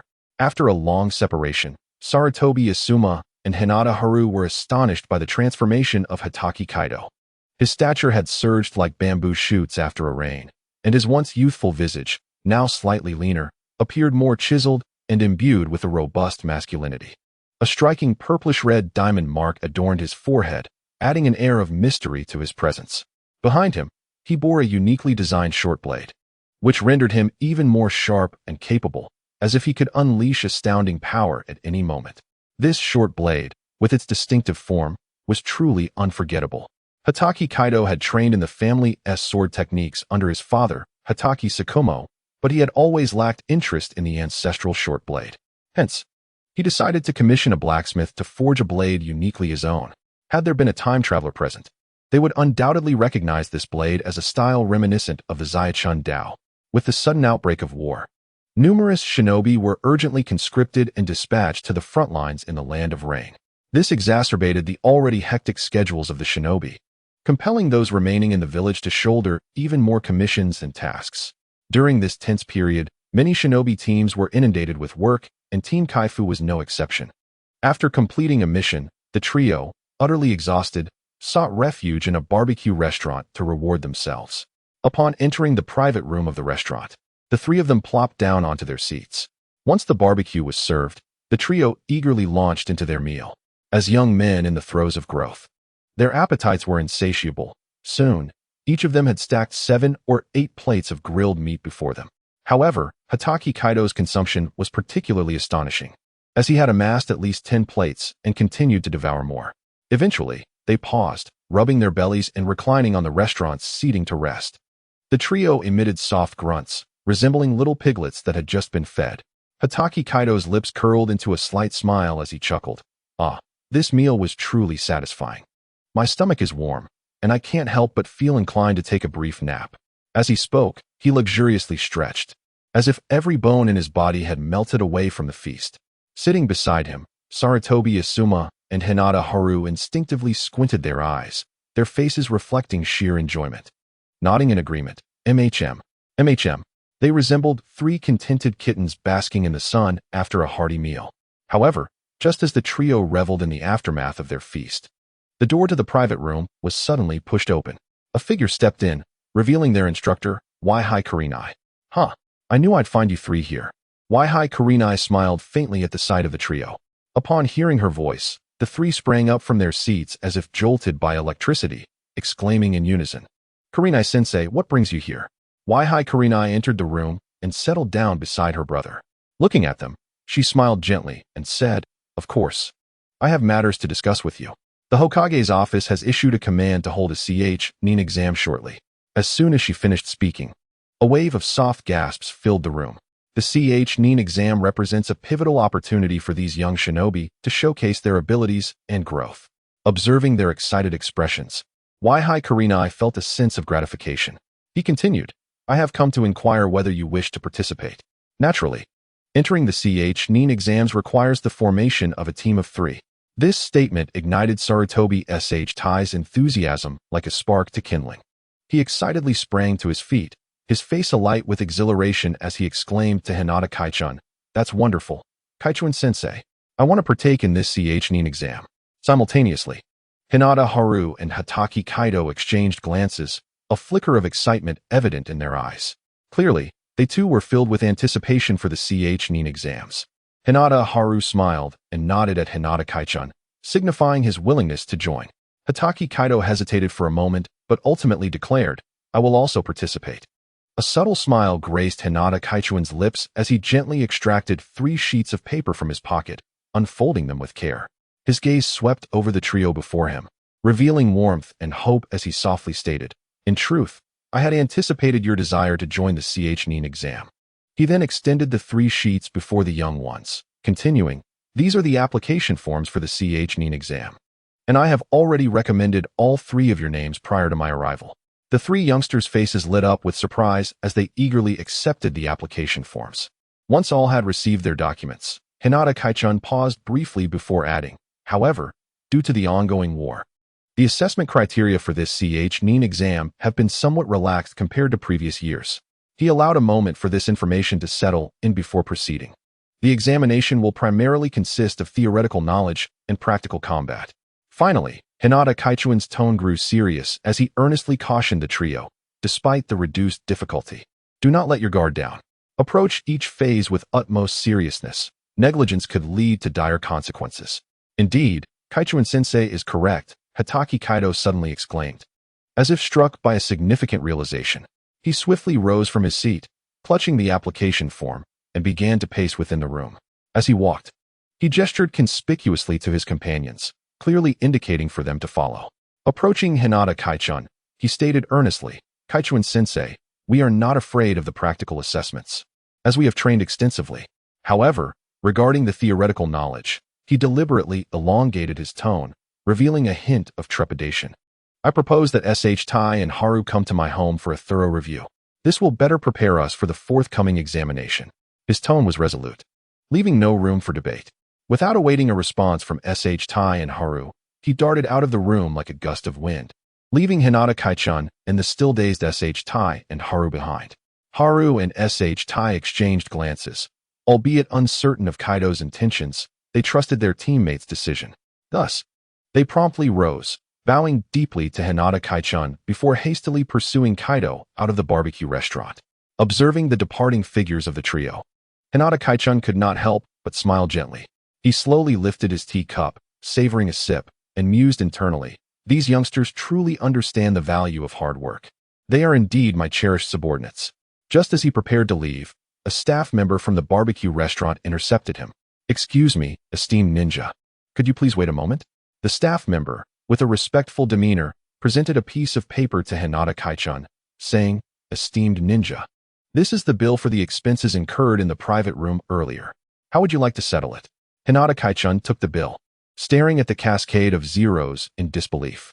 He gazed at the staff member with astonishment, then slapped his forehead, exclaiming, goodness, did those 3 gluttons eat like pigs? At that moment, Hinata Kaichun comprehended that all the studying was merely an excuse to make him foot the bill. As their mentor, he had yet to treat his students to a proper meal, and he decided that this gathering would serve as a treat for his beloved subordinates. Yet, he never anticipated that his adorable subordinates would consume so much, equivalent to the reward for completing 5 C-rank missions. No doubt, this was Kaido's mischievous idea. My younger brother is far too charming to conceive such a devious plan. Tai, he lacks the wit for this. Truly, he is the son of SHM, outwitting even his predecessor. Hatake Kaido, Hehehe. Do you think the future Kakashi Hatake is merely a charmer? It's a family trait. That night, a sorrowful figure roamed the streets of Konoha, for Hinata Kaichun had not partaken in a single morsel of meat and had emptied his once bulging wallet. Chapter 61. The examination commences 3 days later. Hatake Kaido arrived at the Ninja Academy's playground at the break of dawn. The area was bustling with throngs of people. As Kaido stepped onto the school grounds, a multitude of gazes turned in unison towards him. Another youngling has come to partake in the CH-NIN exam? Indeed. It is perplexing what the village is thinking, allowing so many youngsters to participate in this CH-NIN exam. One wonders whether this is a boon or a bane. Rest assured, a nearby ninja reassured the one who had sighed. This situation was inevitable. With the outbreak of war, the village's manpower is somewhat strained. Hence the necessity to bolster our ranks.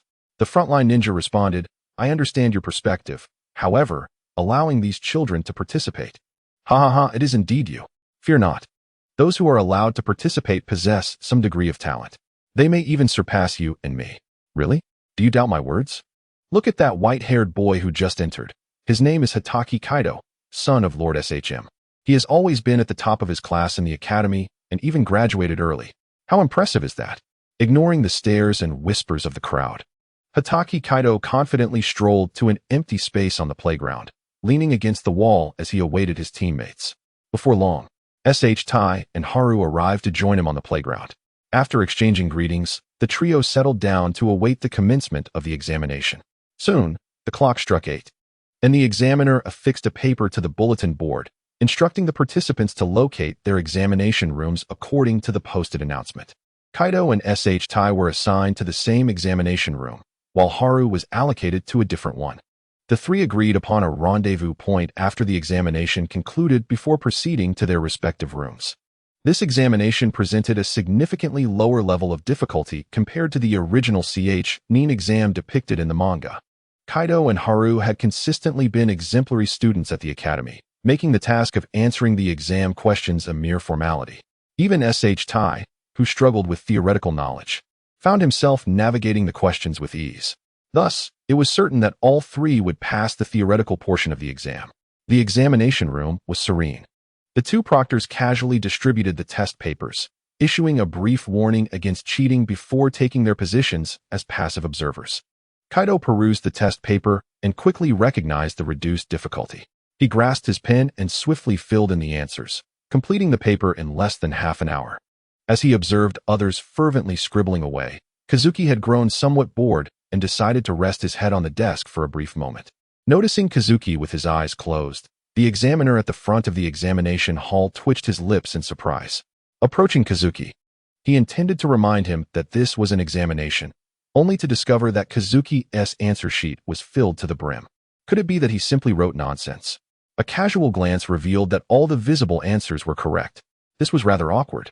The examiner shook his head and slowly returned to his position. Why should someone who had completed their exam not be allowed a moment of rest? There were no rules against sleeping in the examination hall, especially since Kazuki had already finished his paper. In truth, Kazuki was not asleep, but rather in a meditative state. He had realized that the thunder fruit not only benefited his physique, but also enhanced his mental acuity.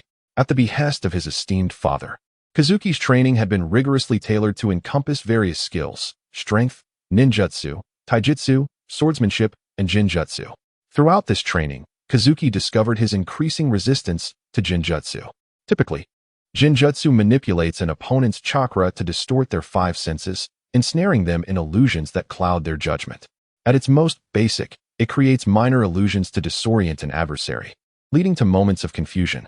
More advanced techniques involve invading the enemy's mind, trapping them within a fabricated mental realm, such as Tsukuyami, Infinite Tsukuyami, or Kodoama Tsukumi.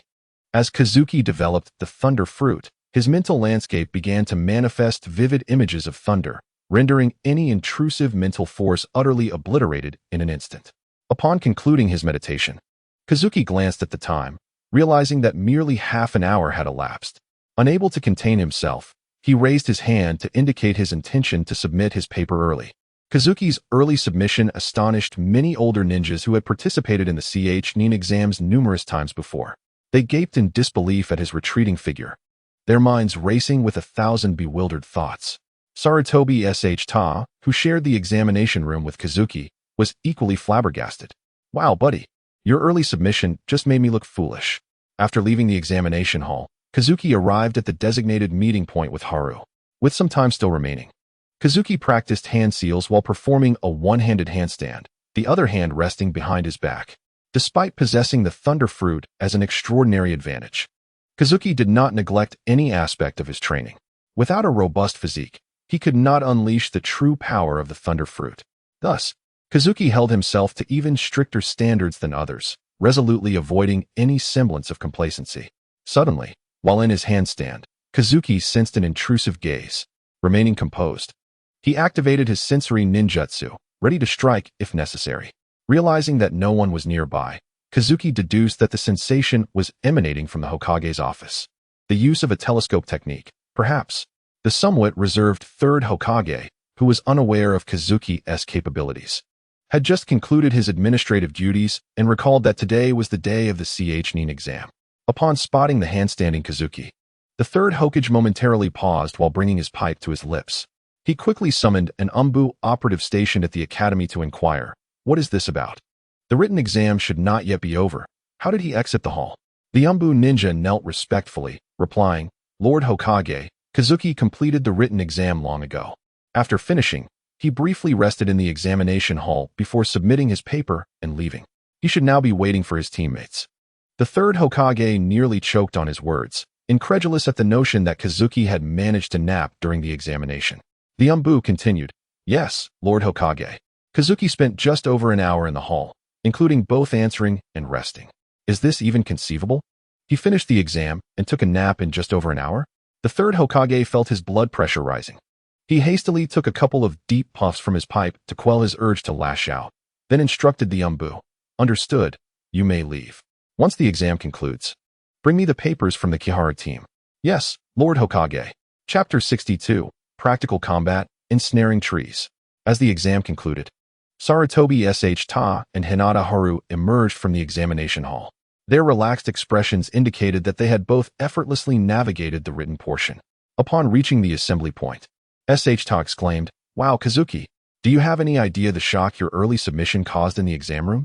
So many people were privately cursing you for being inconsiderate." Hinata echoed his astonishment, never expecting Kazuki to submit his paper early. "Can you even submit early? Had I known, I would have done the same. I wasted an hour in there." Kazuki replied, "There's no rule against early submission. Now let us go grab a bite. We have an afternoon practical assessment ahead." After enjoying a hearty meal and resting briefly, the trio made their way to the training ground to check their results. The atmosphere was abuzz with chatter. Those who had failed lamented their misfortune, while those who succeeded wore radiant smiles of relief. Life truly presents a myriad of experiences. The three squeezed through the crowd to reach the results board. As anticipated, all three had passed the exam. They then proceeded toward the practical assessment training ground. Upon arrival, they encountered their instructor, Hinata Kiharu, who was awaiting them. The three were momentarily taken aback, feeling a twinge of guilt, having recently pilfered Kiharu's wallet. This incident weighed on their conscience. Kiharu approached with a furrowed brow, seemingly prepared to speak. Sarutobi Sh. Ta and Kazuki exchanged glances before simultaneously declaring, "Kihara-sensei. It was all Haru's idea. He encouraged us to do it." Hinata's eyes widened in disbelief, astonished that his companions would betray him in such a manner. He feigned outrage, "You two scoundrels. I shall not rest until we settle this score." Just as the trio appeared poised to bicker, Kiharu swiftly intervened. "Enough, you three rascals. No need to play tricks in front of me." With that, Kiharu's demeanor softened, transforming from stern to amiable. "First, congratulations on passing the written exam. Next, we shall discuss the practical assessment. Follow me, and I will explain the details." "Understood." The three gathered around Kiharu as he elaborated. "The practical assessment is quite straightforward. You will engage in combat against the examiners dispatched by the village. As long as you can withstand their onslaught for a specified duration, you will pass. Naturally, defeating them directly is also an option." The trio nodded in understanding. Soon, the four arrived at the training ground for the practical assessment. Outside, Kiharu encouraged them, "Give it your all. Once you three pass, I promise to treat you to a grand feast." "Yay, Kihara-sensei, we've already reserved that feast." The three entered the training ground to draw lots. determining the order of combat. Haru was positioned relatively early, at 6th place, while Ta was in the middle at 19th, and Kazuki was assigned the 25th position. Before long, it was Haru's turn to participate in the practical assessment. The three young ones encouraged each other, and with newfound confidence, Yangchun arrived at the examination venue. Upon entering, Yangchun faced a middle-aged man with a bushy beard. "Come on, kid, let me see what you're made of. Competing in the CHNIN exams at such a young age, you must be a prodigy." Yangchun respectfully bowed to the examiner opposite him and replied, "Sir, you clearly are a formidable opponent. Please go easy on me." Sure. If you can't hold on, just give me a signal," the man responded. "Thank you, sir." Yangchun's demeanor was that of an innocent, polite child. As both participants readied themselves, the referee announced the start of the examination. No sooner had the referee declared the commencement than Yangchun swiftly formed hand seals and cast an illusion. Ensnaring forest. In an instant, the polite child vanished from before the bearded man, only for him to find himself bound by branches, unable to move. "Oh no, I've fallen for it." In reality, after the referee called the start, the young boy executed several seals, rendering the bearded man motionless. Following this, Yangchun charged forward with a kunai in hand. "Wow!"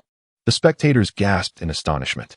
Although Yangchun was an illusionist, he was also adept in physical combat. Many seasoned ninjas in the crowd struggled to keep up with his speed, causing them to feel a stinging embarrassment for their years of training. At that moment, the bearded man broke free from the illusion, but it was too late. Yangchun had already positioned himself behind him and delivered a precise chop to the back of the man's head. Thud! The man felt a sharp pain at the back of his head. Then darkness enveloped him as he collapsed to the ground, unconscious. The referee was taken aback. Was it truly over already, just after I called for the start? He checked the time. Remarkably, less than a minute had passed. Nevertheless, the referee fulfilled his duty. Candidate number 6 wins. His declaration snapped the onlookers from their stupor. "Wait, is it really over? That was too quick." Amidst the chatter, Yangchun joyfully returned, high-fiving Sarutobi Shota and Hitaki Kid in celebration. Soon, it was Shota's turn to compete. After offering him encouragement, Shota walked confidently toward his examination area. Upon recognizing Shota, the examining ninja felt a surge of joy and greeted him warmly. "Hey, buddy, you must have taken this exam many times. Your perseverance is commendable." The term buddy left Shota momentarily bewildered. "Who are you calling buddy? I'm still just a kid. Is that appropriate?" Fuming inwardly, he thought, "You'll see soon enough." The examination commenced. The referee announced the official start. Not wishing to conceal his abilities, Shota launched directly into action, executing a series of fire-style ninjutsu techniques. Fire release, great fireball technique. Fire release, great flame technique. The examiner was momentarily stunned, questioning his own presence in this impromptu role. "I'm just an ordinary CHNIN, brought in as backup, and now I'm facing a barrage of fire jutsu." Though perturbed, the examiner remained diligent. After deftly dodging several fireballs, he reluctantly raised his hand in surrender. The battle concluded swiftly, and Shota approached the examiner, fuming. "I'm not your buddy. I graduated from the Ninja Academy less than 2 years ago." With that, he stylishly turned and exited the arena. Hearing Shota's words, the examiner looked quizzically at the referee. "Is what he said true?" The referee nodded affirmatively. "He does look quite mature. It's no wonder I mistook him for an older candidate." As Shota walked away, he stumbled slightly, then shot a fierce glare back at the examiner, his intent unmistakable. Although the battle had ended easily, Shota returned with a scowl, muttering, "I passed," before sulking alone in a corner. Kid and Yangchun exchanged glances, but chose not to disturb Shota, trusting that he would share his thoughts when ready. Chapter 63, Past. Declining the Umbu's invitation, the examination continued in an orderly fashion. Time flew by, and soon it was Hitaki Kid's turn. He stood in a corner of the training field, quietly awaiting his moment. The examiner for Kid was a tall, purple-haired female ninja, wielding a long ninja sword, exuding an air of competence. As Kid took his stance in the center of the training field, the referee loudly declared, "The examination begins." The purple-haired ninja smiled slightly and said to Kid, "Little brother, your companions are quite formidable. As their ally, I expect nothing less from you, so I shall give it my all." As her words fell, she swiftly formed hand seals like lightning. Shadow clone technique. A thick cloud of smoke enveloped her, and when it cleared, 2 identical figures appeared at her sides. Konoha style, Dance of the Crescent Moon. With that cry, the three figures drew their swords simultaneously, their blades flashing like comets, charging at Keed from three directions. The speed of this attack was blistering, akin to lightning, leaving little room for reaction. Moreover, the trio coordinated flawlessly, blocking any potential escape routes for Keed. Yet, undeterred by the fierce assault, Keed remained fearless. His figure flickered like lightning, transforming into a purple bolt, vanishing from sight. In the next moment, he reappeared behind the three, his movements ghostly swift and indistinguishable. Konoha style, Thunder Moon Slash. Keed shouted, rapidly drawing his short sword. In an instant, purple lightning coiled around his blade, radiating a thrilling energy. Without hesitation, he swung the sword, unleashing a purple lightning arc that cleaved through the air with unmatched force, targeting his foes. The speed and power of this strike were astonishing, far beyond what one would expect from a mere genin. The purple-haired ninja gasped in shock, realizing she had no time to evade, and could only muster her strength to awkwardly sidestep Keed's lethal blow. Despite her utmost effort, the blade grazed her body, sending a jolt of pain coursing through her, nearly causing her to lose her balance. The two shadow clones were less fortunate. They had no time to react before being severed by the blade, dissipating into smoke. The purple-haired ninja, undeterred by her setback, gritted her teeth, tightly gripping her long sword, and leapt into the air like a delicate swallow. In midair, she danced with her sword, the blade glinting coldly, leaving a dazzling trail of afterimages. These phantoms, like specters, made it difficult to discern the true blade among them. Konoha style, illusory moonlit night. As the violet-haired female ninja emitted a delicate cry, all her strength coalesced into the long blade in her grasp.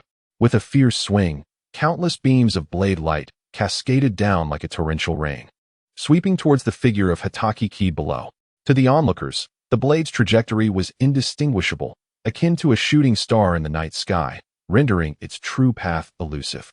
However, Hatake Keed, attuned to his ever-strengthening mental acuity, distinctly perceived every subtle shift within the beams of light. His gaze was as sharp as that of a hawk, fixating intently on the true ninja blade amongst the luminous chaos. Clang! A crisp sound resonated as Keed swiftly thrust his short blade forward, colliding forcefully with the female ninja's weapon.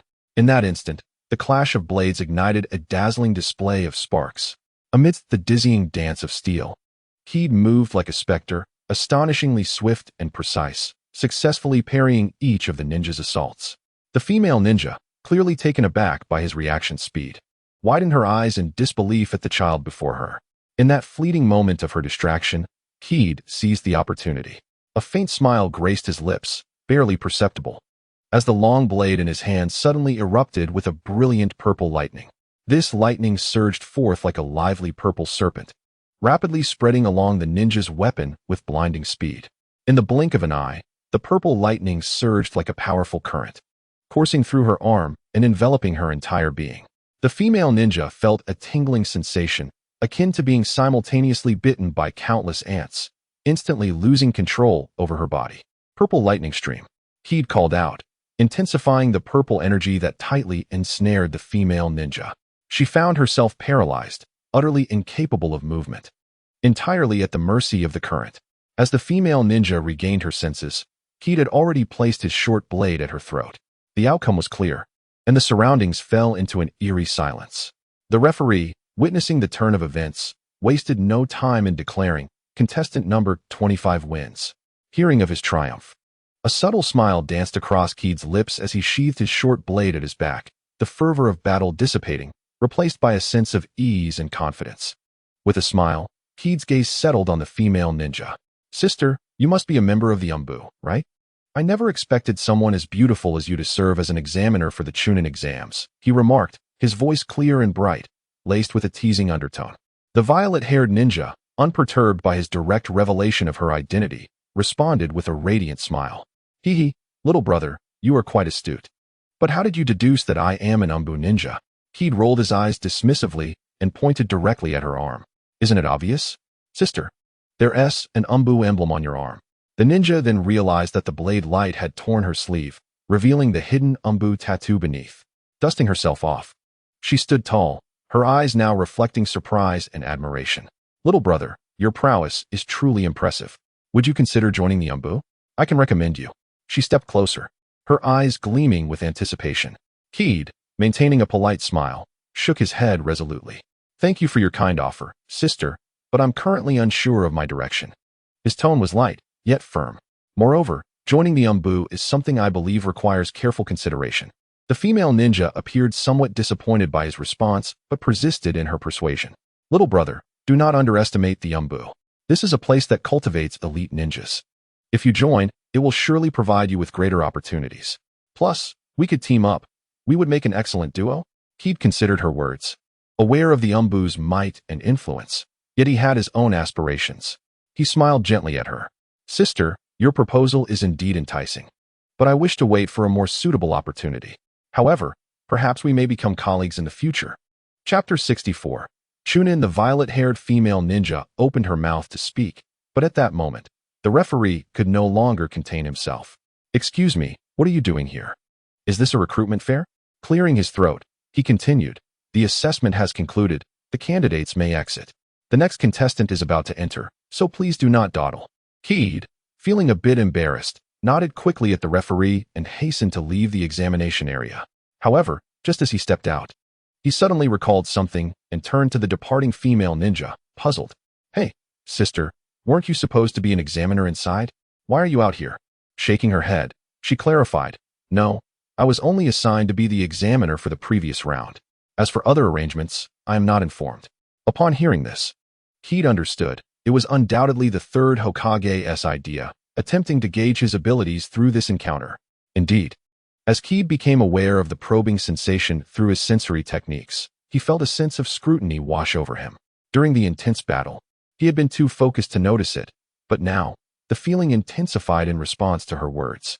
Resigned, Keed shook his head, inwardly chastising. What a bother. Third Hokage, why do you keep watching me? Are you bored with work, or have the hot springs lost their charm? Rolling his signature dead fish eyes, he leisurely made his way toward Shota and Haruka, while not forgetting to greet the violet-haired female ninja.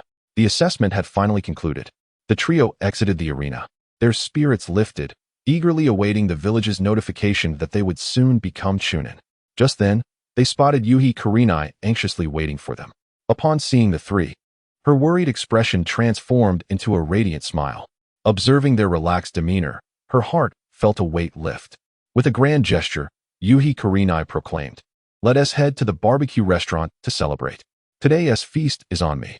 Wow. Long live Teacher Kurenai. The trio cheered excitedly, their voices echoing in the air. Elated, they followed Yuhi Kurenai toward the barbecue restaurant in Kanahagakure, despite the war's impact resulting in a quieter business atmosphere. The day of the Chunin exams drew many instructors and their students to gather here, creating a lively atmosphere. Fortuitously, as the four arrived at the restaurant, a table had just become available. They eagerly entered the private room, plopping down into their seats, and eagerly grabbed the menus to begin ordering. The menu, brimming with a dazzling array of dishes, left the four friends utterly enchanted, and they unhesitatingly ordered a veritable feast. Although Yuhi Kuharu had mentally prepared for the impending depletion of their meal, he was nonetheless taken aback when the dishes began arriving in a continuous stream. Gazing at the mountainous pile of delicacies before them, he helplessly shook his head, silently reaching for his wallet and letting out a deep sigh, pondering to himself. It seems I might have to wash dishes to afford this meal. Before long, all the dishes had been served. Shoyuta and Haru were still clasping their hands together, chanting that they were ready to eat, while Kakashi had already succumbed to temptation, swiftly seizing his chopsticks and diving into the meal with unabashed enthusiasm. Upon hearing the commotion, Saratobi Shoyuta opened his eyes and immediately spotted Kakashi devouring his food like a ravenous wolf. In astonishment, he pointed at Kakashi and exclaimed, "Ah, Kakashi, how cunning you are!" Without missing a beat, he too joined the fray, eager to partake in the fierce culinary contest. Observing this, Yuhi Haru was equally unwilling to be left behind, quickly joining the fray, and thus commenced an intense battle for sustenance between Kakashi, Saratobi Shoyuta, and Yuhi Haru. Time slipped away unnoticed until the last morsel of meat was consumed by Kakashi, who, with a mouth full of food, chuckled, "Ha ha ha, this time victory is mine." Saratobi Shoyuta and Yuhi Haru, their bellies round and full, had no desire to engage in conversation with Kakashi. Once the trio had thoroughly satisfied their appetites, Yuhi Kuharu regained his composure and addressed the three young ninjas. Now that the Chunin exams have concluded, you will soon be assigned some challenging tasks or missions, and you may even find yourselves on the battlefield. His tone grew somber as he spoke, a weighty concern for sending such young children into conflict. The mention of the battlefield transformed the previously nonchalant expressions of Sarutobi Shoyuta and Yuhi Haru into serious ones. Yuhi Kuharu nodded gravely, affirming, "Indeed, it is highly likely." Noting the seriousness in Shoyuta and Haru's demeanor, he gently ruffled his younger brother's hair, attempting to lighten the mood. "All I wish is to prepare you mentally. Perhaps the war will conclude before it ever reaches your doorstep."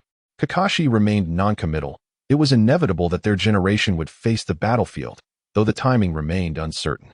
The Wind Country's Sunagakure and the Earth Country's Iwagakure had long cast covetous eyes upon the Fire Country, and conflict was destined to arise from both directions. As a medical ninja, he might find himself treating the wounded in the rear, but his companions would undoubtedly be tasked with leading missions on the front lines. The village announcement soon arrived, confirming what they had anticipated. The trio had successfully passed the Chunin exams and were now officially Chunin. This news marked the end of their days as fledgling ninjas, ushering them into a new chapter of their ninja careers. Following their promotion, subtle changes began to manifest in their lives. Kakashi spent his days diligently at the hospital, employing his medical ninjutsu to heal the injured returning from the front lines. Under his care, many patients gradually recovered and were discharged, and thus the reputation of Kakashi's medical ninjutsu began to spread. Concurrently, he continued to hone his skills, mastering the art of swordsmanship and enhancing the range and precision of his sensory techniques, successfully detecting the infiltrating white zetsu on multiple occasions. His life revolved around the hospital and home, forming a linear existence. In contrast, Sarutobi Shoyuta and Yuhi Haru embarked on a different path. They assumed the roles of squad leaders, guiding some of the lower-ranked ninjas in the village as they undertook missions. Although these tasks were intricate, they were relatively straightforward and categorized as low-level missions. Much like their mentor, Yuhi Kuharu, they imparted their knowledge and skills generously to their subordinates, aiding in their growth and development. A few days after passing the Chunin evaluation, the trio received a summons from the Umbu, instructing them to report to the Hokage Tower, where they were to embark on their first mission as Chunin. Chapter 65. New Mission. Departing for the border of the Water Country. This mission was indeed extraordinary. It was not a typical assignment, but a significant task directly commissioned by the village. Since the outbreak of the war in the Rain Country, the entire village had descended into a state of heightened tension, particularly in the border regions, which had entered a state of high alert. To prepare for potential threats, the village had been dispatching additional ninjas to various border areas to bolster their defensive capabilities. In the southeastern region of the Fire Country, along the border with the Water Country, lay a critical defensive line. The third Hokage understood the significance of this line and personally visited the Uchiha clan to engage in an in-depth discussion with the current clan leader. Following their conversation, the third Hokage made a pivotal decision to dispatch a large contingent of leaf ninjas, primarily from the Uchiha clan, to the southeastern border, entrusting them with the responsibility of guarding against the Hidden Mist Village. Though this decision appeared straightforward, it bore three profound implications. Firstly, the Uchiha clan, being a vital force within the village, possessed exceptional strength and combat experience, which would effectively enhance the defensive capabilities of the line. Secondly, involving the Uchiha clan in this mission not only demonstrated the third Hokage's trust and respect for them, but also served to ease the tension between the Uchiha clan and the village. Lastly, should the Hidden Mist Village indeed invade the Fire Country, it would provide an opportunity to undermine the Uchiha's power, thereby diminishing their influence. However, the Hokage and the upper echelons of the Leaf Village, led by the third Hokage, did not adopt an excessively harsh stance. They refrained from placing the Uchiha clan alone against the formidable pressure from the Hidden Mist Village and instead opted for a relatively moderate approach. While Nara Shikaku and Mido Kaze had contemplated using the Hidden Mist Village to weaken the Uchiha clan, they ultimately lacked the ruthless audacity of Danzo Shimura, who would have suggested letting the Uchiha face an entire village alone. Upon receiving the Umbu's orders, the trio promptly arrived at the Hokage's office. Standing at the center with an air of vibrant enthusiasm, Kakashi accepted the mission scroll from the third Hokage, unfurling it to reveal the task at hand. Their mission involved escorting a vital shipment of supplies to the southeastern border, classified as a B-rank assignment. The third Hokage elaborated, due to the war's impact, the village has accumulated a significant backlog of missions and requests. While this task may seem relatively simple, it is of utmost urgency. And given that it requires leaving the village, there exists a certain level of risk. Therefore, I have decided to assign you this mission. Kakashi grasped the mission scroll firmly, assuring the third Hokage, rest assured, Lord Hokage, the Kyuharu team will give their all. The third Hokage picked up his pipe from the desk and took a deep puff. I regret to inform you, children, he began, his voice low and gentle, that your guiding Jonin, Yuhi Kyuharu, will not be participating in this mission. He paused, seemingly contemplating his phrasing, as he had a more significant task to undertake. Upon hearing this, the trio's expressions shifted. Sarutobi Shoyuta, unable to contain his excitement, asked, Lord Third, what does this mean? Is our Kyuharu team disbanded? The third Hokage smiled at Sarutobi Shoyuta, shaking his head. Of course not, my child. It simply means that your guiding Jonin, Yuhi Kyuharu, has more important matters to attend to and cannot be freed at this time. Do not worry, children. Although Kyuharu cannot participate in this mission, he specifically instructed me to inform you that Kakashi will serve as the team leader. Sarutobi Shoyuta and Yuhi Haru exchanged glances, nodding in agreement with the arrangement for their captain. As such, Kazuki stepped forward without hesitation and addressed the third Hokage. Indeed, Lord Third, we shall accomplish the mission. After a brief pause, Kazuki took his leave from the third Hokage. The third Hokage smiled and said, Go forth, children. You are the future of Konoha. Bowing respectfully, Kazuki departed the Hokage building with Sarutobi Shoyuta and Hinata Haru. Once outside the Hokage building, Kazuki elaborated on the specifics of their mission to Shoyuta and Haru. It wasn't long before both of them grasped the details of the task at hand. Subsequently, Kazuki, Shoyuta, and Haru conferred to finalize the time and location of their departure. With all arrangements in place, the three exchanged knowing smiles, intuitively turning to prepare their respective gear. Upon returning home, Kazuki was taken aback to find his father, Kazuki Tsukumo, in the living room, organizing his own equipment. Well, Dad, what are you up to? Kazuki inquired with a playful smirk, given your demeanor. Are you also off on a mission? Tsukumo, accustomed to his son's antics, looked up and glared at Kazuki. Humph, you rascal. How dare you speak to your father like that? He continued, I am a jonin of the village. Going on missions is merely routine. Unfazed by his father's reprimand, Kazuki persisted with a grin. So, where are you headed this time? It wouldn't be the land of wind, would it? Tsukumo's movements abruptly ceased as he glanced at the gear he was organizing, suddenly realizing how his son had deduced the destination of his mission. Humph. This little rascal has quite the keen eye. Do you not know that ninja missions are not to be inquired about casually? Tsukumo adopted a serious expression, deliberately trying to convey authority. However, he found it impossible to maintain that stern demeanor in front of Kazuki. With a dismissive wave, he revealed a nonchalant expression, murmuring, All right. Enough of your posturing. I'm not one to blab about such matters. Kazuki, seemingly undeterred by his father's attitude, continued at a leisurely pace. The village must have dispatched you to the land of wind to gather intelligence on Sunagakure, I presume? Tsukumo was taken aback by this statement. He pondered silently. Although a few individuals were privy to this mission, it was inconceivable that his son would be among them. Yet, Kazuki had accurately surmised the true objective of the task, which surprised him greatly. Curiously, he gazed at Kazuki, a flicker of intrigue in his eyes. He couldn't help but marvel at his son's perceptiveness and became increasingly interested in how he had acquired this information. After a moment of silence, Tsukumo could no longer contain his curiosity and asked discreetly, How did you know I was going to collect intelligence on Sunagakure? Who informed you? Kazuki cast a disdainful glance at his father and replied, Do I need someone to tell me? It's rather obvious, I assent it. The silence from the land of wind is deafening.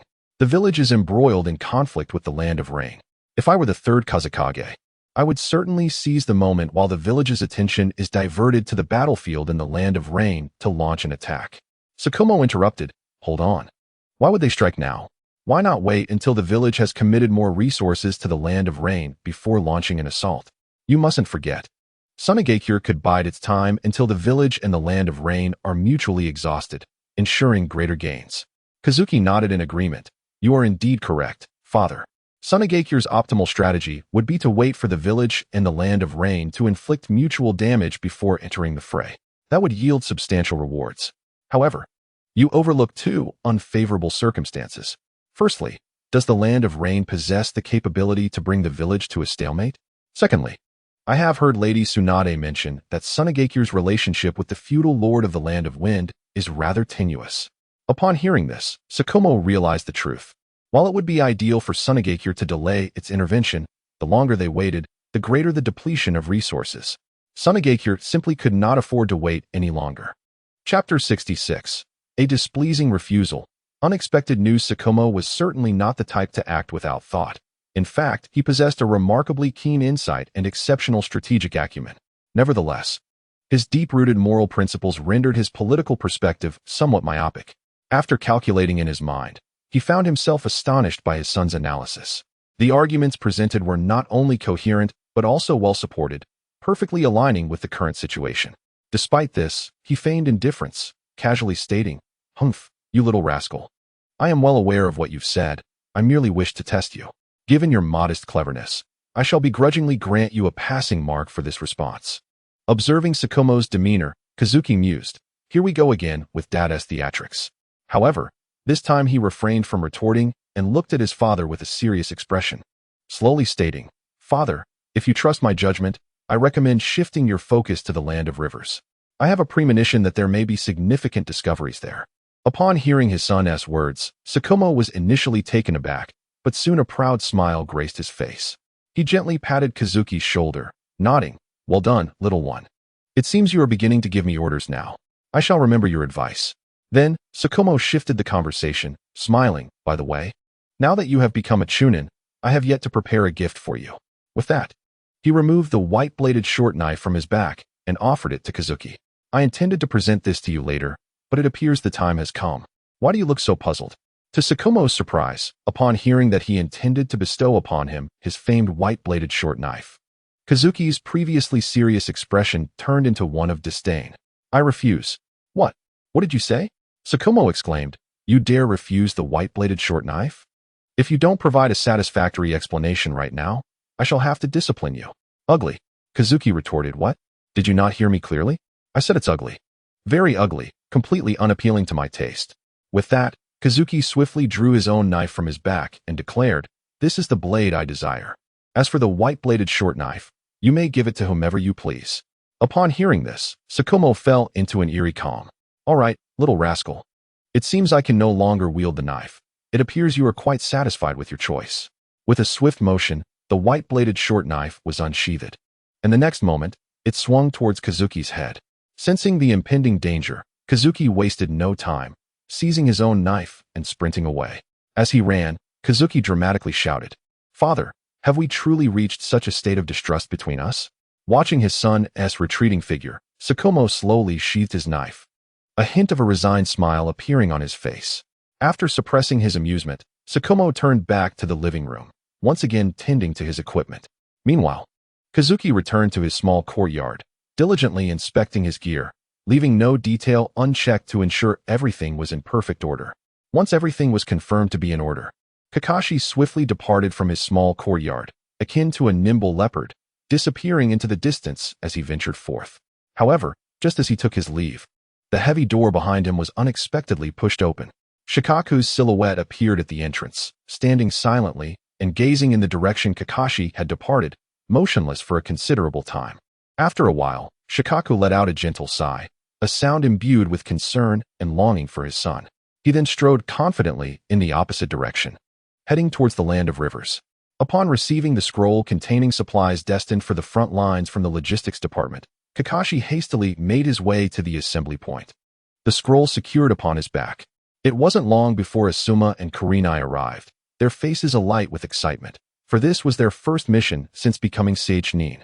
Once all were gathered, Kakashi patted the scroll on his back and addressed Asuma and Kurenai, stating, "This contains the supplies we are to deliver to the front lines. If we hasten our pace, 5 days should suffice for our round trip. Thus, we should set off promptly."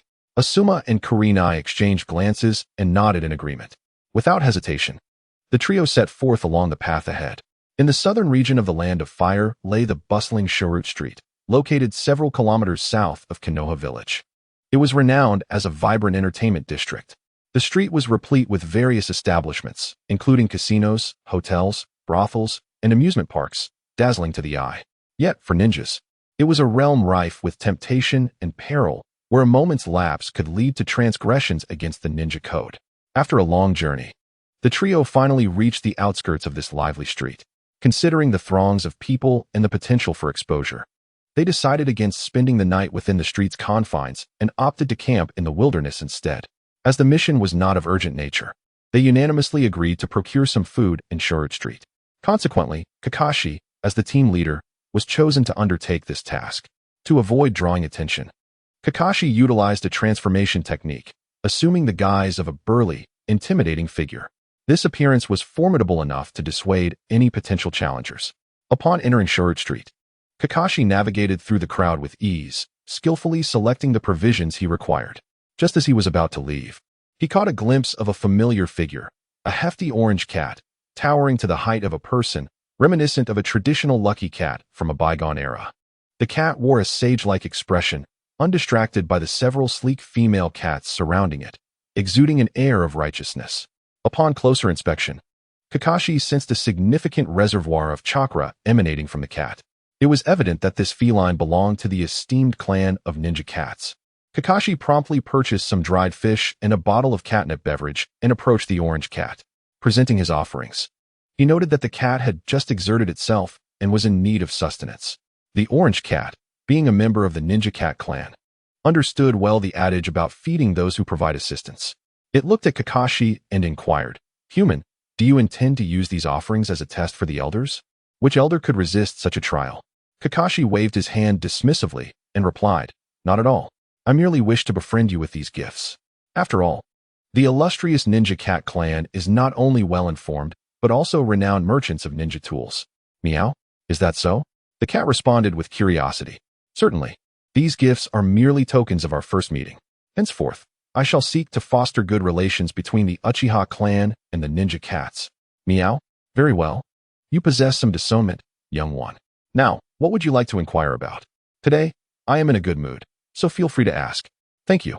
I wish to inquire about the village hidden in the mist," Kakashi expressed eagerly. As the cat munched on the dried fish, it replied, "Ah, the village hidden in the mist. Quite peculiar.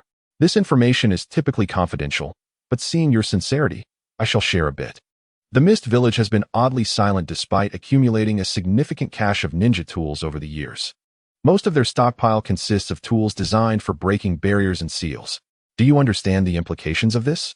Upon hearing this, Kakashi narrowed his eyes and replied, "The Land of Whirlpools." Chapter 67. Speculations on the fall of the Land of Whirlpools. The orange cat licked its paw, nodding in agreement with Kakashi. "Indeed, your thoughts align closely with our own." At this moment, Kakashi began to grasp the situation. Under normal circumstances, Konoha and the Land of Whirlpools would assist one another without flaw. However, if Konoha's attention were diverted towards the battlefield in the Land of Rain, it would present an opportune moment to strike at the Land of Whirlpools. This could not only weaken Konoha's strength, but also allow for the acquisition of the Land of Whirlpools' sealing techniques. After the first Hokage distributed the tailed beasts among the various nations, incidents of tailed beast rampages became frequent. The sealing techniques of the Land of Whirlpools not only effectively restrained the tailed beasts, but the unique physique of the Uzumaki clan made them the finest vessels for the tailed beasts. Thus, the fall of the Land of Whirlpools became increasingly plausible. Firstly, in the original manga, following the deaths of Hashirama and Tobirama Senju, the major ninja clans, driven by fear and greed towards the Uzumaki clan, coveted their sealing techniques.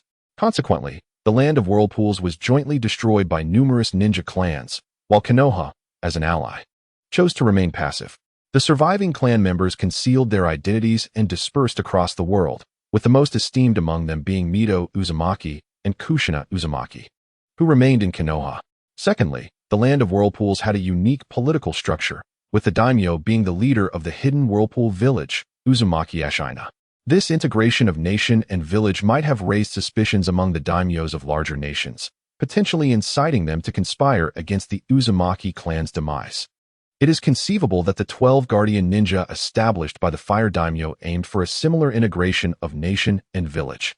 albeit with the intention of subjugating the ninja villages under the daimyo's control. Another crucial factor was the hidden machinations of Madara and Kaguya.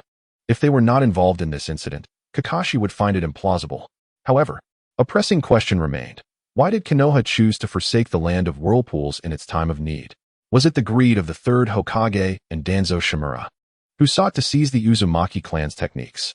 Or was it to appropriate the wealth accumulated by the land of whirlpools over the years? Kakashi pondered the likelihood of both scenarios. Mito Uzumaki and Kushina Uzumaki, as the successive hosts of the Nine Tails, wielded significant influence over Konoha's power. While these two might have been loyal to Konoha, could the rest of the Uzumaki clan still harbor allegiance? Many of the sealing techniques required the bloodline of the Uzumaki clan and an immense amount of chakra. This was undoubtedly an insurmountable issue. Sealing techniques reliant on bloodline power? They could simply be sealed away or destroyed. Konoha would not utilize them, nor would they allow other villages to benefit. Sealing techniques necessitating vast chakra? They could be subdivided among various teams. The chakra of a single individual could not compare to that of the Uzumaki clan. And could a collective's chakra be lesser?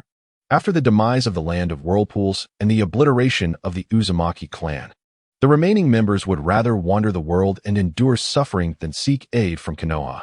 This perspective clearly indicated their profound resentment towards Konoha. Yet, Konoha still appointed Kushina Uzumaki as the second host of the Nine Tails. This matter is equally well explained. The Vortex Water Gate has become half embedded in the earth, resembling an elder on the brink of death. Kushina Uzumaki is merely a young girl, a naive child. And such innocent youngsters are precisely the favored pawns of the higher-ups in Konoha. Naturally, they must have contingencies in place. When Kushina becomes the second Jinchuriki of the Nine Tails, the Umbu surrounding her, tasked with preventing external contact, are likely shadows orchestrated by Konoha's elite. In her youth, Kushina is merely monitored under the guise of protection. Armed with these tactics, they are confident that Kushina will not stir any waves. As for why the rest of the Uzumaki clan harbored intense hatred towards Konoha, the sole reason lies in the village's indifference and betrayal. The Uzumaki clan must have sent a plea for help to Konoha. Either the village's upper echelons covertly intercepted this message or blatantly ignored the Uzumaki's cries for aid. The eventual downfall of the land of whirlpools demonstrates that Konoha reaped the greatest benefits, not only inheriting the sealing techniques of the Uzumaki clan, but also acquiring the wealth accumulated by the land of whirlpools over many years. This wealth not only enriched the village's coffers, but also facilitated the prosperous growth of certain families. However, in the long term, Konoha's passive observation of the land of whirlpools' demise was akin to self-sabotage. The village not only lost its barrier and vigilance along the southeastern coast, but also found itself in an awkward diplomatic isolation. This ultimately led to the Third Shinobi World War, allowing the Mist Village to invade the southeastern Fire Country with impunity.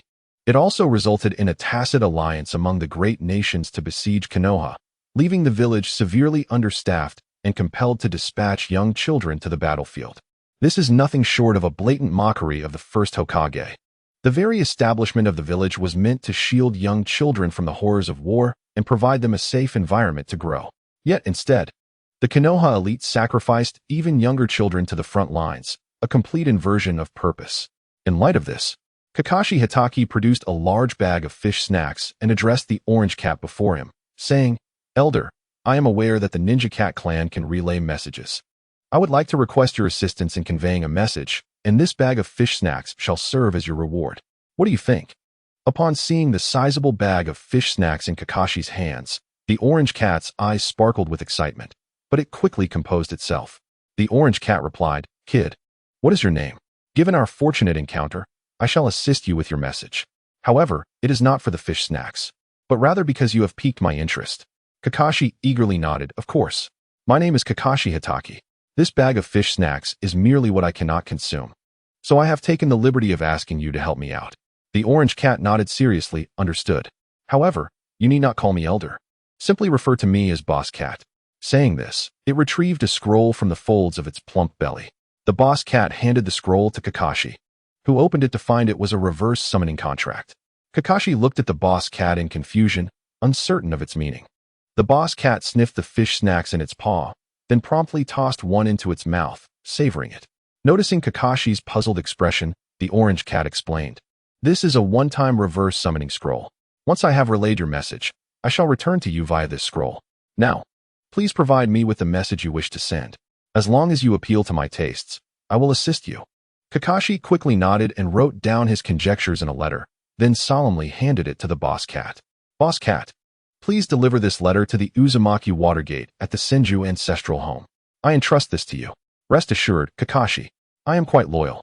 The boss cat waved its paw, readily stashing the letter and fish snacks into its belly folds.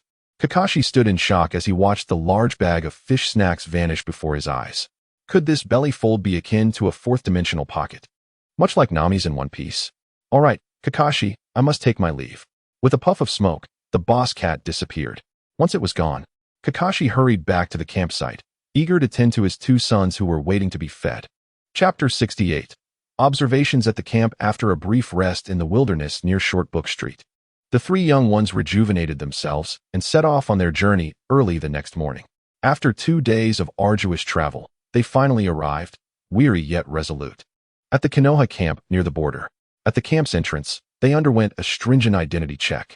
The ninja responsible for the inspection meticulously verified their identities before permitting them entry. Once inside the camp, they were escorted by a Konoha ninja to the command center. Along the way, they observed the bustling activity within the camp, with tents and facilities arranged in an orderly manner and numerous ninjas bustling about, each fulfilling their duties. The three children curiously surveyed their surroundings, noting the presence of Uchiha clan ninjas adorned with fan symbols, alongside a few other Konoha ninjas lacking such insignia.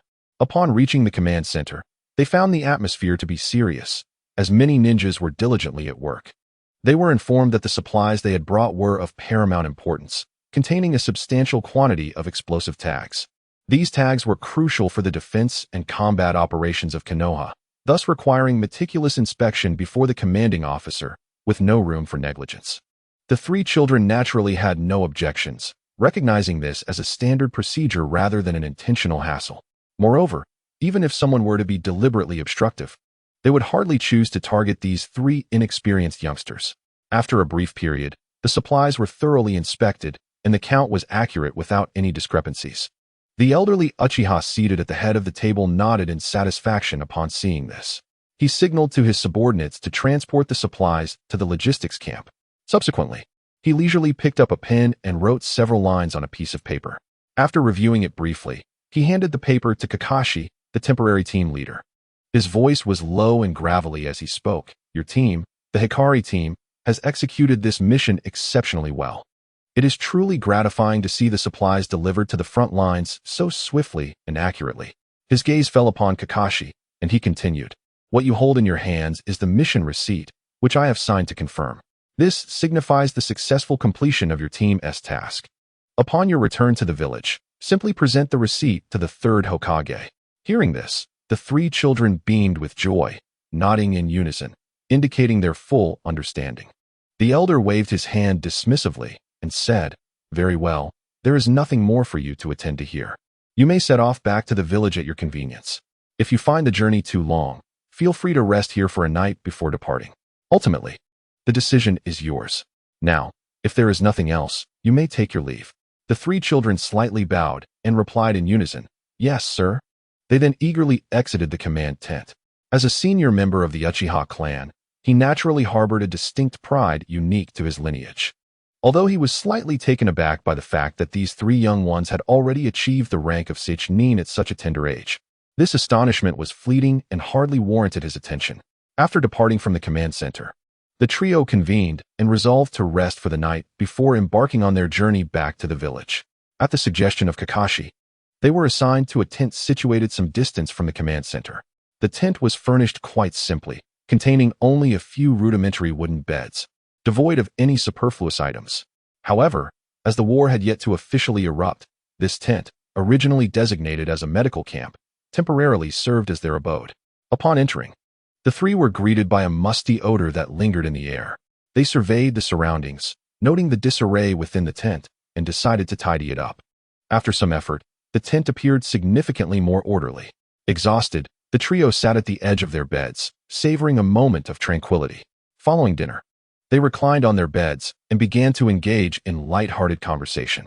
Sarutobi Shoyuta broke the silence first, furrowing his brow as he remarked, I feel quite tense. Though war has not yet broken out here, the atmosphere is palpably severe. Waihei Haru immediately concurred, exclaiming, Indeed. It's hard to imagine how daunting the battlefield in the land of rain must be if it's already this oppressive here. Kakashi pondered for a moment before responding thoughtfully. The true nature of a battlefield can only be comprehended through personal experience. Regardless, we must prepare ourselves adequately for any eventualities. Their dialogue reverberated within the confines of the tent, casting a somber mood over the trio. Kakashi swiftly shifted the topic, as if the previous discussion had never transpired. He inquired, By the way, does anyone know the specifics regarding the commander? Upon hearing this, Shoyuta perked up, exclaiming, if you're asking about that, then I'm wide awake. The commander of this camp is actually the second elder of the Uchiha clan, named Uchiha Masashi. He is a celebrated figure within our clan, always prioritizing Uchiha interests above all else. Oh, Shoyuta, how do you know so much about him? Kakashi and Kei Haru exchanged glances, both curious about Shoyuta's wealth of information. Faced with their inquiries, Shoyuta hesitated momentarily before deciding to confess, Actually, while you know me as a ninja of the Sarutobi clan, I possess another identity. What identity? Kakashi and Kei Haru chorused, their curiosity fully piqued. Taking a deep breath, Shoyuta slowly revealed, I am, in fact, the nephew of the third Hokage. Oh, I expected something grander. Kakashi and Kei Haru sighed in unison, collapsing onto the somewhat worn wooden bed as if deflated. Don't you feel even slightly surprised? Shoyuta gazed at them in disbelief, perplexed by their calm reaction. What is there to be surprised about? Kei Haru scoffed, casually shrugging. Kakashi and I had already deduced your identity. We simply didn't think it was significant enough to mention. Really? Shoyuta seemed incredulous, his eyes widening as he turned to Kakashi, eager for affirmation. However, Kakashi didn't even glance back, merely stating, I certainly noticed long ago. So what if you are the nephew of the third Hokage? It doesn't change anything. You still find yourself in trouble, thanks to me. Who is causing trouble for whom is still up for debate, Shoyuta muttered, abruptly turning away as if to shake off his irritation. Yet, in that very moment, a subtle smile crept across his lips. The past few days of relentless travel had taken a significant toll on the trio, pushing their bodies and spirits to the brink of exhaustion. Before long, their nocturnal discussions came to an abrupt conclusion, and their breathing gradually steadied as they drifted into slumber. Chapter 69. An unexpected encounter. The following morning, the trio rose early, packed their belongings, and set forth on the journey back to the village.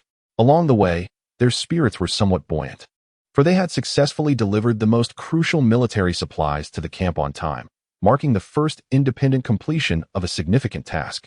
Naturally, this accomplishment filled them with excitement. Unburdened, they felt light and carefree, their steps quickening as they jogged along, reveling in the beauty of their surroundings and the wonders of nature. However, as they distanced themselves from the Konoha camp, their demeanor gradually shifted to one of seriousness. They understood that, despite having accomplished their primary objective, they could not afford to let their guard down. In these remote wilds, various dangers and enemies could lurk at any moment.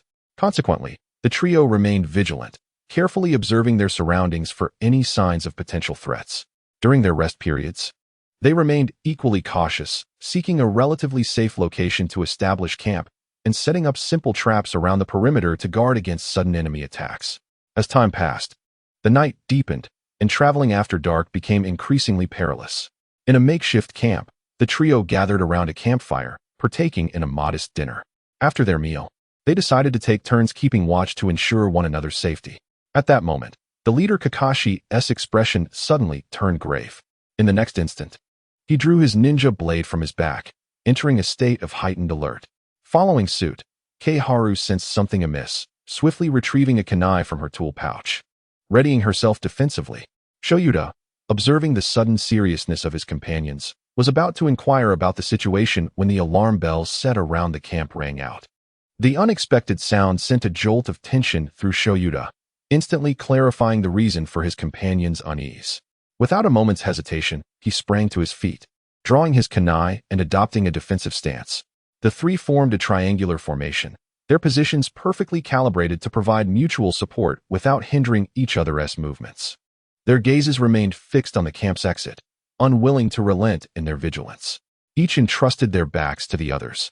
This mutual trust and understanding proved vital in moments of life and death. Shoyuta, Kakashi barked. Without needing further instruction, Shoyuta understood immediately. He swiftly executed a technique, drawing a shuriken and, without hesitation, hurled it into the darkness ahead. Shuriken Shadow Clone Technique. As Shoyuta whispered the incantation, the shuriken split into hundreds of identical replicas, raining down upon the encroaching darkness. In quick succession, Kakashi followed suit, his arm whipping like a whip, unleashing hundreds of purple sunbon that cascaded like a meteor shower. Purple Lightning Storm. The purple sunbon intertwined with the shurikens, forming an impenetrable net of assault. Earth Style, Earth Wall. A voice emerged from the darkness, low and commanding. Immediately thereafter, a man's voice, tinged with frustration, echoed, "Damn it, those cunning little devils from Konoha, employing lightning release." Laughter resonated in the darkness. A chorus of 3 or 4 distinct tones, one of which was particularly boisterous, as if mocking the scene. "Tunshin, are you capable? How could you let a child injure you? Perhaps your frequent visits to the red light district have left you a bit weak?" The owner of that laughter mercilessly ridiculed the man in front. The man, unable to contain his rage, retorted, "Inkshin, just you wait." His voice suddenly altered. Kakashi and Izuma keenly sensed that the newcomers were imbued with immense chakra, undoubtedly formidable ninjas, posing a significant threat. Faced with such mighty adversaries, the only option was to strike first. Kakashi planted his ninja blade into the ground and extended both hands. Behold, his hands were enveloped in a violet lightning aura, radiating an astonishing brilliance. In an instant, 2 ferocious dragon heads erupted from his hands, roaring forth with the force of a tempest, charging toward the foes. Purple Lightning Dragon. At that moment, the mocking voices from the shadows transformed, their derision giving way to astonishment and fear. "What the hell? How can these Konoha kids possess such power?" Accompanied by this exclamation, a purple lightning dragon cleaved through the darkness like a bolt, its unstoppable momentum surging forth. Wherever the dragon passed, trees and rocks were obliterated in an instant, reduced to swirling dust. The dragon shimmered with an incandescent glow, as if it were tearing apart the very fabric of darkness, illuminating the path ahead. In that fleeting moment, the trio finally discerned the true appearance of the strangers. Their most striking feature was the vibrant red hair that stood out starkly against the dark backdrop. A jolt of realization coursed through them. Could this be the alliance of the Uzumaki clan from Konoha? However, the dragon's speed was far too swift, leaving the Uzumaki clan members no time to react. As they stared in disbelief at the approaching dragon, a clear voice suddenly resonated from behind them. "Ninjutsu, Sealing Thunder Array."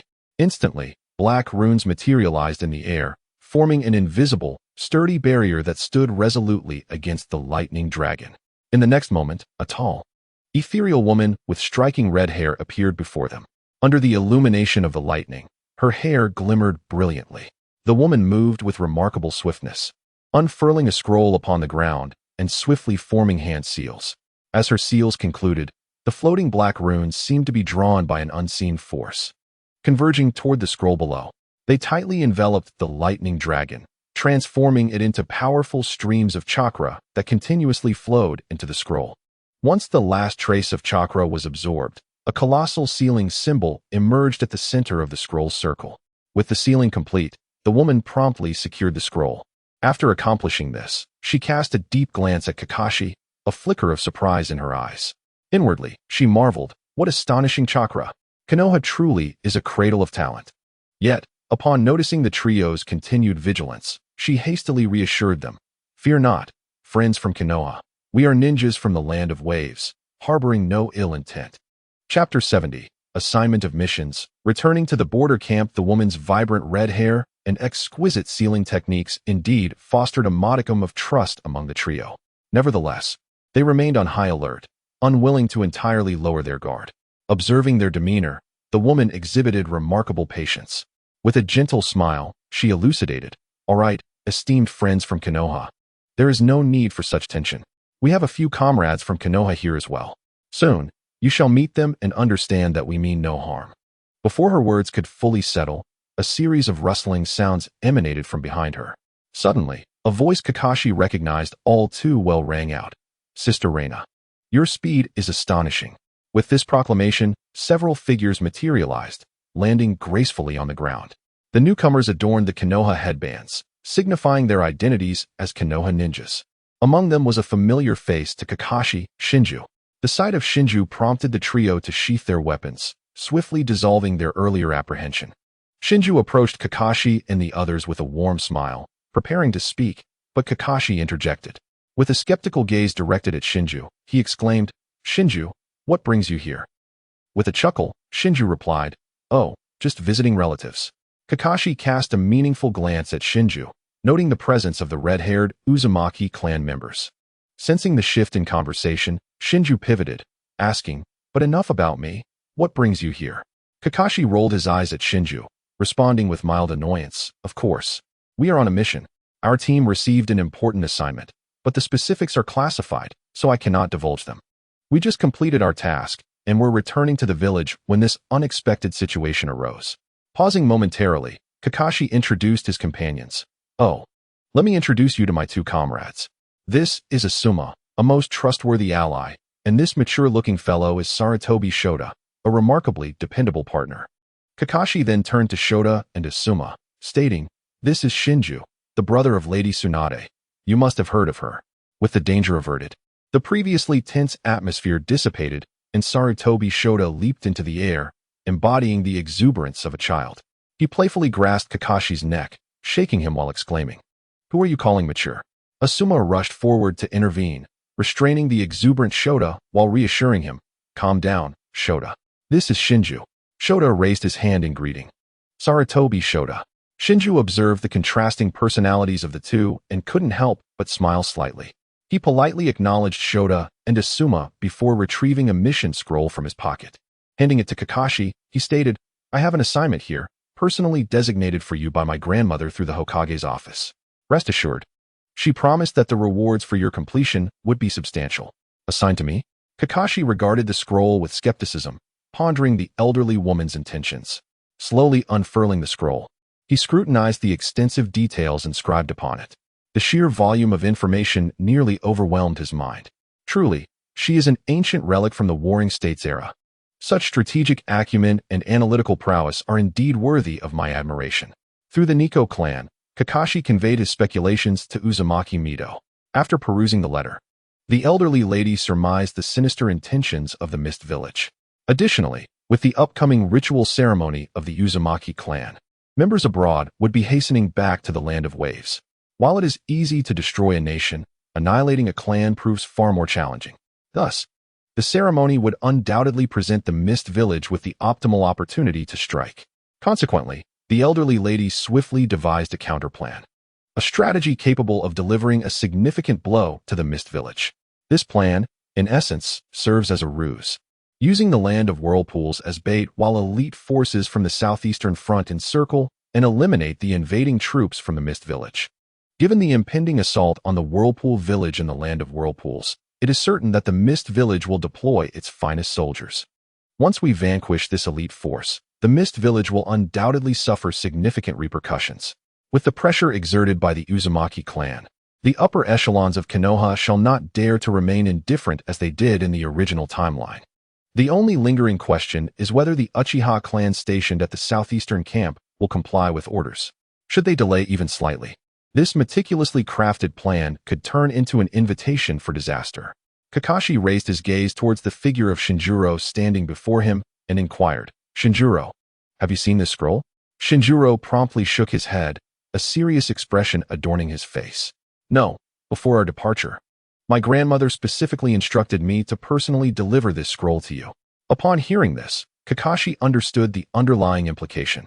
What was framed as a mere coincidence was clearly a premeditated arrangement, with Shinjuro waiting along his path back to the village. However, he refrained from probing further, as certain matters are better left unspoken. After a brief silence, Kakashi nodded and declared, "Very well, I shall accept this mission." He then produced the task receipt he had prepared earlier and handed it to Hinata. "Tomorrow, you and Shota will return to the village. I have an urgent task that requires my attention, necessitating a temporary separation." Hinata accepted the task receipt without uttering a word, merely patting Kakashi on the shoulder. Shota nonchalantly remarked, Don't worry, Hinata and I will be back in no time. The most crucial part is you. You must return safely from your secret mission. Let us not forget our plans for a celebratory feast. Kakashi felt a slight twitch at the corner of his eye upon hearing Shota's words, inwardly cursing. Damn it. Don't put me on the spot right now, you fool. The following day, Kakashi bid farewell to Shota and Hinata before swiftly heading south with Shinjiro and a contingent of Leaf ninjas towards the camp stationed at the border. The Uzumaki clan's ninjas returned to the land of whirlpools under the guidance of a woman named Reina. During their journey south, Kakashi elucidated the situation to Shinjiro. The elders of the Senju clan were taken aback. They had never anticipated the gravity of the matter. Shinjiro voiced his concerns. Kakashi, do you think the southeastern camp will provide assistance? Kakashi sighed. It's doubtful.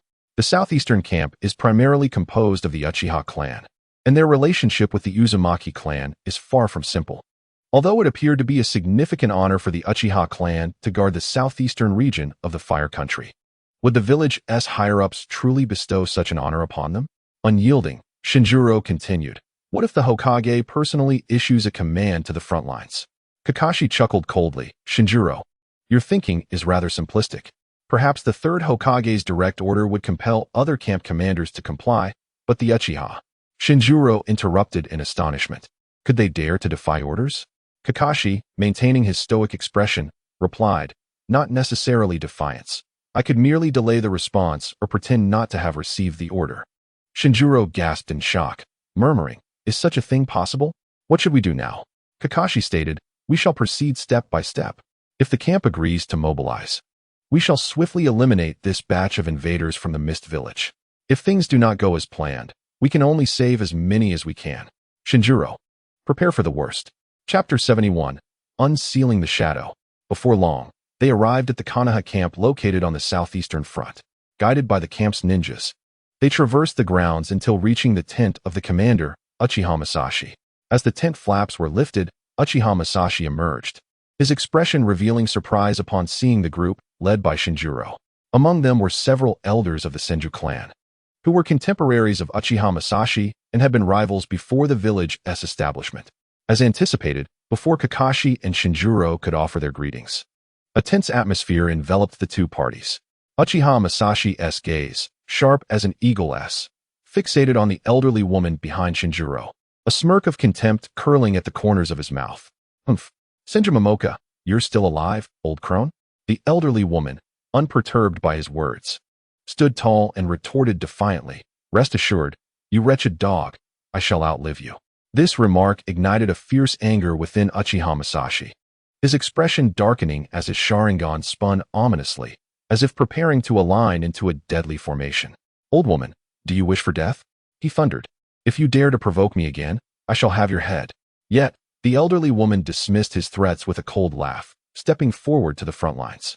Come on then, it's been years since I've fought. I wonder if you've still got any strength left, you ancient wretch. Uchiha Masashi narrowed his eyes, a palpable killing intent radiating from him. I could easily slay you. Witnessing the escalating tension, Kakashi inwardly lamented. He surveyed the surroundings, noting the Senju clan behind Momoka and the Uchiha clan behind Masashi, both sides poised for confrontation, creating an atmosphere thick with hostility. Could we not sit down and discuss matters peacefully? Why must it escalate like this? Kakashi inwardly scolded. He could not comprehend why these individuals immediately adopted such adversarial stances upon meeting. Surely, they could converse first and resort to violence only as a last resort. However, complaints aside, the current situation demanded immediate action.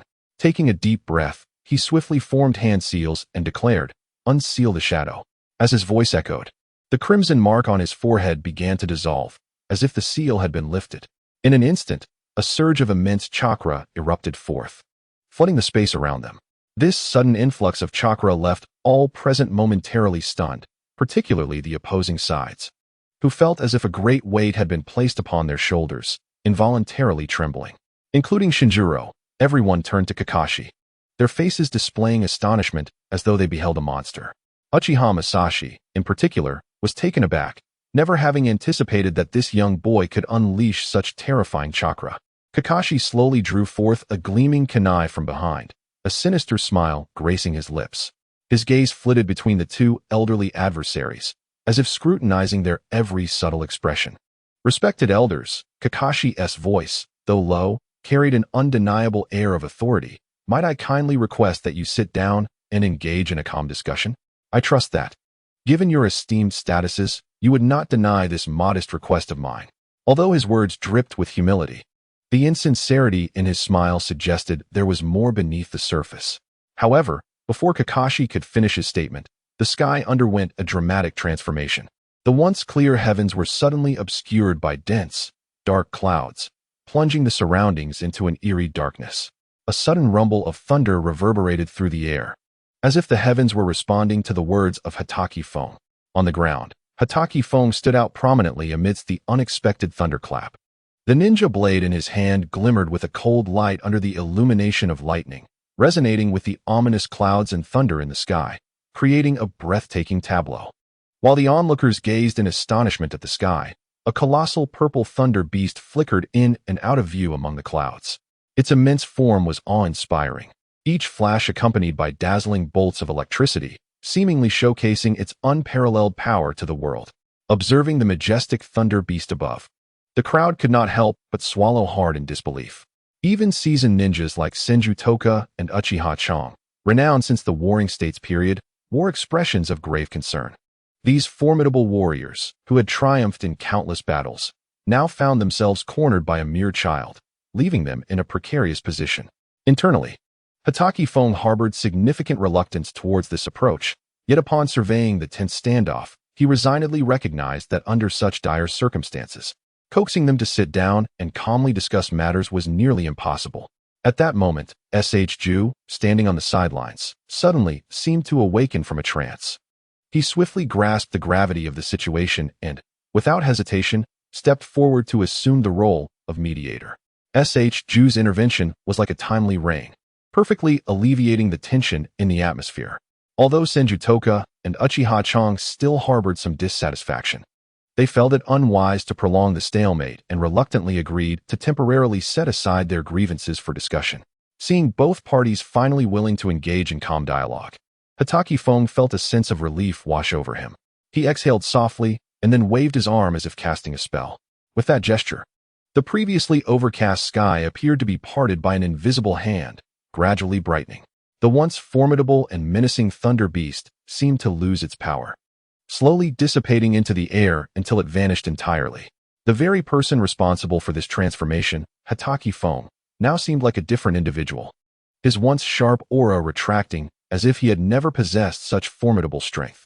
A harmless smile graced his face, presenting him as an ordinary, unthreatening Seichnin. However, despite his seemingly mundane exterior, all present were acutely aware that this young boy was far from ordinary. The power he had just exhibited had left an indelible impression, and no one dared to underestimate him any longer. Uchiha Chong regarded Hatake Feng with a deep, scrutinizing gaze, a flicker of complexity flashing in his eyes. He turned away, heading toward the command tent, his voice carrying as he instructed, "You lot, come inside." Chapter 72, The Pros and Cons. Uchiha Chong persuaded Hatake Feng, Ju, and Senju Toka entered the tent slowly. Others were stationed around the tent, vigilant and armed, keeping watch over their surroundings.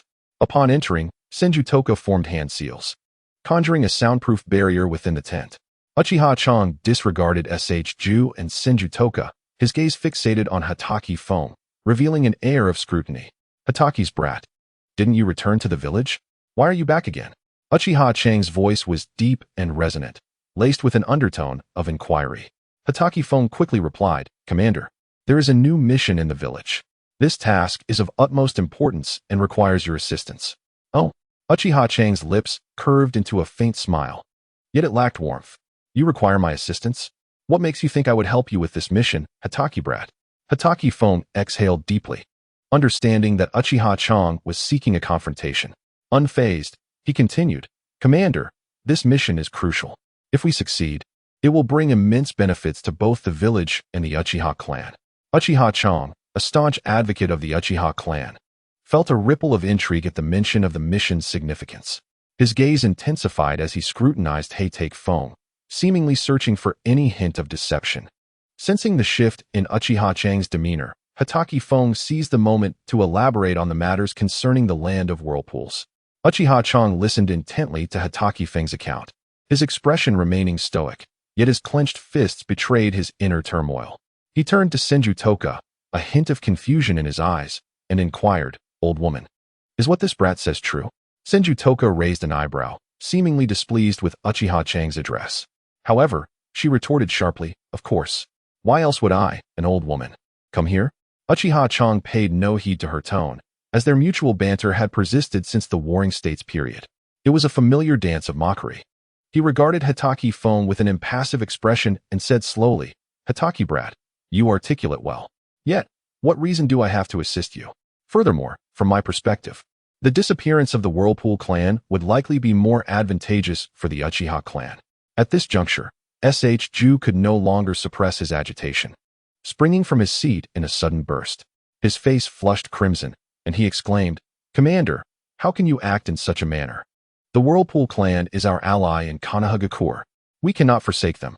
Upon hearing this, Uchiha Chang's eyes narrowed slightly, a chilling malice piercing through the air toward Ju as he coldly replied, "Senju brat, are you attempting to instruct me on how to conduct my affairs?"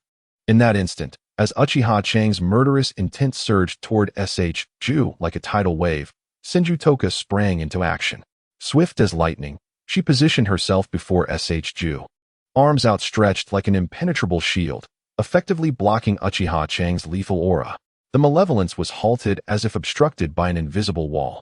Senju Toka's expression turned fierce, her eyes wide with fury as she glared at Uchiha Chang, rebuking him, "You old scoundrel. How dare you target a child with such malice at your age?" Uchiha Chang, rather than retreating, responded with escalating bravado, "Humph. Old woman, mind your own business. I conduct myself as I see fit. If you have the audacity, come and bite me."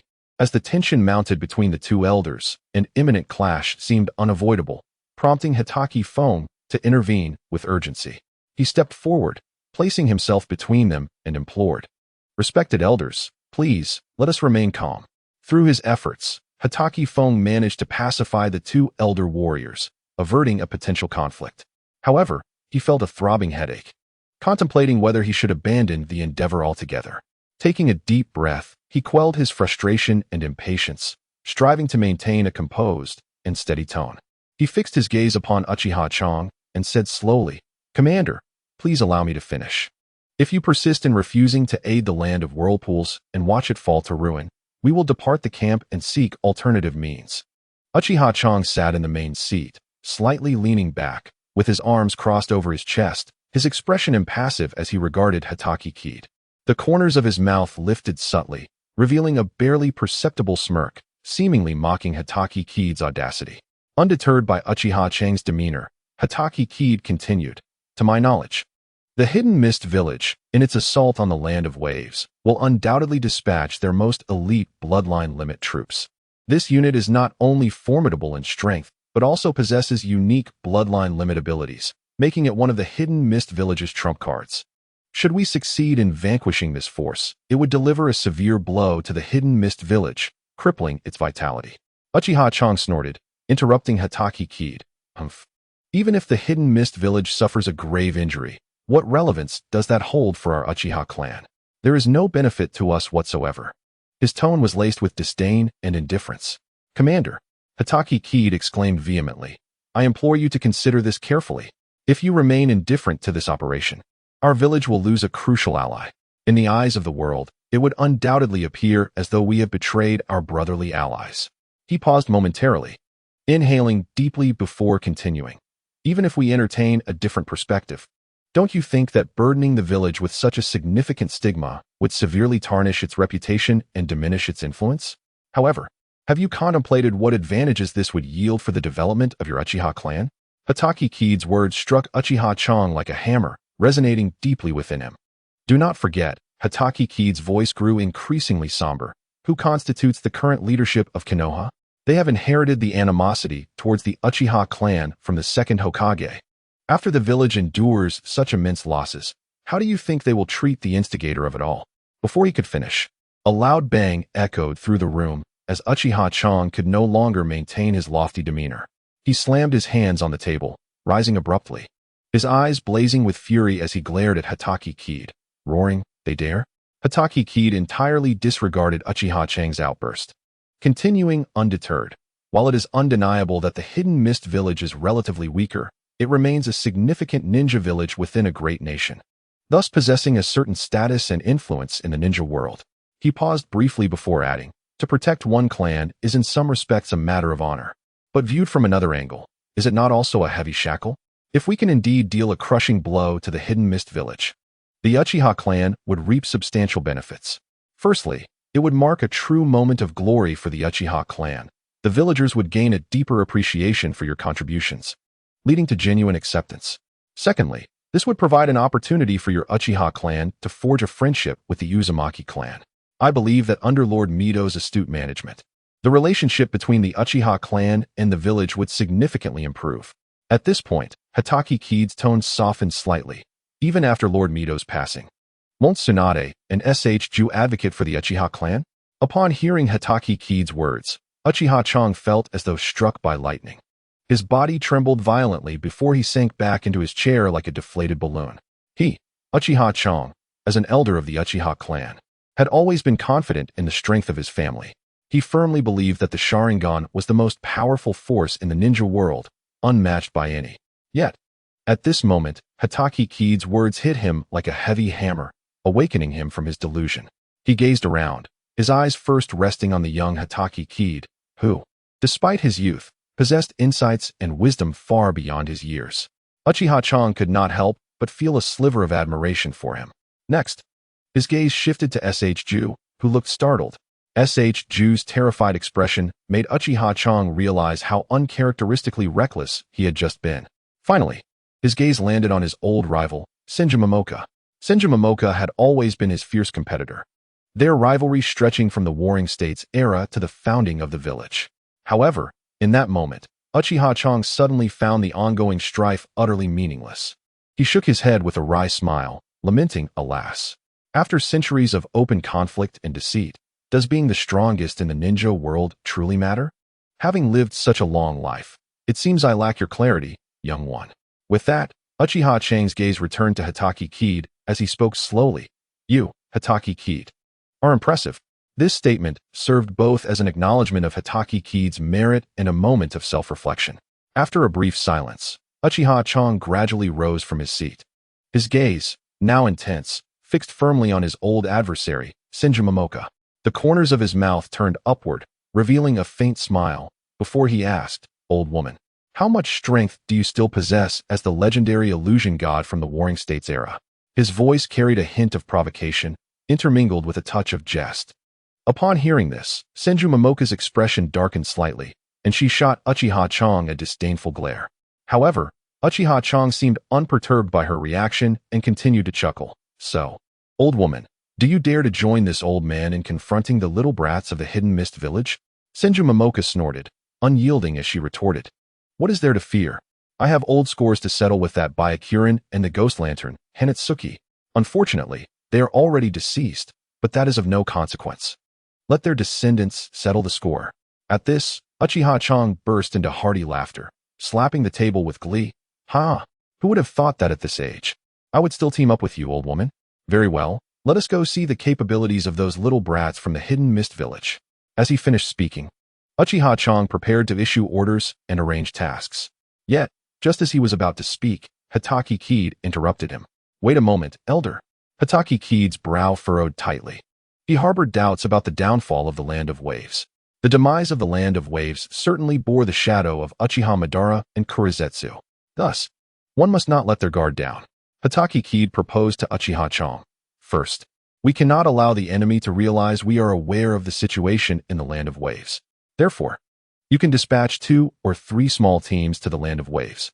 1, to establish observation posts to monitor the movements of the Hidden Mist village.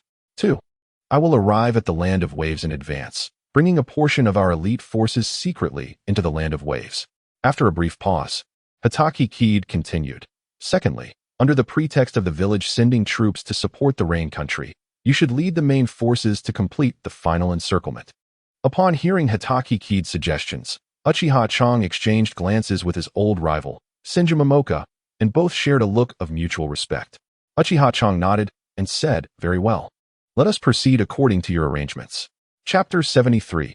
Journey to the Land of Waves with the soundproof barrier lifted. Both Hitaki Kid and SH Ju wore exceptionally grim expressions as they silently led everyone out of the camp. However, just as they stepped outside the camp, an urgent war meeting was convened within the Konoha camp. Inside the command tent, the atmosphere was tense and serious. Uchiha Chang sat majestically upon the main seat, flanked by several esteemed members of the Uchiha clan. The leaders of the various camps took their places, and an atmosphere of palpable tension enveloped the tent. Once all were assembled, Uchiha Chang spoke slowly. "You have all witnessed the audacity of those young scions from the Senju and Hitaki clans who came seeking our aid." He continued, "Though I have not acquiesced to their request for assistance, I gleaned a crucial piece of intelligence from their fragmented words. The Hidden Mist Village and the Hidden Cloud Village are amassing explosive tags on a grand scale, clearly preparing for the impending war." Uchiha Chang's words stirred a ripple of unrest among the gathered leaders. He remained impassive in his seat, his fingers rhythmically tapping the table before him, producing a crisp sound that resonated like a hammer striking the hearts of those present, abruptly silencing their whispers. The previously raucous chatter ceased, and all eyes turned towards Uchiha Chang. His piercing gaze swept across the assembly before he rose and strode purposefully to the map at the center of the tent. Upon reaching the map, he pointed decisively at two small islands, emphasizing one in particular. "Ladies and gentlemen," his voice resonated with gravity, "our primary objective here is to guard against an assault from the Hidden Mist Village." He paused, allowing the weight of his words to settle, then continued, his fingers shifting to another island. "Here, and here, are the Land of Whirlpools and the Land of Waves." His gaze lingered momentarily on the Land of Whirlpools before he spoke again. "The Uzumaki clan, while temperamental, is stationed in the Land of Whirlpools, and thus we need not worry excessively about them." At this juncture, Uchiha Chang's tone deepened. However, he emphasized, striking the Land of Waves on the map. "This region remains a blank slate. Should the Hidden Mist Village seize control here, we would find ourselves in an exceedingly precarious situation." His words rang out like a clarion call, casting a somber shadow over the faces of those present.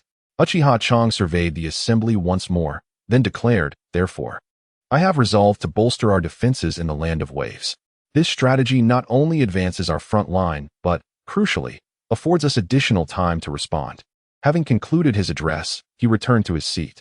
As silence enveloped the room, Uchiha Kaifeng, the head of logistics, suddenly stood, his voice echoing loudly in the quiet chamber.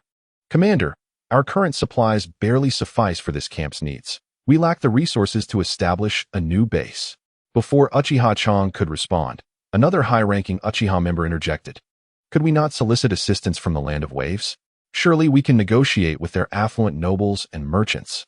He emphasized the word negotiate with a hint of ulterior motive.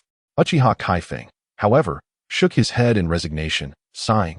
"If we could indeed procure supplies from those nobles and merchants, it would be ideal. Yet the reality is that the Land of Waves is impoverished beyond measure. Where would we find such so-called nobles?"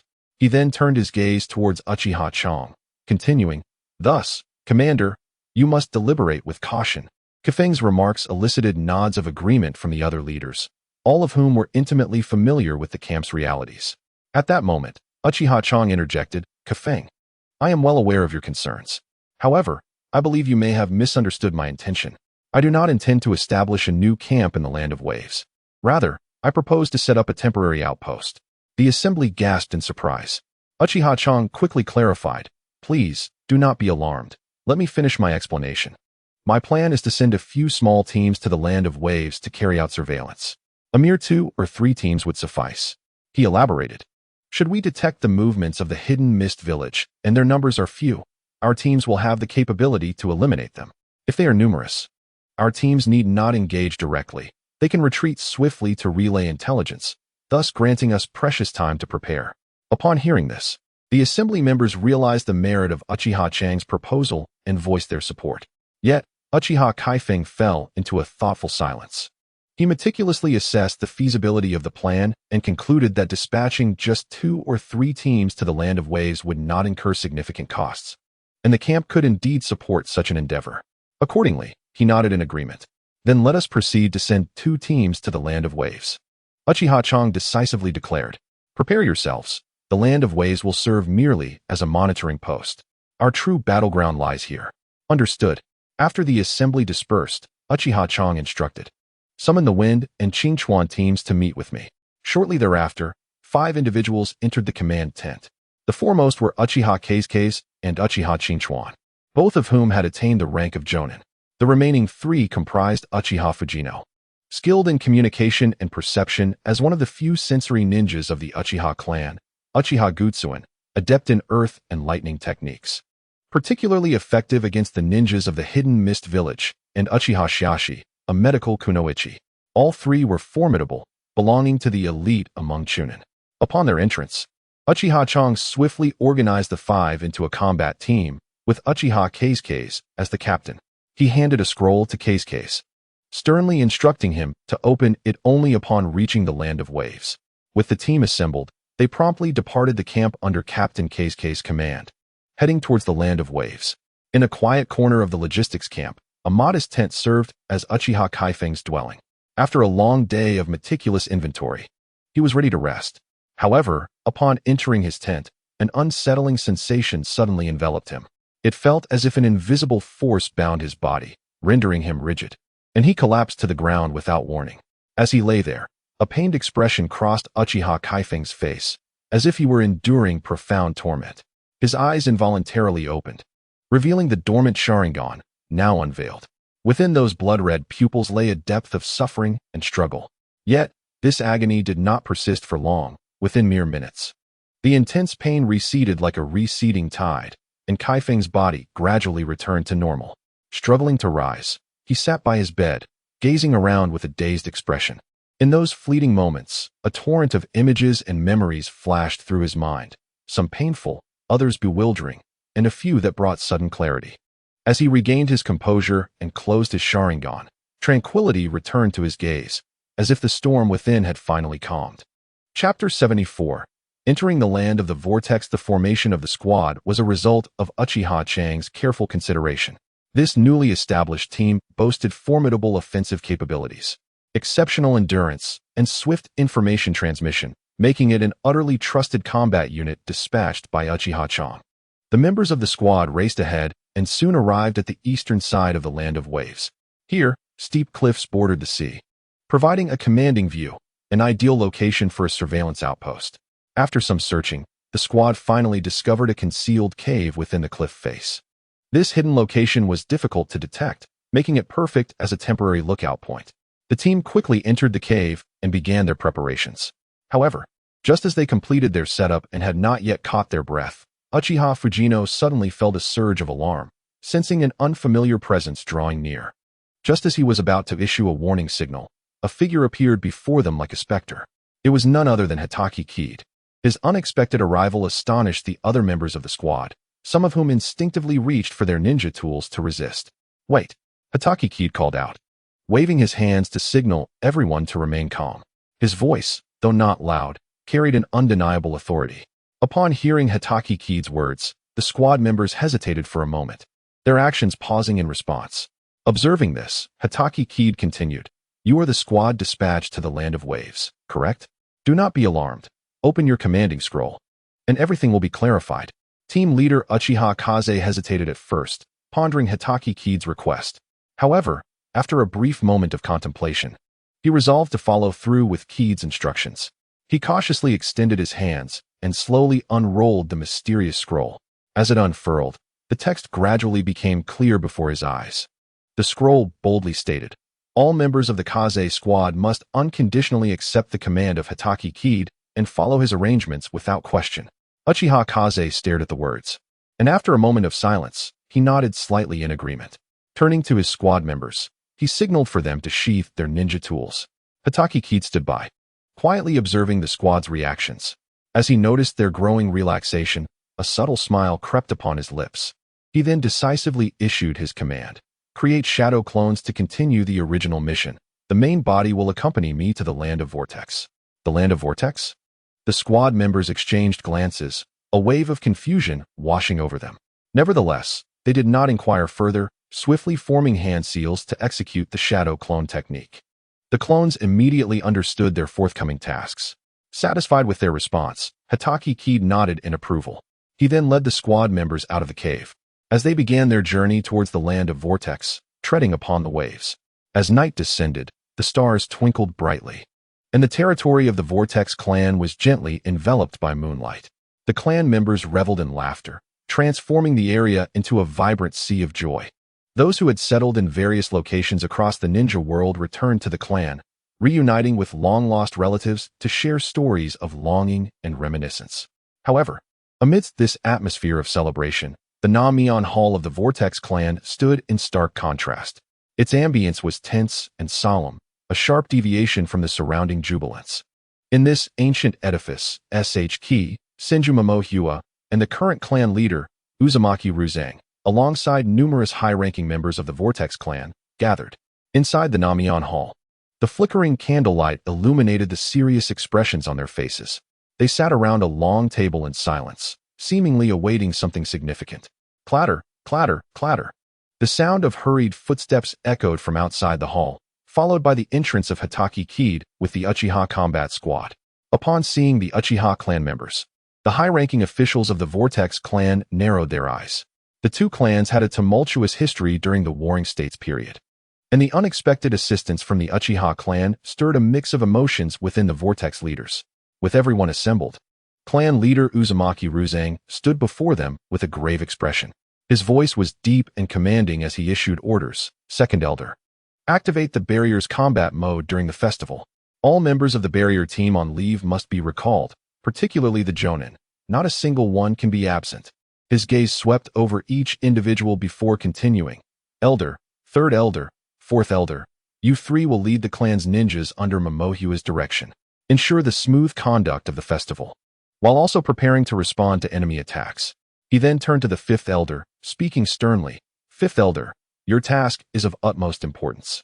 You must prepare for evacuation, ensuring that civilians and children can reach the shelters safely after the festival concludes. Remember to activate the defensive barrier. Do not allow the enemy any opportunity. After delivering these instructions, Uzumaki Ruzang bowed deeply to the members of the Vortex clan before rising slowly. His gaze was resolute as he stated, the impending attack from the Hidden Mist village represents a crisis of life and death for our Vortex clan. However, I believe that as long as we unite our efforts and commit wholeheartedly, we shall surely annihilate the invading foes. The members of the Vortex clan wore solemn expressions. Fully aware that this incident could determine the survival of their entire lineage, they could not afford to be complacent. Thus, they all rose to their feet and responded in unison. Understood. We shall exert every effort and vow to defend the dignity and glory of the Vortex clan. With their resolve solidified, they proceeded to discuss specific battle strategies. First, they decided to adopt a strategy of fortification and devastation, ensuring that the invading Hidden Mist village would be denied any opportunity to gain strength through warfare. From now until the festival's conclusion, the civilians of the land of Vortex would be evacuated to nearby mountainous areas for concealment. Anything transportable would be taken. Items that could not be moved would be hidden away securely, and anything that could not be dealt with would be destroyed rather than left for the enemy. Additionally, the sensory ninjas of the Vortex clan would be divided into several small groups to lie in wait at designated locations. Their task was to closely monitor the movements of the Hidden Mist village's forces and relay information about the enemy's actions to their clansmen promptly. Finally, the deployment of ninjas and the arrangement of traps were also crucial. The ninjas from each team would need to cleverly set various traps along the enemy's path to impede their advance. Without engaging in direct confrontation, they would strive to delay the enemy's march, thereby providing the Vortex clan with additional preparation time. Chapter 75. The bloodstained forces of the Hidden Mist village. Time passed swiftly, and the night of the Vortex clan's sacrificial ceremony quietly arrived. On this extraordinary evening, the village was ablaze with light and bustling with activity. The civilians of the Vortex clan donned their finest attire, joyously singing and dancing to celebrate this significant festival. Unbeknownst to them, a looming crisis of annihilation was gradually casting its shadow over the village, much like the ominous clouds before a storm. Meanwhile, the atmosphere inside the Namion Hall was tense and grave. Once regarded as a sacred place for the Vortex clan, it had now been temporarily transformed into a command center, becoming the core hub for the entire Vortex village. Uzumaki Ruzang and Shinju Momohua sat solemnly at the hall, meticulously examining maps and intelligence. They were the leaders of the Vortex Village, bearing the heavy responsibility of safeguarding their people. Hitaki Kid and SH Ki stood beside them, serving as their capable assistants, helping to manage various intricate affairs. In the past few days, the preparations in the Land of Whirlpools have been progressing in an orderly manner. The stockpiling of supplies, the construction of fortifications, and the allocation of personnel have all been meticulously arranged and deployed. According to the intelligence relayed by Team Uchiha, the main forces stationed at the southeastern camp have successfully arrived at their designated location and await only a command to commence operations. The ominous clouds of war are thickening, and a palpable tension pervades every heart. However, Uzumaki Ruzan and Shinju Momoka remain undaunted by the mounting pressure. They calmly analyze the situation and formulate counter-strategies. At this critical juncture, they must maintain their composure and lead their kin through this life-and-death trial. In the eastern part of the Land of Whirlpools lies a desolate island, starkly isolated amidst the tumultuous sea, exuding an air of profound desolation. Although this island falls within the territorial bounds of the Land of Water, it remains largely unknown to the world. Yet, in this seemingly secluded locale, a group of men clad in peculiar attire, exhibiting eccentric appearances, has gathered. These men sport long hair and bear two vivid red dots on their foreheads, as if marked by some arcane symbol. At the forefront of this assembly stands a robust middle-aged man, his tall stature and muscular frame rendered pallid by a sickly hue. He gazes intently towards the direction of the Land of Whirlpools, a chilling smile curling at the corners of his mouth. Approaching him is another middle-aged man, similarly adorned with long hair, who strides forward with a respectful demeanor. He addresses the man, reverently saying, "Lord Koya, it appears our Kagaya clan has arrived here first." The man known as Lord Koya is none other than Kagaya Koya, the leading jonin of the Kagaya clan, notorious for his madness and cruelty, a veritable lunatic. Upon hearing the words of his companion, Koya emits an inexplicable laugh. "Heh, those fools have yet to arrive. This is splendid news. In that case, I shall savor this delectable prize for myself." "But, Lord Koya, the Mizukage instructed us to act together," interjects a ninja lacking in discernment. At this, Koya's eyes widen in rage, his gaze fixed with murderous intent upon the one who spoke, as if he wished to devour him whole. "Who cares what that old man Mizukage says?" Koya suddenly bellows, his voice resounding through the open space and sending shivers down spines. "I am Kagaya Koya, and I shall dictate the terms. Speak another word, and I shall end you." His words exude an uncontrollable fury and authority that leaves no room for dissent. Just then, another figure steps forward to mediate. "My Lord Koya, please calm your wrath." Before departing, the clan leader specifically instructed us to act in unison with the other clans. Otherwise, at the mention of the clan leader, Koya's expression softens slightly, though reluctance still lingers. "Damn that old codger for complicating matters." He curses vehemently, spitting on the ground as if to alleviate his discontent. Despite his myriad of grievances, Koya ultimately leads his clan toward the appointed location, his face dark and silent, clearly harboring resentment towards this collaboration. At the designated site, a throng of ninjas surges forth, each donning an array of garments and distinct clan emblems, clearly hailing from various ninja clans. Yet, upon closer inspection of their forehead protectors, it becomes evident that they all belong to the same village. Although nominally comrades, the majority prefer to remain with their kin, engaging in little interaction with others. As impatience begins to mount among the gathered crowd, an elderly man, leaning on a serpentine cane, slowly emerges into view, escorted by several Umbu of the Mist Village. His gait is somewhat unsteady, as if each step demands considerable effort. However, when his figure fully reveals itself, an involuntary tremor runs through the hearts of all present. This elder is the revered Master Yuan, esteemed and respected within the village. Even the most obstinate members of the Kagaya clan, who typically regard the Mizukage with disdain, now temper their fiery tempers and cast solemn glances at the newly arrived elder. In a voice that trembles slightly with age, Master Yuan inquires, "Is everyone gathered?" He raises his head slowly, his gaze piercing as he surveys the surrounding ninjas. His eyes are sharp and profound, seemingly capable of penetrating the very souls of those he observes. Under his scrutiny, the elite ninjas from the Kagaya, Mizuki, and Hozuki clans straighten their postures, anxiety evident in their demeanor. Master Yuan's voice, though quavering, retains an undeniable authority.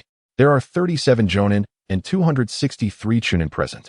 You are the elite of the Mist Village, embodying our strength and honor. Your mission is to serve as the vanguard, setting forth from the eastern region of the Land of Whirlpools, to sweep through the villages en route to the Land of Whirlpool's hidden village. His tone, while unadorned, carries an undercurrent of power that cannot be overlooked. The assembled ninjas bow their heads in acknowledgement, a collective understanding resonating among them. Noticing their compliance, Master Yuan nods slightly and continues, "Rest assured, the village does not intend to use you as fodder. I shall personally lead the main forces to support you, so do not worry about your rear." Suddenly, his tone shifts to one of gravity. "However, you must remember that your task is to advance without faltering, and you must not halt until you reach the Land of Whirlpool's hidden village. This is both a command and your mission." With a sweeping gesture, he issues the command to depart. "Now, let us commence." As his words echo, the ninjas surge forth like arrows released from a bow, racing towards the Land of Whirlpools. Their figures, illuminated by the moonlight, appear remarkably agile, akin to phantoms of the night, evoking a sense of dread. Chapter 76. What we seek is an obedient blade. Once all the ninjas have departed, Master Yuan slowly turns, his piercing gaze fixed upon the shadows behind him. At that moment, a middle-aged man emerges from the darkness. This man, tall and possessing long black hair, squints his eyes. Master Yuan, filled with confusion and concern, cannot help but voice his thoughts. Third generation, these are invaluable bloodline ninjas of the village. How can we so recklessly send them to directly assault the Uzumaki clan? His gaze follows the direction in which the bloodline troops vanished, and the ache in his heart intensifies. Bloodline ninjas are typically extraordinarily powerful, regarded as prized assets in any major nation's ninja village. In Master Yuan's perspective, such elite forces deserve the utmost protection from the village. However, these bloodline ninjas are being dispatched so easily to undertake such perilous tasks, which, in Master Yuan's view, is nothing short of a waste. He believes that ordinary civilian ninjas should be sent forth as cannon fodder instead of these precious bloodline ninjas leading the charge. Unexpectedly, it is the third Mizukage standing before him who has ordered these bloodline ninjas to directly attack the Land of Whirlpools. Although Master Yuan holds considerable influence within the village, he ultimately chooses silence in the face of the third Mizukage's command, refraining from any hint of defiance. At this moment, the third Mizukage remains impassive, as if detached from the events unfolding. With an expressionless demeanor, he remarks, "Those bloodline ninjas are merely unruly individuals. Let them assault the Land of Whirlpools." It could be seen as a repurposing of waste. Upon hearing these words, Yuan Shi felt a tightening in his chest. His eyes widened as he fervently retorted, "But they are, after all, the villagers of our mist-hidden village. The bloodline limits they possess should be the village's most treasured wealth. How can we so easily abandon them?" Wealth? The third Mizukage's lips curled into a disdainful smirk. Bloodline ninjas are indeed formidable, yet they are merely a group of mindless fools. If left to their own devices, one day they will unleash a cataclysmic war upon our village. The third Mizukage's voice was cold and resolute, as if he had already discerned the essence of the bloodline ninjas. He continued, "What the village needs is a blade that obeys orders unconditionally, not a double-edged sword that could turn against us. I require a knife that is compliant." Yuan Shi's mouth opened slightly, as if he wished to say something, but ultimately remained silent. A trace of despondency crossed his face, for he was acutely aware of the long-standing conflict between the third and second Mizukage. To pacify the chaos of the warring states, the ninja world had entered an era of hidden villages. The first Mizukage, Bai Lian, served as the leader of the Mist Hidden Village and participated in the first 5 Kage Summit. During this summit, the third Mizukage acted as the first Mizukage's bodyguard, tasked with ensuring his safety. After the first Mizukage's passing, it was expected that the third Mizukage would naturally ascend to the position. Surprisingly, a mere member of the ninja clan, the impetuous Kagaya Mitsuki, defeated the third Mizukage in a fierce duel, usurping the title that rightfully belonged to him. Despite Mitsuki's demise during the First Ninja World War, the third Mizukage subsequently assumed the mantle of leadership for the Mist Hidden Village. However, he harbored deep-seated resentment towards those possessing powerful bloodline limits, perceiving them as unstable elements within the village. Thus, upon his appointment, The third Mizukage exerted relentless pressure on the various ninja clans of the mist-hidden village. He employed myriad tactics, targeting elite ninja organizations such as the Seven Ninja Swordsmen and exploiting the prejudices against bloodline ninjas as instruments of oppression. Under the third Mizukage rule, the members of the ninja clans lived in fear and repression. Their power was diminished, and their status plummeted. All of this stemmed from the third Mizukage's inner obsession and thirst for power. As an elder since the era of the second Mizukage, Yuan Shi was well acquainted with this history. Now, confronted with the third Mizukage's unwavering stance, he understood that the best course of action was to remain silent and refrain from further discourse. Yuan Shi, there is no need for such pessimism. Our operation is seamless and will undoubtedly catch the Whirlpool clan off guard. After all, our plan is so clandestine that they could not possibly perceive it. The third Mizukage declared with conviction, brimming with confidence regarding the undertaking. He further asserted, moreover, having these bloodline ninjas confront an unprepared Whirlpool clan is as easy as pie. Upon hearing this, Yuan Shi's expression softened slightly, yet he still voiced his concern. However, the Whirlpool clan's strength should not be underestimated before he could finish. The third Mizukage interjected, "Fear not, Yuan Shi. Our plan has accounted for all conceivable scenarios. There will be no unforeseen events." Having said that, he surveyed the surroundings and addressed Yuan Shi. "Very well, Yuan Shi. Time is of the essence. It is our turn to act. We have our own tasks to attend to and can delay no longer." With that, the third Mizukage turned to leave, followed closely by a throng of stealthy Umbu ninjas clad in black, moving swiftly and silently like phantoms of the night. In the eastern part of the land of whirlpools lay a port facing the land of water, once a bustling hub, now eerily deserted, with only the sea breeze gently rustling through the vacant docks. Suddenly, enormous serpentine shapes pierced the distant sky, akin to monstrous entities crawling from the depths of hell, looming ominously over the port. These colossal serpents were, in fact, massive tornadoes. The whirlwinds roared like demons, wielding the power to devastate, instilling dread in all who beheld them. This was a collaborative ninjutsu executed by the shinobi of the Godwind clan from the mist-hidden village. Standing at a distance, they formed hand seals and chanted incantations, channeling their chakra ceaselessly into the tornadoes. Destructive storm winds. With a thunderous roar, the tornadoes, previously advancing independently, suddenly accelerated and collided with astonishing speed. In an instant, the heavens and earth shifted, winds howled, and dust swirled. Upon impact, the tornadoes fused into a massive black vortex, resembling a colossal beast with gaping jaws, emitting a deafening roar as it surged toward the port. Like the onset of doomsday, this terrifying force swept over the entire port with the ferocity of a tempest, obliterating everything in its path, rendering any potential obstruction utterly powerless. The winds howled, the waves surged, and it seemed as though only this cataclysmic force reigned supreme in the realm. When the typhoon finally passed, the port was unrecognizable. The once bustling docks, sturdy structures, and moored vessels lay in ruins, reduced to a desolate wasteland. Truly, the Godwind clan had proven their might. Witnessing the devastation, the nearby ninjas could not help but express their awe, acknowledging that such widespread destruction could only be wrought by the Godwind clan.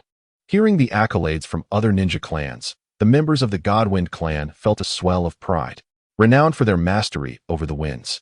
This demonstration undoubtedly affirmed their strength. Chapter 77. The Bloodline Forces of Mist-Hidden Village 2. Ha! What a pitiful Whirlpool clan, truly nothing of note. Accompanied by raucous laughter, the members of the Godwind clan reveled in their triumph as they surveyed the once vibrant port, now reduced to rubble, as if they had fully seized control of the situation. Indeed, before our Godwind clan, the Whirlpool clan surely lacks the courage to resist. Another member chimed in, his face radiating pride and confidence. The Godwind clan strike had evidently succeeded, clearing the way for their impending landing operation. However, just as they basked in the glory of victory, an incongruous voice suddenly interrupted. "Humph, a bunch of fools, what are you so pleased about? The true battle has yet to begin." This voice dripped with disdain and mockery, inciting immediate fury among the ninjas of the Godwind clan. Who dares to speak so insolently? They roared, unable to tolerate such disrespect. Yet, when they turned to confront the source of the voice, they were astonished to find it belonged to the deranged members of the Kagaya clan. Within the ninja world, while the Uchiha clan was known for their love of battle. Even they would hesitate to provoke the Kagaya clan. The madness and cruelty of the Kagaya clan posed a significant challenge, even to those renowned for their combat prowess. A twisted, sinister excitement flickered across the face of Kagaya Katsu, as if he were filled with an insatiable desire for the impending slaughter and bloodshed.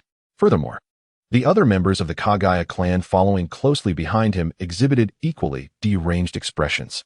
Their bodies began to undergo grotesque transformations, sharp bone spurs erupting from beneath their skin, rendering them into a terrifying horde of monstrosities. Under the leadership of Kagaya Bone Fong, the Kagaya clan unleashed a chilling howl, reminiscent of a pack of ravenous beasts, as they charged towards the nearby port with ferocious intent. Dance of the Bone Blades. Kagaya Bone Fong roared, his bone blades slicing through the air with a glint of cold light, proclaiming their savagery and ruthlessness to their foes. The other Kagaya clan members echoed his fervor, their voices dripping with a fervent zeal for slaughter and a chilling indifference to life. Observing this, the ninja of other clans had no choice but to follow suit, secretly relieved that the Kagaya clan was leading the charge, thereby absorbing the brunt of any enemy assault. Boom, boom, boom. As the blood-stained troops of the Hidden Mist village set foot on the sandy shores of the port, a series of deafening explosions erupted. The shockwaves from the blast swept through the air like a tempest, violently toppling Kagaya Bone Fong, who was hurled backwards several meters like a cannonball. He quickly regained his footing, yet his head and face bore severe injuries, deep gashes etched into his skin from the harsh contact with the ground. Blood streamed from these wounds, rendering his already ferocious visage even more terrifying and deranged. The continuous explosions posed significant challenges for the advancing landing forces. Many ninjas, before even stepping onto the soil of the Land of Waves, were struck by the residual shockwaves, falling wounded to the ground. Damn it! Do they think such trivialities can halt me? Kagaya Bone Fong bellowed, his eyes bloodshot and his face contorted in a terrifying grimace. Suddenly, he slammed his hands against the ground, unleashing a tremendous force. Dance of the Bone Forest. With his roar, the earth trembled violently. Countless sharp, bone-like spikes erupted from the ground with astonishing speed, spreading rapidly over an extensive area. These spikes mercilessly pierced the traps on the beach and ensnared fellow ninjas from the same village, resulting in even greater casualties. Witnessing this, the leaders of other ninja clans expressed shock and rage. Their clansmen had not yet landed before being brutally slaughtered. What was even more intolerable was that these assassins were their fellow ninjas. Kagaya Bone Fong, how dare you? One leader, visibly enraged, demanded. However, before he could finish, Kagaya Bone Fong darted forward like a specter, delivering a fierce kick to the leader's chest. The force was so great that it sent the leader flying, tracing an arc through the air before crashing heavily to the ground, groaning in agony from the evident injury. Standing his ground, Kagaya Bone Fong wore a savage grin, his eyes gleaming with a bloodthirsty light, reminiscent of a famished beast. He fixed his gaze upon the other leaders, sneering. What? Do you wish to question me? You fools. Do you not know who we are? We are the ninjas of the Hidden Mist village. His voice dripped with madness and cruelty, sending chills down the spine. He continued to roar. When have we ever cared about the worth of our comrades? Those worthless wretches deserve to die.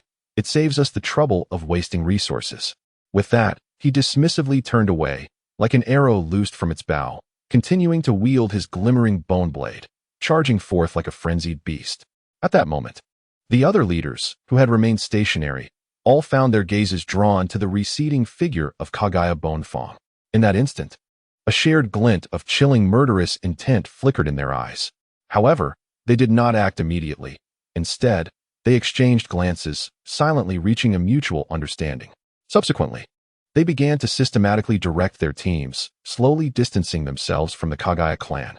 As Kagaya Bone Fong raced towards the port like a shooting star, brimming with excitement to unleash the pent-up thrill of slaughter within him, an unexpected voice suddenly struck him like a bucket of icy water, dousing the flames of his fury. Lord Bone Fong, there is no one here at the port. Upon hearing this, Kagaya Bone Fong's expression darkened instantly, his eyes bulging as if about to ignite with rage. It must be those foolish members of the Kamikaze clan. Their jutsu must have scared off the people of the Land of Waves. Those damned idiots. He seethed. They can't have gone far. Pursue them immediately. With his command, The Kagaya clan ninjas erupted into excited howls, brandishing their bone blades like a pack of hungry wolves, eagerly charging forward. One slightly more astute Kagaya ninja approached Bone Fong. "Lord Bone Fong," he whispered, "shouldn't we wait for the other clan's ninjas?" Kagaya Bone Fong abruptly turned, his gaze like two piercing bolts of lightning directed at the audacious clan member. His face radiated a menacing aura, chilling to the bone. "Wait." Bone Fong's voice was low and icy, as if from a demonic entity. "Do those worthless wretches deserve my patience?" Before the clan member could react, the bone blade in Kagaya Bone Fong's hand lunged forth like a flash of lightning, piercing his throat with deadly accuracy. Blood gushed forth, splattering onto the ground and forming a shocking pool of crimson. Kagaya Bone Fong regarded the fallen body expressionlessly, a cruel smile creeping onto his lips. Slowly withdrawing the blade from the corpse's neck, he extended his tongue, delicately licking the blood from the blade. The vibrant red liquid spread across his tongue, imparting a faint metallic taste and warmth. Kagaya Bone Fong emitted a satisfied, cold snort from his throat, seemingly indifferent to the gruesome scene. "What a useless lot," he muttered to himself, his disdain growing stronger. Only the Kagaya clan are the true warriors. Chapter 78. The Bloodstained Troops of the Hidden Mist Village 3. As the bloodstained troops of the Hidden Mist Village quietly landed, the festive celebrations in the Land of Waves were drawing to a close. The ninjas of the Uzumaki clan sprang into action, efficiently and methodically guiding the civilians, the elderly, children, and women into shelters. As a representative of the Senju clan, Ju was also compelled to remain in the shelter. Although he felt somewhat reluctant, he understood it was for his own safety. Standing at the entrance of the shelter, he watched the people hurriedly streaming in, a wave of helplessness washing over him. Once the last person entered the shelter, Elder 5 and his subordinates swiftly mobilized, deploying powerful jutsu to activate the defensive barrier. Elder 5 stood before the barrier, his voice deep and resolute. "We are the last line of defense. Behind us are our loved ones. Unless we perish, we shall not allow any enemy to harm them." Meanwhile, the ninjas of the Kagaya clan advanced rapidly. Their speed was astonishing, further widening the gap between them and the other ninja clans. This news swiftly reached the temporary command center located in the Namiya Hall. Upon learning of this situation, Kakashi Hitaki immediately sensed the opportunity for battle. He realized that the Kagaya clan's ninjas had become a solitary force, overly advanced in their position. This was undoubtedly a prime opportunity. If they could strike swiftly before the other bloodline clans had time to react, there was a significant chance to annihilate the Kagaya clan's ninjas in one fell swoop. Time was of the essence, and the chance was fleeting. Kakashi decisively led the Uchiha team and the Uzumaki clan ninjas to confront the Kagaya clan. The leader of the Uzumaki clan was none other than Uzumaki Reina, who had come to invite Kakashi. Kagaya, with a bloodthirsty excitement on his face, led his equally exhilarated clansmen towards the hidden Whirlpool Village. The Red Leaf Gorge, situated between two towering mountains, featured treacherous terrain and a deep canyon. This was the necessary route to the hidden Whirlpool Village and the carefully chosen ambush site by Kakashi. He had long led the Uchiha team and the Uzumaki ninjas in hiding along the canyon's rocky walls, patiently awaiting the arrival of the Kagaya clan's ninjas. As time passed, a cacophony of footsteps eventually echoed in the distance. The Kagaya clan's crazed warriors charged into the Red Leaf Gorge like a pack of ferocious beasts, their faces twisted with malice and exuding an aura of violence. They were clearly unaware of Kakashi and his allies' presence. Barreling straight into the trap Kakashi had meticulously prepared for them, a brilliant firework shot across the sky, erupting in a dazzling display. Simultaneously, 12 Uzumaki clan ninjas took positions at the 4 cardinal points. They simultaneously formed hand seals, and a powerful chakra energy surged from within them, coalescing into a colossal, transparent barrier. The ninjutsu, 4 spirits formation. This was a preordained battle plan. The Uzumaki clan's ninjas, adept at barriers, set up a blockade to sever the Kagaya clan's escape route, aiming to eliminate them entirely. Kagaya, who was sprinting forward, had no inkling of the barrier's existence and could not evade it in time. A resounding crash echoed as Kagaya collided with the rising barrier like a headless fly. Boom! His body was violently rebounded, crashing into the rocky walls before finally coming to a halt. This impact inflicted severe injuries upon Kagaya. His body contorted as he spewed copious amounts of blood onto the ground. The agonizing pain only heightened his frenzy, twisting his face into a more horrific visage. Ha ha, it seems we have fallen into an ambush. The Kagaya clan ninjas showed no signs of fear. Rather, they exhibited excitement and anticipation. Their gazes fixed on Kakashi and his comrades. Finally, we can engage in a glorious battle, Kagaya shouted, surveying his surroundings and rallying his clanmates. Let these fools witness the might of the Kagaya clan. Kill. Leave no one alive. As his words fell, the Kagaya clan ninjas erupted into wild howls, their faces contorting into savage grins, their eyes reddening with exhilaration as if a pack of hungry wolves had spotted their prey.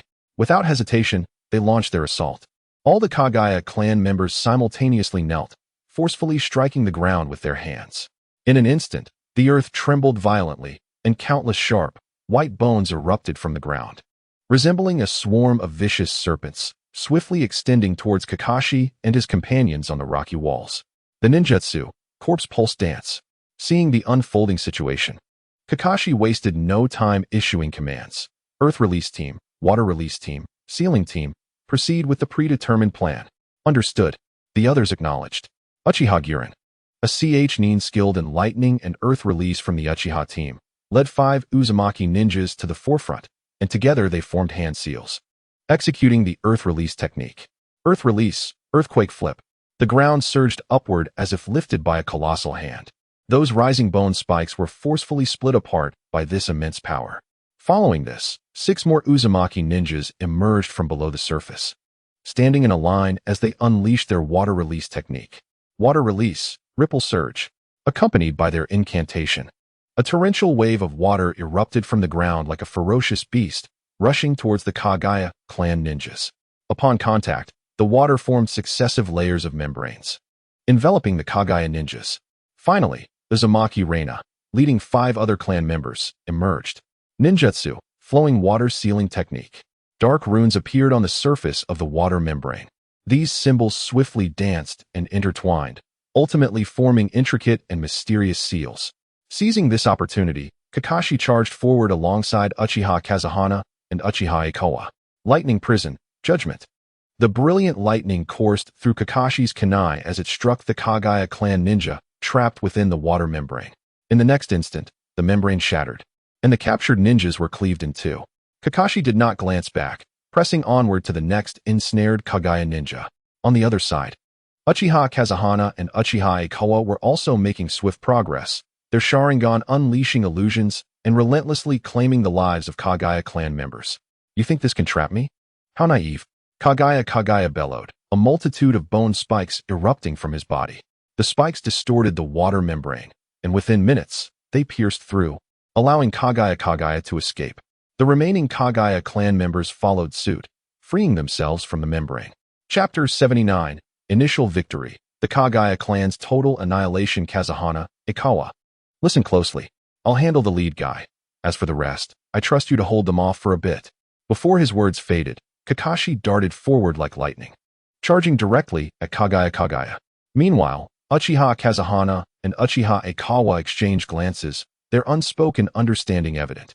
Without hesitation, they acted on Kakashi's instructions, forming hand seals in unison as they chanted, "Fire release, great fire annihilation."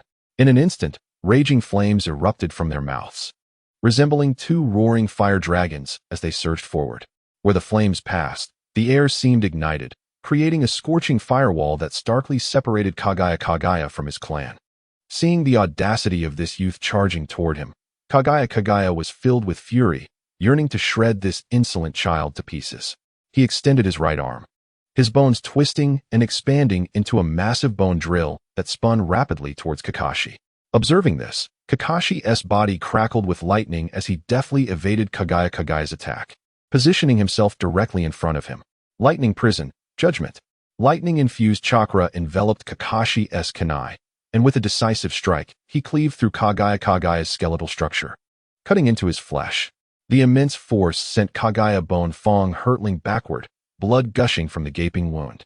Seizing the opportunity, Kakashi charged forward, his ninja blade slicing through the air with a glimmering cold light, aimed directly at the fallen bone fong.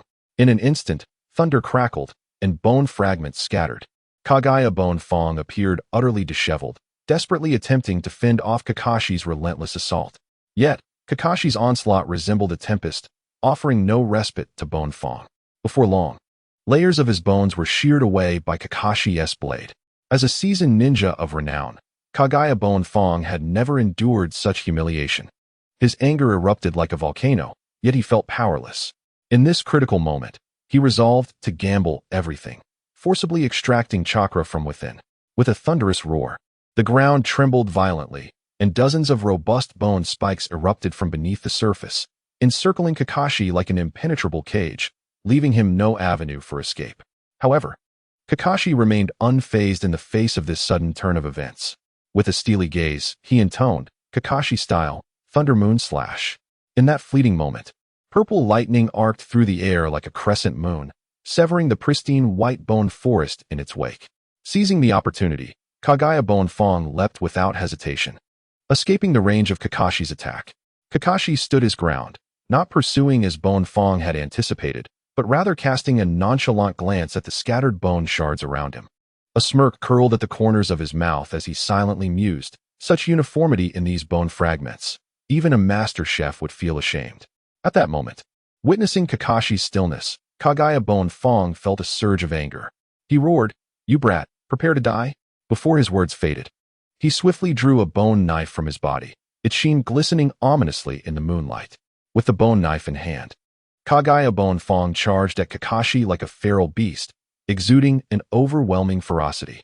Yet, Kakashi faced this fierce assault with unyielding composure. He flickered, moving with ghostly swiftness to meet the attack, their blades clashing with a crisp metallic ring. The bone knife danced like a venomous serpent, darting toward Kakashi's vital points with lethal precision. His bones shifted fluidly, alternating between offense and defense in perfect harmony. However, despite the thrilling spectacle, Kakashi maneuvered with ease, each of his strikes deftly parrying Bone Fong's attacks while launching counterattacks that left Bone Fong momentarily overwhelmed. After dozens of intense exchanges, Kagaya Bone Fong suddenly retreated, swiftly adjusting his stance, and raised a finger toward Kakashi. 10-finger piercing. With a furious shout, hundreds of hardened finger bones shot forth like bullets, racing toward Kakashi with astonishing speed. Yet, Kakashi exhibited no fear, wielding his blade with the grace of a dancer, each swing impeccably striking down the approaching finger bones. Just as Kakashi successfully fended off this wave of assault, his form morphed into a flash of purple lightning, vanishing from sight. True to the instincts of Kagaya's clan leader, his battle awareness proved remarkably keen. He quickly pivoted, swinging his bone knife in an attempt to block the impending attack from behind. A sharp clash echoed as Kagaya Bone Fong's knife collided fiercely with Kakashi's. A hint of disdain flickered across Bone Fong's lips as he scoffed. "Humph, such flashy techniques. My bones are harder than steel. What can you do with that mere ninja blade?"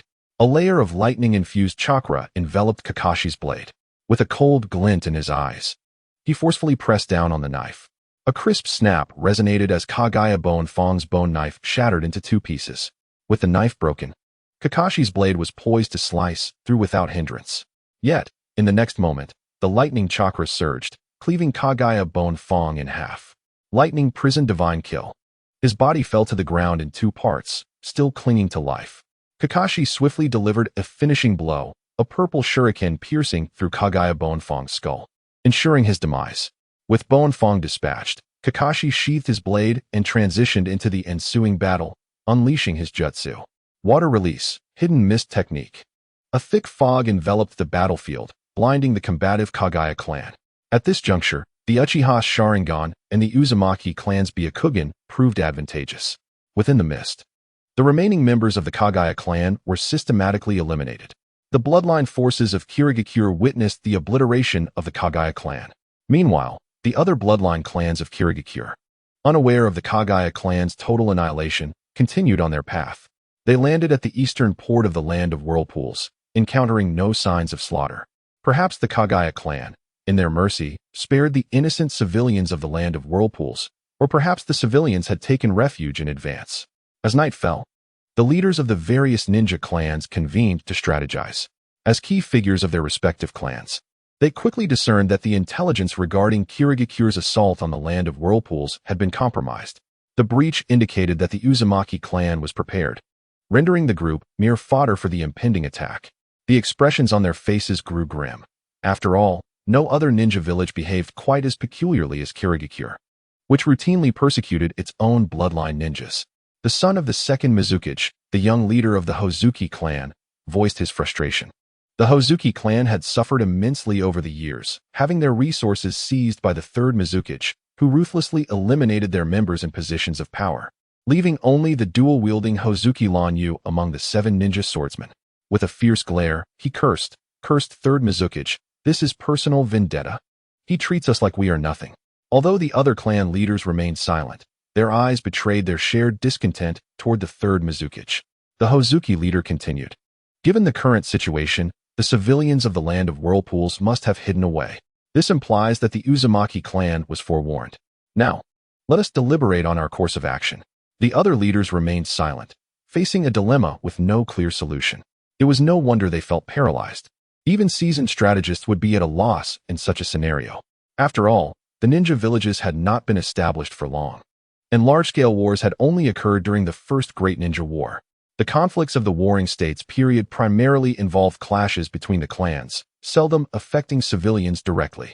The leader of the Terumi clan, Terumi Sakata, rose and suggested, "We should send scouts to monitor the situation, keeping a close watch on the Kagaya clan. Though they may be madmen, they can still serve as a warning." Suddenly, a series of explosions erupted around the camp. Chapter 80. The Baiting Tactic? What is happening? The leaders dashed out of their tents like the wind. At that moment, a figure rushed toward them. It was a ninja from the Terumi clan. "Lord!" The ninjas of the Terumi clan rushed breathlessly before their leader, reporting that the Uzumaki clan had just launched an attack. "However, my lord, they were merely throwing kunai inscribed with explosive tags around us, not executing a genuine assault," the Terumi ninja quickly added. "This is a crude tactic to lure us in. Those red-haired fools intend for us to pursue them," sneered Mizunozuki Kaikawa, the leader of the Mizunozuki clan. "They have surely set traps ahead, waiting for us to walk into their snare." None of the leaders were fools. Those dispatched by the various ninja clans to act as leaders possessed a fair degree of skill. They all recognized this, but chose not to voice their thoughts. If only the Kagaya clan were present, they could lead the charge. Suddenly, someone voiced their frustration, cursing the Kagaya clan for their absence at such a critical moment. This remark acted as a spark, igniting the collective dissatisfaction within the group. They fell silent, inwardly cursing the Kagaya clan for their lack of presence. Meanwhile, the Kagaya clan members lay dormant within their scrolls. Upon returning to their encampment, the leaders convened, their expressions grave as they deliberated their next course of action. After an intense discussion, they ultimately decided to dispatch a small team to scout ahead, to ascertain whether traps or ambushes lay in wait. However, a dilemma arose. Who would be sent? The leaders, each independently commanding their own clans, found themselves in a state of disarray, particularly since there was no unified command established within the village before their departure. Each clan believed in the superiority of their own strength and was reluctant to heed the orders of others. Consequently, the leaders became embroiled in prolonged debates, each steadfastly insisting on their own approach. As time ticked away, they remained unable to reach a consensus. Thus, the meeting concluded without any fruitful outcomes, and the leaders of the various clans departed in frustration, the conference ending abruptly. Upon returning to their respective camps, indeed, these bloodline ninjas were not even stationed together. The leaders unanimously dispatched their reconnaissance teams to explore the area ahead, investigating for traps and ambushes. This could not entirely be blamed on the higher-ups of the Hidden Mist village, as this bloodline unit was essentially bait and cannon fodder employed by the village. Their mission was to engage in relentless combat, not only to inflict significant damage upon the unprepared Uzumaki clan, thereby allowing the village to reap the rewards of victory, but also to exhaust these unruly bloodline ninjas, diminishing the power of the bloodline clan. It is remarkable that the village's internal strife had yet to collapse into chaos. After waiting an entire night, not a single ninja sent to gather intelligence returned, leaving the leaders in a state of disbelief. It was evident that all those dispatched for reconnaissance had perished. Continuing to send more would likely yield the same grim result. Thus, the clans were left with no choice but to consolidate their forces and march toward the Whirlpool Hidden Village. By an unnamed stream, Hataki Kid was leading a group in rest. After a night of combat, they were utterly exhausted. Most of the ninjas sent from the hidden mist village for reconnaissance had been eliminated. However, in one area of the stream, the surface of the water began to bulge as if pushed up by stones beneath. This natural occurrence seemed to escape the notice of those resting by the stream. Beneath the water, a ninja from the Kirigakure clan lay in ambush, utilizing the clan's secret technique, the water transformation technique, to achieve perfect concealment within the river. This method of hiding held significant advantages against ordinary sensory ninjas, such as Uchiha Fumino from the Uchiha team. However, under the keen perception of Uzumaki Kagura and Hitaki Kid, such actions would be a blatant affront to their intelligence. Hitaki Kid silenced the impulsive Uzumaki Reina with a glance and spoke calmly. "Reina, the battle has concluded. We shall rest briefly before retreating." Although Uzumaki Reina was unclear about Kid's intentions, she could only acquiesce. Indeed, everyone is quite fatigued. A brief rest before we withdraw is prudent. Noticing Reina's compliance, Kid continued, "Let us rest briefly and then head to Honchuan town. It serves as a supply station for us, and the villagers from nearby settlements have gathered there. We can replenish our supplies." Reina felt a tinge of confusion. Honchuan town? Is there really any supply left there? I recall that town was abandoned long ago. Despite her doubts, Reina responded, "Excellent idea. Honchuan town is known for its resources. A third of our supplies from the Uzumaki clan are concentrated there, and we can rest adequately upon arrival." Kid nodded. "Then it is decided. You should rest as well. We will depart in half an hour." Half an hour swiftly passed, and Kid roused the group, leading them away from the stream. Another half hour later, the water of the stream shifted suddenly, rising to form a figure of a man in his 30s. "Damn that third Mizukage," the man muttered, wiping the sweat from his brow as he cursed the village's higher-ups, feeling fortunate not to have been discovered by that white-haired brat. This man was a ninja dispatched for reconnaissance the previous night, his partner having already been eliminated, leaving him to escape by sheer luck, due in part to his timidity. When his companion was ambushed, he immediately plunged into the water, using the water transformation technique to evade capture. He had witnessed the white-haired boy hurling purple spears from a distance, impaling his comrades one by one, followed by a horde of red-eyed foes who systematically eliminated his team.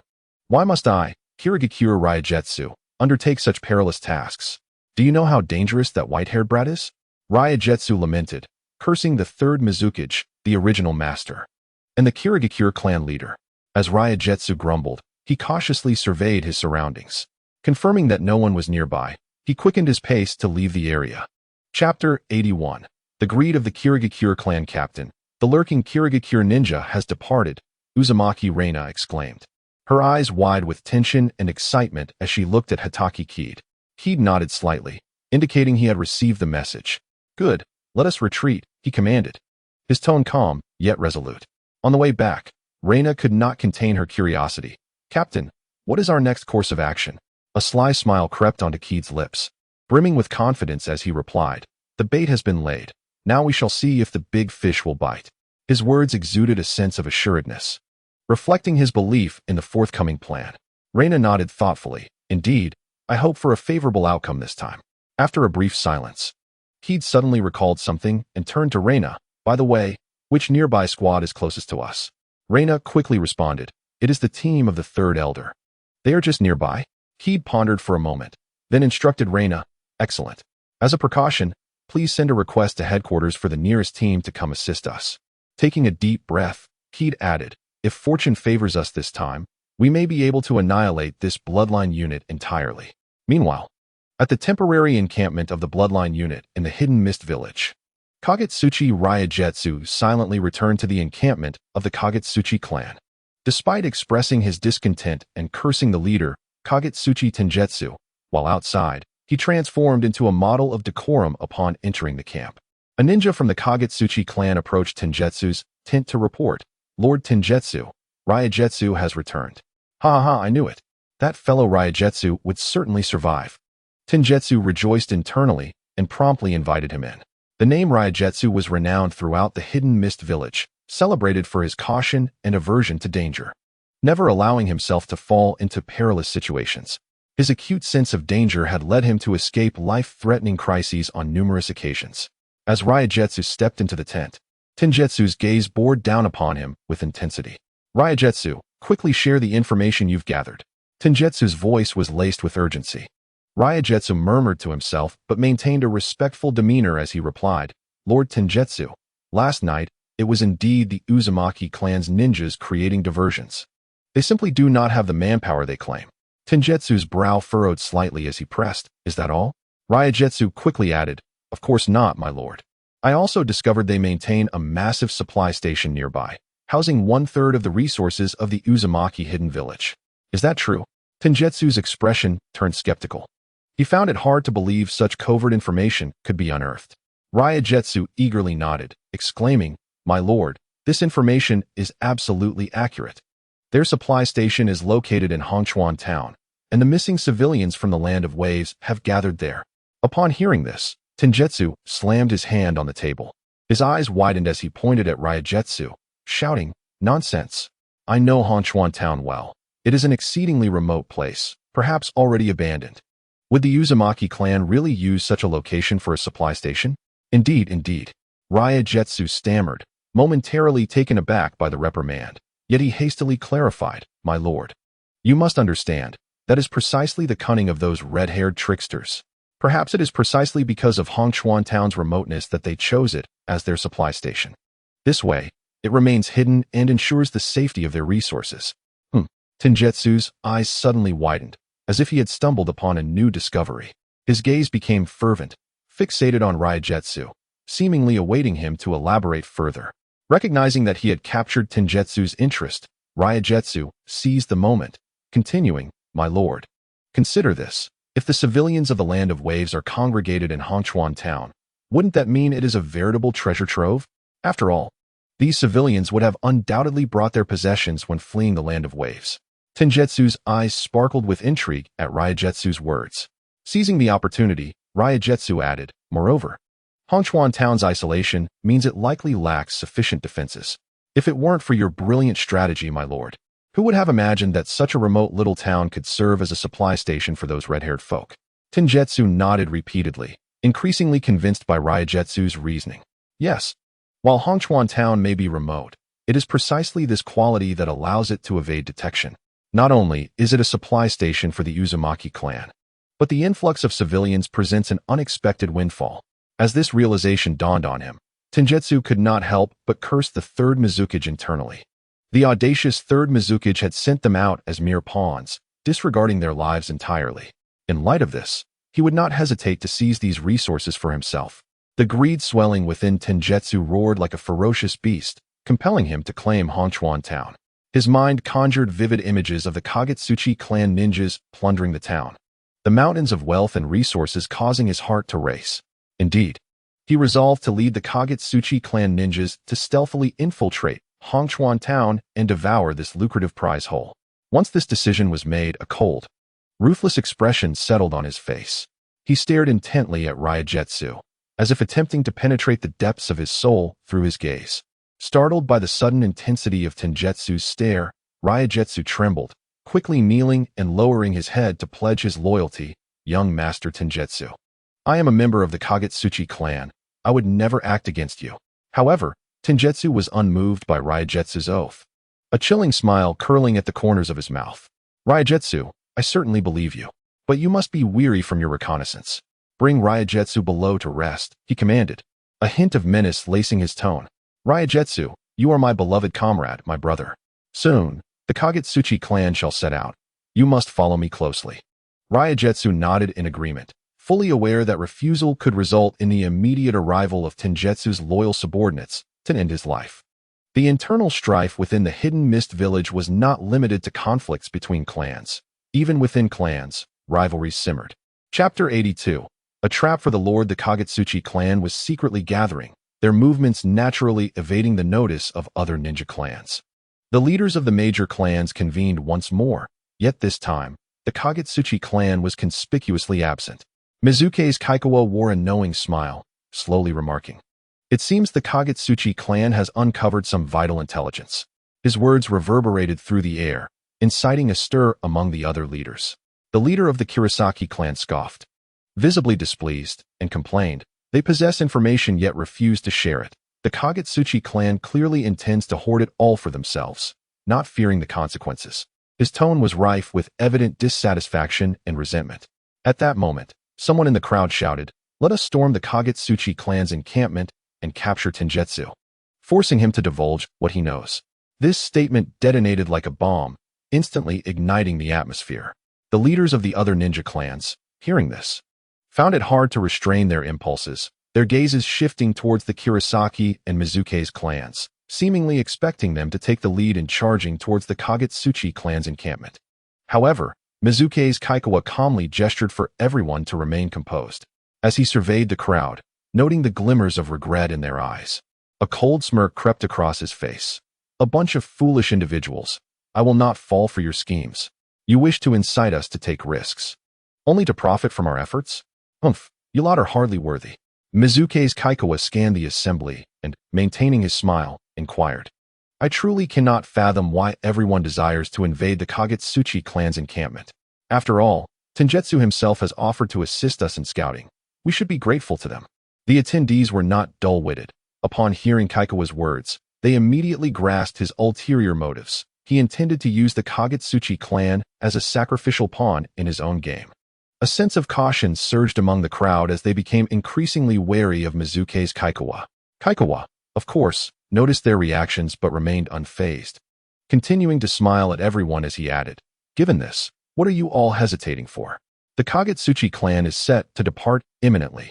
As his words fell, the crowd rose and returned to their respective clans' camps, preparing to stealthily follow the members of the Kirigakure clan. Observing their departing figures, Mizuki Kaichuan's expression suddenly darkened, the previous smile vanishing without a trace. He snorted coldly, muttering under his breath, "A bunch of useless fools, daring to expect my clan to undertake their perilous ventures without considering their own capabilities. Is it possible?" Uzumaki Reina looked at Hitaki Kid with disbelief. When the bloodline unit of the Mist Village set off, they were detected by the ninjas of the Uzumaki clan, who were stationed around the Mist Village camp.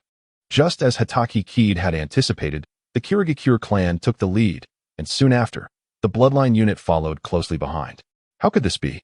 Merely tossing a few explosive tags and divulging some false information, and they fell for it so easily? Did this not make our Uzumaki clan appear exceedingly foolish? However, she quickly suppressed her inner shock. Taking a deep breath, she calmly asked Hitaki Kid, "Captain, what should our next course of action be?" Hitaki Kid's lips curled into a slight smile, radiating confidence. He turned to Uzumaki Reina, a glint of cunning flashing in his eyes, and said slowly, "This time, we shall employ a different strategy. First, we will eliminate the large group of enemies behind us, and then we shall return to annihilate the Kirigakure ninjas in one fell swoop." At this revelation, Uzumaki Reina's eyes widened in astonishment. She had never imagined Hitaki Kid would conceive such a bold plan. Nevertheless, she refrained from voicing her doubts and continued to await his instructions, seemingly perceiving Uzumaki Reina's thoughts. Hitaki Kid continued, "Do not worry, everything is under my control. Contact Elder 3 and inform him to proceed according to the predetermined plan. Uchiha Kazuki and Uchiha Ayakawa, you two assist Elder 3. I know you haven't had enough fun in your previous skirmishes, so this time, I will let you indulge in slaughter." Upon hearing this, Uchiha Kazuki and Uchiha Ayakawa exchanged excited glances, then stood up without hesitation, responding in unison, "Yes." Upon receiving the message, Elder 3 felt a twinge of dissatisfaction at being commanded by a mere child, yet he understood the significance of this mission and suppressed his displeasure. Dutifully executing the established plan, the Hongchuan Valley was a crucial passage to Hongchuan Town. Elder 3 led the combat unit, arriving at their destination with the swiftness of a gale. Soon after, Uchiha Kazuki and Uchiha Ayakawa followed closely behind. Elder 3 gazed at the two young Uchiha clan members, a swirl of complex emotions stirring within him. Having survived through the Warring States period, he had witnessed countless farewells and the rise and fall of families, engaging in numerous battles with the Uchiha clan. Now, observing these spirited young Uchiha, his heart was filled with mixed feelings. However, before Elder 3 could dwell further on his thoughts, Kirigakure's Tenjitsu led the clan's ninjas charging forward like hungry tigers. Elder 3 immediately commanded them to conceal themselves and allowed the Kirigakure clan to pass. This was not a blunder on Elder 3's part, but rather a meticulously planned tactic. The Kirigakure clan was renowned for its unique hydration technique, a secret art that rendered various physical attacks ineffective. However, lightning release techniques were the natural nemesis of the Kirigakure clan's hydration techniques. Therefore, the task of dealing with the Kirigakure clan was entrusted to Hatake Kid, while Elder 3 and the remaining bloodline unit were to focus on annihilating them within the confines of the Hongchuan Valley. As the Kirigakure clan successfully traversed the valley, the pursuing ninjas did not pause or conduct a thorough reconnaissance of the area. Seeing the Kirigakure clan pass through so easily, they naturally assumed it was safe and posed no danger. Consequently, they plunged headlong into the valley, completely unaware of the trap awaiting them. Boom! Just as they stepped into the valley, a deafening explosion erupted. Immediately, a transparent spherical barrier materialized in the valley as if by magic. This barrier enveloped the entire valley, creating a sealed space. The Four Spirits Formation. Chapter 83.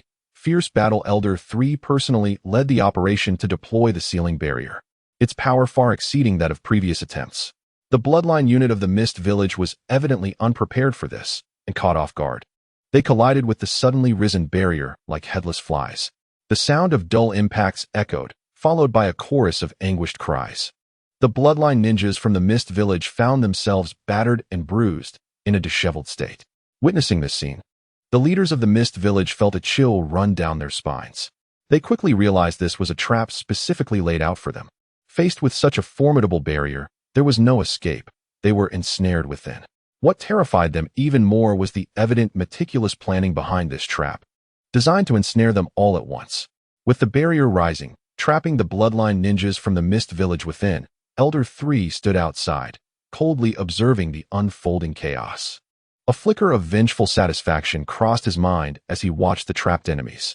Over the years, due to the unique geographical position of the Uzumaki clan, their conflicts with the Mist Village had been incessant. In these confrontations, the Uzumaki clan often found themselves at a disadvantage, routinely suffering from the Mist Village's bullying. Especially this time, the Mist Village had made it clear they intended to eradicate the Uzumaki clan entirely. Faced with such a formidable enemy, Elder 3 had no intention of showing mercy. Under the watchful eyes of the others, he swiftly formed hand seals, his speed leaving the onlookers in awe. As the seals changed rapidly, a surge of chakra erupted from Elder 3's body. The chakra flowed into the barrier, causing a peculiar ripple to appear on its surface. Four Spirits Formation Seal. The faces of the trapped ninjas from the Mist Village changed, seemingly affected by some peculiar suppression. Elder 3 then gestured for Uchiha Kazuki and Uchiha Ayakawa to step forward. He produced two specially prepared talismans and handed them to the two, who, though puzzled, accepted them. Young ones of the Uchiha clan, hold these tightly. This barrier suppresses the flow of chakra within you, and since you are not of the Uzumaki clan, you will undoubtedly be affected. With these talismans, you will be shielded from the barrier's interference. Now, go forth and slay your enemies. Elder 3's voice was low and serious. Uchiha Kazuki and Uchiha Ayakawa exchanged excited glances. Finally, Elder 3 issued his command. Kazuki, strike. Annihilate this pack of wretched wolves. Uchiha Kazuki and Uchiha Ayakawa were the first to charge into the barrier. The members of the Uzumaki clan followed suit, surging forward like a mighty torrent, their momentum directed towards the ninjas of the Mist Village. Under the barrier's suppression, the bloodline ninjas could only muster half of their potential strength. In stark contrast, the ninjas of the Uzumaki clan displayed remarkable combat prowess, their spirits high. While most of the Uzumaki clan specialized in sealing and support techniques, their direct combat capabilities were not particularly formidable. However, within the confines of the barrier, each was more than capable of handling a single bloodline ninja, with some strong enough to take on two. With the assistance of the barrier, the ninjas of the Uzumaki clan collaborated seamlessly, driving the bloodline ninjas of Kirigakure into retreat.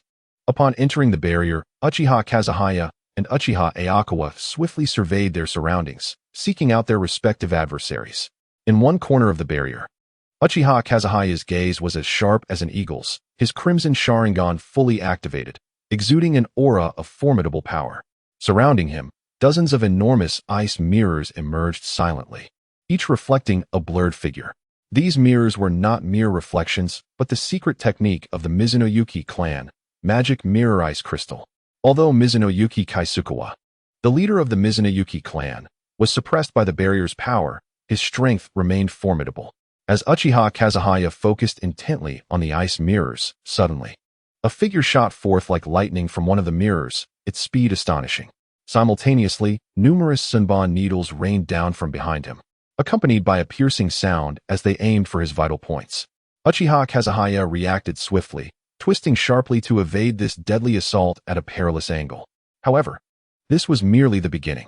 Mizuno Yuki Kaisukawa was not one to squander an opportunity. He swiftly launched a new wave of attacks. The ice mirrors began to move rapidly, shifting positions in a dizzying display. Seeing this, Uchiha Kazuhaya dared not hesitate. He quickly formed hand seals. Instantly, a roaring inferno spiraled around him, the scorching flames dancing like a frenzied dragon, lashing out in all directions. Fire release, exploding wind dance. With a fierce shout, Uchiha Kazuhaya unleashed the fire tornado, crashing violently against the ice mirrors. A sizzling sound echoed as fire clashed with ice, sparks flying. Yet, surprisingly, despite the ferocity of the flames, the mirrors remained unscathed. Not even a crack appearing. Mizuno Yuki Kaisukawa scoffed from within the mirrors. Humph, such a level of fire release cannot harm my ice release. Gazing at Uchiha Kazuhaya's blood-red Sharingan, Mizuno Yuki Kaisukawa felt a surge of greed. The Sharingan. Uchiha. Ha ha ha. How fortunate I am. Your eyes will belong to me. As he spoke, the ice mirrors flickered, and countless Senbon shot toward him. Uchiha Kazuhaya's Sharingan spun continuously as he deftly deflected the incoming Senbon with his kunai. Impressive moves, he mused, but before he could finish, he dashed through the gaps between the Senbon, thrusting his kunai toward an inconspicuous ice mirror. With a clang, the mirror transformed into the astonished Mizuno Yuki Kaisukawa. Uchiha Kazuhaya scoffed.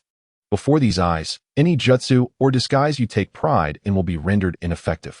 This is the power of the Uchiha. Upon hearing these words, Mizuno Yuki Kaisukawa's expression shifted from shock to fury. You're seeking death, brat. With that, he seized Uchiha Kazuhaya's arm, and before Kazuhaya could react, Kaisukawa formed hand seals with his other hand. Ice release. Ice rock hall. Walls of ice erupted, enclosing Uchiha Kazuhaya. Not stopping there, Mizuno Yuki Kaisukawa continued forming seals. Ice release. Exploding ice crystals. The ice walls surrounding Uchiha Kazuhaya suddenly detonated, shattering him along with the walls into fragments. Ha ha ha, I win. What a pathetic Uchiha clan. Mere gravel. Just as Mizuno Yuki Kaisukawa sought his next target, an intense pain coursed through his body, his strength waning as the sound of shattering mirrors echoed in his ears. Awakening, he looked down at the kunai embedded in his chest, his gaze falling on the crimson Sharingan. Realizing he had fallen victim to an illusion. Collapsing to the ground, he stammered, when? Uchiha Kazuhaya, calm and composed, replied, when you sought my Sharingan. Is that so? With great difficulty, Mizuno Yuki Kaisukawa uttered this phrase before succumbing to an endless darkness. Chapter 84. Fierce Battle 2. Meanwhile, Uchiha Ayakawa displayed her prowess, executing the Uchiha clan's sword techniques with finesse. In conjunction with her Sharingan, she often delivered lethal strikes. Just as she plunged her ninja blade into an enemy's nape, a golden chain ensnared her waist. In the next moment, Uchiha Ayakawa was yanked to the side of a whirlpool girl. Almost simultaneously, corrosive acid splattered where she had just stood. Realizing the danger, Uchiha Ayakawa felt a shiver of relief for narrowly avoiding the attack. Thank you. The whirlpool girl remained focused, her expression serious as she regarded the three ninjas of the Terumi clan before them. Despite the barrier's assistance, the Terumi ninjas proved challenging to handle. No worries. I have a plan. Come here. The whirlpool girl approached Uchiha Ayakawa, whispering a few words in her ear. After hearing this, the whirlpool girl displayed a look of surprise, but ultimately nodded in agreement. The three Terumi ninjas jumped apart, forming a triangle around the two rival clan girls. Liquid release. Net of capture. They opened their mouths, and viscous acid coalesced into a circle, encircling the two. Following this, they formed hand seals, causing the surrounding goo to surge and intertwine, creating a net of acid that descended upon the girls. Uchiha Ayakawa raised an eyebrow, producing several kunai and throwing them. The kunai dissolved upon contacting the acid, but the attached explosive tags detonated with a resounding blast. The shockwave sent the acid splattering, affecting even the Terumi ninjas themselves. In a frenzy, the three ninjas scrambled to evade the corrosive spray. The whirlpool girl clasped her hands together. Earth release. Earth prison. A semi-spherical earthen wall rose around them, encasing the two girls. The splattering acid hissed upon contacting the wall. While the acid was formidable, the thick barrier held it at bay. Although the Terumi ninjas avoided the acid, they bore varying degrees of wounds from the splashes. Infuriated, they instinctively prepared to attack again. You two wretches deserve to die? Before they could finish, golden chakra chains erupted from the earthen wall, unexpectedly binding the three tightly, halting their already sluggish chakra flow. Diamond Lock. Seizing this opportunity, Uchiha Ayakawa surged out of the range of the attack, flipping her right hand to hurl several shuriken at impossible angles, striking the throats of the three Terumi ninjas. Having dealt with their immediate foes, the two girls finally introduced themselves. Ayakawa, Uchiha clan. Akashitsu, Uzumaki clan. The two girls exchanged smiles before rejoining the fray. With the barrier's support and the might of two Uchiha with Sharingan, along with the powerful Uzumaki clan, the balance had shifted, and it was now merely a matter of time before they cornered the remaining forces of Kirigakure. As casualties escalated and the leaders of the Bloodstained Corps were systematically eliminated, the remaining Bloodline ninjas finally succumbed to fear and began to flee. However, was it not too late to contemplate escape at this juncture? The remnants of the Bloodline ninjas had become trapped birds, with only death awaiting them. Nonetheless, during the final siege, there were still some losses incurred. Realizing their impending doom, the remaining Bloodline ninjas, driven by terror, devolved into a frenzy of desperate struggle. Two remaining ninjas from the Kamikaze clan took the initiative, weaving hand seals as their bodies rapidly expanded. They laughed maniacally, proclaiming, "Let all perish." Ha ha ha. With that, the surrounding air began to swirl, rushing into their bodies. Elderson stood outside the barrier, his gaze sharp. The seasoned elder quickly recognized this as the Kamikaze clan's self-destructive technique, although its precision was lacking. Humph. If you wish to take down the Uzumaki clan with you, you must first ascertain if you possess the strength to do so. For Spirit's formation seal, dark chains emerged from the barrier, coiling around the expanding Kamikaze clan members like venomous serpents. In the next moment, the two inflated figures deflated like punctured balloons, returning to their original forms. Men, continue to eliminate these wolves, but be wary of their dying counterattacks. Employ long-range tactics. The ninjas within the barrier nodded. In the next instant, a torrent of ninjutsu rained down upon the remaining Bloodline ninjas. Lightning release, false darkness. Wind release, pressure damage. Fire release, great fire extinguishment. Ultimately, all remaining Bloodline ninjas within the barrier were exterminated, their bodies sealed by the Uzumaki clan into scrolls, becoming trophies of war. After all, the bodies of Bloodline ninjas held immense research value, offering insights for the ninjas to establish their own bloodline limits. While the battle in the Hongchuan Valley unfolded, outside Hongchuan town, the members of the Ghost Lantern clan were resting, preparing for a surprise attack. The Ghost Lantern Ryomi was dispatched once more to scout Hongchuan town for intelligence. Upon entering, Ryomi was detected by Hitaki Kid and Uzumaki Reina. Kid narrowed his eyes, a confident smile gracing his face. The fish is about to bite. Mind web illusion. Suddenly, an invisible force rippled through the air, spreading with astonishing speed throughout the town. At that moment, Ryomi felt a moment of disorientation, yet it passed in an instant, restoring his focus and vigilance. As he surveyed the area, he noticed many civilians who had migrated from other places. In a corner of the town, he observed mountains of stacked grain. Furthermore, he discovered that the number of ninjas in the town was relatively low. They were stationed in key locations, such as the village entrance and warehouses, fulfilling their guard duties. After a thorough reconnaissance, Ryomi quietly departed Hongchuan town. Hidden in the shadows, Hitaki Kid watched Ryomi leave the town. Prepare yourselves. The battle is about to commence. Hearing Ryomi's report, Ghost Lantern Tenjutsu felt a surge of joy. He led the prepared Ghost Lantern clan toward Hongchuan town. Tenjutsu's heart raced with exhilaration. Grain, ninja tools, wealth, all of it shall be mine. Just as the Ghost Lantern clan was about to storm into Hongchuan town, Ryomi, lagging behind, suddenly felt a pang of unease. This feeling was all too familiar. It accompanied him whenever he faced a life-threatening crisis. Could it be? Ryomi glanced at his completely deranged clansmen, stealthily positioning himself to shield them. Chapter 85. Fierce Battle 3 indeed. As the Ghost Lantern clan surged into Hongchuan town like ravenous wolves, The previously tranquil sky was suddenly enveloped by deep purple thunder. The purple lightning, as if manipulated by an unseen hand, wove into impenetrable electric prisons above the town, ensnaring the Ghost Lantern clan. Purple Lightning Prison. Upon witnessing this, Tengetsu's heart sank, and he immediately realized that this was a meticulously crafted trap. The purported supply transfer station and migrating citizens from the land of whirlpools were mere bait to lure them in. Instinctively, he sought out Ryomi to eliminate this purveyor of false intelligence, but there was no trace of him left. The trapped Ghost Lantern clan members, akin to disturbed bees, plunged into utter panic and chaos. They scrambled in all directions, attempting to break free from the electric cage. Yet no amount of struggle could liberate them from the grasp of the thunder. Next, the purple lightning cascaded like rain, mercilessly striking down upon the Ghost Lantern clan. Each bolt felt like a sharp sword, piercing through their bodies. The clan members struck by the lightning emitted anguished cries, transforming into gelatinous forms, losing consciousness and collapsing to the ground. Hatake Kid observed this scene with an impassive expression, his chakra continuously fueling the electric prison, ensuring not a single member of the Ghost Lantern clan could escape. As the final bolt descended, all trapped members were incapacitated, stripped of their ability to resist. Kid gradually withdrew the lightning, dissipating the prison. Under Uzumaki Reina's command, the Uzumaki clan swiftly advanced to seal the incapacitated Ghost Lantern clan members. Soon, Elder Sand's forces arrived, and they all converged towards the direction of the Whirlpool Hidden Village. After they had departed for a considerable time, the waters of the Hongshuan River began to ripple, coalescing into a humanoid shape, none other than Ghost Lantern Ryomi, who had been desperately seeking his companion.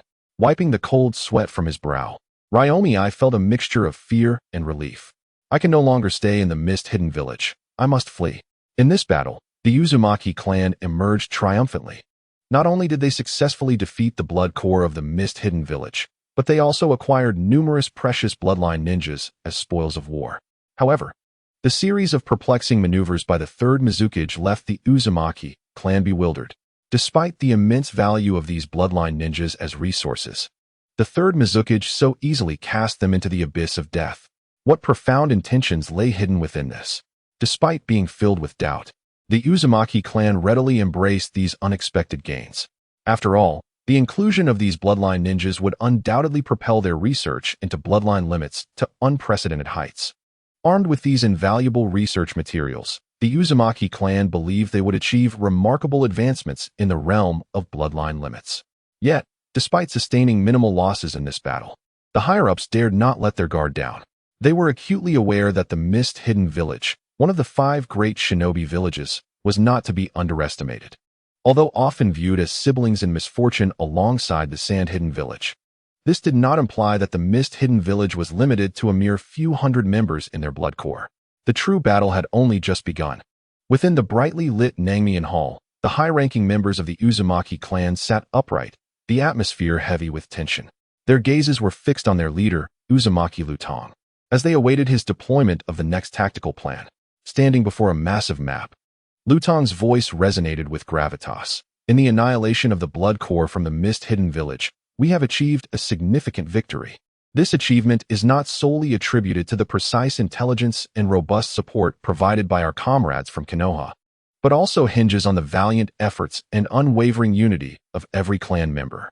He paused briefly, casting a glance around the assembly, and continued, however, we must not let our guard down. The forces from the Mist Village participating in this conflict are merely the Bloodstain Brigade.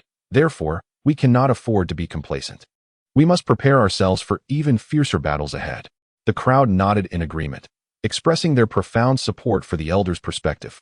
Satisfied with the response, Uzumaki Rudo added, now, I invite our Konoha allies to present the subsequent tactical arrangements. At the silent behest of Shinju Momoka, Hatake Kaze stepped forward with poise, approaching the map with a steady gait. Once positioned, he surveyed the surroundings before focusing his gaze on the map.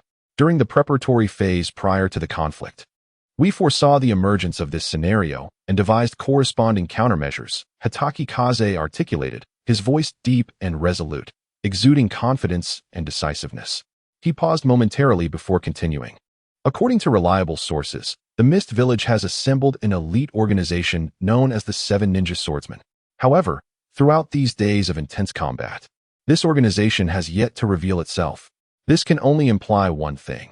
The main forces of the Mist Village are lurking in some concealed location, poised to deliver a devastating blow against us. His words stirred restlessness among the attendees, prompting murmurs and hushed discussions. Where might this critical location be? Someone inquired loudly. Hitaki Kaze smiled faintly, as if having anticipated this question. He pointed to a spot on the map, saying, considering the relationship between the Uzumaki clan and Konoha, along with the intelligence we currently possess, I believe this location is highly likely to be along the path the Uzumaki clan must take to reach Konoha. Thus, the ensuing plan is as follows. First, we shall meticulously select a group of elite ninjas from among our ranks, disguising them as injured individuals, civilians, and the elderly. Feigning a retreat towards Konoha, I, along with the Uchiha combat team, will overtly act as their protectors, leading this operation. We will coordinate with the Konoha reinforcements, who have long been lying in wait, to swiftly eliminate the Mist forces. At this juncture, Hitaki Kaze suddenly turned to the leader of the Uzumaki clan, Uzumaki Rudo, a serious expression flickering in his eyes. He spoke in a measured tone. Additionally, I must trouble you to lead the ninjas of the Uzumaki clan to do their utmost to hold back the enemies from the Mist Village. We shall hasten to your aid with reinforcements. Upon hearing this, Uzumaki Rudo was momentarily taken aback, then burst into hearty laughter, rising with an air of exuberance. Ha! It has been years since I last engaged in battle. I wonder if these old bones can keep up. But rest assured, young one, even if it costs me my life, I shall fulfill the mission you have entrusted to me. At this moment, within the Uzumaki clan's domain, a scene of bustling activity unfolded. Ninjas were diligently preparing, some meticulously cleaning their ninja tools, others swiftly replenishing various resources, while yet others were busy setting traps. Each individual was making the final preparations for the impending fierce conflict. Chapter 86. Fierce battle for nightfall enveloped the sea north of the land of the whirlpools, shrouded in darkness as tumultuous waves surged. A fleet comprising hundreds of vessels emerged on the water's surface. Uchiha Kaze stood at the bow of the ship, his body tense, keen eyes scanning the surroundings with vigilance. His hands gripped the ship's railing, ready to confront any imminent danger. The other members of the Uchiha squad were equally on edge, prepared to engage at a moment's notice. Meanwhile, within the cabin, Uzumaki Reina quietly activated her Kagaya Byakugan, coordinating with Hitaki Kaze's mind network to detect the surrounding conditions. Under Hitaki Kaze's meticulous orchestration, the decision to embark on this operation at night was made to enhance its realism, creating the illusion for the Mist Village that they were in a state of frantic retreat, on a nameless desolate island to the north of the land of the whirlpools. The third Mizukage and the original master stood quietly, their figures starkly illuminated by the moonlight. Their gazes converged upon the direction of the land of the whirlpools, the target of their impending assault. Behind them stood 7 men, each distinct in style, yet exuding a palpable aura of menace. Each bore a colossal sword, glinting ominously in the moonlight. These 7 individuals were the infamous 7 ninja swordsmen, the most loyal blades of the third Mizukage. At the mere request of the Mizukage, they would unhesitatingly strike the land of the whirlpools with utmost ferocity. At that moment, a figure darted towards them like lightning, swiftly arriving before the third Mizukage. Upon closer inspection, it was an Umbu ninja directly under the third Mizukage's command. The Umbu ninja knelt on one knee, respectfully reporting, "Mizukage-sama, I have vital intelligence to convey. After extensive reconnaissance, we have identified a fleet belonging to the Uzumaki clan heading towards Konoha." The third Mizukage's expression remained inscrutable as he turned to the original master, who nodded in understanding. Without hesitation, the original master issued combat orders to the 7 ninja swordsmen, Kagakubo Ida and Yagura. Your mission is to intercept these remnants of the fleeing Uzumaki clan. They must not escape. Ensure their complete annihilation. His tone was cold and resolute, leaving no room for negotiation. Kagakubo Ida and Yagura responded in unison, understood. A sanguine smile crept across their faces, clearly eager for the task at hand. The original master then directed his gaze towards the other members of the 7 ninja swordsmen, stating, "The rest of you shall accompany me to the land of the whirlpools. We must seize this opportunity to swiftly capture the land of the whirlpools, allowing them no respite."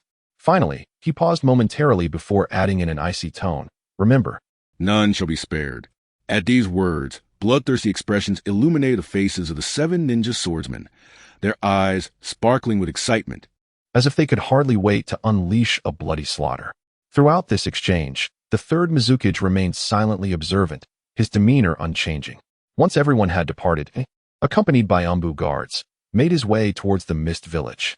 In the third Mizukage perspective, this impending war against the Uzumaki clan was destined to yield immense profit. Not only would it provide access to the wealth accumulated by the Uzumaki clan over the years, replenishing the village's coffers, but it would also eradicate the rebellious bloodline clans within the village, strengthening the Mizukage's control over the territory. The moonlight cascaded like a waterfall, accompanied by a gentle sea breeze. Suddenly, both Hatake Kaze and Uzumaki Reina opened their eyes simultaneously within the ship's cabin. Instantly, Uchiha Kaze and Uchiha Ayakawa, stationed at the bow in vigilance, sounded the alarm. Enemies detected to the north. Hatake Kaze rose swiftly, and in the next instant, he appeared on the deck of the fleet. Indeed, as I suspected, he remarked, glancing at Uchiha Ayakawa. Immediately contact Elder Chong, Uchiha Chong, the commander of the southeastern camp in Konoha. This time, I intend to shatter the Mist Village's ninja swordsmen entirely. Before long, the ships began to rotate slowly. In the blink of an eye, they formed a massive shield, enveloping the vessels carrying the injured and civilians in a protective embrace. The ninjas, originally tasked with safeguarding, leaped into the water without hesitation. They stood firmly upon the tumultuous waves as if traversing solid ground, watchfully surveying their surroundings, leaving no detail unnoticed. Meanwhile, the elite shinobi of the Uzumaki clan remained ever vigilant. Their gazes were as piercing as those of hawks, meticulously observing their surroundings without a hint of complacency. Indeed, just as they anticipated, numerous figures suddenly emerged, silently converging from all directions to encircle the Uzumaki fleet. Upon closer inspection, it became evident that these figures were none other than the ninjas of the Mist Village. Their numbers were overwhelming, a dense throng that instilled fear. However, despite their numerical advantage, the strength of these Mist Village ninjas was noticeably inferior to that of the previously encountered Bloodstained ninjas. Though individually weaker, these Mist ninjas were seasoned combatants. In contrast, the Uzumaki's ranks included not only ninjas, but also a considerable number of wounded and civilians. In the distance, 2 powerful chakra signatures surged forth. One raced toward them with urgency, while the other remained stationary, emanating a palpable intimidation. A chilling laugh pierced the air. The first head shall be mine. Thunder God Fist. With a thunderous roar, Hatake Kaido shattered the ominous laughter. His right hand crackled with energy, enveloped in violet lightning, flickering with the promise of imminent release. His fist was clenched tightly, brimming with boundless power. Without hesitation, he thrust his fist forward, unleashing a tempestuous force akin to a ferocious beast, which roared forth into the ranks of the Mist Ninjas. The frontline Mist Ninjas barely had time to scream before the terrifying might of the thunderous force struck them down, their bodies reduced to charred remnants, exuding a noxious scent of burnt flesh. In an instant, Hatake Kaido vanished, leaping like a bolt of lightning straight into the midst of the Mist Ninjas. His speed was akin to a gale, leaving no time for reaction. Thunderclap kick. His right foot shot out, accompanied by dazzling violet lightning, embodying both the thunderous might and the formidable techniques imparted to him by Tsunade. The surrounding Mist Ninjas were utterly incapable of withstanding such a fearsome strike. They were sent hurtling away like kites severed from their strings, leaving devastation in their wake.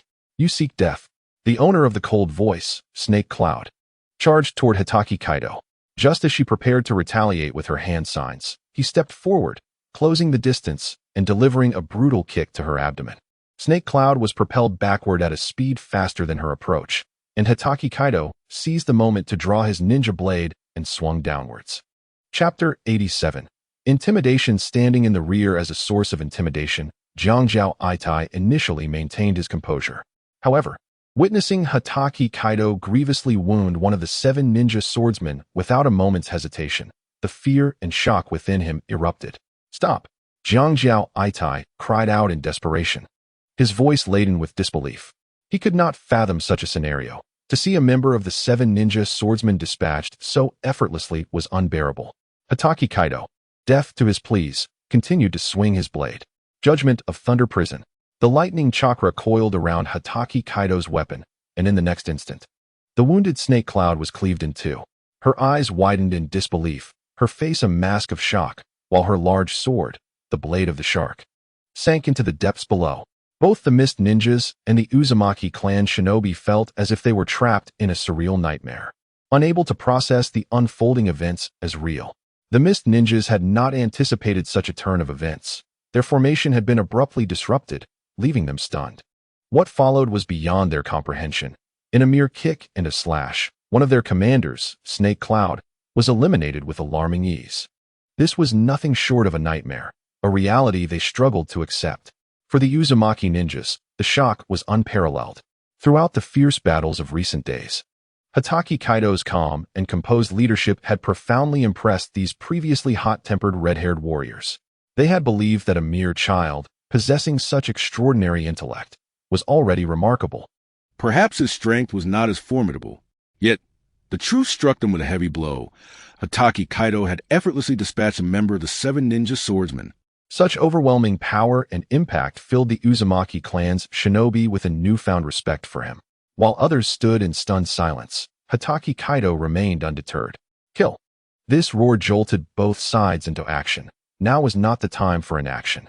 Waves surged, chains crisscrossed, and barriers intermittently emerged. Uchiha Kazahana and Uchiha Aoki were among the first to respond.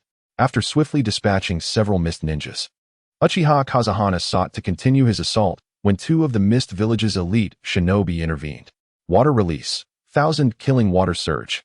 Water release, wave surge. The 2 executed their water techniques, leveraging their oceanic advantage to counter Uchiha Kazahana's fire techniques effectively. Towering waves obscured the sky, unleashing a torrent of water projectiles toward him. As the waves crashed, they sealed off all avenues of escape. Although the might of the fire techniques diminished, the power of the Sharingan remained. Utilizing his enhanced perception, Uchiha Kazahana navigated through the onslaught, evading attacks with remarkable agility. Armed with the Sharingan and Uchiha-style swordsmanship, he adeptly held his ground against 2 adversaries.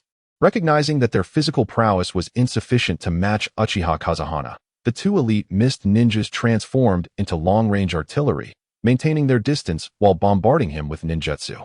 However, Uchiha Kazahana quickly discerned their tactics. With rapid hand seals, he launched multiple shuriken. Fire release, great fireball technique. The massive fireball hurtled toward the 2, who regarded it with disdain, underestimating its potential. Water release, water barrier. A wall of water emerged effortlessly, blocking the fireball's advance. As smoke billowed, several shuriken pierced through, aimed directly at them. Humph! Hiding behind smoke to launch a surprise attack? How naive. The 2 sidestepped, evading the incoming shuriken. Yet, before they could continue their taunts, a sudden series of explosions sent them hurtling away. Casting a minor illusion to disrupt their line of sight was child's play for Uchiha Kazahana. Through this illusion, the 2 failed to notice the explosive tags attached to the shuriken. Such a minor illusion could be easily dispelled, but amidst the chaos of combat, the Mist Ninjas were too focused to perceive it. Uchiha is indeed formidable, he remarked, but before he could finish, the shuriken found their mark, piercing the throats of the 2 elite Mist shinobi. As they lay lifeless, their eyes wide open in disbelief, they cursed, "You Leaf Village shinobi are insane. Can't you at least allow us a final word?" Uchiha Kazahana looked down at the dead bodies, puzzled. "What are you whining about? Just die already."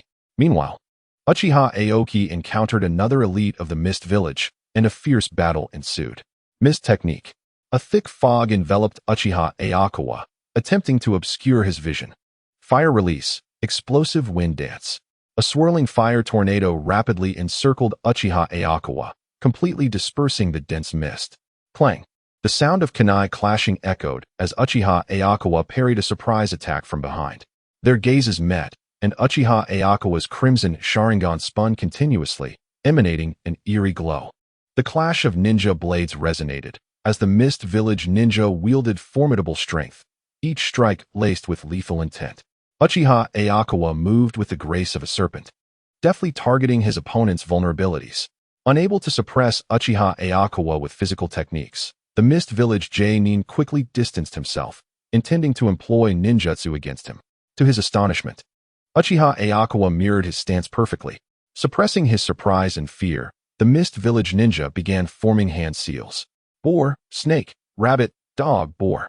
As expected, Uchiha Ayakawa synchronized with him, executing the same ninjutsu.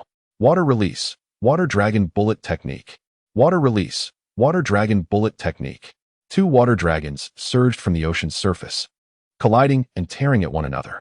In an instant, splashes of water erupted, waves roiling violently. What is happening? The Mist Village ninja was alarmed.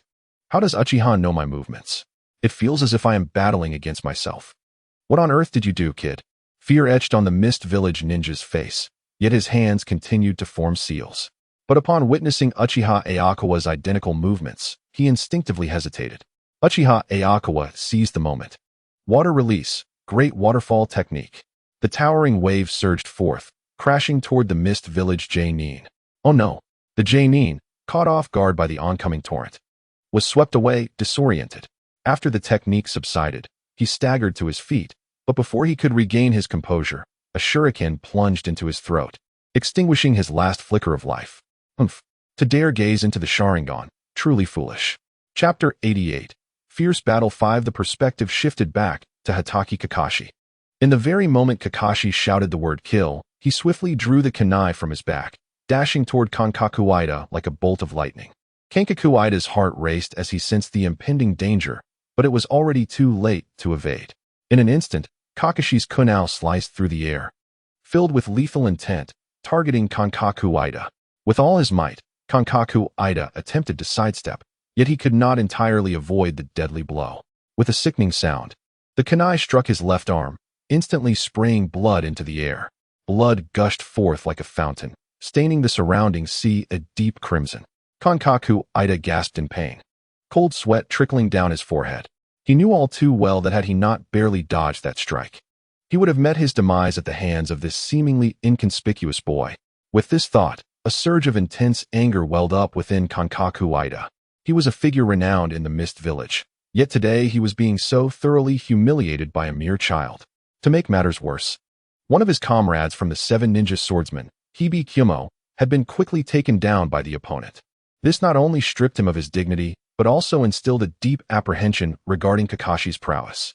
Kakashi smirked coldly, advancing with his kunai towards the wounded Kankaku Ida. Just then, a commanding voice called out from the side. Water release, water prison technique. A massive water sphere rose around Kankaku Ida, offering him protection. Kakashi remained unfazed, coating his kunai with lightning chakra, preparing to strike decisively. Water release, water shark bullet technique. The sea churned as a shark-shaped water bullet burst forth. The rapid, crackling purple lightning danced around Kakashi, obliterating the shark-shaped water bullet into a spray of droplets.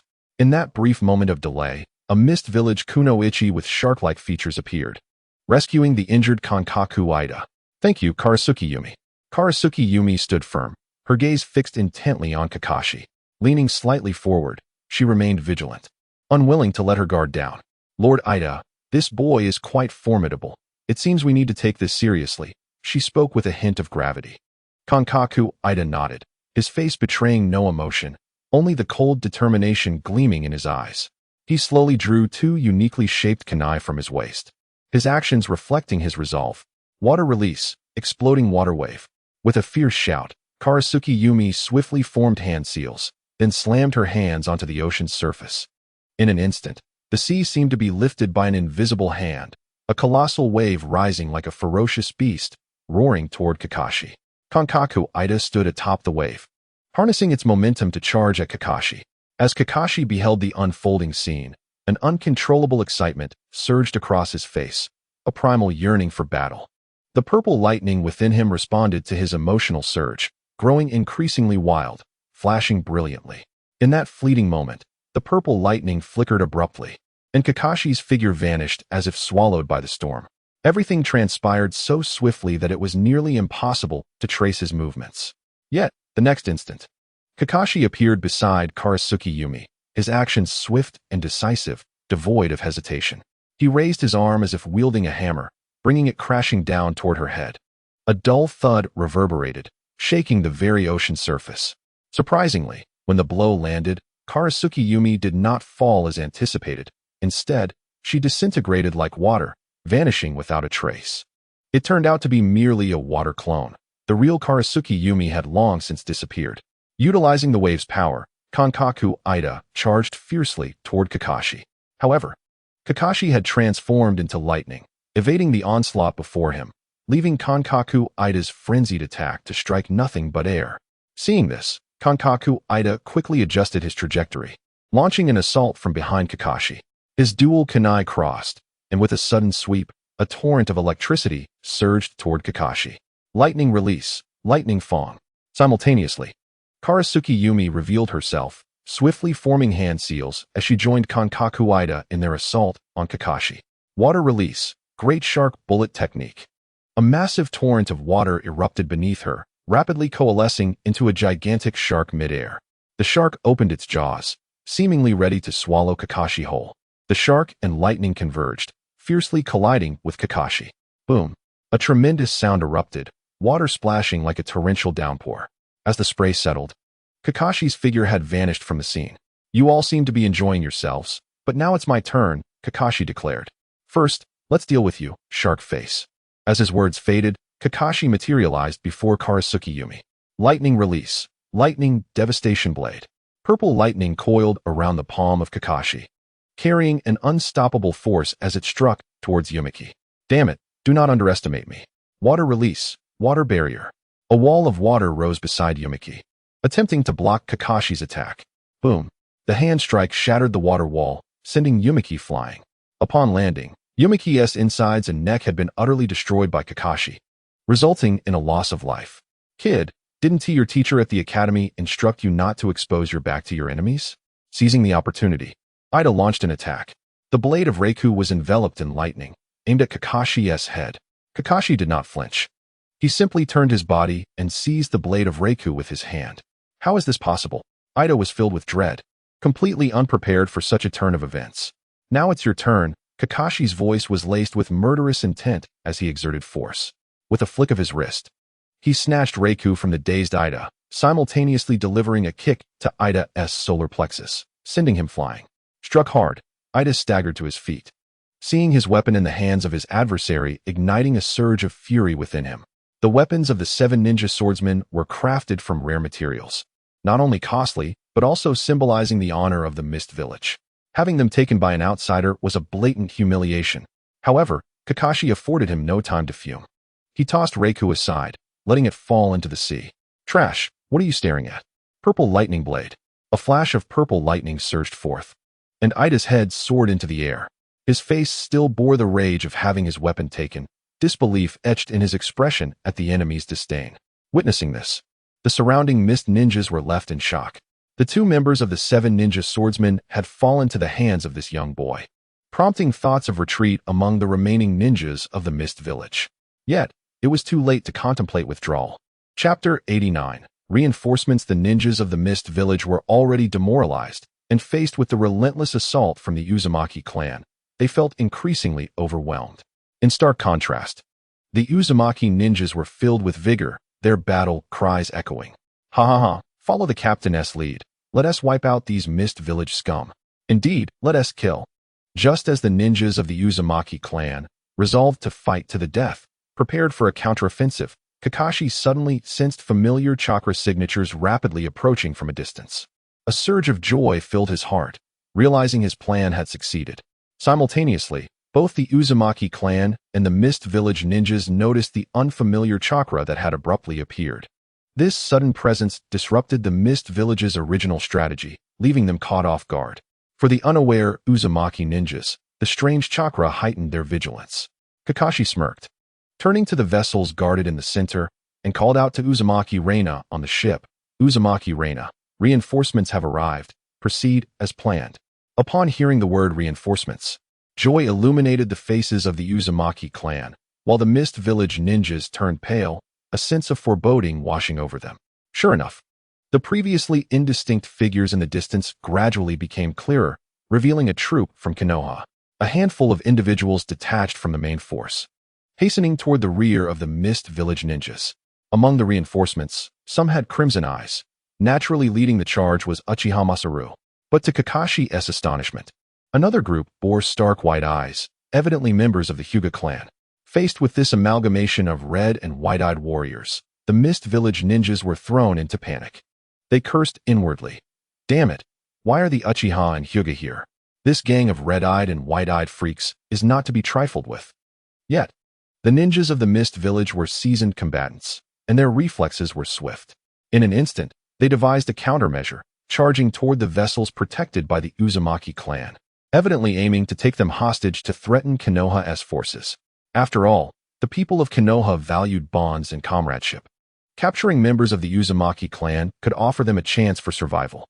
The ninjas of the Uzumaki clan, tasked with guarding the vessels, quickly discerned the Mist ninjas' petty schemes and resolved to block their advance. Strangely, Kakashi, the main force, did not interfere, allowing the Mist ninjas to board the vessels. "Captain, why are you?" Before the words were fully out, the Mist ninjas who had just boarded the vessels collided with a series of solid barriers. Each one was left dazed, sent sprawling backward. Following this, the injured and civilians hiding within the ship's cabin emerged. They bore no semblance of being injured. They brandished weapons, grinning menacingly at the surrounded Mist ninjas. Kakashi leapt onto the deck of the ship, issuing the final assault command to his side. The Uchiha and Hyuga ninjas charged into the Mist ranks like tigers descending from the mountains. Fire release, Great Fire Annihilation, Sharingan Jinjutsu, 8 trigrams Air Palm, 8 trigrams Revolving Heaven. Though the vanguard of Konoha was few in number, their strength was formidable. With the 2 major ocular clans of Konoha joining the fray, the entire battle was set ablaze. On the ship, the Uzumaki ninjas posing as injured and civilians were equally formidable, having pent-up frustration finally unleashed.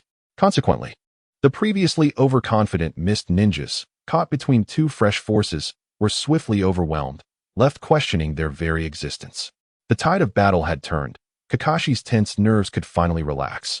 Nonetheless, he harbored some confusion about how the Hyuga clan had come to be here. In Konoha, the Hyuga were notoriously rigid and obstinate, and even the current Konoha leaders found them troublesome. However, upon reflection, it was clear that only the esteemed matriarch of the Senju clan could persuade such traditionalists. Fortunately, with the Hyuga clan's involvement, Konoha's main forces could locate the Uzumaki fleet amidst the vast ocean. The battle did not last long. With the arrival of the main force, the Mist Village's contingent faced total annihilation. Ha ha ha. Exhilarating, truly exhilarating. It has been ages since I fought so enjoyably. Kakashi, you've orchestrated this splendidly. A voice preceded the figure. Uchiha Masaru approached with a broad smile. He clapped Kakashi on the shoulder and inquired, "What shall we do next?" Kakashi replied with a grin. "What else? We press on, storm into the land of whirlpools, and eliminate the remaining Mist ninjas." Thus, the reinforcements from Konoha combined with the Uzumaki clan, taking a brief respite before continuing their advance toward the land of whirlpools.